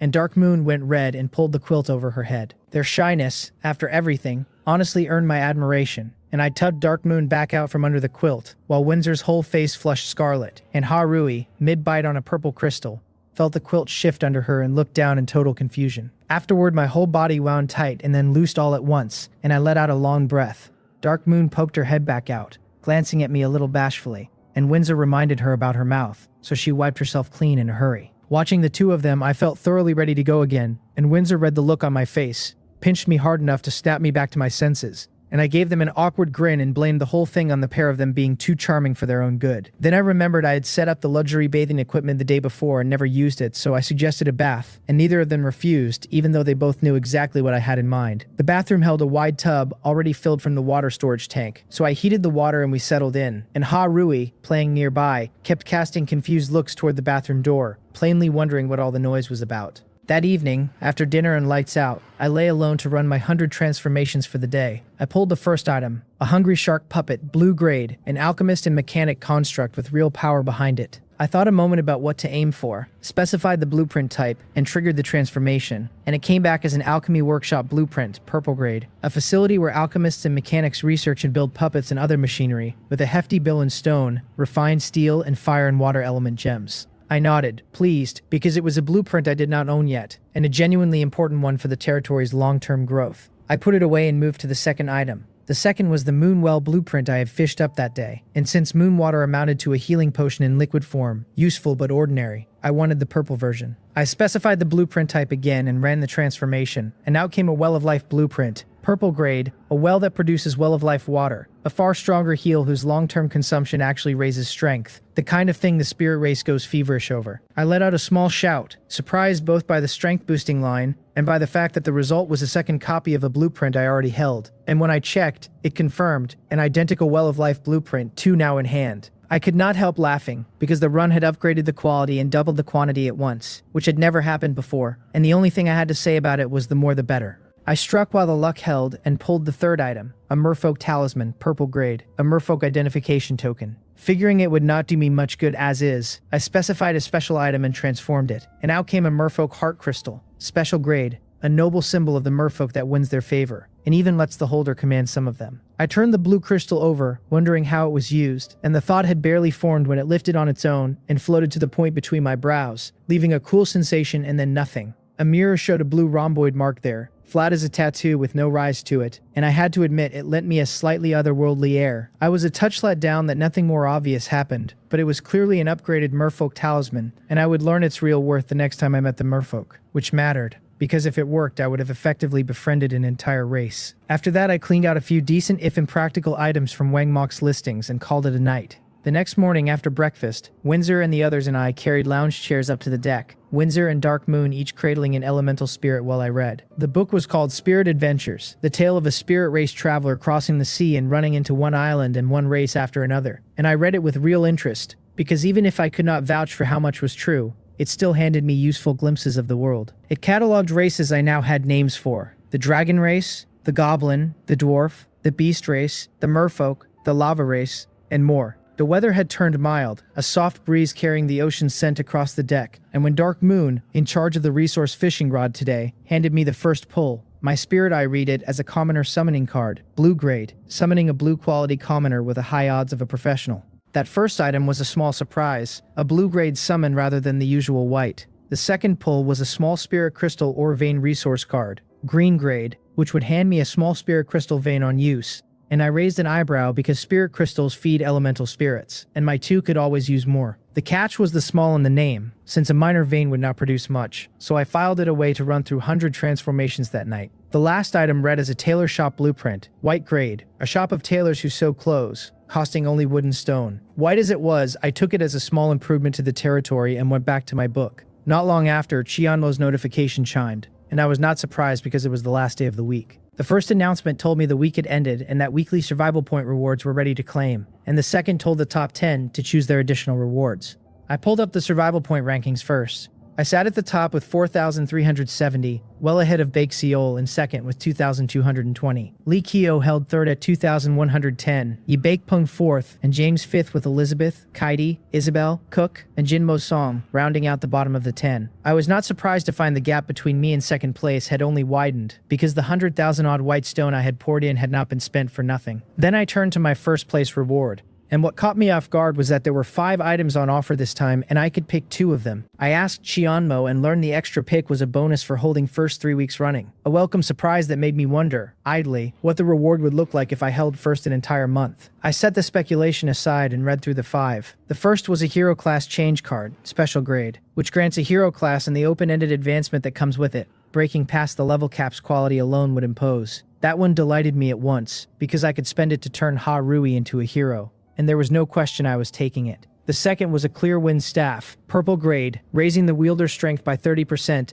and inscribed with sharp wind technique, a group buff that lifts agility by 20%. I was not much moved by the staff, since I could take any blue item, specify the equipment type through 100 transformations, and reliably produce a purple staff of my own, which was already my plan for raising my strength. The third item was a magic energy cannon blueprint, purple grade, a city defense weapon that charges off spirit crystal or purple crystal for heavy damage, built from refined steel, magic pattern stone, and general level beast blood. Fine, but only a production blueprint good for a single cannon, so it went no further with me. The fourth was a pet summon card, purple grade, an extra helper in card form, whose value I could see even though I felt no shortage of pets. The last item stopped me cold, an item quality enhancement card, purple grade, which raises an item's quality at a success rate that drops the higher the starting grade climbs. I did not deliberate. I took the hero class change card and the item quality enhancement card, passing on the pet summon card since I was not hurting for pets. I had been wanting to push the grade of the dragon blood I held for a long while, and an enhancement card was exactly the tool. With both in hand, I used the hero class change card on Harui first, silently apologizing to Little Blue that his turn would have to wait, and promising myself I would make it up to him. When the change finished and I checked her, Harui read as a gold elemental spirit of legendary grade, level 7, every core attribute at 60 or near it, with 600 mana. Her class was now hero and gold elemental envoy. Her skills were hardened gold body, golden shield, sharp arrow technique, golden cage technique, and golden rain, and her loyalty and affinity both sat pinned at 100. The shift mirrored almost exactly what had happened with Wawa, so I handed Harui a magic eye skill stone, and had her learn the appraisal skill too.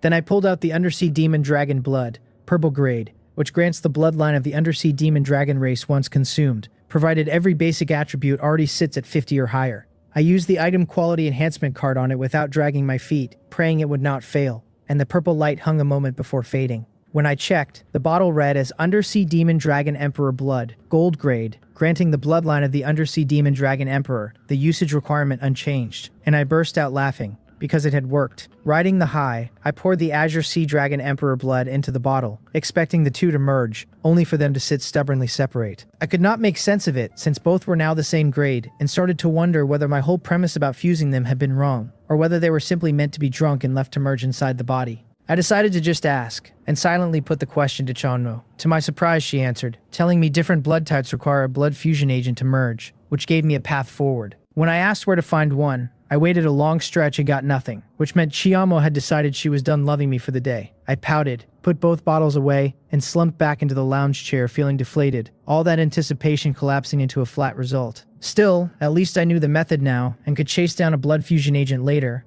so it was not a total loss. I was about to pick my book back up when Chiamo's voice returned, and I braced for a reminder, but it was an announcement. It said the Friends and Family Fun event was beginning, and anyone could pay to invite friends to visit, after which, 3 hours on, they could enter the treasure hunt space together. I sat there baffled, because a treasure hunt sounded pleasant enough until you remember that the moment treasure appeared, everyone present would be at one another's throats over it.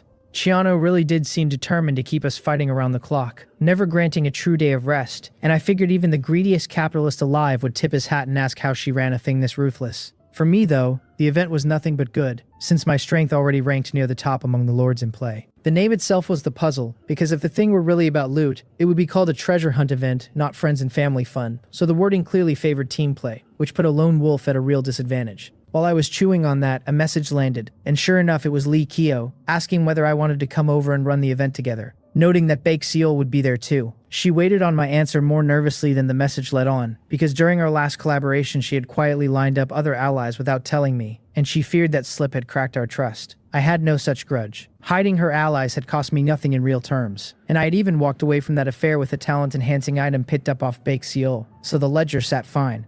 What I actually weighed was whether it mattered who paid the white stone to invite, and since covering everyone myself cost little, I told Lee Keo we could collaborate, but that this time the group should come to me, and I planned to invite a few more. The invitations were cheap insurance. If I was overthinking the mechanics, I lost a handful of white stone, and if the host actually gained an edge, I profited handsomely, so the bet ran entirely in my favor, and the friends and family theme made me want a lively gathering besides. Lee Keo's worried heart settled when she read my reply, and she had no objection to me bringing others in, telling me to handle it however I liked. I opened Wang Mok's chat next and asked whether he had collaborators, and if not, to come with me. He could hardly believe his eyes, half convinced the big shot wanting him meant his fortunes were about to take off. He answered that he had no teammates, only that his strength ran low, and asked whether he would drag me down, to which I said it was fine, but that I had other teammates and asked whether he minded. That I even asked his opinion left him nearly undone, and he told me he had no objection and everything was up to me. So I said I would invite him shortly. Then I opened Yu Pyong's chat and asked whether he wanted to team up for the event. Yu Pyong had just stripped down to crawl back into bed when my message arrived, opened it half certain he was hallucinating, then bolted up, cracked his head on the ceiling without registering it, and kept muttering in disbelief. He had upgraded his ship recently and was flat broke, so he had written off the event entirely, and learning he could not only join but ride behind a powerful lord struck him as a windfall out of the sky. He fired back something so over-the-top grateful that I misread it as a polite refusal. Assumed he already had teammates, and told him we could collaborate next time. That landed on him like a slap, since he had practically been groveling to get on the team, only for me to hear it as him nobly declining to abandon non-existent allies. He scrambled to set the record straight that he absolutely wanted in, and I, picturing a lone crow winging across the empty sea, told him I would invite him right away. I had Mori prepare drinks and a spread of dishes and fruit, since the event would not start for 3 hours, around noon, and we would all want lunch before going in, with no telling how long it would run. Mori went off to handle it, and I started sending invitations, having noticed a new invite button beside each friend's name. I clicked Likio's. The system told me it cost 250 white stone, and I grumbled at Chionmo's pricing while confirming anyway. A portal opened on my ship the instant the selection locked in, plainly a teleportation array, and before long a fair, slender leg stretched through it, followed by the rest of Likio, who looked me over with a smile, hands tucked behind her back, remarking that I had been quick. I told her to hold on while I brought the others through. I invited Baekseol, Wang Mok, and Yu Pyong in turn. Baekseol stepped through her gate without hesitation, already warned by Likio, while Wang Mok and Yu Pyong stared at the arrays with eager anticipation and walked straight in. When Baekseol came out, I nodded and said it was good to meet again, and she agreed she had not expected it so soon. Wang Mok and Yu Pyong emerged, one after the other, and both went stiff at the sight of Baekseol's back, so I introduced Likio and Baekseol by name. The two froze, working out whether these were the Likio and Baekseol from the rankings, then concluded of course they were, since who else would stand beside the big shot. They were so thrilled they bowed and greeted the two in unison, certain their lives were about to soar. Likio answered with a warm hello, and Baekseol with a smiling nod, and just then Mori arrived leading a few hands hauling tables and chairs, set everything down, and told me it was ready. I waved them all to sit, telling them to eat and talk since we still had over 2 hours, and the group settled in, Likio and Baekseol relaxed and easy, Wang Mok and Yu Pyong stiff with nerves. I told the two not to hold back, that we were all friends now and would be working together, then apologized, half for form's sake, that the chef had only thrown a few simple things together.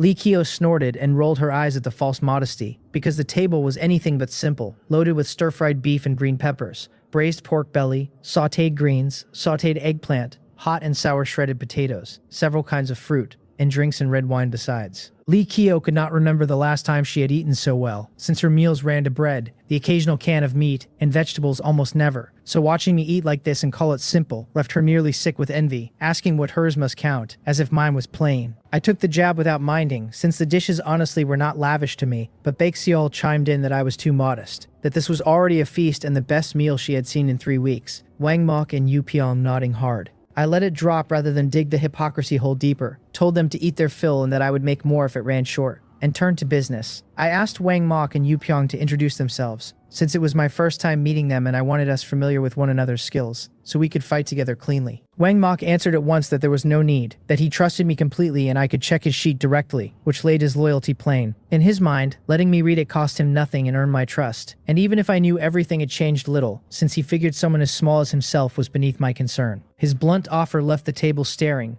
Baekseol and Likio surprised at the depth of his trust, me surprised he would go that far, and Yu Pyong impressed at the quality of the flattery. He immediately matched it, declaring that he too trusted me fully and I could check his sheet as well, though he felt exposed saying it, since unlike Wang Mok he had never run errands for me and our relationship barely existed. He waited uneasily, knowing my answer would decide whether he truly belonged. I understood what the two were offering, and looked to Baekseol and Likio first, since they were my original partners and their opinions still mattered. Baekseol stayed indifferent while Likio smiled and nodded, so I said it would save trouble all around, and suggested instead that everyone make their information public and read one another's. It was a bigger step than the newcomers had floated, and it gave the two women a moment's pause. My strength was still modest and not yet locked in, so others seeing my sheet created no real danger, and the move was a clean chance to push these relationships toward genuine alliance, the kind where people actually cover one another later. Wang Mok and Yu Pyong agreed gladly, taking it as a sign they had been accepted, and to my surprise Baekseol agreed without much hesitation, after which Likio followed and said it was no problem at all. I was honestly pleased, because our little group had taken its first real shape, and with time and repeated cooperation, the bonds would only harden. So we opened our sheets, and I was as curious about the four as they were about me. Yu Pyong read as level 6, a hero and Mad Blade warrior with danger perception at excellent quality, carrying a single combat skill in Mad Blade dance along with a green war blade and Earth Rock shield. Everyone had Spirit Eye, so I set that aside as standard. Wang Mok came up level 6 too, a hero and assassin, His attributes a touch lower, but his kit deeper with 2 skills in armor break technique and burst. His concealment talent at excellent quality pairing well with the assassin class. Lee Kyo read as level 6, a hero and archer with 2 skills, triple arrow and decisive strike, a blue flowing wind bow, and eagle eye at excellent quality. 1 grade above the men, a clean match for an archer. Baek Seol's sheet gave me pause.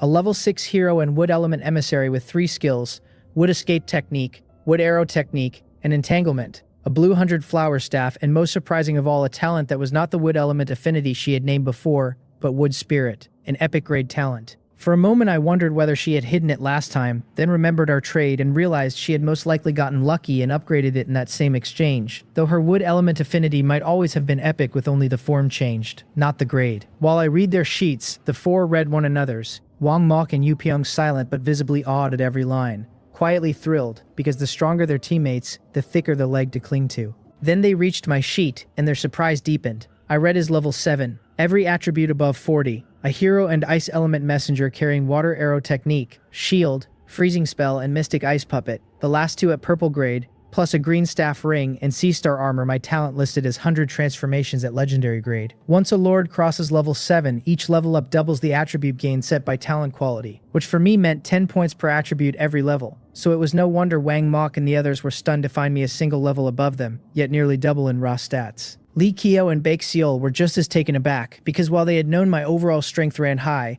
they had assumed my personal strength sat close to theirs, partly because my last arena showing had been unimpressive. Only now did the gap come clear. 4 skills with 2 purple, 3 pieces of equipment, and above all, a legendary grade talent. They knew what that talent meant, that as our levels rose the gulf would only stretch wider, and all 4 silently resolved to chase every path to raising their own talent quality. Wang Mok said as much aloud, half despairing, that with his and Yu Pyong's merely excellent quality talents he felt almost unworthy to stand beside me. I privately agreed their grades were low. Only Baek Seol's respectable, and in my view nothing below epic quality really had a future, since a hero can climb levels regardless, but a low grade leaves the strength gap yawning no matter how high you climb. I kept that to myself, trusting my talent would push them harder than any warning. Lee Kyo took it as a blow of her own, her talent only excellent quality, admitting she had assumed I was epic at best, and never imagined legendary, and being squeezed between Baek Seol's epic and my legendary left her genuinely deflated. I had a fair guess at what Lee Kyo was feeling, so I softened it by explaining I had simply gotten lucky, that I had traded a talent quality enhancement orb with Baek Seol last time, and used it to lift my talent from epic to legendary. Baek Seol, startled at being named, then nodded when the others turned to her, confirming the trade and adding she had handed over the orb for an item I held. Reading the unspoken question, why she had not used it herself, she explained that the orb improves talent too, that her own had originally been wood element affinity at excellent quality, and that she had used it to raise it to epic. Lee Kyo and the men were openly envious, and I told them not to be discouraged, that they would get chances to improve their grades in time. Lee Kyo, still pessimistic, countered that improving talent later was practically too late, since you bleed attribute points the whole while you wait. Baek Seol agreed that the earlier you raise your grade, the higher you climb in the end, and even with her epic grade talent, she was clearly not satisfied. Wang Mok and Yu Pyong traded a glance at Lee Kyo's dejection and Baek Seol's sighing and read the same despair in each other's eyes, both wondering, if these two felt this crushed, with excellent and epic talents, what hope was there for a pair stuck at mere excellent? Reading the souring mood, Baek Seol changed the subject and asked whether anything new came with reaching level 7. I hesitated, and my reluctance made Baek Seol's stomach drop, though she kept her composure and told me to just say it, since they would all learn it eventually. So I stopped stalling and asked whether they all understood that every 6 levels marked a stage. Baek Seol and Lee Kyo both nodded while Wang Mok and Yu Pyong looked lost. So Baek Seol laid it out for them, that the 30 levels split into 5 stages: Soldier, Knight, General, King, and Emperor, each corresponding to one of the 5 talent quality grades. Yu Pyong jolted at that and asked, alarmed, whether his excellent quality therefore capped him at level 12. Lee Kyo answered that no, the hero class breaks past the quality ceiling and keeps leveling regardless, which let Wang Mok and Yu Pyong breathe again, since hearing your endpoint was that low was the kind of thing that made a person want to lie down and quit. I was not surprised the 2 women knew this, since Channo had told me the same, so I nodded and dropped the part that actually mattered, that once a lord reaches the Knight stage, every level up raises each attribute by the talent quality grade multiplied by 2. The table erupted, Lee Kyo crying out, Wang Mok and Yu Pyong's mouths falling open, Baek Seol's brows knitting tight. Baek Seol voiced the obvious conclusion, that the General, King, and Emperor stages would all scale the same way, and I told her I suspected exactly that. She said that meant even a single grade of talent difference would translate into an enormous strength gap down the line, and then she fell quiet, since she had assumed she would only trail a legendary talent by a little each level. I did not want them fully demoralized, so I reminded them we were only 3 weeks into this world with chances ahead to raise talent quality. Reading the doubt still on their faces, I added the real comfort that this world holds rare spirit treasures that raise your attributes once eaten, a way to patch the deficit. Lee Kyo seized on that at once, asking whether it was true, and Baek Seol leaned in just as keenly. I told them of course it was true, that I had taken some myself, and when Lee Kyo asked where to find them, I said I had run across mine while hunting at sea, that what I had found were fruit trees, and that there were almost certainly other kinds, though I could not be sure. I was in fact certain there were other kinds, since the Well of Life blueprint in my storage spelled out that long-term consumption of its water raises attributes too, but I kept that to myself, since saying it served no purpose. Lee Kyo took the lesson and resolved aloud to prioritize upgrading her diving technology and hunt the sea harder, the other 3 nodding along. Then I steered them back to what mattered most, telling them that finding an island and founding a territory came before all of it, since only a territory gives you a true foundation, and without one nothing lasts. The 4 nodded, sobered from the excitement and clear again on priorities, and I reassured them there was plenty of time and no cause to panic. We had been in this world only 3 weeks, none of us with a territory yet. None of us truly understanding the place. The only reason they had wobbled at all was that the gap between me and them had hit harder than they were ready for, to the point that they had briefly imagined everyone out here was the same kind of freak I was. Thinking it through calmly, I was the #1 newcomer in the spirit domain by a dominating margin, very possibly the #1 newcomer across both the spirit and demon domains combined, so measuring themselves against me had only been asking for grief. Lee Kyo recovered and said with a giggle that since I was strong and well-connected, I had better not forget them when good things came my way. Yu Pyong piled on that the big shot would eat the meat, and they would happily take the soup, and I told them with a smile not to worry, that I would think of them whenever something good turned up. Baek Seol then raised the idea of naming the team now that we had formed one, and every eye swung to me, because in all 4 of their minds the boss of this team was plainly me, so they wanted to hear what I thought. I felt a name was worth having, since a shared name would help cohesion and a sense of belonging now that we had decided to ally, but I am genuinely terrible at naming things, so I tossed the question back and asked what they thought we should be called. Wang Mok offered something built around my own name, which I shot down at once as far too personal, and Lee Kyo giggled out something built around hers, which I told her was no better than Wang Mok's. Baek Seol suggested a name whose first part stood for Cheonmo, the ruler of this world, and the second for the sea, which drew a weak protest from Yu Pyong that it sounded grand, brushed aside by Wang Mok pointing out that nobody would know the meaning unless we told them. I found it acceptable, but decided a mere team felt too plain, so I floated Cheonhae Pavilion instead, and every face lit up, because a pavilion sounded far loftier than a team. Lee Kyo declared that from this moment we were the Cheonhae Pavilion. The others nodded, and I smiled and said that since everyone agreed, that was the name. Lee Kyo, never one to let a moment pass uncelebrated, insisted on a drink, to mark it, and I caught Mori's eye, at which she uncorked a bottle of red wine and poured a glass each. I raised mine and said we would have just the one, since we still had the event ahead, and could not lose sight of the bigger picture. We stood, clinked our glasses, called out together for the Cheonhae Pavilion, and tipped our heads back to drink as the sea breeze moved over us, the sun bright, our 5 shadows thrown long across the deck. When the glasses came down, everyone caught one another's eye and broke into laughter, and I laughed because I was genuinely glad to have a team, friends drawn from the same world I had come from. Windsor and the others were beyond trustworthy, yet I had always carried a vague sense that something was missing, and only now did I understand it. That I had never truly settled into this world and some part of me had stayed an outsider the whole time. Maybe that would soften with the days, but for the moment it had been an unavoidable loneliness, and these friends had finally pried that feeling loose. Lee Kyo and Baek Seol, for their part, felt some of their own weight ease. The burden each had carried alone now shareable, and with someone taller to lean on, they relaxed without quite meaning to. The 2 most thrilled were Wang Mok and Yu Pyong, laughing from the bottom of their hearts, because they understood that walking into the Cheonhae Pavilion had genuinely turned a corner in their lives, a real shift in fate that left them buzzing. Once we sat back down, I told everyone to eat, and they tucked in without ceremony, praising the food between mouthfuls. Baek Seol, in good spirits, teased that after a meal like this she would never choke down her old rations again. Lee Kyo shouted that I had better take responsibility for ruining them. Wang Mok and Yu Pyong staring at me hopefully, so I looked at Baek Seol helplessly, since the whole thing was her doing. She watched me squirm with open enjoyment, having felt stifled under the weight of my numbers, and lobbed me a difficult question on purpose. So I simply turned to Mori beside me and asked whether, after meeting our own needs, we had any flour and vegetables to spare. The 4 of them blinked, caught off guard, because they had only been joking and had not expected me to take it as a real request. But a beat later every one of them looked to Mori with frank hope, since nobody alive turns down the promise of a good meal. Mori answered that the territory turned out 200 kilograms of flour a day and had built up a fair store of it by now, that we had harvested several batches of vegetables, and that our current stock was enough to feed everyone for 2 weeks. The other 4 stared at me the moment I let it slip that I could mill my own flour and grow my own vegetables. Li Qiu called it outrageous, and the rest of them agreed that a lord who fed himself off his own land was frankly a little unfair. I let the thought turn over in my head. I had inventory now, and I could always make more, so parting with a small share cost me almost nothing. We had only just formed this team, and as the boss of it I could spend a trifle to look generous and buy their goodwill. Killing several birds with one stone had always been my favorite kind of math, so I told Mori to keep our own supplies topped up first, then hand each of them one portion of the surplus. She nodded, already knowing exactly what to do. When the food reached their hands, the 4 went awkward, since none of them had earned a scrap of it. Baekseol told me at once that there was no need, that they had only been talking and I shouldn't take it so seriously. The others nodded along with her, insisting the whole thing had been a joke. Of course I understood exactly what they were thinking.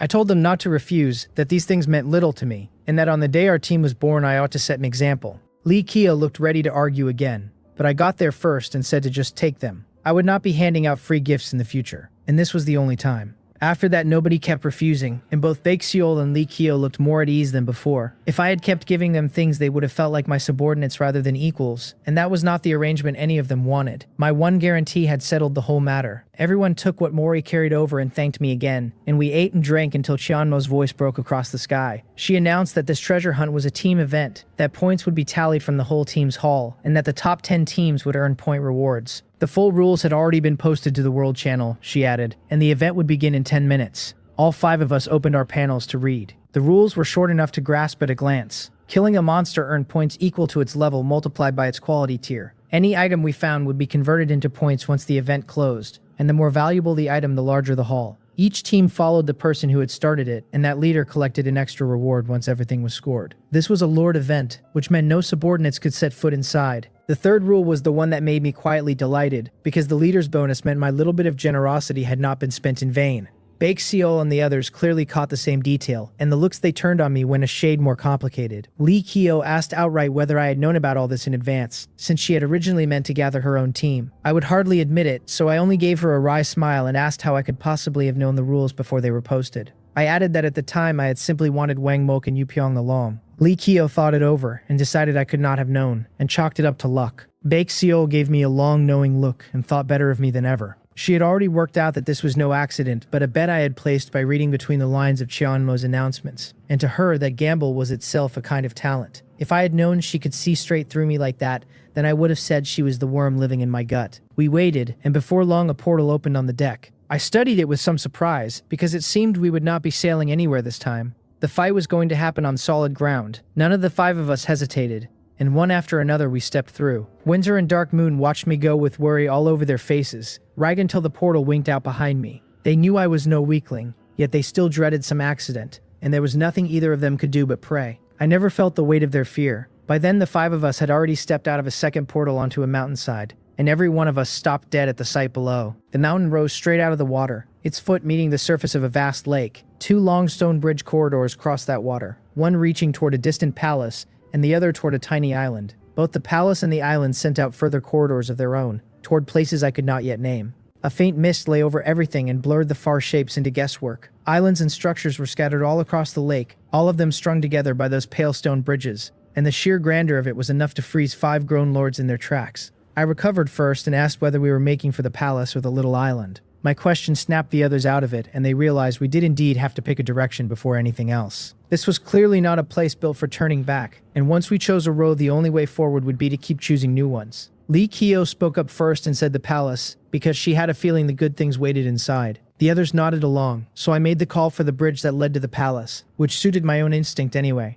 We came down the mountain toward the corridor with Yupyeong out front, a mad blade warrior who still carried his earth rock shield. I brought up the rear while Li Qiu and Baekseol held the middle, and Wang Mok slipped ahead under his stealth talent to scout. This event was not only about demon beasts, after all, and there were plenty of other players scattered through the lake. In more than a few situations, a human could turn out far deadlier than any beast. We descended fast and careful. A handful of small demon beasts crossed our path, white quality at the 3rd or 4th level, and Wang Mok cut them down himself without breaking stride.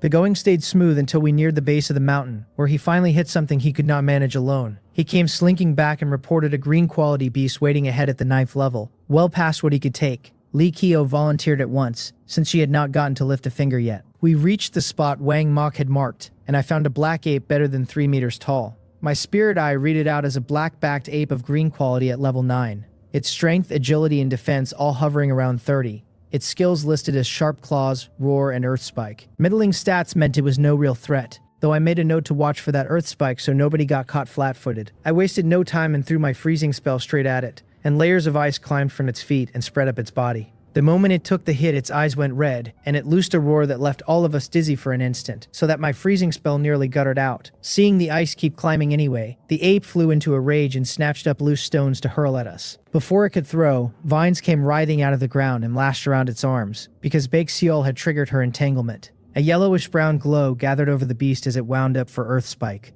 I was already reaching for my shield when Lee Kyo moved beside me. She drew her flowing wind bow, and an arrow bloomed out of thin air along the string. When she loosed it, the shaft flew clean into one of the ape's eyes, and the brown glow around its body snuffed out in the same heartbeat as its shriek. Its hands and feet were both pinned, so it could not so much as flinch, and Lee Kyo put a second arrow through its other eye. The struggling faded fast after that, and soon the ape stopped moving entirely. Wang Mok drifted over in stealth and jabbed its skull a few times, and only once he confirmed it was truly dead did the rest of us relax. My eyes caught on a peach tree standing about 10 meters behind the corpse, and I walked straight over to read it. The fruit came up as Origin Honey Peach of white quality, a heaven and earth treasure that would randomly raise a person's attributes by 1 or 2 points once eaten. And the tree carried exactly 5. This was real quality. I told everyone we would each take one, since it was the lowest grade of treasure and the count matched the team. The 4 of them were quietly thrilled, because none had ever touched a heaven and earth treasure before. Each of us bit in, and the peach dissolved into a ribbon of light that poured down into our stomachs. I had done this before and barely reacted, but the others were startled half out of their skins, and Lee Kyo blurted out a question about what was happening. So I explained, passing along everything the Jimson Mountain Turtle had once told me about these treasures, and the whole team marveled that such things could even exist. When we checked our own panels, the readouts showed Yu Pyong up 2 points, along with Wang Mok and Bake Seol, while Lee Kyo and I picked up only 1 apiece. Lee Kyo shook off her small disappointment fast and declared she would be hunting far more of these from now on. We pressed on and reached the foot of the mountain, stepping out onto the stone bridge corridor itself. Halfway along the span, a demon beast blocked the road, thick-limbed and 2 meters tall and 4 long. A single horn rose from its head, and black scales ran down its body with red lava seething in the seams and dripping to the stone. My spirit eye named it a lava beast of blue quality at level 7. Its strength 35, its defense 36. Its skills lava armor and fire stream. Lee Kyo and the others went solemn at the readout, since the beast outmatched their raw stats, though their skill buffs kept them from real worry. And I was standing right there, with every base attribute of mine already above 40. I gave the order to stop talking and simply attack. Bake Seol threw out her entanglement while Lee Kyo knocked an arrow. Wang Mok melted into stealth to wait for his moment, and Yu Pyong planted himself in front of me with his shield. The vines rushed the lava beast, but the lava on its hide scorched them to withered strings almost as fast as they landed, and Bake Seol's face changed. Lee Kyo loosed 3 arrows in a chain with her triple shot, so the beast dropped its head. Its black scales flared and swelled until they fused with the molten seams into a suit of dark red full-body armor. That was lava armor. All 3 arrows struck the same point, and only the third one bit through. Lee Kyo's expression turned grim, but by then my own skill had finished casting, and a mystic ice puppet took shape before us all. It stood 2 meters tall with a greatsword in its grip, and it charged straight at the lava beast the instant it appeared. The others gaped at the sheer bearing of the thing, none of them sure yet how strong it really was. Then it showed them. The puppet sprinted right across the molten trail the beast had spilled with its fire stream, and reached the lava beast in a breath. Then it swung the greatsword down through its skull, splitting the head open and burying the blade deep in the body. Wang Mok popped out of his stealth and hollered that it was outrageous. The rest of them watched the whole thing in shock, and then swung their eyes to me, and I wore a perfectly calm face. I knew what they were thinking, that even with better stats I had no business ending the beast so easily. I felt quietly pleased, and having Lee Kyo and Bake Seol on hand for it, both of them riding the top 3 of the points ranking, only made the feeling sweeter. The math held no surprise for me at all. My base strength sat at 43, with another 10 off my gear. The Mystic Ice Puppet was a purple skill that carried 130% of my strength, which put its own figure near 69. That was roughly double the lava beast, so of course the fight had been no contest. I watched the beast dissolve into a shaft of light and vanish the moment it died, leaving nothing at all behind, and I frowned, guessing this was some special rule of the event. I told everyone to hurry and keep moving, since my Mystic Ice Puppet only lasted 10 minutes and I had no wish to waste any of them. The 4 of them shook off their daze and fell in behind me, and we pushed forward at speed with the puppet leading the way. Behind us, where the beast had died, a fresh copy of it flickered back into being. A weaker team of 3 stumbled into it not long after, and fled in a panic once one of their own fell. We knew none of that because we had already reached the palace doors. We shoved the doors open and walked into the main hall, where a long corridor ran on with rooms lining both sides, and every door shut tight. I had the puppet push the first one, and a black shadow shot out the instant it cracked, only to be halved by the greatsword before it cleared the frame. It was a jet black civet cat, white quality at the 5th level. We searched the room top to bottom and turned up absolutely nothing, which left everyone deflated. The next room held a giant black rat of white quality at level 6. And after the puppet dealt with it, we came up empty a second time. The mood went grim, and the same worry crossed all our minds that the whole hall might be nothing but a demon beast den. Killing beasts earned experience and points, sure, but what we truly wanted were items. The third room finally broke the pattern, holding no beast at all, only a table with a single white porcelain bottle set on it. I walked over and read it as an experience pill of white quality, worth a random 10 to 20 points of experience each, and when I tipped the bottle out, there were 10 pills inside. I said we would split them evenly, 2 apiece, since I honestly did not prize the thing much. Wang Mok waved it off and said he and Youpyeong would take 1 each and be glad of it, feeling they had been riding my coattails and contributing little. Baek Seol spoke up next and told me that she and Lee Kyo would take 2 each and I should keep the rest. I did not argue, because I had genuinely done the heavier lifting. Once the pills were down, we started moving again. The rooms after that ran much the same, some hiding beasts and some hiding loot. None of it anything to write home about. Most was white-grade odds and ends like experience pills, common or summon cards, and wall blueprints. In one room, after the puppet cleared the beast, our habit of searching finally paid off. I turned up a small pouch and shook white crystals the size of a thumb pad into my palm. My spirit eye called them spirit crystals, a material with broad uses, good for strengthening special creatures, raising structures, and now and then serving as currency in trade. I suggested we divide them by need once the event ended, and nobody objected. When that puppet melted back into light, I let it stay gone, since it drained too much mana.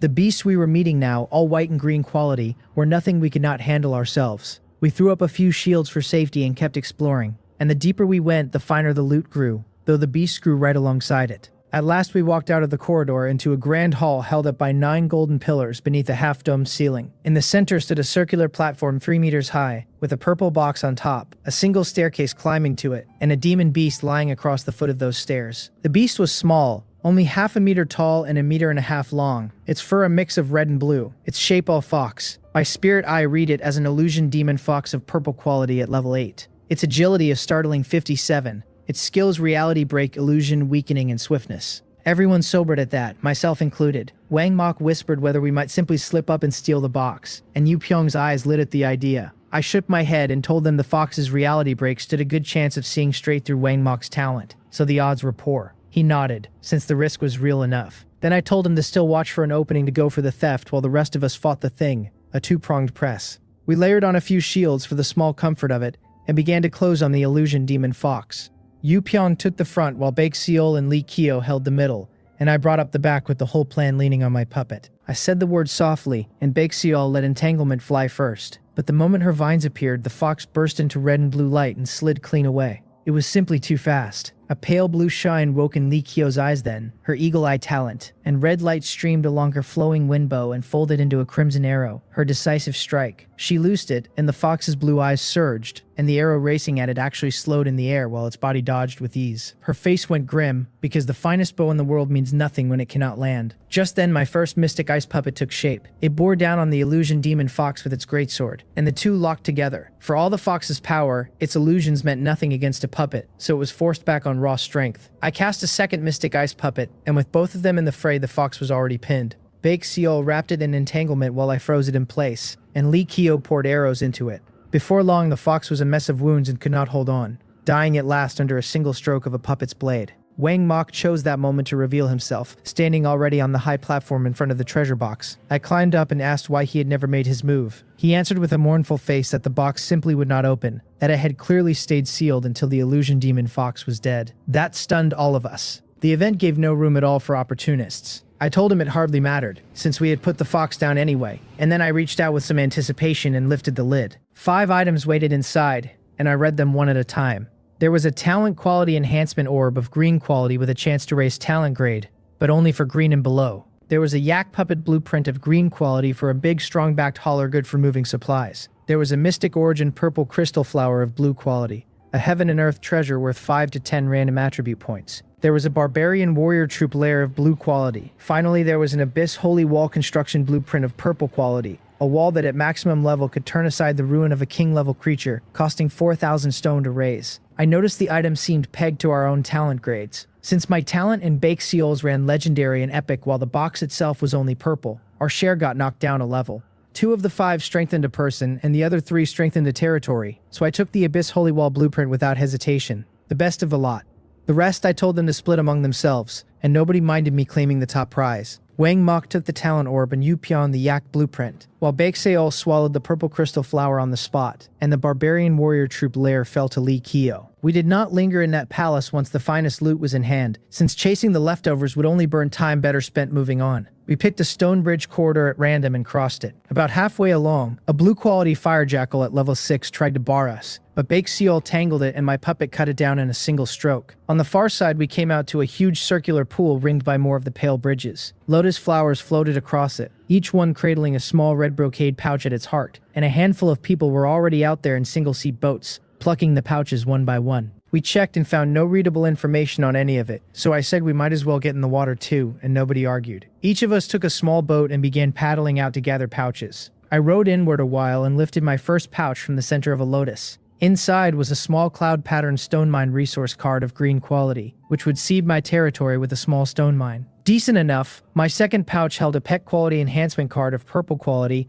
a high chance to raise a pet a grade, and my facelet, because now Little Blue could finally climb too. He had been the very first to follow me, and I still felt a pang that I had never spent either hero card on him. This was exactly the way to make it up to him. The third pouch gave me a medium purple crystal mine resource card of blue quality, and I could not help a small grin at another fine haul. The fourth was a letdown, only a white quality wall blueprint I no longer needed now that I held the Abyss Holy Wall. The fifth, though, was an alchemist summoning card of purple quality, and that pleased me a great deal. I would be founding a territory soon, and a real domain has to grow on every front rather than lean on one leg. I would not summon the alchemist yet, but there would be no rush once the territory stood.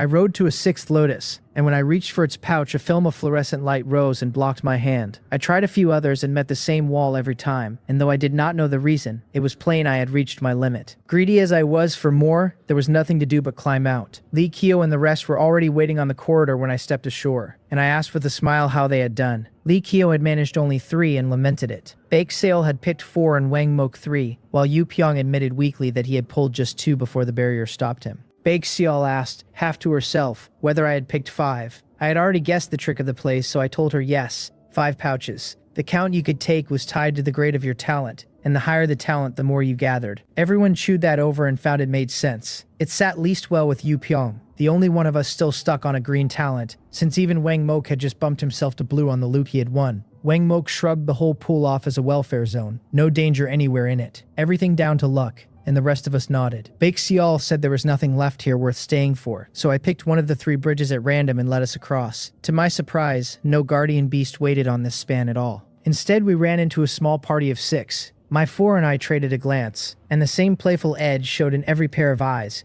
because we were about to block the road and rob the robbers. I was not surprised the other side failed to recognize us, since we had hidden our information and there were far too many faces in this world for anyone to know them all. Their leader was a lord named Jin Wool, who had pooled coin with 6 others to form a team, and had already shaken down several weaker groups on numbers alone. He eyed my 5 and judged the risk worth it. He reasoned that greater danger meant greater reward, that 6 was strong among lords, and that 5 of us meant at least 5 brocade pouches ripe for the taking. He called across the bridge that we should leave behind whatever we had won at the Lotus Pond, or we could forget about passing. I could not help laughing.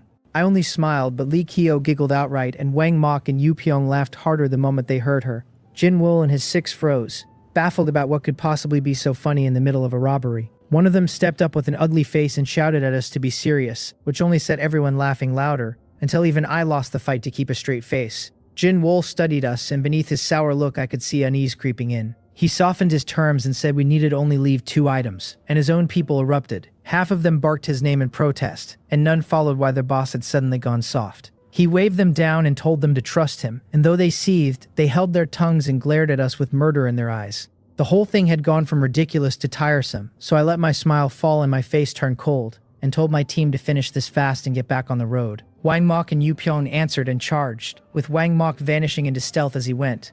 Jin Wool and his crew paled, plainly caught off guard, having never met anyone who simply attacked first. Yu Pyong reached them before they could think, and one sweep of his battle blade knocked a man clean off his feet. Wang Mok was crueler still, surfacing just long enough to drive the thorn in his hand through a throat and finish the man before slipping back into stealth. Jin Wool's people understood then that they had kicked a steel plate. Their leader shouted that we should talk, that he would let us pass, and I ignored him completely.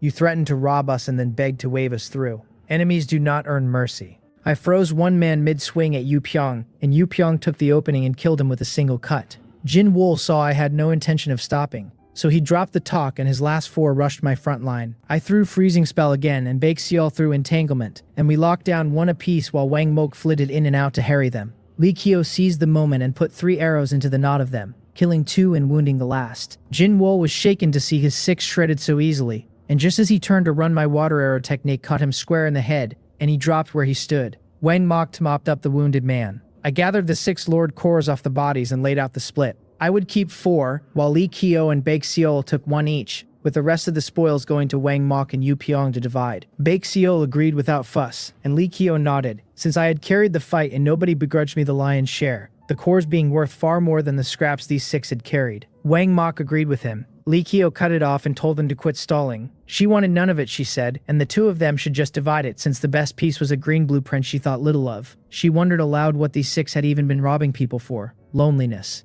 Wang Mok caught my nod and stopped arguing. Past the corridor's guardian beast, we reached the next place, and it was a strange one. A great tree hung all over with treasure chests, every chest black so that no value showed through. 20 or 30 people were already there hammering at the chests. I found a fellow who stood waiting on his teammates and asked what the setup was, and he looked my 5 over, smiled, and pointed up at the tree. He said to just attack the chests, that once you knocked one down, its contents dropped straight into your spatial grid. I nodded and asked, a little puzzled, whether that meant we could keep cracking chests forever. He laughed and said no chance, since there was no way to recover mana in this place, and the instant your mana ran dry you had to leave and could never return. So that was the catch. I thanked him, and he waved it off and said I would figure the rest out fast enough once I started. I turned to my 4 and told them to get to it, and Wang Mok wailed that none of them carried a ranged skill. That gave me pause, since it was true, and I had no quick fix. The helpful fellow from before cut in, and said they could just climb the trees, and Yu Pyong wore a look that plainly called him a liar. The man insisted, saying he had come down out of one himself not long ago,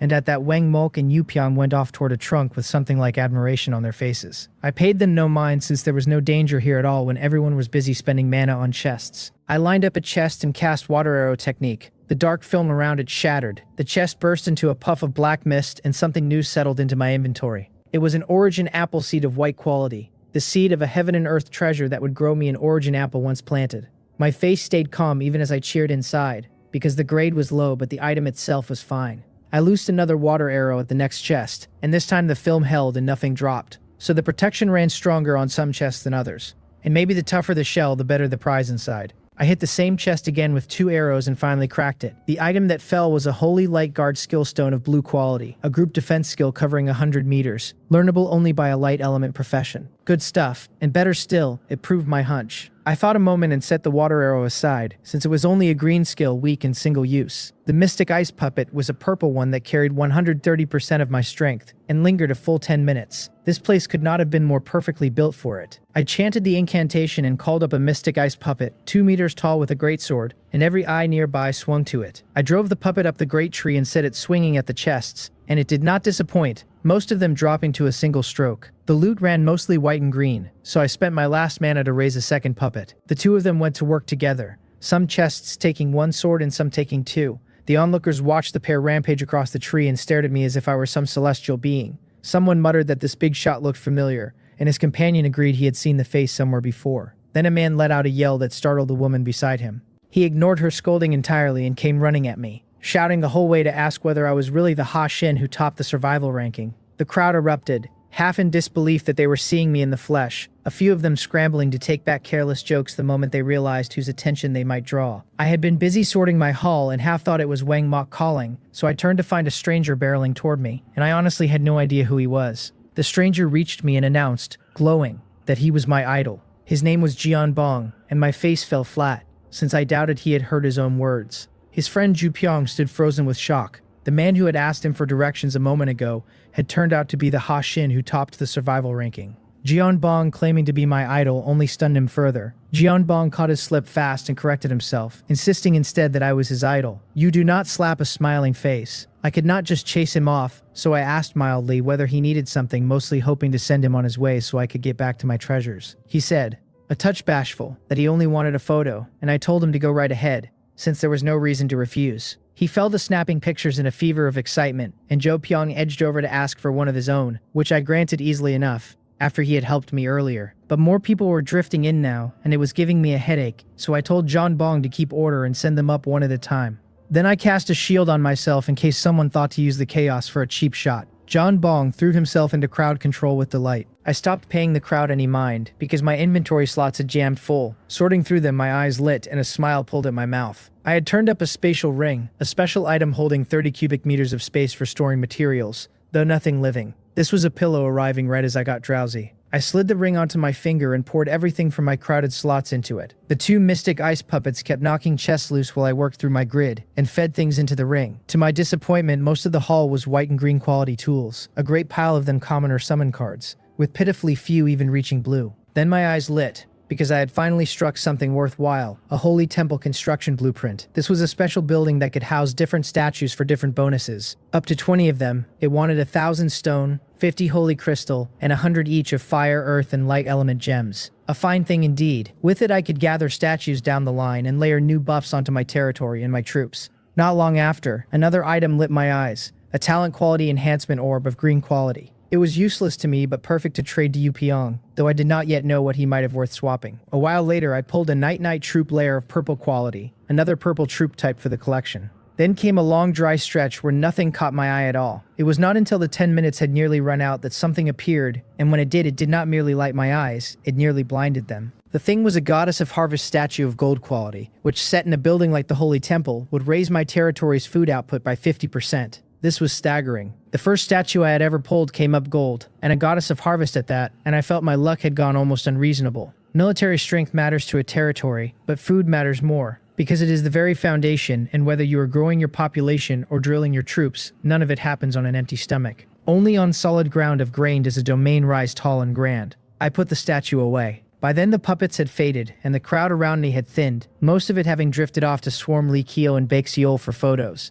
Lee Kyo was in her element, all smiles and easy poses, while Baexiol wore the fixed, standard smile of someone forcing it so cleanly I half suspected professional training in her past. I walked over and told her I was done and it was time to go. She fell in behind me at once and called the others over, so the 5 of us slipped off toward a stone bridge corridor. A little way down it, she let out a long breath and said it was finally quiet, and everyone laughed. Past another set of guardian monsters, we reached a new place. A flat expanse dotted with items set at intervals across the ground, all of them readable this time. No one had arrived here yet, so with no one to question, we simply had to feel it out ourselves. The instant we stepped in, a message surfaced in every mind telling us each person could claim only a single item here, and in the same moment our bodies turned heavy, as if we had shouldered a great load, the weight climbing with every step I took inward. It came to me quickly that the deeper you went, the harder the gravity pressed, and that the deeper you went, the richer and rarer the prizes. I told the 4 of them that what they walked away with depended on their own strength, and wished them luck, then set my feet moving toward the center. I did not bother reading the outer items, since their grades ran low, and checking would only waste time in a place where every heartbeat added weight to my frame. I walked until I hit the limit of what I could bear, and stopped, close enough to the core circle that 5 more steps would have carried me in. But I knew full well I could not manage it, that another pace would crush me flat against the stone, so this was where I would search. The first item read as a common or summon card of purple quality, a guaranteed professional, which struck me as ordinary, so I moved on. Next came a large forest resource card of purple quality that would solve my wood, then a large fish resource card of purple quality that would solve my food. I passed on both, disappointed, my whole body aching now and worn thin. The items after that ran the same, resource cards and common or summon cards. There was the odd purple wall blueprint I no longer needed, with the Abyss Holy Wall in hand, and purple troop layers I already owned. What I wanted was something I had never held before. The more I walked, the more my hope thinned, until I half decided to simply grab a purple troop layer and be done. Then, just as I made to turn back, the very thing I wanted appeared, a Lord's Manor style selection card. It was a special item used at a territory's founding to choose the shape of the manor itself, castle or palace and the like. This one was genuinely special. I was not naive enough to think the different manner styles amounted to nothing more than decoration. I knew perfectly well that different structures meant a world of difference in defense and in comfort, so the moment I read it, I made up my mind, chose it without a shred of hesitation, and turned to leave. I was nearly at the end of my strength, my whole body sore and screaming, and I felt that a little longer in that extreme position would have crushed me outright. The pressure eased with every step back, and by the time I cleared the area, Lee Kyo and the other four were already waiting. Lee Kyo pounced at once and asked whether I had gotten anything good. I told her it was not bad, an interesting item, without saying what it was, and she deflated a little but let it lie. I glanced around and saw 7 or 8 newcomers already pushing into the flat expanse, so I said this place was of no more use to us and started toward the stone bridge corridor. The 5 of us had not walked far, had not even met the corridor's guardian beast, when the announcement rolled out. The treasure hunt had ended, it said. Everyone was to leave at once, and stragglers stayed at their own peril. Points would be tallied after the close, it added, and rewards claimed once the settling was done. The 5 of us stopped mid-stride, and though none of us felt we had gotten enough, there was nothing to do but halt. A teleportation portal opened beside us. I said we would catch up another time and see one another again if the chance came, and that I would send everyone their share once I got home. Baekseol said her goodbyes, and Lee Kyo chimed a sweet farewell, while Wang Mok and Yu Pyong called out to their boss as they went. They stepped into the portal one after another, and I followed once they had gone. The moment I came out the far side, I saw Windsor and Dark Moon. The 2 of them rushed up, looked me over head to foot, and let out their held breath once they found me unhurt. Their worry warmed something in me, so I pulled them both into a hug and told them not to fret, that I was fine and had done very well besides. Then I crossed to the recliner, dropped into it, and blew out a long stale breath. I reached for the drink on the side table and downed it in one go, feeling myself come back to life. I took the Holy Light Guard skill stone out of my ring, the blue one, a group defense skill covering 100 meters that only a light element profession could learn. I had settled on giving it to Windsor from the instant I won it, so I told her to take it and learn the skill. I chose not to feed it to 100 transformations, because even though the talent could now specify a type, there was still a risk. If it came out no longer a skill stone, or one nobody here could use, it would simply be a loss. On top of that, I had picked up enough blue items in the event to keep the talent fed. Windsor took the stone from my hand and used it on the spot. Next, I drew out the pet quality enhancement card, the purple one with its high chance to raise a pet a grade for anything purple and below. I called Little Blue over and used it on him, and with real anticipation I read his information. He came up as Little Blue, a deep-sea demon whale of gold quality now, 30 meters long and at level 7. His strength read 52, his skills a spread of impact, bite, transformation, and the heavier thunder sword and giant wave. The grade behind his name had shifted from purple to gold, and I laughed out loud, delighted. He had followed me since the very first day, starting at blue, and now here he was. Gold. I could not say why, but raising him gave me a real sense of accomplishment. All he lacked now was a hero class change card, and then I could turn Little Blue into a hero too. Once I had sorted my haul, I sent Lee Kyo and the other 4 their shares down the trading channel, then checked my assets and found them up better than 10,000 again. That came from my subordinates fishing all day, from Windsor and the others hunting through the afternoon, and from what I had held before. 10,000 and change did not move me much, because upgrading anything cost a small fortune these days. Taking the tower ship from the 3rd level to the 4th wanted a full 80,000 white stone. That was 8 gold stone.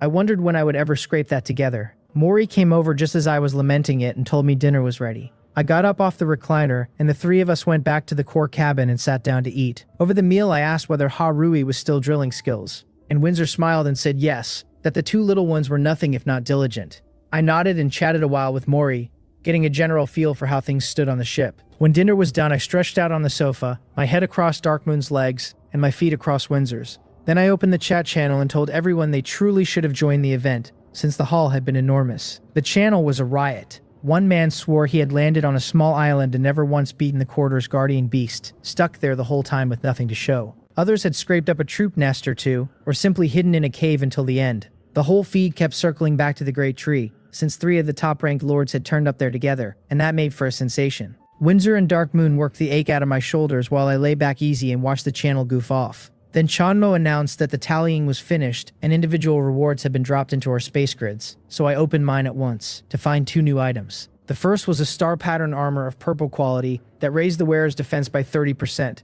marked as the prize for the team with the highest total points. I raised an eyebrow at a piece of gear and equipped it, handing my old starfish armor over to Dark Moon. The second item stopped me cold. It was a Chianno City property deed, a special item that served as proof of ownership to claim a property inside Chianno City itself. I sat bolt upright, stunned, because this was as good as being handed a home, and a home in Chianno City no less. I had talked with the Jimson Mountain Turtle before, and knew exactly what such property was worth. that even the cheapest, most far-flung lot would cost a fortune well past anything I could touch. It took me a long while to swallow the shock, and a grin stayed pasted to my face the whole time. I hauled Windsor and Dark Moon off toward the bath without waiting for an answer, saying the whole afternoon had wrung me out. Their faces went red, and though they meant to protest, the words never came, so they were tugged along dragging their heels. A bath calls for a proper scrubbing of backs, and to show my diligence I volunteered to wash the two of them myself. Perhaps I scrubbed a shade too hard, since it drew the occasional startled little cry. Afterward, the three of us lay worn out from all that scrubbing, and I, having done most of the labor, least felt like moving at all. I opened my message window with Youpyeong and got straight to it, telling him I had a green talent quality enhancement orb and asking what he had to trade. He had only just lain down, and the sight of my message lit his eyes, since he was the last of us still saddled with an excellent talent, which frankly embarrassed him a little. Items to upgrade a talent were hard to come by, so this was perfect, and the only question was what he could put up in return. He turned over his event loot, even a blue quality piece, and guessed I would want none of it, which left the one purple item he had earned for leading the top scoring team. Trading a purple for a green gave him pause, since the orb only had a chance to work. Then his eyes lit again, and he offered me a ship core, something he had won back during the cross-region competition. I did not hesitate and told him it was a deal, and the trade went through, his orb for my new ship core. Another ship core meant another level of upgrade for my ship somewhere down the road. I took out the next thing, a commoner summon card of blue quality, with a high chance of a professional, which Dark Moon had reeled in with a resource fishing rod just that morning. With it in hand, I told 100 transformations to designate an equipment type. In a flash of light, it became a pair of streamlight boots of purple quality that raised the wearer's agility by 30%. I gave the boots to Dark Moon, since they suited an assassin perfectly. Then I pulled a Thornwall blueprint of blue quality, an item from the Great Tree I no longer cared for now that I had the Abyss Holy Wall. I told 100 transformations to designate an equipment type again, and it turned into a Thorn armor of purple quality worth 30% more defense. I kept the Thorn armor for myself, and passed the Star Pattern armor to Windsor, setting the leftover Starfish armor aside for Soappan in the morning. I took out one more, a pet summon card of blue quality, also off the Great Tree. This time I did not designate an equipment type, since I could not turn all three of the day's uses into gear, and wanted to gamble on something else. I told 100 transformations to designate the same type, and it lifted the card to a pet summon card of gold quality, and I cursed out of pure surprise. It had jumped 2 full grades at once, and better yet it was still a pet summon card rather than some other item. Without a second thought, I used it right away. Golden light spilled across the floor, and as it faded I saw the pet at last. She was a fox of pure white fur with blue eyes and twitching ears. A long snow-white tail without a single stray hair curled around most of her body. The sight of her pulled a name straight out of my mouth before I could think, and I blurted out, Dalgi. Windsor and Dark Moon both looked at me puzzled, and Windsor asked whether I was truly naming her that. The fox was simply too bewitchingly lovely, and having been caught off guard I rubbed my nose and rolled with it, saying yes, Dalgi, and asking what she thought.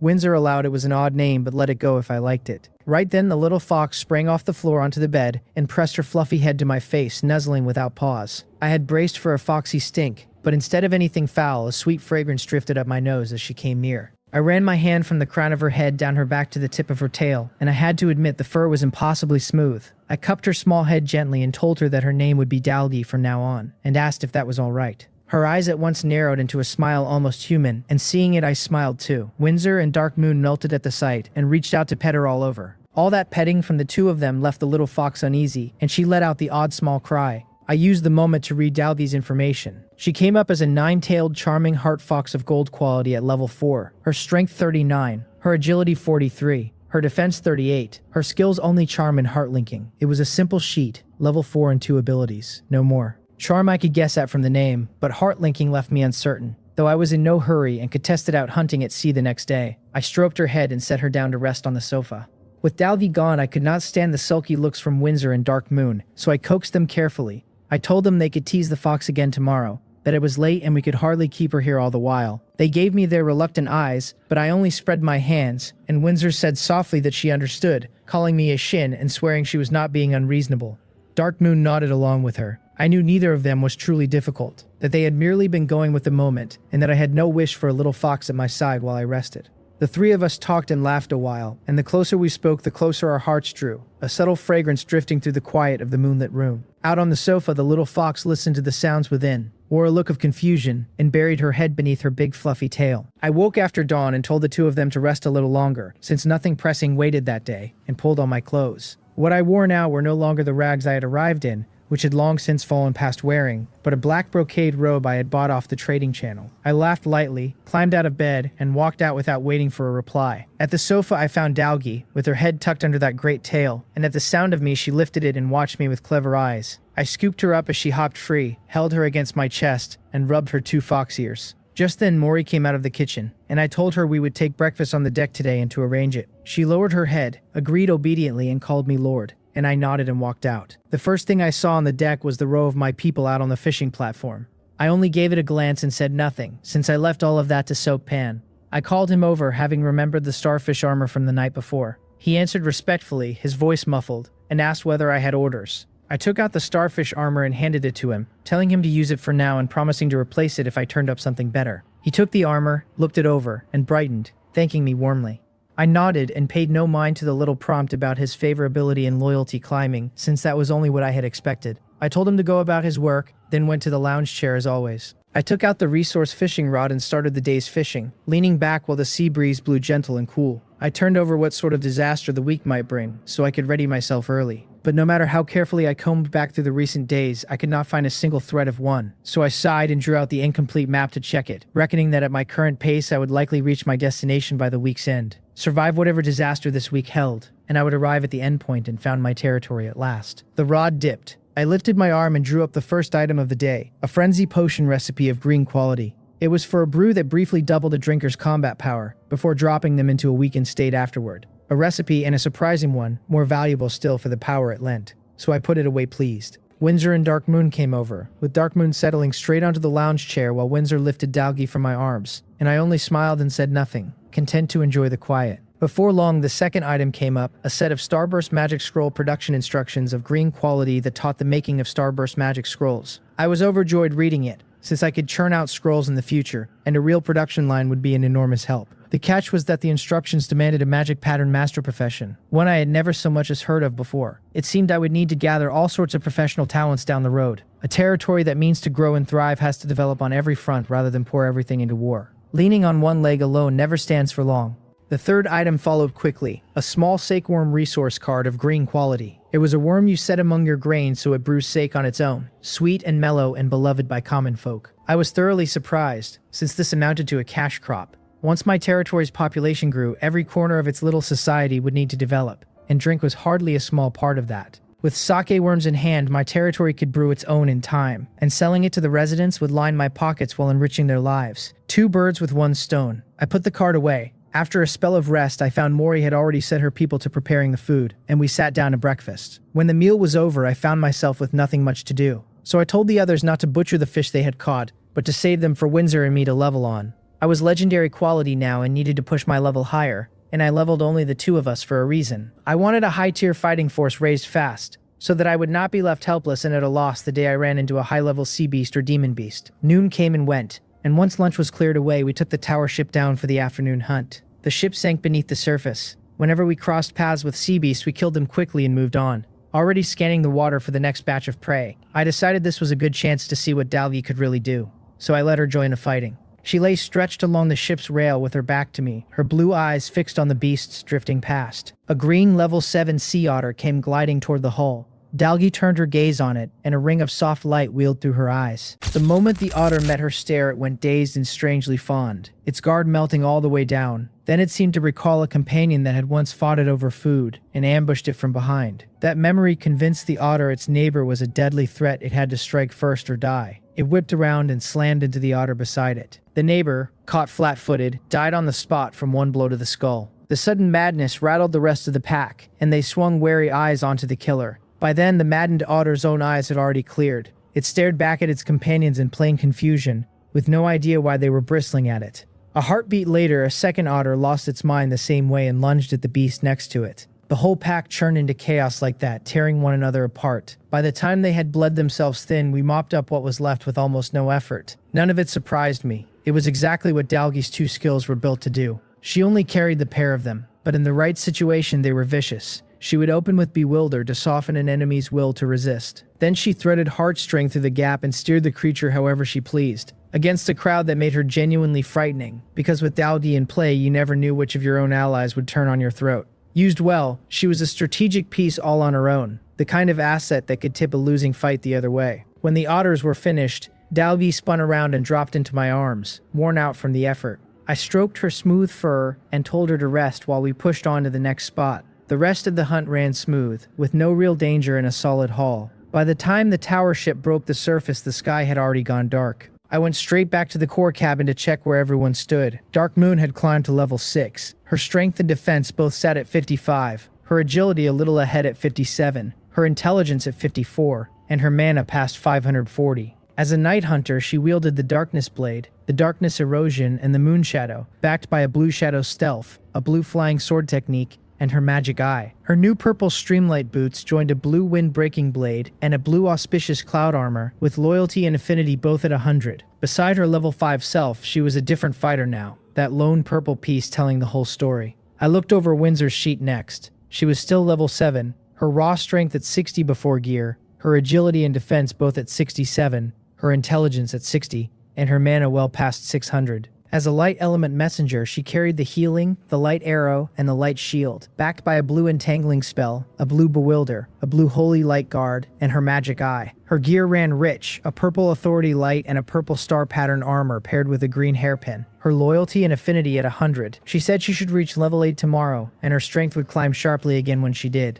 I checked my own line last. I was still level 7, my strength at 43, and the rest of my numbers down in the low 40s. My 400 mana fed an Ice Element Messenger kit built on Spirit Eye, a green Water Arrow technique and a green shield, a purple Freezing spell and a purple Mystic Ice Puppet. My gear ran a green staff and a green ring and a purple Thorn armor. My legendary 100 transformations under it all and no title yet. My experience sat at 703 out of 800, close enough to cross into level 8 tomorrow too. I closed the panel, dropped onto the sofa, and opened the chat channel to see whether anything worth reading had turned up. The whole feed was people hunting the sea for the first time, the tone swinging from giddy to grim. One mourned a friend who had gone under that morning and sent back nothing, while another swore he had met a golden level 18 python big enough to stop his heart. A few dreamed aloud about carving territory out of the sea like the merfolk, until someone reminded them that a land core only builds on land. Then the talk circled to me, to whether the big shot with a merfolk core would rule the water, which the rest waved off as more trouble than any human would want.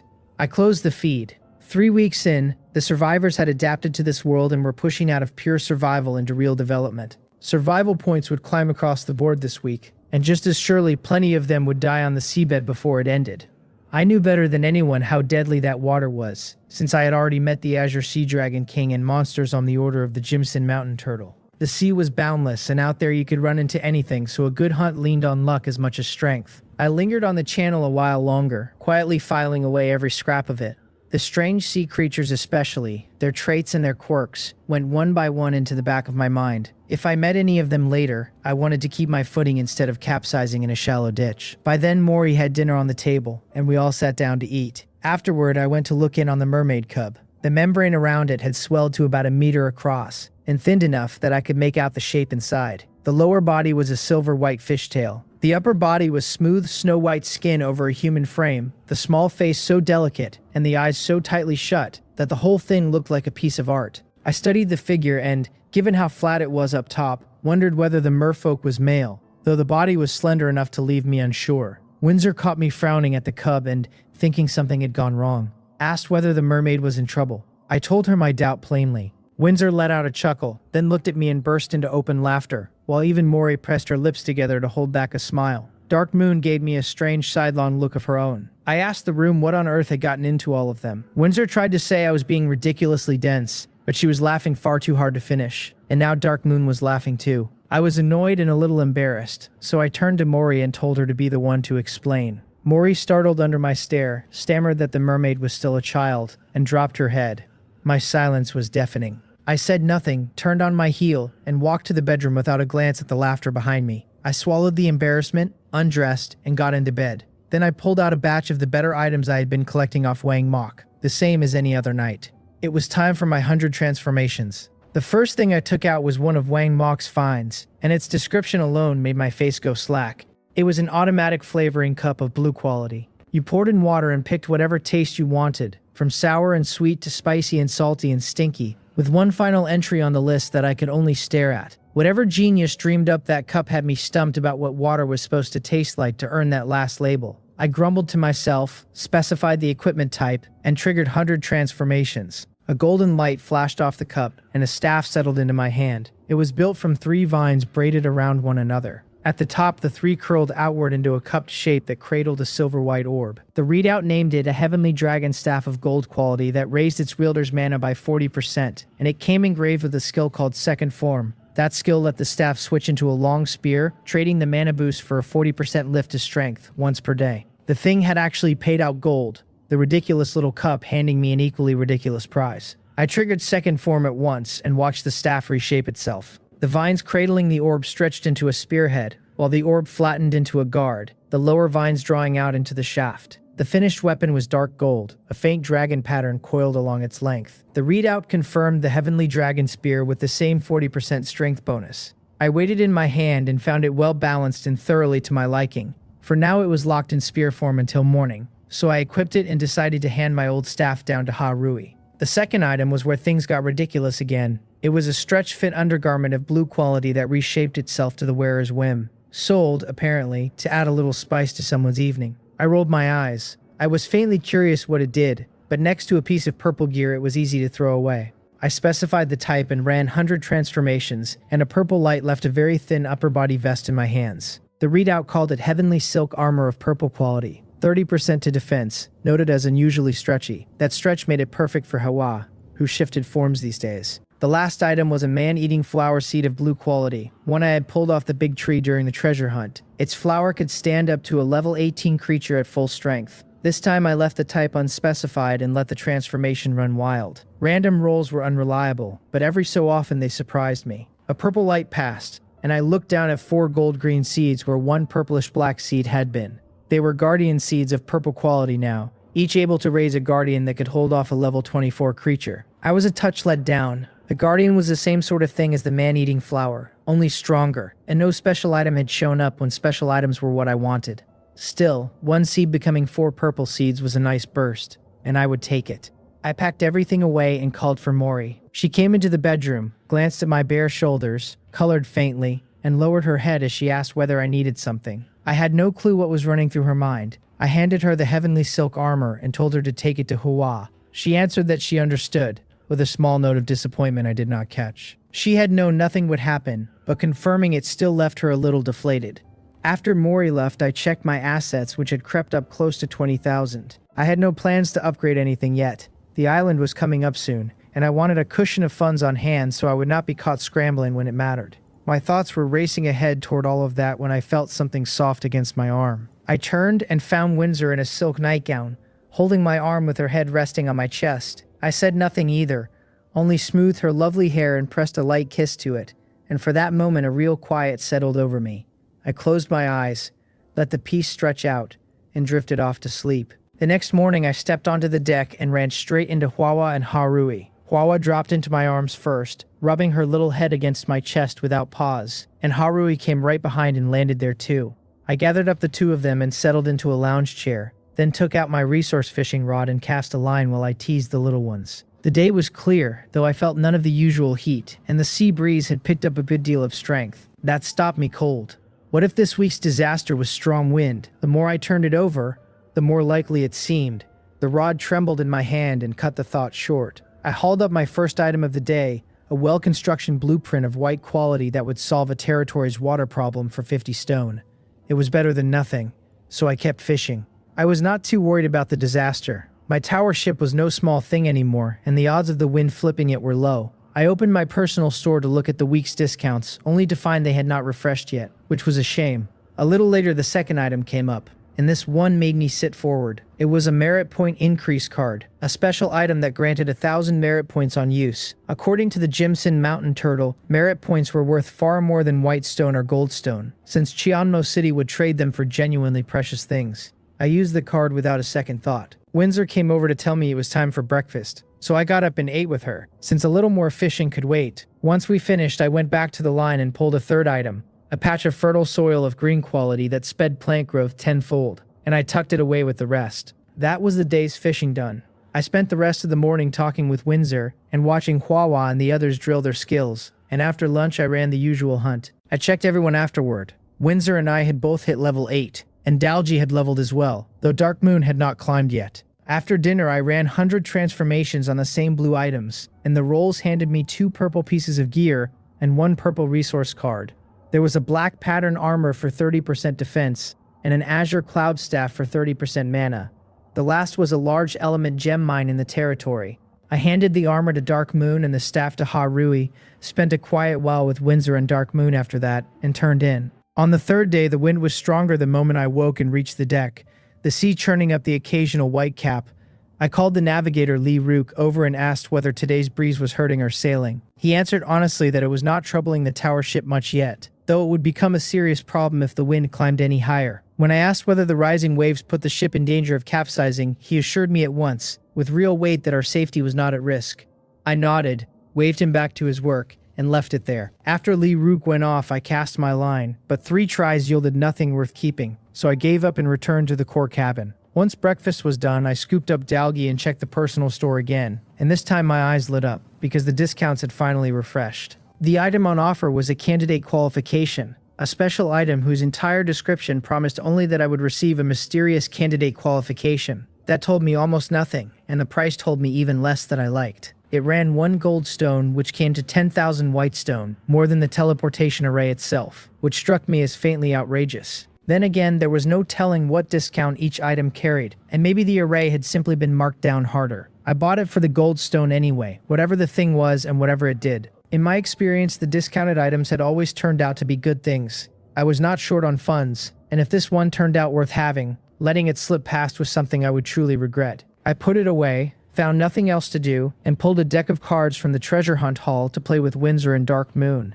After the hunt and dinner, I carried Dark Moon to bed and held her close through the quiet of the night. I opened the chat channel for a look. The whole feed had turned into one long cry against the wind. Some said their upgraded ships could still take it, while others on wooden hulls were tossed at the mercy of the waves. At least one screamed that a wave taller than a house was coming for him, before the goodbyes and funeral flowers rolled in.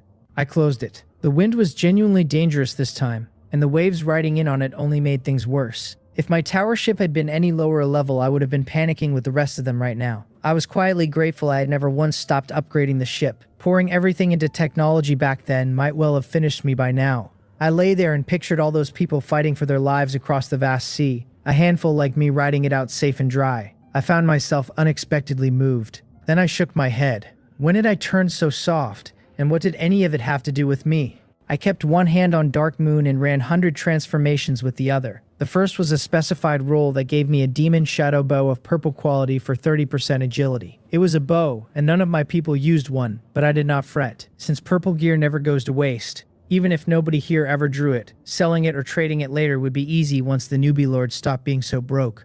For all I knew, I might yet pick up a hero who fought with a bow. I set it aside. The second roll, another specified one, turned up cloud-treading boots of purple quality for 30% agility, and those I equipped on myself without hesitation. For the last, I let the transformation run random again, and it handed me a ranch construction blueprint of purple quality. A ranch would let me raise all sorts of demon beasts and sea beasts, whether to feed my residents or to train cavalry mounts, which made it a genuinely excellent thing to own. Its build requirements were another matter. I read them and could not help exclaiming, because the list was enormous. It called for 2,000 wood and 1,000 stone, 50 wind element gems and 50 light element gems. On top of that came 100 each of earth and water and fire element gems, plus 500 spirit crystals. Even wind element gems and spirit crystals of all things.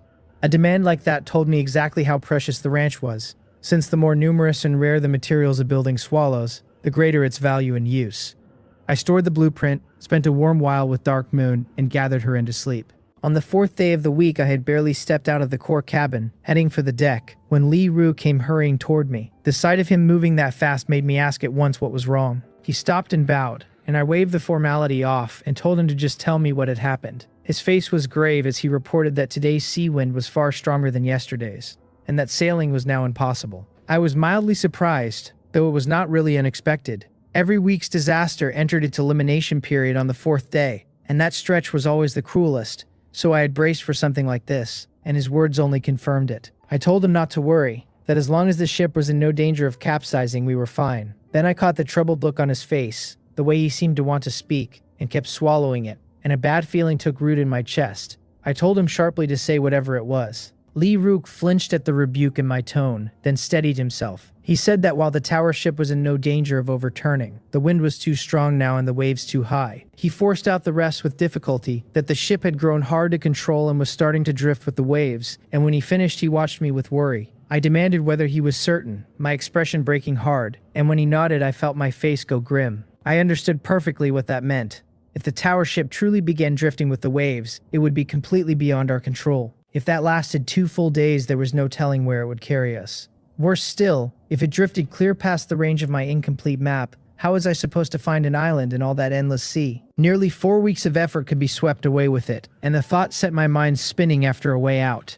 The simplest, most direct fix was to upgrade either the tower ship or the diving technology. A larger ship would resist the wind better, and stronger diving would let us wait it out below. Neither was in reach right now, because I did not have that kind of wealth on hand. My stripped-down diving technology sat at level 4, and pushing it to level 5 ran 24,000 white stone. What I held was barely enough for 1 level and a single extra hour underwater, which solved nothing. The full version was worse. 40,000 white stone just to climb from level 3 to level 4, and I could not even cover 1 step of that. Taking the tower ship from level 3 to level 4 demanded a full 80,000, flatly impossible to gather inside a week. Lee Rook stood there watching the gloom shift across my face, uneasy himself, because he understood just as well what a situation like this meant. Then he saw my expression suddenly freeze. He saw me go blank for a long moment, and then settle back into my ordinary self, and he was left puzzled, wondering whether his lord had found an answer. I told Lee Rook not to trouble himself over any of it, and just to hold the ship steady as best he could. He was clearly still doubtful, but he only nodded and promised to do everything he could to keep the tower ship on course. I reminded him to put the ship's safety above the course itself, and he swore there would be no danger. Then I told him to let everyone know we would hunt this morning and to have them eat quickly, and he bowed and went. I headed back to the core cabin to eat and get moving, because there was a reason to hunt early. If we waited until the ship had already lost control before going under, we would only be diving along the path the wind had blown us off to, which was worthless.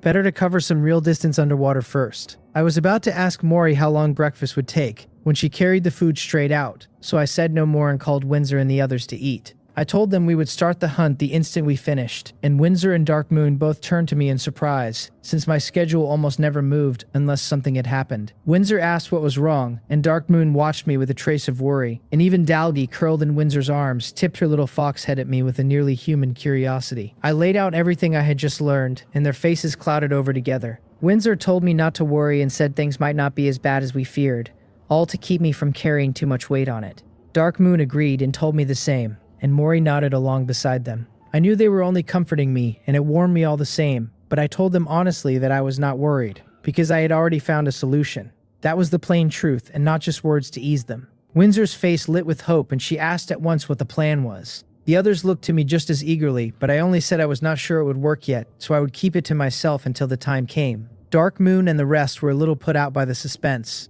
though they held their tongues. We finished breakfast fast and came up onto the deck. The wind hit hard the moment I stepped out, waves slamming into the tower ship and rocking it, and the canvas sail on the mast had already been drawn down by Lee Rook's crew. I spared it a glance, said nothing, triggered the diving technology, and took us under. At first, even submerged, we could feel the surge of the water and hear the wind screaming above. As the ship sank deeper, the howling faded out of hearing and the sea around us went still. In the span of a short descent, I passed from churning violence into perfect silence. It was a strange, singular feeling, like stepping out of a storm-swept courtyard into a house and pulling the door shut behind me. Dark Moon told me to look over there. I came back to myself and followed where she pointed, and there was an underwater volcano, the red glow of its crater plainly visible. It was not bare either. Lush growth covered its slopes, most of it red in every shade from dark and fiery to pale and reddish brown. A genuine sea of red. Patches of green were scattered through it here and there. I looked it over and found nothing remarkable, so I asked Dark Moon what she saw. Windsor eyed her with the same doubt, since she had not spotted anything special either. A volcano with plants on it was nothing new to us, even if this one grew far thicker than the rest. Windsor asked Dark Moon whether it was the sheer lushness of the growth that had caught her, and Hwawa and Ha Rui looked over just as puzzled. Dark Moon shook her head gently and said it was not that. Then, rather than string us along, she told us there were no animals on this mountain. That stopped everyone. We looked hard at the dense vegetation again, and she was right, because growth this thick with not a single animal in it was genuinely unnatural. My eyes lit up at that, since special places tended to yield valuable things, and the strangeness only made me more eager. I told the group to move in closer and take stock, and the tower ship began drifting toward the volcano. I ordered everyone to stay sharp and keep low, and we circled once above the canopy first. The nearer we came, the more careful I grew, since a place that promised rare rewards usually promised fresh dangers. The ship slid slowly over the tangled growth while we watched, and I brought up the full diving technology and layered a shield on top, just in case. I circled the whole slope once and nothing attacked, and that quiet only sharpened my caution. I brought the ship down lower and sent Little Blue deep into the vegetation to scout ahead. And once he confirmed there was no threat, I activated the underwater breathing technology. Then I led Windsor and Dark Moon off the ship, along with Seokpan and Hwawa and Harui and Dalgi, 7 of us in all. At level 3, the breathing technology gave 7 people 3 hours of open water, and with the shield up around the tower ship, it would be safe on its own for a good while. 6 people and 1 little fox slipped into the jungle, and every one of us stayed on edge.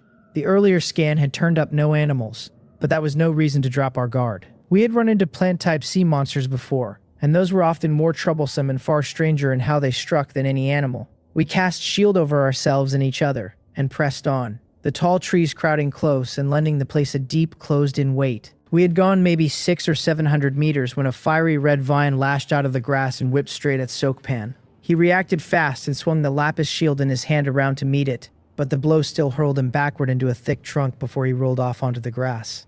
The strike startled us, though nobody panicked, and I locked the vine down at once with a freezing spell. It twisted and thrashed like a snake and could not tear free, its strength plainly no match for mine.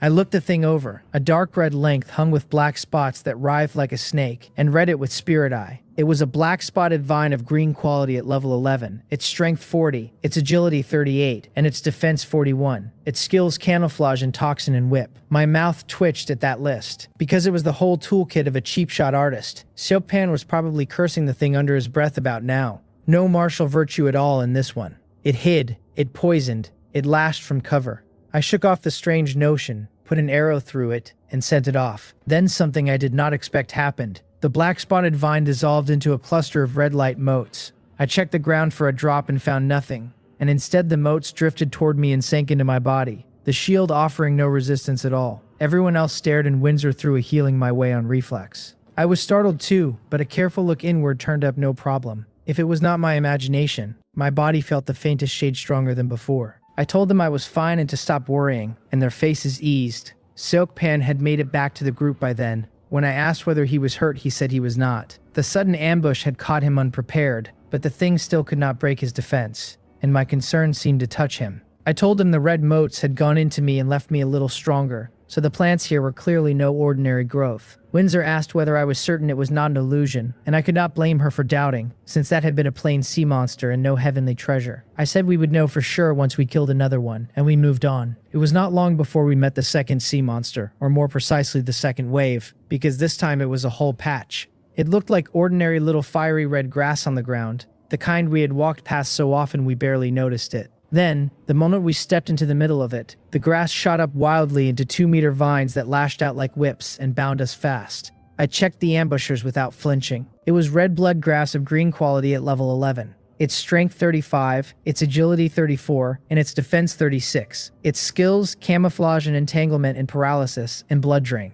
If the black-spotted vine was a dirty fighter, this was a whole field of them, and I was starting to think the mountain was where the dirty fighters came home to roost. Right then I felt a sting across my skin as a rash of sharp thorns rose on the red blood grass, sank into me, and actually began drinking my blood. To my alarm, my shield did nothing to stop it. A glance at the others showed them all caught the same way. I wondered whether this was a quirk of the red blood grass alone, or a trait shared by every plant on the mountain. If they all ignored a shield, that meant a great opportunity waited up here. It could just as easily mean great terror. I did not dwell on it. The grass drained blood painfully slowly, but I was not about to sit still for it. So I loosed a water arrow technique and cut its roots clean through. It broke into red motes and drifted into me the way the vine had, though these were noticeably fewer. The others went to work on the grass that had bound them, and what drew my eye was Hwawa. Red flame roared up all over her, burning the surrounding grass to ash that scattered into motes and flowed into her, which was simply her blazing body at work. On its own, that would not have caught my attention, since her strength made short work of anything like this. What did catch it was that even the motes from grass she had never touched were pulled to her blazing body and drawn into her. A guess took shape in my mind, There had to be a fire attribute treasure on this mountain, and the plants had been shaped into what they were by it. Hwawa was a fire elemental spirit, and an awakened one, so with her blazing body up she naturally drew those motes in. It was only a guess I would need to confirm. If I was right, this strange volcano was Hwawa's great chance, and she might even reach a full awakening here. When the absorbing was done, I asked whether they felt any stronger, since I wanted to be sure even though I no longer thought it an illusion. They closed their eyes to feel for it and opened them again in surprise, and their faces gave me the answer before their words did. Windsor said, her voice a little unsteady, that I had been right and the motes truly had strengthened their bodies. The others looked plainly excited, because they understood what it meant. The plant-type sea monsters covering this whole mountain were weakened heavenly treasures. Just then I caught a wave of pure delight from Hwawa, the kind that made me think she had leveled, and I could not believe she would have climbed again so fast. I checked her sheet. She read as Ha Hwawol, a fire elemental spirit in her awakened state, legendary, still level 7. Her strength stood at 48. Her defense at 45, her intelligence at 45, and her 450 mana ran her fire element controller profession with its fire martial god awakening. Her skills covered fireball and an advancing blazing body, a fire binding and a fire shield, a gold fire meteor fall and her magic eye. She wielded a blue flowing fire staff, and the purple heavenly silk armor, her loyalty and affinity both at 100. There was no level up. Looking closer, I found instead that her agility had ticked from 47 to 48. I had assumed these motes could only strengthen the body, adding vitality and the like, and had not expected them to raise actual attributes. What was more, they seemed to do far more for Hwawa than for me. I had taken in roughly what she had, yet none of my attributes had moved while hers rose. That was a good thing, and I let it go. I told everyone to keep moving, understanding their excitement well enough, because I was every bit as excited myself. What worried me was that someone might let it carry them off, especially Sokpan, whose face had gone red with it, and even Hwawa and Harui were looping through the water in circles. I reminded them not to lose their heads yet and to stay extra careful, since the plants here could apparently walk right through our shields. That tightened everyone up, and their faces turned wary again, so I said no more and pressed on. The mountain was thick with plant-type sea monsters, and we met one or several every little while, mostly poor green or white stock. No threat to us anymore. Green quality tops out at level 12, with average attributes around 44. I was level 8 now with mine already over 50, and if I had not been short on blood fusion agent I could have taken those dragon bloods long ago.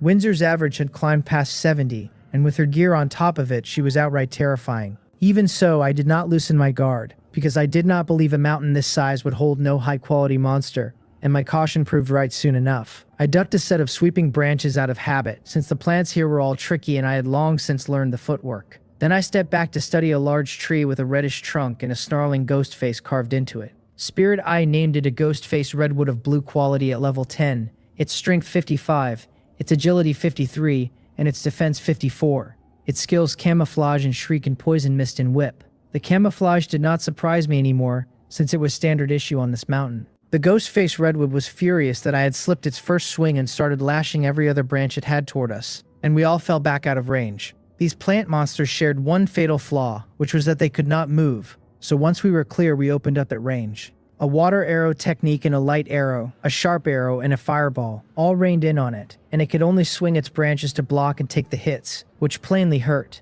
Then the ghost face on its trunk writhed and let out a shriek so sharp it stabbed our eardrums and set our heads spinning. And for a moment we were disoriented and our skills stalled. In that gap, the ghost face spat a burst of fiery red mist that spread over us fast. Windsor, far stronger than the rest, shook it off first and threw up Holy Light Guard without hesitation, a milky half-dome of light that inverted over the ground and sealed us in. The poison mist rolled against it and could not push through, and we breathed easier since we had honestly feared the guard would not hold it either. It seemed only the plant's physical attacks could ignore a shield.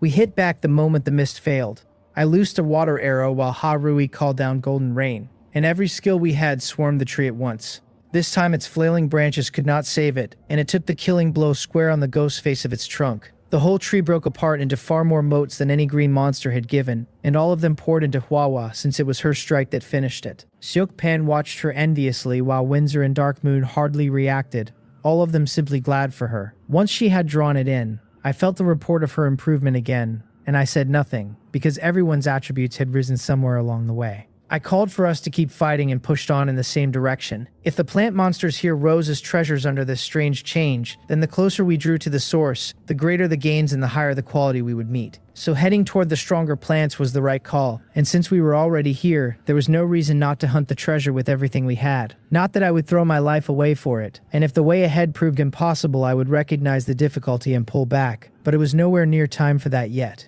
For the next stretch, nearly every plant monster we met was blue quality, and we kept correcting our course toward the strongest of them. Along the way, Seokpan gained a level, and so did Dark Moon and Dalgi, while Windsor and I banked a great deal of experience, and all of us grew stronger again.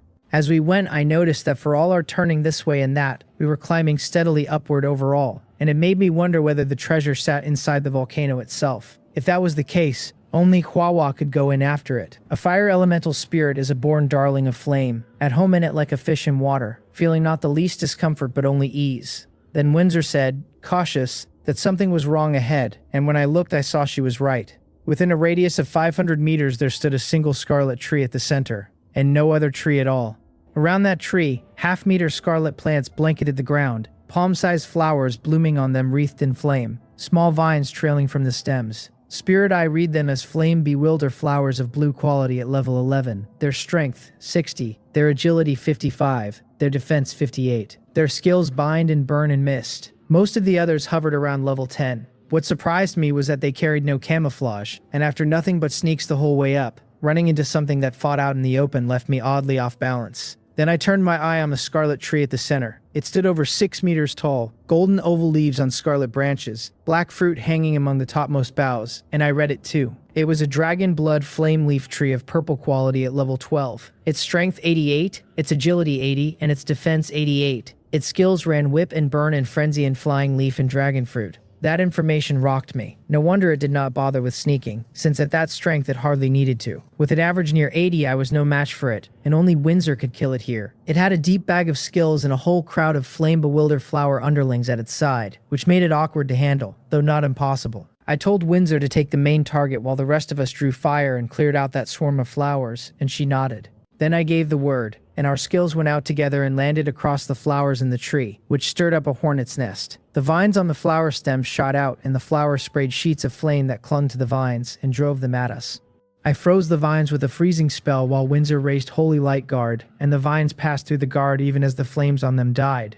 Hwawa and Dark Moon set to clearing the vines. In the opening, I chanted up my mystic ice puppets while Ha-Rui loosed golden rain. A shower of gold drops fell into the flowers and cut them down in droves, which took the pressure off everyone. The 3 mystic ice puppets took shape, 2 hefting greatswords and charging the flowers, while the third planted itself at Windsor's side. Windsor kept pouring light arrows into the dragon blood flame leaf tree, and though it blocked them, she still snapped off many of its branches. The tree shuddered in pain, and the leaves along one branch all caught scarlet fire, tore loose, and spun at us in a whirl, its flying leaf skill. The leaves slid through Holy Light Guard with their flames snuffed but their speed unbroken, and we scattered, though plenty still caught us and opened bleeding cuts. Then Hwawa swept her flowing fire staff up and chanted aloud, and red points bloomed in the water overhead as the seawater around them boiled away. The points fell as huge fireballs, her fire meteor fall. They crashed down and all but wiped out the flame-bewildered flowers, snapping off many of the tree's branches and leaving it badly hurt. With the flowers gone, we all turned our full weight onto the tree. It kept whipping its branches to block and lash, throwing the odd flying leaf back at us. The 2 mystic ice puppets had already forced their way into its reach and tangled up its branches. Little by little, those branches thinned out and the trunk began taking wounds. Our side took hits too, but Windsor's healing kept it from becoming a real problem, though it burned through her mana faster and faster. Then the whole tree blazed up red and its branches turned savage, which meant it had thrown frenzy, and branches whipped and burning leaves flew in a storm. Water arrows and sharp arrows and light arrows, fireballs and golden rain and the ice puppets, all crossed in the water, a battlefield gone colorful with a dangerous kind of beauty. Then I caught one of the tree's branches flick, and a black fruit tore loose and came sailing at us, and I shouted for everyone to watch out. I knew it was the dragon fruit skill, though I had no idea yet what it did. The fruit dropped into the middle of us and simply exploded, its fragments trailing black flame, and we threw ourselves flat. Even so, some of us could not clear it in time, and Seokpan was one, hurled down badly wounded and screaming with black flames still crawling and burning over him. It caught my arm too, and the constant gnawing burn of it was agony. Windsor sent a healing over, and still the flame would not go out, and my face went hard, because if this kept up my arm would be crippled. I had not expected the tree's dragon fruit to be so vicious, and this unknown black flame clung like a maggot to bone, impossible to shake. Then Hwawa flew over, reached out a tender white hand and laid it on my wound, and I watched the black flame draw off my arm and into her. She crossed to Seokpan next and pulled the flame off him the same way, and there was an expression of pure enjoyment on her face, the look she wore when she ate purple crystal. Flames surged around her and her blazing body flared, the red gradually shifting to gold as her body stretched taller, and her fire martial god form came out. Her scarlet hair streamed, golden fire boiled off her, red armor sheathed her, and a marking sat on her brow. I noticed that, unlike before, Hwawa's pupils had turned into two small black flames rather than their usual gold, which I put down to the black fire she had swallowed. In that fire martial god state she beat her wings, lifted the flowing fire staff and chanted, and once more gold motes gathered in the sky overhead. A gentle sweep of the staff sent them falling as golden fireballs. Her fire meteor fall again, but this time far larger and more numerous and carrying far more menace. When the meteors had fallen, a sword of flame formed in her hand, and holding it she flew straight at the dragon blood flame leaf tree. The fireballs came down in a scene of sheer ruin, and the tree gathered its branches high to shield itself as it felt the enormity of the crisis. I watched her charging silhouette against the falling fire, and the tree flailing its boughs, and it hung there like some vast soul-shaking painting. The fireballs fell one after another, breaking the tree's branches and slamming into its body, and some dropped among the flame-bewilder flowers and simply erased them. The tree went berserk, tearing every flying leaf free and hurling the lot at Hwawa, but the leaves struck her armor and could not leave a mark on her or slow her by a hair. As she closed, the tree felt the crisis bearing down and flung every last dragon fruit at her, past caring about us now. Her speed never dropped, and she flew straight to meet the fruits. Our hearts clenched watching it, until the golden fire on her gathered into a golden shield, and the dragon fruits burst against it, one after another without ever breaking through. More than that, the black flame that followed each blast was drawn into her instead, her aura swelling with it, and the fire on her sword deepened from gold toward a dark gold. Nothing stood in her path now. She reached the tree, and the flame on the sword pulsed and drew out into a 3-meter blade, and she gripped it two-handed, raised it high, and cut down at an angle. The tree threw up what branches it had left to block, but that was only its death throw. The flame sword went through like a knife through tofu, splitting the tree in two with a single stroke, so that it crashed to the ground. As it fell, it broke into a vast tide of energy motes that streamed up toward her where she hung in the water, and she closed her eyes and quietly took them in. Then she opened them, came down to me and landed, tilting her little head up as if to ask whether she was not magnificent. It was the first time I had watched her fire martial god form so closely. She stood 1.70 meters, slender and armored, her figure finely balanced, spirited and bold as some heroic lady general. In the past, she would drop back into a little spirit the instant a fight ended and fall into a weakened daze. This time, likely from swallowing so much black flame, she was not weakened at all and held the fire martial god form with ease. I reached out and ruffled her lovely hair, and she narrowed her eyes, smiled, and turned all at once into an obedient good girl. Dalgi and Harui kept circling her, plainly fascinated by this shape of hers. Then Hwawa pointed a finger ahead and then at herself. I asked whether she meant there was something up there that could help her, and she nodded quickly, so I said not to waste time and to move on at once. After that, we met several purple-quality plant monsters, all a match for the dragon blood flame leaf tree. Wahua dealt with every one and gained a good stack of motes and a sharp rise in her attributes. At last, we broke out of the jungle into an open stretch, with the volcano's crater another 100 meters up the slope. I looked at that bright red mouth and let out a breath, grateful we had Hwawa in her fire martial god state, because without her getting this far would have been genuinely hard. Windsor was strong, but her skills were too few, and she had nothing for an area. Hwawa was far more versatile. She had an area strike in fire meteor fall, a single target fireball, and a fire shield for defense. In the fire martial god form, she could even close in and fight hand to hand, which made her flexible in a way the rest of us were not. I looked at the empty ground ahead and felt a little lost, since there was no treasure in sight, and it could not really be down inside the volcano. I asked Hwawa whether she could sense where the thing that could help her was, and she nodded and ran for the crater with everyone trailing after. She reached its edge and pointed down, and we gathered around her and looked into the mouth. Hot lava churned below, and the sight of it left me faintly dizzy, and I noticed a sheet of transparent film across the crater holding the lava apart from the seawater. I asked whether it was down there, and she nodded. I asked whether she would be all right going in, worried despite knowing she was a fire elemental spirit, and she shook her head to say she would. I told her to go down then, but I made her promise something first. If there was danger below, she would run at once and not throw her life away for any treasure,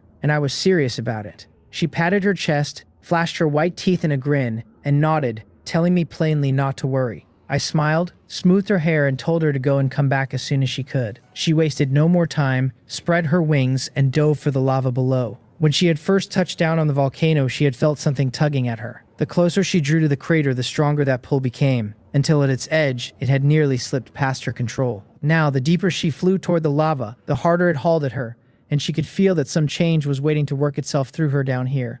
She sank into the lava, and felt only comfort, as if she had eased into a hot bath with every pore of her opening wide, and she swam fast toward the source of the pull. A few lava sea monsters crossed her path along the way, though none were strong enough to matter, which spared her real trouble, and she went straight down until she reached the bottom. The sight below stunned her, her eyes going wide as she hung there frozen. Two beings lay motionless at the floor of the lava. One was a giant dragon over 300 meters long, wholly black and shot through with fiery red patterns. A pair of curved red horns sat on its head, and a pair of enormous wings spread from its back. It lay sprawled with its head thrust forward, its eyes wide in fury, the gaze still holding fear and ferocity even in death. Before the dragon knelt a woman 100 meters tall on one knee, a long spear in her hands. She wore fiery red armor whose lower half fell into a red skirt that left her fair, smooth-skinned legs bare, her face carrying a hard majesty, her eyes resting calm on the dragon's corpse. Manhwa looked at the two vast forms and thought that, if not for the utter absence of any life force, she would have sworn they were still alive. She used her magic eye to read them. The dragon came back as Chino Fen, legendary, at level 30, and nothing else, and she knew the emptiness was only because the gap between them was too wide.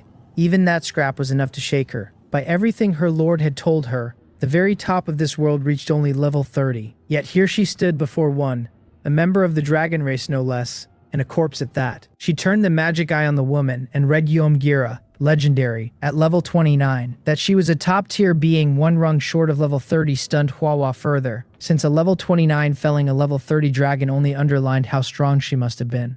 Manhwa did not linger. She moved in until she hovered before the woman, since both the dragon and the woman tugged at her, but the woman's pull ran far stronger. This close she could still feel a residue of that old might. The face was beautiful, a red flame pattern set between the brows, and something in that pattern stirred a sense of kinship in her, so that she could not help reaching out to touch it. She could feel the woman was a fire elemental spirit like herself, only far more human in seeming, carrying a human air even in a human shape. Manhwa knew perfectly well she herself was no human but a sprite. A small envy rose in her at the thought. She wished she too could become a true human, the same race as her lord, and how wonderful that would be. As she drifted in that longing, the flame pattern under her fingers suddenly lit and gave off a red glow. Heat bloomed between her own brows as the pattern there began to shine in answer, the two beams falling across each other. A daze swept over her, and when her head cleared, a spirit body had appeared before her, identical to Gira but far smaller, only about 1.70 meters, roughly her own height. The sight of it startled Manhwa, and she pulled back fast, watching the newcomer warily. For her part, Gira came to in bewilderment. She remembered only her long battle with the dragon Chino Fen across countless places, and how it had ended when she chased him into a volcano deep beneath the sea. There she had burned out her last potential to kill him and died of the exhaustion herself. So how did she have awareness again now? She took in her surroundings, gathered her wits by degrees, and let her gaze settle at last on the little one in front of her. The girl's wary look drew a faint smile from Gira. She understood already why she had consciousness again, because she had met a fellow of her clan, and an awakened one at that. The Element Sprite clan carried a special inheritance, in which awakened kin could pass their legacy down through the patterns of the clan. She had died, yet the clan pattern had kept a thread of her true spirit, and now, meeting an awakened clan sister, the patterns had sensed one another and roused that thread awake. She was fortunate indeed to run across one of her own down here.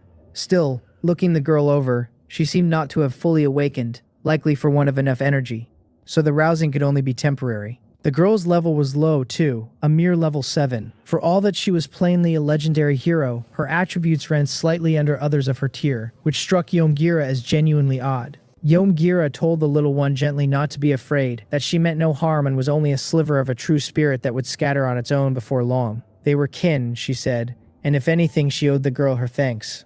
Manhwa chattered and gestured back at her, since she could not yet speak a human tongue and feared the woman would not follow. Gira asked what she was being thanked for, then answered her own question. Her true spirit had roused, she said, and her inheritance could be handed down now instead of lost. Manhwa asked in surprise whether the woman could really understand her, since until now only Harui had ever managed it, and this made the second. Gira nodded and said that as clan kin they naturally understood each other. Hwawa asked whether the inheritance she spoke of was the very thing that had been pulling at her, and Yomgira nodded. As a fire elemental spirit, she held a huge draw over her own kind even in a human body. Hwawa was delighted and told her to hand it over quickly, since her lord was still waiting for her up above. At the word Lord, Yomgira frowned, and her expression went cold. Because of their inborn closeness to the elements, most of the Element Sprite clan were born with great talent. All manner of races would steal their young and force them to acknowledge a lord, a thing the clan could never fully guard against. It was precisely for that reason that, whenever they came upon those who had stolen their clan's children, they answered with thunderous vengeance. This very Chinofen she had hunted down was one such thief. He had plundered a group of the clan's young and sold them off, which was why she had chased him to the ends of the sea. She had never imagined that this young clan sister who had roused her would herself be one of the enslaved. This situation made her very uncomfortable. Deep under the volcano lay a chamber of old heat and settling ash, and there Hwawa faced a spirit body that was slowly coming apart. The spirit belonged to Yomgira, an ancestral fire elemental spirit, and a moment ago she had been ready to hunt down the lord who owned Hwawa and kill him herself. When Hwawa spoke of that lord with such open warmth, the elder's face shifted, and Hwawa read the shift as scorn. That would not stand. In Hwawa's heart, her lord was good to her, kind and strong both, and she said so without hesitation. Yomgira only grew more annoyed and told her plainly that the lord was simply enslaving her. Hwawa puffed her cheeks and refused the idea outright. The lord always gave her good food, and everything she had become had come from him. Yomgira knew the little one's name without being told, since reading another's information was nothing for a spirit of her rank, a strength that had once stood near level 29. Yet the child would not stop defending her master, so Hwawa launched into the whole story instead. She recounted every moment between herself and her lord from the day they met, exaggerating shamelessly and praising him at every turn. Yomgira was stunned by the tale. She had not expected Hwawa to be a summoned spirit rather than one bought from a slave market. She knew of novice lords the method Xianmo used, though she had never lived it herself. Born as she was inside a territory and raised early for her talent, summoned elemental spirits, she understood, gave themselves willingly and worked in concert with Qianmo, so her hostility toward Hwawa's lord drained away. Still, the child was so young that the choice could only have been her parents', not her own. By the child's own telling, the lord had treated her well, lifting the quality of her talent and letting her change profession into a hero. 2 full transformations in barely half a month left even Yomgira envious, for she herself had once been mere purple quality and had clawed her way up step by step through nothing but effort. This lord was no small figure either, gathering so many fine things in only 3 weeks. Remarkable luck, she thought, and the last of her resentment turned to something closer to wonder. She admitted at last that she had misjudged the lord. Hwawa nodded eagerly, glad her defense had not been wasted. Then the elder spirit said she would pass on her inheritance and help the child fully awaken, and she said it quickly, because she could feel her true spirit beginning to fail. Hwawa agreed at once, obedient, asking only what she needed to do. Yomgira told her to hold still and leave everything to her. The little one floated motionless and ready, and the sight pulled a faint smile from the dying spirit. The child was genuinely endearing, even if a face that sweet paired oddly with a body already near 1 3/4 meters tall. Yomgira folded her hands into a complex seal. One hand touched the clan pattern on the brow of her own corpse, and the other touched the matching pattern on Hwawa's forehead. A beam of light drew out of each pattern, and the two met before her spirit body and gathered into a golden sphere, flame runes swimming and turning inside it. As the working went on, her spirit dimmed from solid to faint, the cost of it plain to see. At last she drew her hands back, and the golden sphere slid along the light toward Hwawa, shrinking as it went, until it sank into the child's forehead. Hwawa felt knowledge and skill fled her mind, though most of the skills sat locked, as if something blocked them. She closed her eyes to digest it, and when she opened them, she thanked Yomgira for the flood of understanding. The elder explained that the gift held her own experience and techniques. She had sealed most of it so the child would not be overwhelmed, and each skill would open only as her strength grew. Handing everything to one so low-leveled at once would only harm her, whereas a seal would make the little one work, climb, and master each piece in turn. Now the inheritance was done, she said, and the full awakening came next.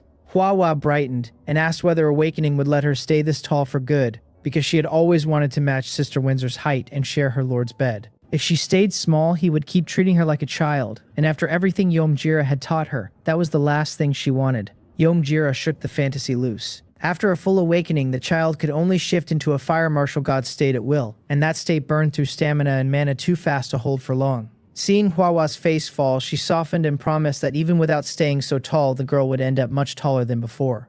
That lifted Hwawa's mood in an instant. The child begged to be awakened quickly and asked what she had to do.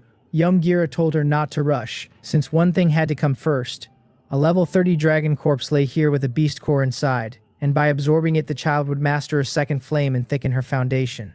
Beyond that, she would need to take in Gira's own core and master her flame as well. Between those two and her native fire, she would command 3 flames, and after awakening she could hold 3 combat forms. Counting her ordinary shape, that made 4. Even among the elemental spirit clan, 3 combat forms were almost unheard of, and the thought left the old spirit openly eager. Even so, regret moved through Gira. She would scatter completely before she could see what Huahua became once she matured. She regretted, too, that the child already had a human lord, since a free Huahua might have grown into another pillar for the elemental spirit clan. Still, under the regret ran a quiet pride that she could raise such a prodigy with her last strength, and the thought drew a faint smile across her fading face. She told Huahua to hold still and watch. The child obeyed without a flicker of doubt, since to her this sister carried no ill will, only care. Gira looked at the long spear still gripped in her corpse's hand, and nostalgia and reluctance moved through her eyes together. She beckoned, and the spear trembled, then tore free of the dead hand and flew to her, shrinking as it came until it settled at about 2 meters, perfectly balanced in her grip. Holding the spear, she rose above the dead dragon Shinofen and drove the point into his skull. The weapon extended, dug deeper, then twisted and drew out a dark red beast core. She brought it before Huahua, and blood-red flame bloomed in her hand and scorched the core until it melted and turned to black flame. The working thinned her spirit further, and she paid it no mind. She held the fire out and warned the child that absorbing it would hurt badly, that she had to endure.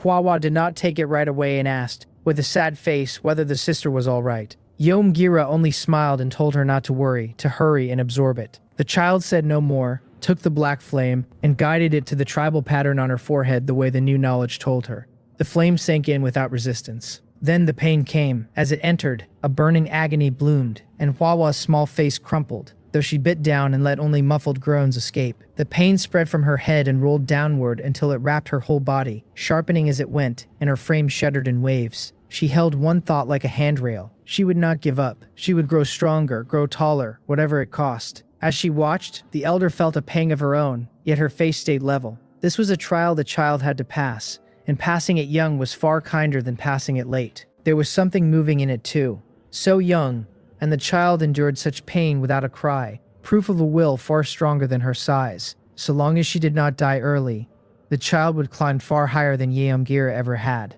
Time passed. Black patterns crept across Huahua's skin and lent her an eerie edge, and a ring of them rose around the golden flame mark on her brow. Her shaking eased, the worst of it behind her, and after a while longer she opened her eyes and asked, hoarse, whether she had succeeded. Gira nodded and told her she had done very well. The child's face split into a brilliant smile. The elder told her to rest before taking in the core, and the tired child agreed. Gira moved above Chino Fenigan and formed a seal, and blood-red threads spread down and settled over the dragon's body. His blood ran up the threads into her hand, and as it drained, the great corpse began to shrink. In the end, a black sphere of blood sat in her palm, and her flame boiled it down, deepening its color, until only a thumb-sized drop remained, black and glossy. She took a ring from her corpse's finger, drew a jade bottle from inside it, sealed the blood away, and handed the ring to Huahua. She said the drop was Chino Fen's vital blood, meant for the child's lord, and that the ring also held element gems and purple crystal the girl could use for her own cultivation. The moment Huahua heard the gift was for her lord, she took it happily and thanked her flame sister. Gira found it both funny and touching, how the child lit up at anything tied to her master, but she let it be. She would vanish soon, and a bond that close between spirit and lord was no bad thing. She asked after the child's recovery, and Huahua said she felt fine now. Gira drew a blood-red core from her corpse's brow, turned it to blood-red flame the same way, and held it out.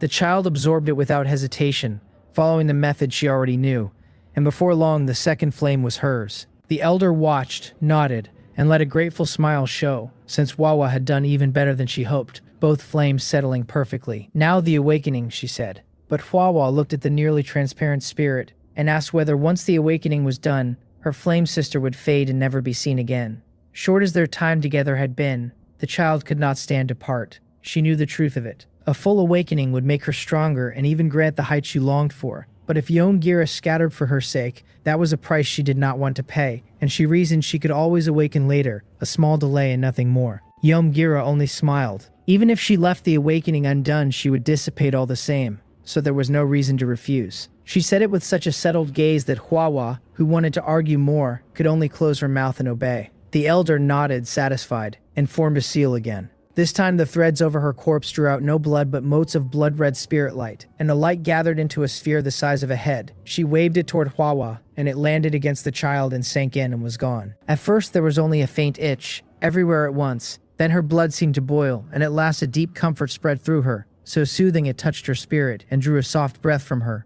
her eyes falling shut. The change came slowly. Her armor turned golden, shot through with blood red and black, and a bewitching strangeness settled over her old dignity and made her presence heavier. The clan mark on her brow reshaped into a flame sigil, gold at the center with black and blood red down its sides. Her pupils shifted from red to gold. Then they turned blood red, and her armor followed, blood red now, patterned with gold and black. Then they became black flame, and the armor went black beneath gold and blood red lines. At last the armor folded away into a long dress, and her height eased down from near 1 3/4 meters to about 1.5. Hwawa opened her eyes and met Yeomgira's gaze. She said she felt very good, very comfortable, and this time she spoke in the human tongue. Then, seeing the elder ready to disperse, she asked at once, worried, whether there was truly no way to make her stay. The awakening seemed to have aged the child a little, left her calmer, more grown. Yeomgira answered evenly that there was a way, though the odds were almost none. If the child could awaken the elemental spirit clan's innate talent, the spirit planting platform, it might be done. Hwawa was full of doubt, and asked whether their kind even had talents, since in her understanding only lords did. Of course, the elder said, every race carried its own gift, but a race could only wake it through rare opportunity, never learn it through talent orbs the way lords could. So it almost never appeared. This world truly belonged to the lords. She told Hwawa how to check. Look into the sea of consciousness for a red circular platform with a single pillar of flame on it, and if it was there, that was the talent. Yeomgira held out little hope. The odds of any race waking a talent were low, and even then it was rarely the spirit-planting platform, a strategic level gift rarest of all. The child, not knowing the elder's thoughts, was already searching. Soon she found a platform in her sea of consciousness, but not the one described. It was no red circle with one pillar, it was an equilateral triangle, its 3 corners red, black, and blue, each corner bearing a pillar of its own color, and at the center sat an inscribed round hollow of milky white. It looked nothing like the description, and worry crossed her face. Yeomgira saw the look and read it as failure, and she did not mind, since the odds had always been thin. She comforted the child, telling her not to be sad that simply meeting her at all had been luck enough, but Hwawa said quickly that there was a platform in her sea of consciousness, only different, and she did not know whether it would serve. That startled her. The child had actually woken a talent. She asked Hwawa to describe exactly what stood in her sea of consciousness. When the description came, even her long experience left her dumbstruck, half convinced the little one was a child of destiny, her luck simply beyond reason. Not only had the child woken the spirit-planting platform, she had woken a 3-colored one, a treasure among the elemental spirit clan. The reason the talent counted as strategic was plain. When an elemental spirit died, a trace of its true spirit lingered, and one who held the spirit-planting platform could house those remnants on the element pillars. There, the lingering spirits drank energy from the hollow at the center, the energy pool, and slowly recovered. They would never reclaim their old power, yet they could begin again, keeping the talent, quality, and memories of the life before. To preserve high-quality members this way was, in effect, to preserve the clan's top combat power, which was why the gift earned its name. That alone would not have shaken Yeomgira so, for she had met bearers of the spirit-planting platform before. What stunned her was the 3 colors and 3 pillars, when one pillar alone meant the power to seat a single spirit. 3 pillars meant 3 spirits. The red fire pillar could seat a fire elemental spirit, the blue water pillar a water spirit, the black dark pillar a dark spirit, the black dark pillar a dark spirit. Yeomgira understood exactly what that meant, and it was why the word prodigy kept surfacing, why she kept thinking child of destiny. She laid the whole wonder of it out for Hwawa, excited both by the discovery and by what it meant for her, that she might survive. Hwawa was delighted and said she would seed a spirit for her flame sister at once, so they could talk often and she could bring her to meet her lord, who was truly good. Yeomgira shook her head. Once seated, she would be only a faint true spirit without awareness, drinking energy on instinct, unable to speak. Disappointed, the child asked when they might talk again, and the elder said she could not know, that it hinged on how much energy sat in the pool for her to draw. Hwawa said she would pour extra energy into the pool so her sister could recover fast. Yeomgira told her firmly she must never do that. The child was to spend energy on her own strength first and not stall herself for the elder's sake. When she was strong, then she could help, and the help would count for twice as much. Hwawa gave in and said she understood. Then the elder held out the long spear. It was her weapon, she said, and it would lend the child real strength. Hua took it without hesitation, said she would see her flame sister later, and set the spirit planting platform to work. From the tribal mark on her brow, strands of red silk reached out, wound around Yomgira's spirit and drew her close. The elder did not resist, since she knew the working for what it was. Her spirit shrank until it was a single point of light passed through the mark and entered the sea of consciousness within. There it became a cluster of flame, pulled by the threads onto the fire pillar, and the empty pillar caught a burning light at last. Looking at that flame, the child felt her flame sister close, and she smiled and lingered no longer. She rose fast toward the surface, unable to wait to see her lord's face when he saw what she had become.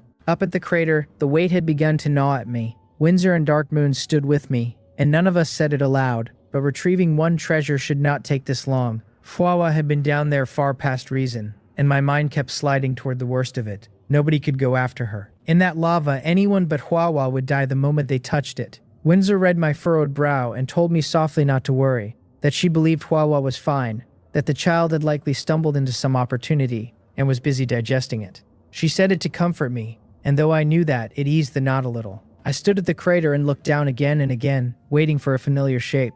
When my eyes fell to the lava below, one more time my gaze sharpened. A figure was rising through it, fast, climbing toward us, and I said her name aloud before I could stop myself.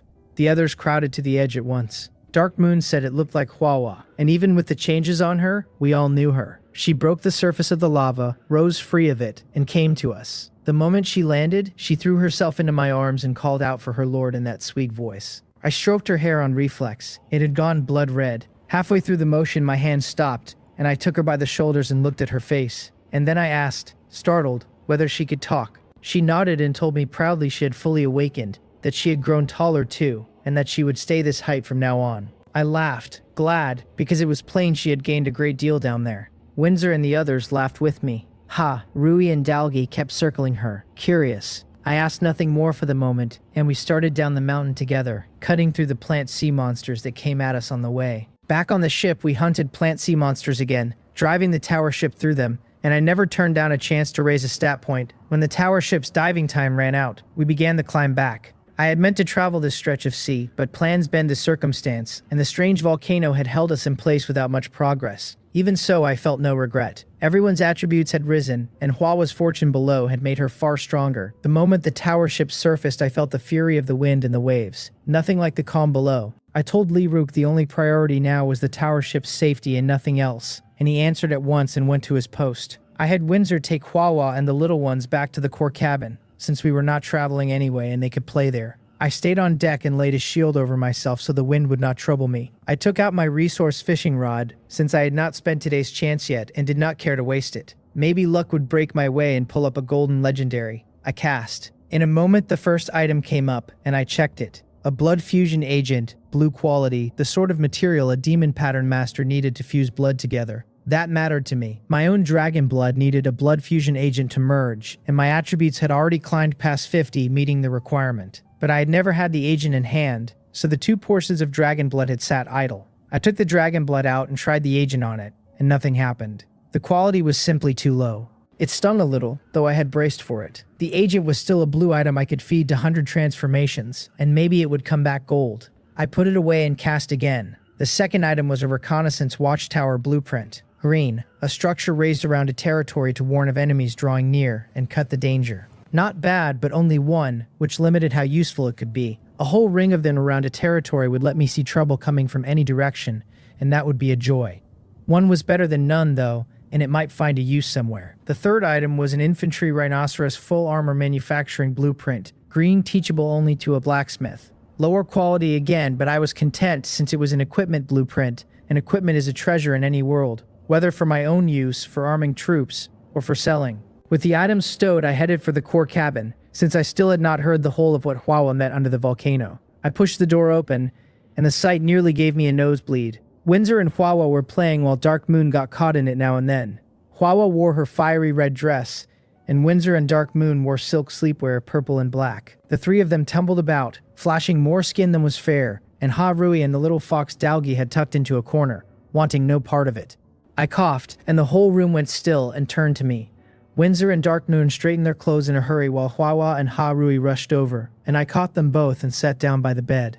I let Windsor and Dark Moon be, held Hua, and asked her to tell me what she had met beneath the volcano and why it had kept her so long. She launched straight into it, chattering out everything, and the rest of us sighed at the turns of her story as it went. I told her plainly that her luck was extraordinary and her flame sister kinder still, and that when she was strong enough, one day, she had to restore her. Hwawa nodded over and over, promising she would, and then added that her flame sister had told her not to waste time or resources on it now, but to build her own strength first. I agreed, since Yomgira was right, and I would have said the same anyway. Sharpening the knife never delays the chopping of wood. Then she took a jade bottle from her storage ring and gave it to me, a gift from her flame sister. I checked it and found the essence blood of the dead dragon Chino Fen. It was a golden demon flame twin-winged dragon emperor blood, one that would grant its bloodline once consumed, though only after every basic attribute crossed 50. That made a third kind of dragon emperor blood in my hands. I was pleased and vexed at once, glad for another golden portion,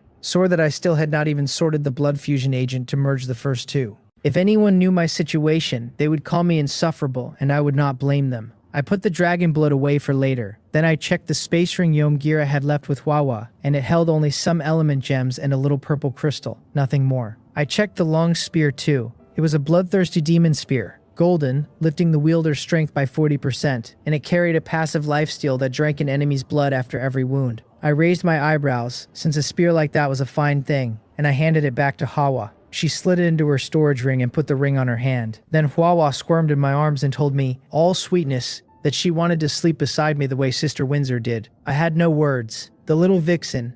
I glanced at Windsor, whose face went red as she muttered that it was all my fault, and I had no words for that either, since she had been happy enough at the time. I rubbed Hwawa's head and told her that was grown-up business and had nothing to do with a child. She huffed that she was no child in this, that her flame sister had taught her all about it, and my eyes went wide. Yomgira, you truly will teach anything. I pinched Hwawa's cheek and told her firmly to behave and stop this. The truth was I could not bring myself to do anything with her.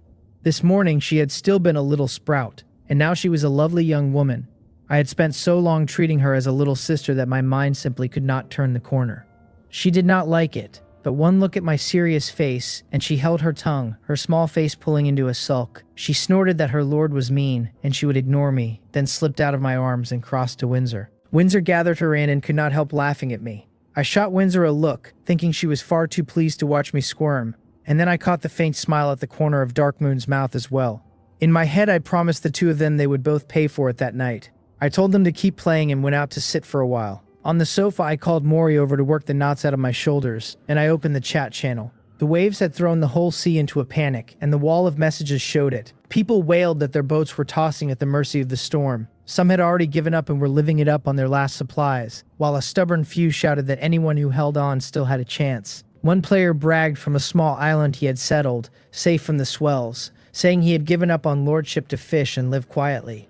The channel swung between envy and mockery, then circled back to the same vow that they would survive and build their territories first. I scrolled the endless refresh and turned it over in my mind. The disaster had gutted most people and driven many to the edge of surrender. I was sure the disasters would only grow, and that more and more would be cut down as they did. What surprised me were the ones settling on islands too small for a territory, meaning to give up lordship and live at ease. I was not hopeful for them. This was a world of lords, and there were still novice lords without a territory, no different from anyone at the start. When others founded territories and grew strong on those resources, and the spirit and demon realms went to war again, these idle ones would still be standing where they began. Their fate would need no spelling out.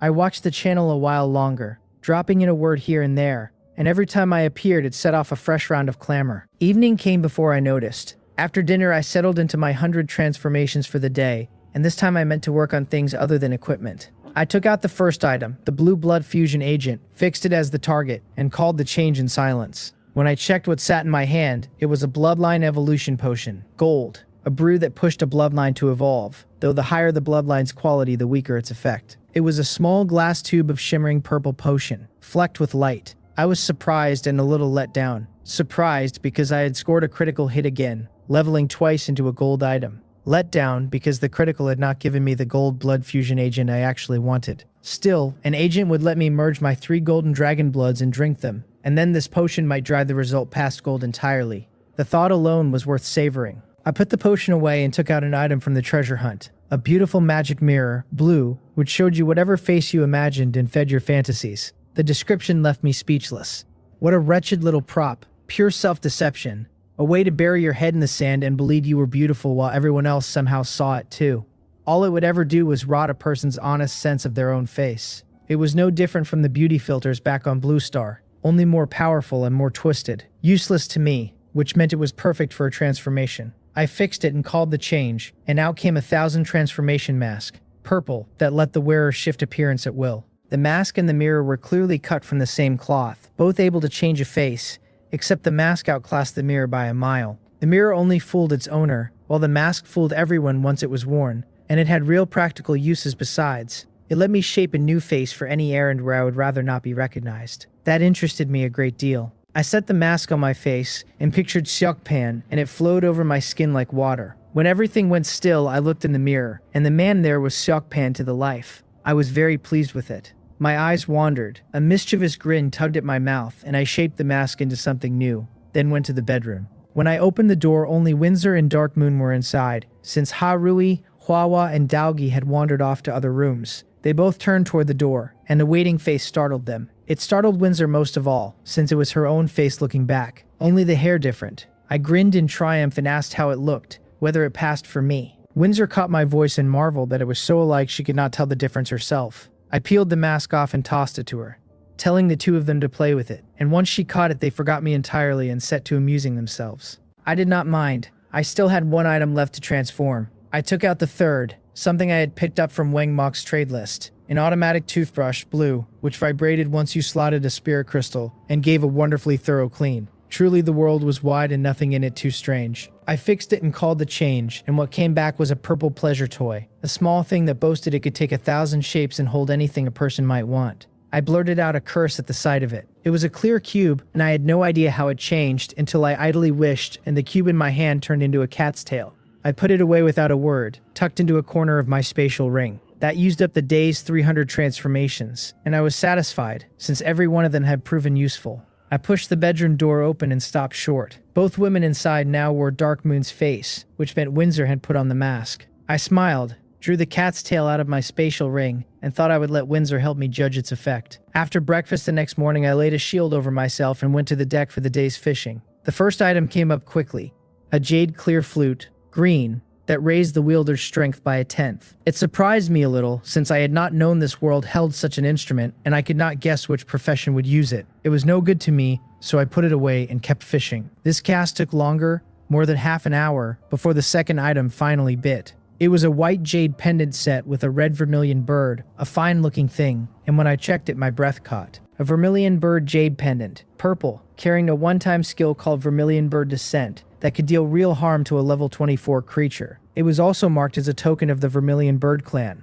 Good for asking them a single favor. I could hardly believe my eyes. Fortune had blessed me again, pulling up a purple item, one that could wound a level 24 creature, and stand in for an extra life at a desperate moment. Better still, the token could summon a favor from a whole clan, which was worth far more than the one-time skill. I put the pendant away and decided against feeding it to 100 transformations. A transformation would surely give me a golden item, but a golden item might not prove all that useful. This pendant, by contrast, could open a real connection with the Vermilion Bird clan and even earn their goodwill. Golden items I could always make later from purple ones, but the friendship of a clan was worth far more than any single golden piece. I set it aside and cast for the third item, my mind calm now, since 2 good pulls in a row already felt like a stretch. The third came up soon, and it was an egg nearly half a meter tall. The shell was gray-white like stone, scrawled all over with mismatched colored patterns, a perfect chaos of them. I checked it and read that it was a Chaos Heaven Strange Beast egg, golden, able to hatch a naturally born exotic beast of the same name,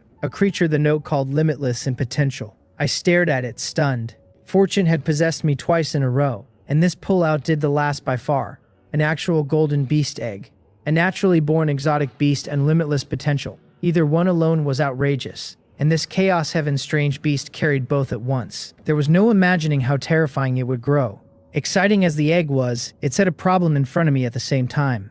The problem was simple. I had no idea how to hatch a naturally born exotic beast and coax it out of its shell. I ran a hand over the Chaos Heaven Strange Beast egg, and the shell was rough, exactly like stone. I crooked a finger and wrapped it, and it was hard. There was no solving it just then, so I put the egg away for the time being. Back in the core cabin, the others were playing cards, and with nothing better to do, I joined them. The waves were rougher today, The tower ship lurched now and then, and Li Rook had already reported that it had slipped past his control and could only drift with the current, that forcing it might damage the hull. I told him not to push it and just keep the tower ship safe. Aside from an afternoon of hunting at sea, the whole day went to playing with Windsor and the rest. What left me speechless was that Hwawa was a different creature now, no longer the innocent little sprout. She spent the whole day burrowing into my arms and finding excuses to touch, and it wore on me to no end. More than once I cursed Yomgira in my head, grumbling that she must have been some kind of witch. If Yomgira were awake to hear it, she would have sworn she was wronged. She had passed that knowledge to Hwawa out of worry that I might make a move on the child, so the girl would understand such things and guard herself.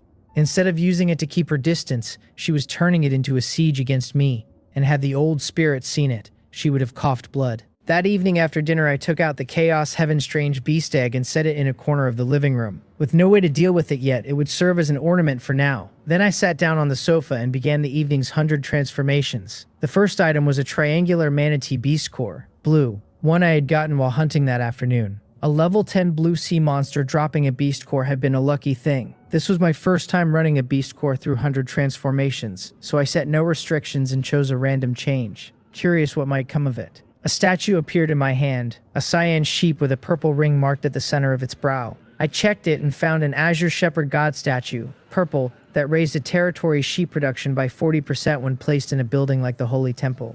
I was glad to have it, since anything that lifted the output of food and the like was welcome. Food was the cornerstone of everything, and without it the rest was a castle built on air. I set the statue aside and moved to the second item, a blue scroll of Demon Vine Entanglement, a magic scroll that cast a strong single-target bind and some damage. I had picked it up long ago in the merfolk territory and never used it, since a scroll like that could save a life at the right moment. But that morning I had fished up the Vermilion Bird Jade Pendant, whose Vermilion Bird Descent did much the same work and hit harder. So I fed the scroll to 100 transformations to see if it would give me something new. I left the type open again and called a random change. A purple skill stone showed up in my hand, and joy jumped in me since skill stones were excellent. I checked it and read Angel of Light, purple, a skill that once released could summon a single powerful angel of light or a whole flock of weaker ones, learnable by a light element profession. My grin widened. Only yesterday I had been thinking Windsor lacked an area attack, and today an area skill stone dropped into my hands, like a pillow arriving the instant I felt drowsy. By the skill's description, the Angel of Light worked much like my own mystic ice puppet, both being summons. The difference was that the ice puppets held a steady strength and scaled only with how much mana I had. The Angel of Light was more flexible, letting the caster raise one strong angel or a swarm of weaker ones, matching the means to the enemy at hand. I carried the skill stone to the bedroom and gave it to Windsor, who lit up the moment she saw it, since she knew her own gap as well as I did. With the skill she would climb another step in strength, and in her delight she leaned in and kissed me a few times. I went back to the living room and took out the third item, a spirit crystal the size of a thumb pad. I was curious what a spirit crystal might become, so I left the type open once more and called a random change. What appeared in my palm caught me off guard, since it was a small green elf. She was only palm-sized with pointed ears and no wings, dressed in a jade green gown, and she sat in my hand and smiled up at me sweetly. I was shaken looking at her. A spirit crystal had turned into a living elf through 100 transformations, which was more than I had ever expected. I checked her and read a wood elf, epic, at level 2, every stat sitting at 24, her magic at 240, her profession hero and forest archer. Her skills were 10 bead volley and vine entangling arrow and flower burst arrow. She carried no equipment, and her talent was crystal seeker. I was dumbstruck. I had never imagined this palm-sized creature was a hero, and an epic grade 1 at that. What startled me more was the talent, since among everyone on my ship only Hwawa and I held one, and Hwawa had only gained hers the day before. Yet here was another small creature with a talent, a wood elf, her gift the Crystal Seeker. The moment I saw the Crystal Seeker talent, my first thought was that it could hunt for spirit crystals, and a wave of joy rolled through me. If the talent worked the way I guessed, riches were about to fall into my lap. From now on, this little one could search out spirit crystal veins for me, and the value of spirit crystals needs no explaining. A few veins found and mined would give me energy to spend or goods to sell. The thought curved my mouth into a smile. I looked at the little elf in my palm, more and more pleased, and reached out a finger to poke her head.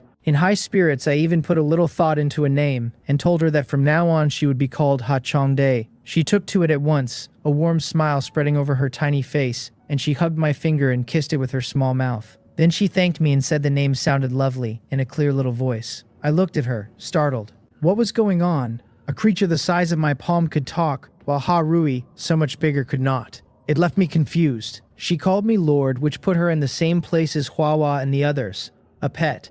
Yet she had carried hero status from the instant she appeared, which no pet should, and she showed no loyalty or affinity readout at all. I could not make sense of it. It seemed running 100 transformations on a spirit crystal had created some strange new creature. Still, whatever she was, it was no bad thing, and I could feel her attachment to me plainly. I told her that as long as she was happy we would go, that I would take her to meet the others. I set the little one on my head and went to find Hwawa and the rest. Ha Cheong-dae lay in my hair, gripping a fistful of it, giggling without pause. I brought her before Hwawa and Harui, had them introduce themselves to one another, and left. Back in my room, I looked at Windsor and Dark Moon, undressed, and went to bed to rest. It was a night to remember.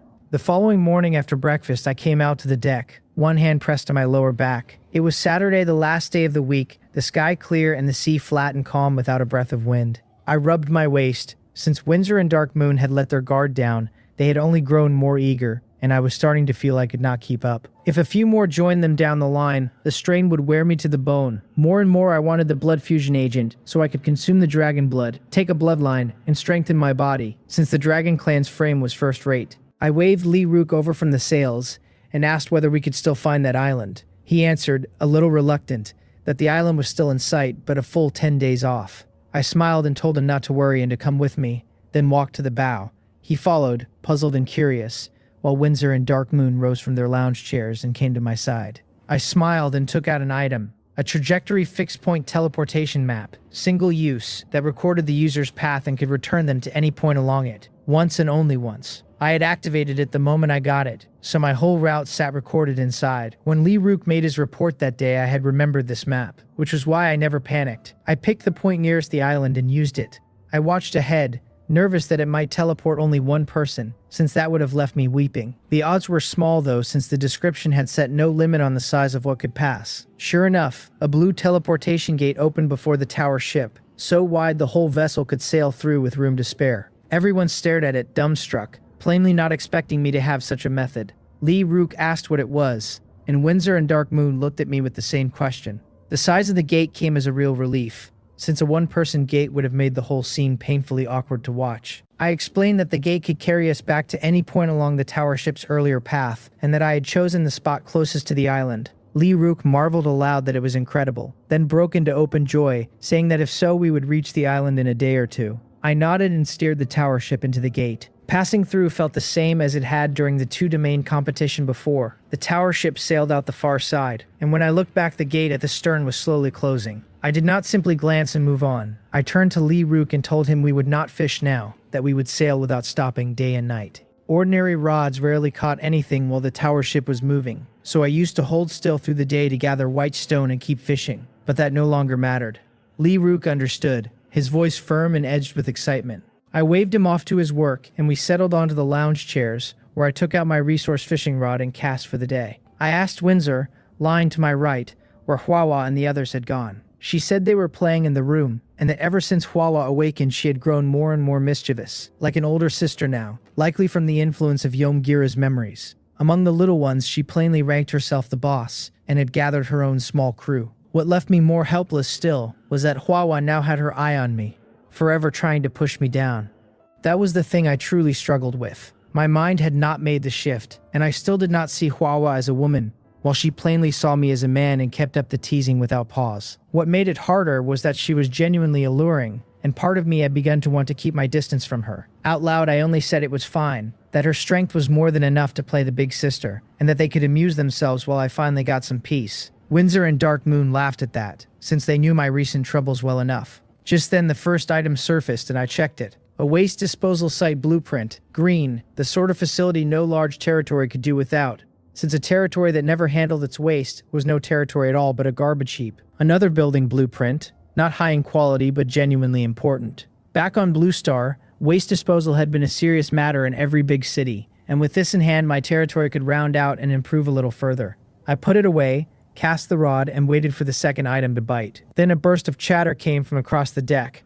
Hwawa led the way, 1.5 meters tall in her fiery red dress. Behind her flew Harui, while Dalgi ran along the ground with the wood elf Cheong-dae perched on her head. The whole troop bore down on me in grand style, with Hwawa at the front and a full head of momentum. She reached me, straddled my lap without a word, and leaned into my chest. With her soft weight against me, and the morning what it was, a fire kindled in me at once. Feeling the change in me, she only twisted harder. I gave her backside a slap and told her to behave, that I was busy. Her body jerked and she went quiet, settling into my arms without further trouble, her nose sniffing away at me. I could almost hear her thinking her lord's scent was a little intoxicating. Her calm let me breathe again, and I looked around. Ha-Rui had landed in Windsor's arms, and she was playing with the little one.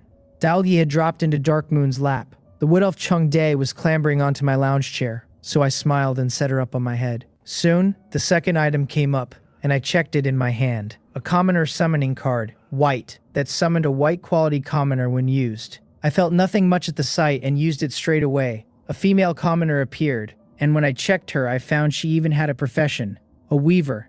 I sent her off to report to Sok Pan. Then I pushed away Huahua's head as it crept toward my face, cast the rod, and set to fishing for the third item. Before the third arrived, a message from Xianmo reached me first. 2 announcements at once. The first told me a new week had ended and this week's survival rewards were being handed out, to check them carefully. The second told me the week's top 10 would receive extra rewards to choose and claim them in good time. Neither surprised me. I held off on claiming and opened the survival points ranking to look it over first. I held the top spot, my points sitting near 3,000, a good stretch ahead of the rest. Baek Seol held second, and Lee Keo third, with Ye Baekpung, James, and Kaidi filling out the next places. Then Isabel, Elizabeth, Cook, and Jin Mosong down to 10th. I had upgraded nothing this week, yet my points had still climbed a fair amount. My best guess was that my seawater converter, flower producer, and plant cultivation box had all been churning out goods without pause, so my stockpiles had swelled, which was what pushed the points up. Everyone else's points had risen too, though not by much,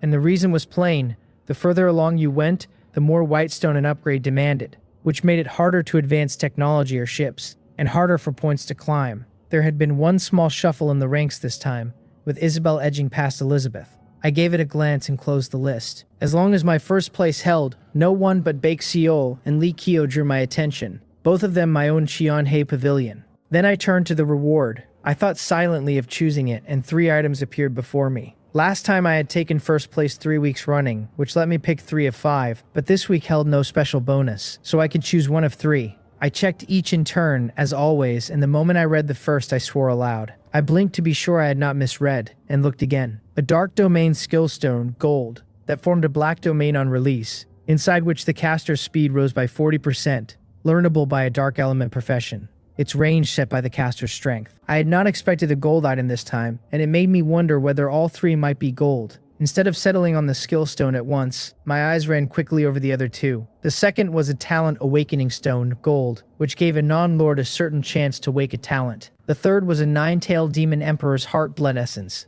gold, that granted the 9-tailed demon emperor's bloodline once consumed, and for a fox race creature it would raise bloodline purity and cultivation both. 2 in a row, and both gold, exactly as I had guessed. I had not thought a 4th week first place could pick a gold item, and it was a real surprise. The other top 10 had likely seen their rewards rise a tier as well, most of them probably drawing purple this time. I let the thought go and fixed my gaze on the 3 items in front of me. 3 golden quality items lay in front of me, and I wanted every one of them. The Dark Domain Skill Stone, the Talent Awakening Stone, and the 9-tailed Demon Emperor's Heart Blood Essence would all serve me well. The catch was that I could keep only 1, so 2 of them had to be given up. A happy sort of pain that, choosing between treasures. I thought it over calmly. The Dark Domain Skill Stone was the obvious prize, since Dark Moon could learn from it directly. Dark Domain was a domain skill, and mastering it would blunt the environment's drag on her and lift her from the ground up. The Talent Awakening Stone was meant for those who were not lords, offering a chance to wake a talent. I knew how fearsome talents could be, yet that stone was a gamble I did not like. Using it guaranteed nothing, and even a talent that woke might turn out weak, so the uncertainty ran too high. The last one, the 9-tailed Demon Emperor's Heart Blood Essence, worked much like the Dragon Emperor blood I already owned, granting a bloodline to whoever took it. I carried 3 kinds of Dragon Emperor blood, so the essence meant little to me, though it would surely do wonders for Daogi. Daoji belonged to the 9-tailed race too, only as a 9-tailed charming heart fox, and I had no idea what breed this Demon Emperor had been. If she swallowed the essence, who knew what surprise might follow? I ruled out the Awakening Stone and wavered between the Skill Stone and the Heart Blood. In the end, I chose the Dark Domain Skill Stone. Dark Moon stood higher in level than Daogi right now, and the stone would raise her strength at once and sharpen the whole team. The stone was also a sure thing, learned the moment it was used, with no gamble attached. And Dalgi had already reached golden quality, so the heart blood would not overturn her foundation. I did not believe for a second that she could break past golden quality. I handed the skill stone to Dark Moon without hesitation and told her to learn it. She took it and chose to learn at once, no longer standing on ceremony with me, since even she counted herself as mine now. When she was done, she gave me a small nod to say she had mastered it. I smiled, since this was exactly what I had expected, and I had opened enough skill stones myself to know there would be no surprises. Then the resource fishing rod trembled, and the third item of the morning arrived. I reeled it in and checked it with my spirit eye. The first 2 catches today had been 1 green quality item and a white quality summon card. Nothing to make my eyes light up. I hoped the third would answer me better, but 100 transformations must have spent all my luck, because this catch gave me nothing good either. It was a snack gift box, blue quality, which opened into representative snacks from various races. The last chance had passed with nothing to startle me. Still, it was a blue item, and if I ran 100 transformations on it tonight, I could push it up to purple. I put the rod away, since the sea hunt was still a while off, and opened the chat channel to see what the day had thrown up. Yesterday's storm had been an apocalypse, and the channel was thick with survivors marveling that they had lived at all. One man said he had eaten his last supplies with his crew as a final meal, and now faced a food crisis after all. Another crowed that he had refused to give up, landed safely, and drawn a blue item from even the basic survival reward. The pattern was clear enough that the rewards had climbed a tier for everyone, green where there used to be white and blue where there used to be green. Then someone wondered aloud what the first place big shot could have drawn, whether it might be a golden legendary item. The channel stalled, then the messages sped up, everyone begging their number, one player to speak up, and show what he had pulled. A long string of calls scrolled past with my name buried in them. I was a little surprised to be dragged out while lurking, and though I did not mind letting them see, my reward this time had already gone to Dark Moon. My eyes drifted, and I decided the spend point reward hardly mattered. What they wanted was a golden item, and it did not have to be that one, since I still had a golden item, or 2 lying around. I had nothing else to do, so I might as well stir the pot in the world channel. I took out 2 items to consider. One was a Valhalla blueprint, golden quality, a special building where unit heroes left a mark. After death, they condensed into hero souls who kept all their living strength and could fight in the territory's main city, though a hero soul's strength could never be raised. The other was Icebound 1,000 Miles, a golden magic scroll that unleashed a wide field of frost. In the end, I chose the Valhalla blueprint, took a picture and posted it in the world channel. The crowd froze mid-argument, not reacting until someone noticed it had come from me. One player reposted it, then another, and in no time the whole channel had seen a golden item shared by their big shot. That single move set the feed on fire. Some had never laid eyes on golden quality in their lives and said so, half in awe and half in envy. Others marveled that a building could revive troops and heroes, while a cooler head pointed out the heavy limits, that strength could not be raised and the hero souls could not leave the main city. A few simply thanked me for letting them glimpse a golden item they might never see again. I read the fuss and laughed, since their words were amusing and pleasant to hear. Hwawa was squirming against me, so I patted her little backside and told her to stop wiggling before she made me forget my manners. She only grinned and grew a touch bolder, and by now I was completely helpless against her. Time slid on to noon. After lunch, I switched on the dieting technology and took the tower ship down to begin the day's hunt. The whole run went smoothly without a single accident, and my luck held, dropping a few interesting items along the way.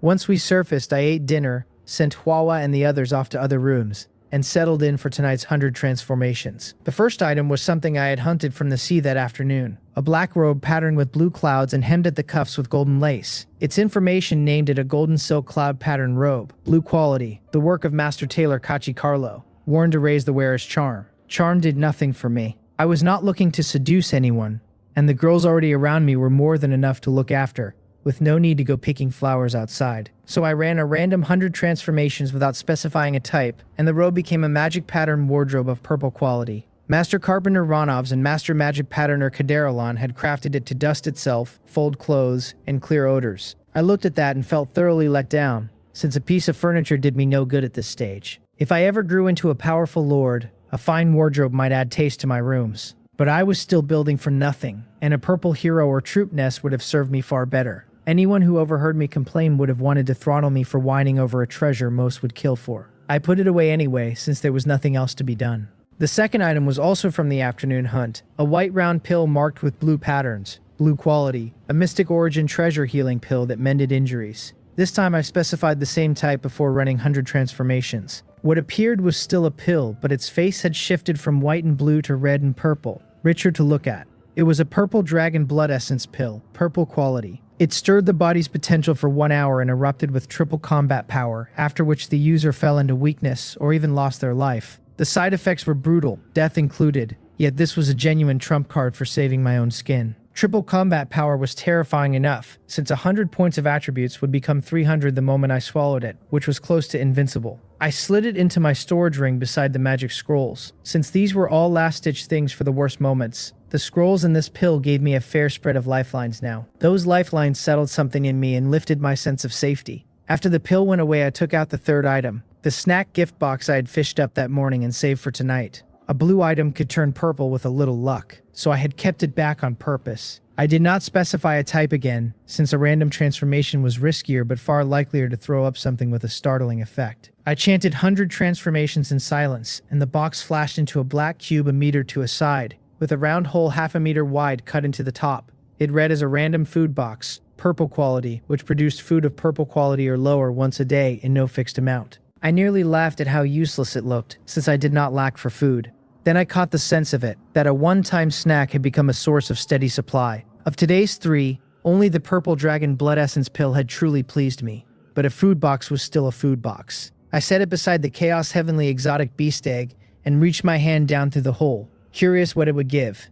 The day's portion had not been used, and I saw no reason to waste it. My fingers found a plate, which I drew out, a silver-white dish holding 2 yellow fruits shaped rather like pears. 2 fruits struck me as a stingy spread to call food, but I picked one up and bit into it, and the taste was genuinely good, juicy and sweet. I finished it in no time, then felt my attributes tick up ever so slightly. I took it for a trick of the mind until I checked my personal information and found the rise was real. The remaining fruit read as a spirit origin water pear fruit, green quality, a heavenly and earthly treasure that randomly raised basic attributes by 3 or 4 points on eating. I stared at that, then back at the box, hardly believing it could produce heavenly treasures at all. This suddenly made the random food box very valuable. The description promised food up to purple quality, which meant a purple quality treasure was not impossible, and even a slim chance was still a chance. It was another road to heavenly treasures opening under my feet, and I had made a huge profit. I ate the second fruit on the sofa and gained another 3 points. My one regret was that it had to be steeped in origin essence, since a raw one would have burst into airflow and vanished before I ever tasted it. Dawn came, and I got up, washed, and went to check on the mermaid. She had stopped growing, since the growth liquid inside was nearly spent, enough now to keep her alive but not to develop her further. I was not worried, because the remaining liquid could sustain her for a long while, and once I reached the island I could build a mermaid growth pool and settle the matter for good. Then I went to the Chaos Heavenly Exotic Beast Egg and ran a hand over its shell, wondering how to hatch it. Ordinary eggs woke with warmth, though I had no idea whether that held for an innate strange beast egg, so I decided to have Hwawa roast it gently and see. An egg this tough was hardly going to cook. I ate breakfast trading jokes with Windsor and the others, and we walked out of the core cabin together onto the deck. The day was clear but cool rather than hot. I found Hwawa, told her my plan for the egg, and warned her to raise the heat slowly and watch for changes. She had no objection, only a demand, a kiss on the cheek. I gave up in the end and kissed her cheek, which was startlingly soft, and she bounced off delighted. Then I sat on the lounge chair as usual, took out the resource fishing rod, and started the day's fishing. The first item came quickly, a palm-sized silver-white box holding a silver-white token. The face carried a red character for command, and the back showed a black castle flanked by blue plum blossoms, with blood-red centers. My spirit eye named it a Shadow Fortress Plum Blossom token, blue quality. The Shadow Fortress sat on Shadow Island under the Shadow Emperor, and ran an assassination trade, and a blue token could command 1 general-level assassin to act once. I was quietly surprised that this world held organizations built on killing for hire. Still, the token did not impress me, since the general level sat between level 13 and level 18, and even there a blue general and a golden legendary general were worlds apart. With as many golden heroes as I kept, a general level blue token was nothing to me. I decided it was better to run 100 transformations on it and chase a purple item, specifying a special type first, since a token this odd might reward me with something fine. I put it away and waited for the second bite, which did not take long. The second catch was a small cage, its sides a hand span across, built of thin silver rods with a little golden hook at the top. What threw me was that it had no door at all, and I could not see how so small a cage was meant to be used. My spirit eye set me straight. It was a beast cage. Gold quality. Once I dripped blood to claim it, it could capture any monster or sea beast 3 levels below me whose quality did not exceed my own, the target unable to resist, one at a time. That set my heart racing, since I had not expected a gold item, my second ever from the resource fishing rod. The function was frankly insane. Anything 3 levels under me and no higher in quality could be caught with total certainty, no resistance allowed. If my strength ever climbed to the ceiling of level 30, seizing a level 27 gold quality monster outright would be simple, and taming it afterward would hand me high-end combat power for free. I was more than satisfied and dripped blood at once to bind it to me. Then I dropped the line again, and my racing pulse slowly eased. The third item was a white quality commoner summoning card, which I barely glanced at after a gold catch. I summoned the commoner and sent them off to Seokpan, since all the commoners answered to him now and he was handling them well. With a day's fishing done, I put the rod away, leaned back, shut my eyes, and slept, since last night had run me a little ragged and I needed to catch up. At noon, Mori woke me along with Windsor and Dark Moon, and after lunch we set out on the day's hunt. The journey went smoothly, no trouble at all, and after gathering some white stone and ordinary resources, we rose back to the surface. Evening had come, the sun sinking into clouds of color, and I stretched out in the cool sea breeze, feeling wonderfully at ease. Before I could enjoy it, a black dot in the distance began rushing toward us, and I snapped alert and shouted for everyone to watch the sky. By the time I called out, it had already closed to within 200 meters. It looked like a bald eagle, only with 2 heads, its body wholly red with white feathers over head and neck. I read it at once with my spirit eye. It was a double-headed, white-headed eagle, blue quality. At level 16, its strength and agility and defense all near 100, carrying extreme speed and sharp claws and wind vortex and wind blade. The numbers startled me, but I did not panic. I could not handle a monster with 100 points to its name, yet Windsor could, and Hwawa was stronger still. I told Windsor it was hers and shouted for everyone else to fall back into the cabin. The eagle did not dive, circling instead as if hunting for its opening. And I retreated as well, since my strength would only distract Windsor if I stayed on deck. Everyone drew back while Windsor stood alone in the open. Then I noticed Hwawa had not gone in either, since she had wandered to the lounge chair and sat down with a bored look. I felt a flicker of helplessness, though it did not truly worry me because I had not needed to fret over Hwawa since her awakening. Windsor wasted no time, and to keep the eagle off the ship, she spent 2/3 of her mana to summon an angel of light. The angel stood 3 meters tall in a white battle skirt, 2 pairs of white wings on her back glowing a milky light. She was gold-haired and gold-eyed, a long sword in her hand whose hilt was gold and blade silver white. She beat her wings and charged, and the eagle met her head on, the two tangling in the air at once. The angel loosed milky sword light, while the eagle threw out cyan wind blades and wind vortexes. And as the clashes wore on, both took wounds of every kind. Blood ran bright across the angel's wings, and wind blades opened cuts on her legs and arms, and the damaged wings began to drag at her flight. The eagle fared worse, drenched in its own blood, one of its 2 heads blown clean off. Then a white light bloomed over the angel and her wounds began to knit, which was Windsor casting healing from below. The eagle understood it had to leave or die here, so it wheeled and flapped away into the distance. Windsor did not give chase, calling the angel back down to her side. Right then the eagle spun around and came back faster than before, clearly riding its extreme speed. It did not strike at Windsor though, but flew at Hwaha on the lounge chair, unwilling to leave wounded and empty-handed. So it gambled on a surprise blow. It had chosen the wrong prey. As it swept in and stretched out its claws to seize her, it saw its target smiling, white teeth bared. A long spear appeared and drove into its body, and it felt the spear drinking its blood, felt itself thinning and weakening. Its last sight was a figure in blood-red armor with blood-red hair, and those blood-red eyes terrified it most of all. Hwawa drew back her spear and let her body return to the red dress, then stood and looked down at the shriveled corpse of the double-headed white-headed eagle. She bent, her figure caught close by the dress, lifted the body and flung it into the sea. Clapping her hands, she skipped over to Windsor and said they should head back inside. Windsor rubbed her head fondly and agreed, saying I was still waiting for them.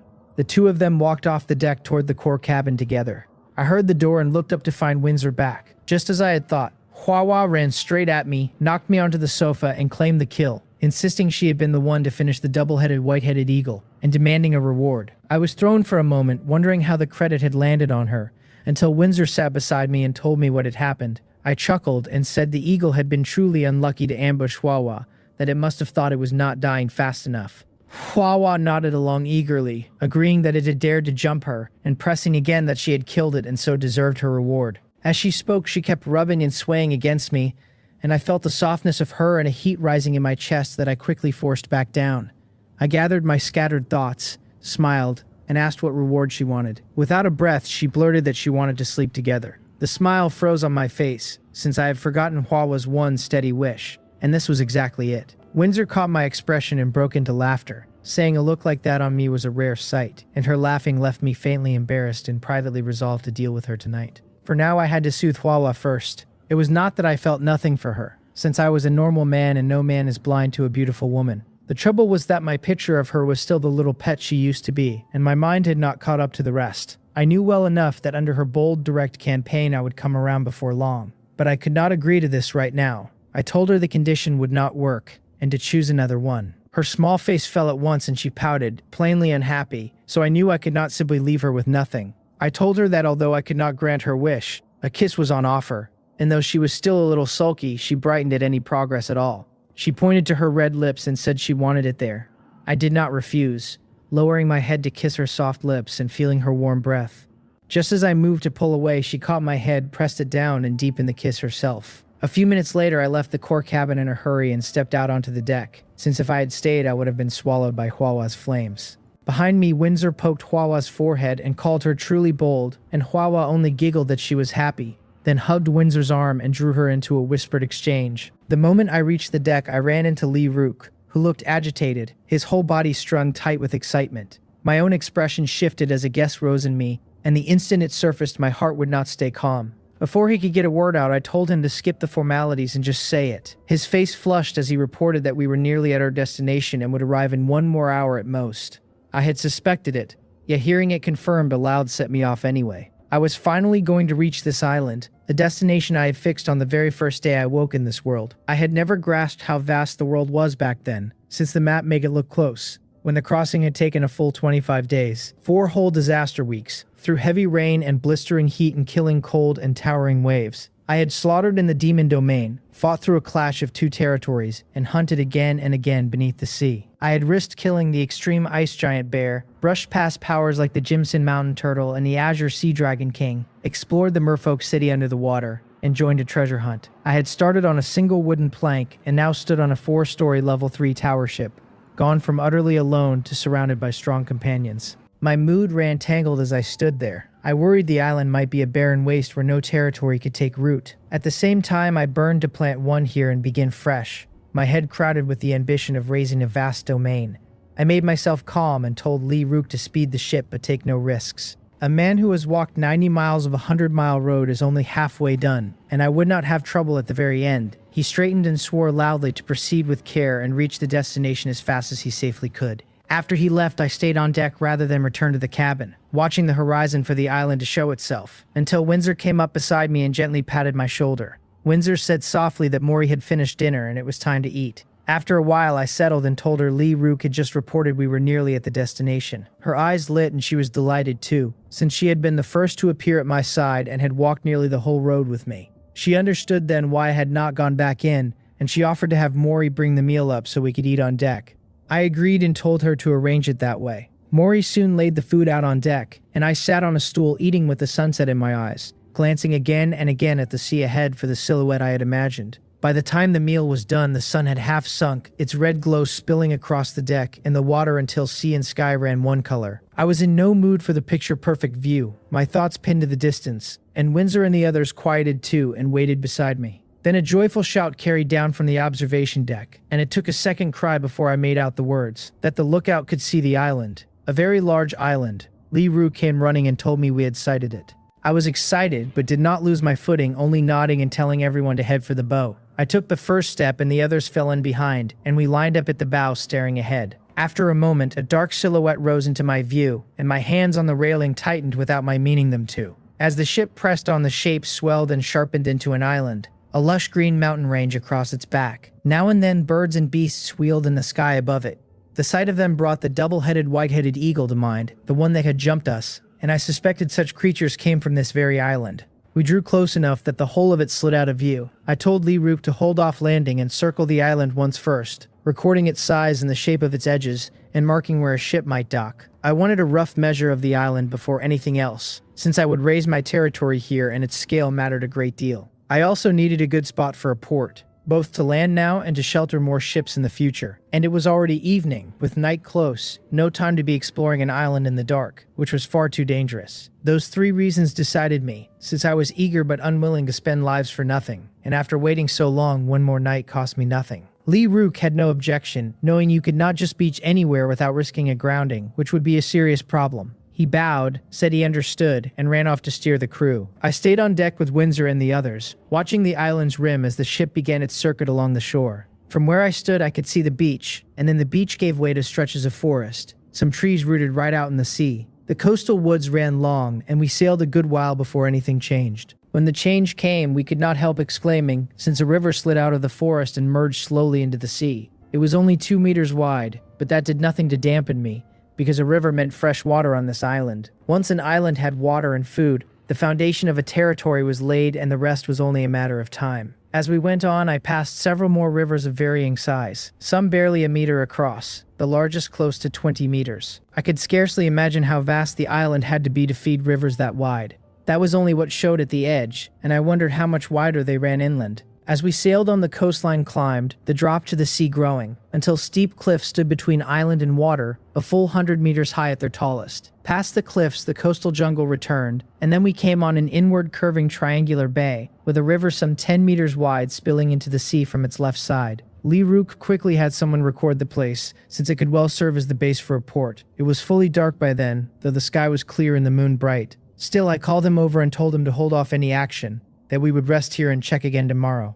We were close to the island in the dark, and it would be easy to strike a reef. He understood the principle and agreed, then pointed ahead at the triangular bay and asked me to take a look. I looked where Lee Rook pointed, making the place out roughly under the bright moon, and asked whether there was something special about it since I understood nothing about ports. He explained that the inward curving bay held deep blue water, which proved it was no shallow zone, and with land on both sides it would make an excellent port once tidied up. He added that the river running from inland beside it meant a port built here would keep easy contact with the interior, and he pointed the river out again. I nodded and made a note of it, since I did not grasp the details myself. But it was enough that someone did. The port would go here in the future. Lee Rook fell silent, and after he left he ordered the crew to stop, and the ship gradually came to rest. I lingered no longer on deck and turned toward the core cabin, only to notice that Dark Moon had not followed me. I stopped, turned back, and asked whether she needed something. She told me she meant to land and scout the island. My first thought was to stop her, since going up alone late at night was dangerous. Then I remembered her profession as a night hunter, that the dark was her home ground and land suited her strength even better. So I dropped the objection and told her she could go and investigate, but to be absolutely careful and to take Hwawa with her. Hwawa had devoured Chinofen's flames and gained a form fit for moving in the dark, so I did not fear her being exposed. Otherwise, the moment she used a skill, her red and gold flames would blaze like a beacon in the night. Dark Moon had meant to refuse, but under my settled gaze, she shut her mouth and only nodded. I looked at Hwawa and told her to follow her sister Dark Moon and mind her orders, and Hwawa smiled and agreed. Then I called Little Blue, and Hwawa and Dark Moon climbed onto his body while he loosed a transformation skill and shrank himself down. A body that large risked stranding near the coast, but shrunk he could carry the two of them up the river into the island's interior. I watched them recede without another word, trusting Dark Moon was no reckless sort, and would meet no great danger with a little caution, then turned back into the core cabin with Windsor. I took off my outer clothes and got into bed, leaning on the headboard to spend today's 300 transformations. The first item was the Shadow Fortress Plum Blossom token I had fished up that morning, the blue token that could command one general-level assassin. I did not specify a type, choosing a random transformation, enchanted 100 transformations in silence. Light flickered over the token, and when it cleared, a red circular token lay in my hand. A purple character for command sat on its face wrapped by 2 green branches, and a stamped character for heaven edged the back between 2 black curved blades. Its turning into another token surprised me, even after a random draw. My spirit eye read it as a Chianmo Purple Cloud token, purple quality. It was the identity token of the City Lord's mansion of Chianmo City in the spirit domain, granting its holder the authority of a commander of that mansion.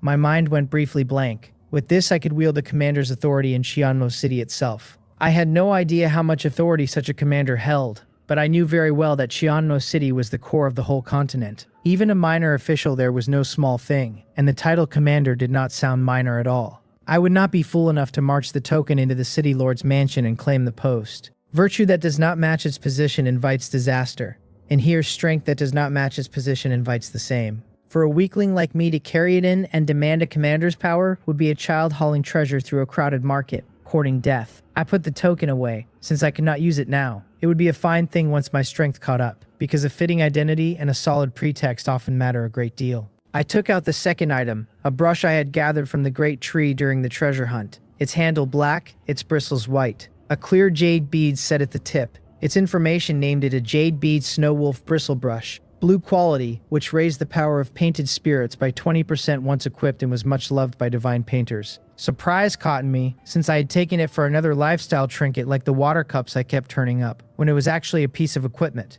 It was still useless to me, and I was not about to keep it gathering dust, so I specified the blueprint type and chanted 100 transformations. The brush vanished into a blueprint, and my spirit eye read it out. It was a spirit painting pavilion construction blueprint, purple quality, and once built it could accumulate one painted spirit of strength up to level 24 each day. The level and quality left to chance. I was delighted, since this was a fine thing that would grow my strength daily once it stood. If after a year the spirit painting pavilion had stacked up 80 or 100 purple quality painted spirits at level 24, that alone would be unbeatable. I knew I was dreaming, of course, since the strength of those painted spirits was random, but dreams are always lovely, and who is to say one will not come true? If a man will not even dare to imagine it, what does he expect to build? I put the blueprint away and glanced through the window at the island outside, wondering what Dark Moon and the others were doing now.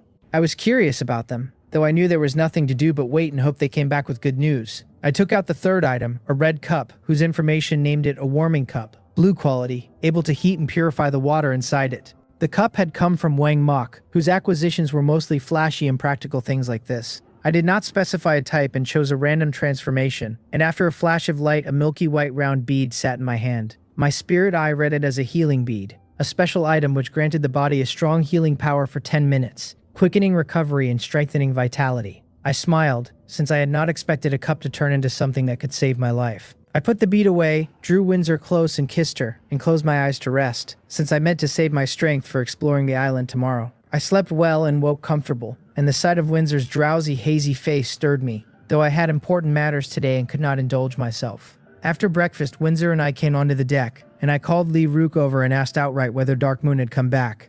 He told me that Dark Moon and Manhwa had not returned, but Little Blue had. I nodded and said we would hold off going ashore and finish yesterday's circuit of the island first. Then I set to the day's resource fishing, and before long I had spent all 3 chances without checking any of them, meaning to look them over in the evening when I had time. I came to the bow and watched the island and its scenery while the ship went about its circuit, and after a time Lee Rook walked over, and I nodded for him to report. He said excitedly that we had sailed a full week around it and the island was enormous. I asked whether it suited a territory, and he answered that it absolutely did, its area vast and its prospects large, with plenty of places for ports and abundant fresh water besides. He called it simply an excellent place to raise a territory. I nodded, excited myself, and told him to find a berth and land now. He bowed, said he understood, and turned away, and the tower ship changed course. Before long we returned to the recessed triangular bay, and the ship eased in, proving just as good a berth as Lee Rook had promised the night before. We disembarked as a group, though this time Harui and Ha-Chong-dae stayed behind with all the commoners,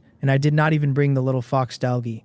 I set out with Windsor and Seokpan on Little Blue's back, heading inland along the nearby river, since Little Blue said Dark Moon and Manhwa were waiting for us ahead. Grass and trees crowded both banks, and now and then a beast's roar carried over the water, which did not surprise me, since an island like this had to hold many demon beasts. Within minutes I spotted the 2 of them, one in tight black leather and the other in a red dress, sitting on the bank stones eating grilled fish. The instant Manhwa saw us, she threw her fish aside, beat her wings across, and hung off my body like an octopus. I patted her and told her to come down, since we had to go ashore. She refused and demanded I carry her down instead.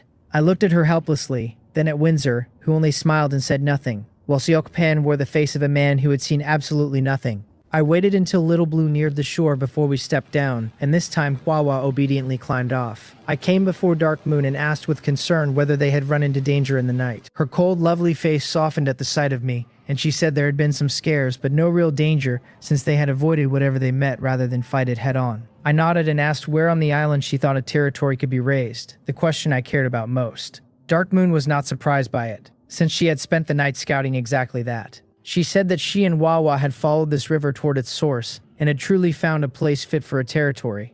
I was delighted, since I had asked half in passing and had not expected a real answer. but she looked a little troubled, so I asked what was wrong with the place. She nodded and told me it was a gathering ground for a wolf pack. The wolves many, their leader a level 18 purple quality giant wolf. My face turned serious at that. Manhwa could probably handle a lone level 18 purple wolf at her strength. The trouble was that it was a pack, not one beast, and even a fierce tiger fears a wolf pack that swarms it. Dark Moon had called the place suitable, so I had to see it for myself, and if it truly was, I would take it whatever the cost. We boarded Little Blue and traveled upstream, and I asked Dark Moon what she made of the monster's overall strength after her night on the island. She said there were many high-quality monsters here, that she and Manhwa had met 5 or 6 purple-quality ones in a single night, though not one golden-quality beast among them. I nodded. Since golden monsters were never easy to find, yet 5 or 6 purple in one night was still striking. She went on that the overall strength here was nothing to dismiss, since deeper in the forest they had run across a level 21 monster. She seemed to relive the moment as she spoke, still shaken. Neither she nor Manhwa had dared to breathe for fear of being noticed, and they had been lucky the thing hurried past without spotting them. Then she laid out the other beasts they had met, their strength and roughly where each ranged. Her account gave me a first picture of the island. On the whole, its monsters were not to be underestimated, with many purple-quality beasts and a real chance of golden ones. Where purple monsters were common, there had to be a good number in their 20s, so this place still demanded caution. I checked my own information while we moved. I had reached level 9, my strength sitting in the mid-60s with agility and defense close behind, intelligence at 60 and mana at 600. My profession stayed hero and ice element messenger, my skills spirit eye and water arrow technique and shield, alongside the purple freezing spell and mystic ice puppet. My gear was the golden sky dragon staff and a spread of purple pieces, my talent the legendary 100 transformations. These past 2 days had lifted me a level, and the trip to that strange volcano and the 2 heavenly treasures had pushed my base attributes up hard. I glanced at Dark Moon's panel next. She was legendary. At level 7 now, her strength and agility and defense all in the 60s before bonuses. Her profession was hero and night hunter. Her skills led by the freshly upgraded gold dark domain along with darkness blade and darkness erosion, and moon shadow and shadow lurk. Her loyalty and affinity both sat at their ceiling. She reckoned she would reach level 8 before long. Windsor had climbed to level 9 as I expected. Her profession hero and light element messenger. Her skills ran angel of light and healing and light arrow and light shield and more. Her strength passed 100 once her equipment counted in.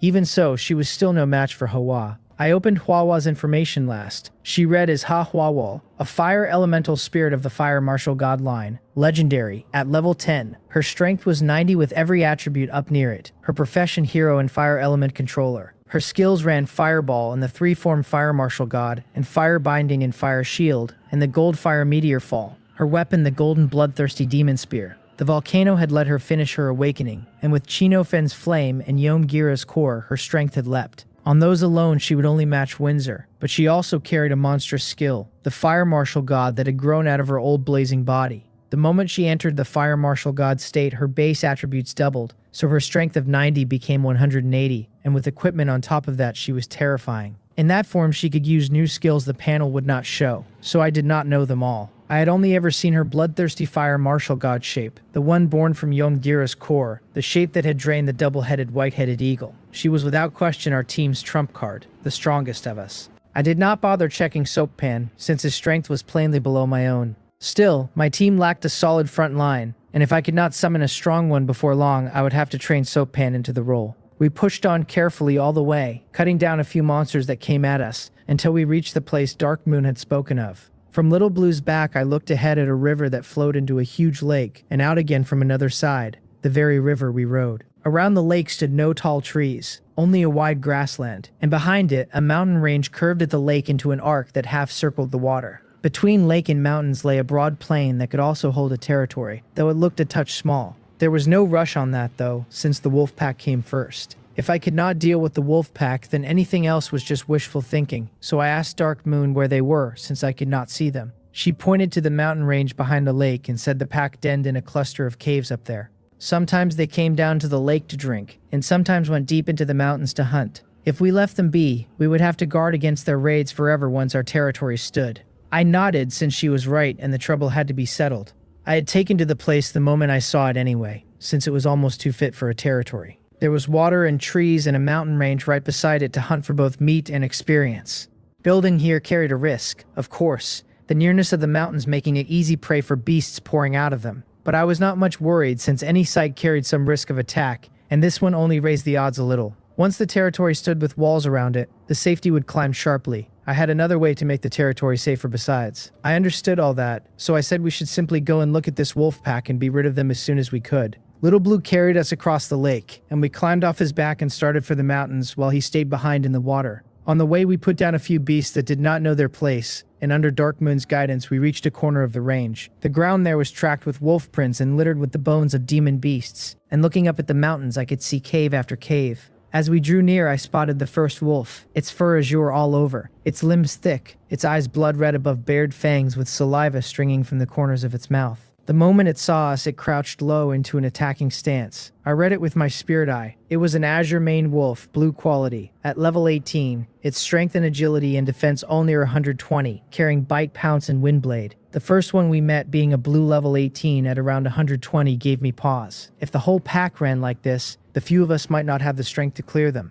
Even so, my mind was set on raising my territory here, whatever it took. So this pack had to die, and at worst I would spend a magic scroll. For now, that was clearly not needed. I told the others to begin. Windsor said nothing and threw out a binding spell followed by a light arrow. She caught the azure maned wolf off guard, and though it slipped the binding spell, it did not slip the arrow, which took it in the waist and drew an instant gush of blood. The wolf loosed a long howl that rolled across the slope. One azure maned wolf after another began spilling from the other caves in every size, until 20 or 30 of them had surrounded us and pressed in to attack. At that moment, the ground ahead dropped into blackness and swallowed every wolf, and from inside came only howls thick with rage, bloodlust, and a threat of fear. Dark Moon had moved, releasing her dark domain. I used the cover to chant quickly and summon 3 mystic ice puppets, and Windsor summoned 5 angels of her own.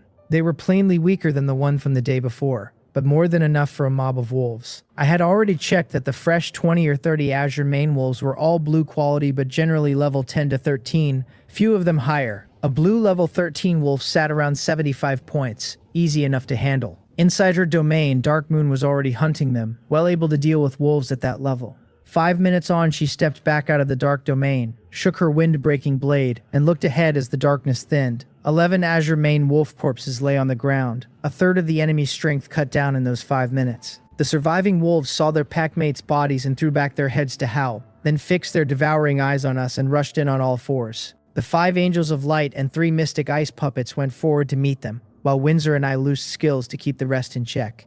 Even so, a handful broke through to us. Then Huahua moved. She took up the bloodthirsty demon spear as red flames climbed her body and a layer of red armor sealed over her. Her height rose from 1.5 meters to nearly 1.8 meters, her cute shape gone cold and bloodthirsty into the fire martial god. She entered the pack almost unopposed, a demoness among them, the bloodthirsty demon spear plunging into an azure mane wolf and draining its blood at once. By the time she tore the spear free, the wolf was already dead, its fur gone dull, one thrust between entry and exit enough to end a life. Before long, the wolves that had reached us were wiped out to the last, and I was a little startled watching it, since this was the first time I had seen Huahua fight on land. At sea, she had always been badly restricted, and could never fully loose her power. Right then another howl split the air, deafening and heavy with force, and I turned toward the sound. A giant azure mane wolf leapt from a cave mouth and howled up at the sky, far larger than the rest, a single strand of purple mane on its forehead. Its eyes were not blood red but azure, and where the others were raving beasts, this one carried the calm of a thinking creature, a little like the Jimson mountain turtle. The moment the azure mane wolf leader broke from the trees, I swept my spirit eye across it and read the whole thing. It stood at level 18, a purple quality beast whose every attribute had already climbed past 160. It could bite and pounce, hurl a windblade, and work a pair of wind arts new to me. I knew my own limits well enough, and nothing in my hands could trade blows with a creature like that. So I told Huahua the leader was hers to take and left it entirely in her keeping. She hovered a moment in the air, that cold and lovely face of hers softening toward me with a slight smile, and it was as if a whole winter melted in an instant into sunlight. Then she beat her wings and closed on the azure mane wolf leader at once, the bloodthirsty demon spear in her grip, and blood-red flames curling around her whole body. The leader felt her strength and its pupils shrank to points, its body flinching on pure instinct before its mind even caught up. It refused to meet her head-on, spinning a green wind vortex under each of its 4 paws, so that it slid clean out of the path of her strike. Her spear found only empty air, and not a flicker of feeling crossed her face as she pursued. The wolf kept its distance and threw the odd windblade back at her to harass, too cunning to be pinned. That cunning finally pricked her temper, and she chanted 3 ropes of blood-red flame out of nothing and sent them coiling after the beast. It dodged and dodged until its speed bled away, and that was the opening she wanted, closing the gap with the bloodthirsty demon spear, until the two of them were truly locked together. On my side of the field, my mystic ice puppet and Windsor's angel of light had begun grinding through the rest of the pack, with Dark Moon slipping in and out to worry their flanks. The Azure wolves thinned and weakened, and before long the whole pack lay dead.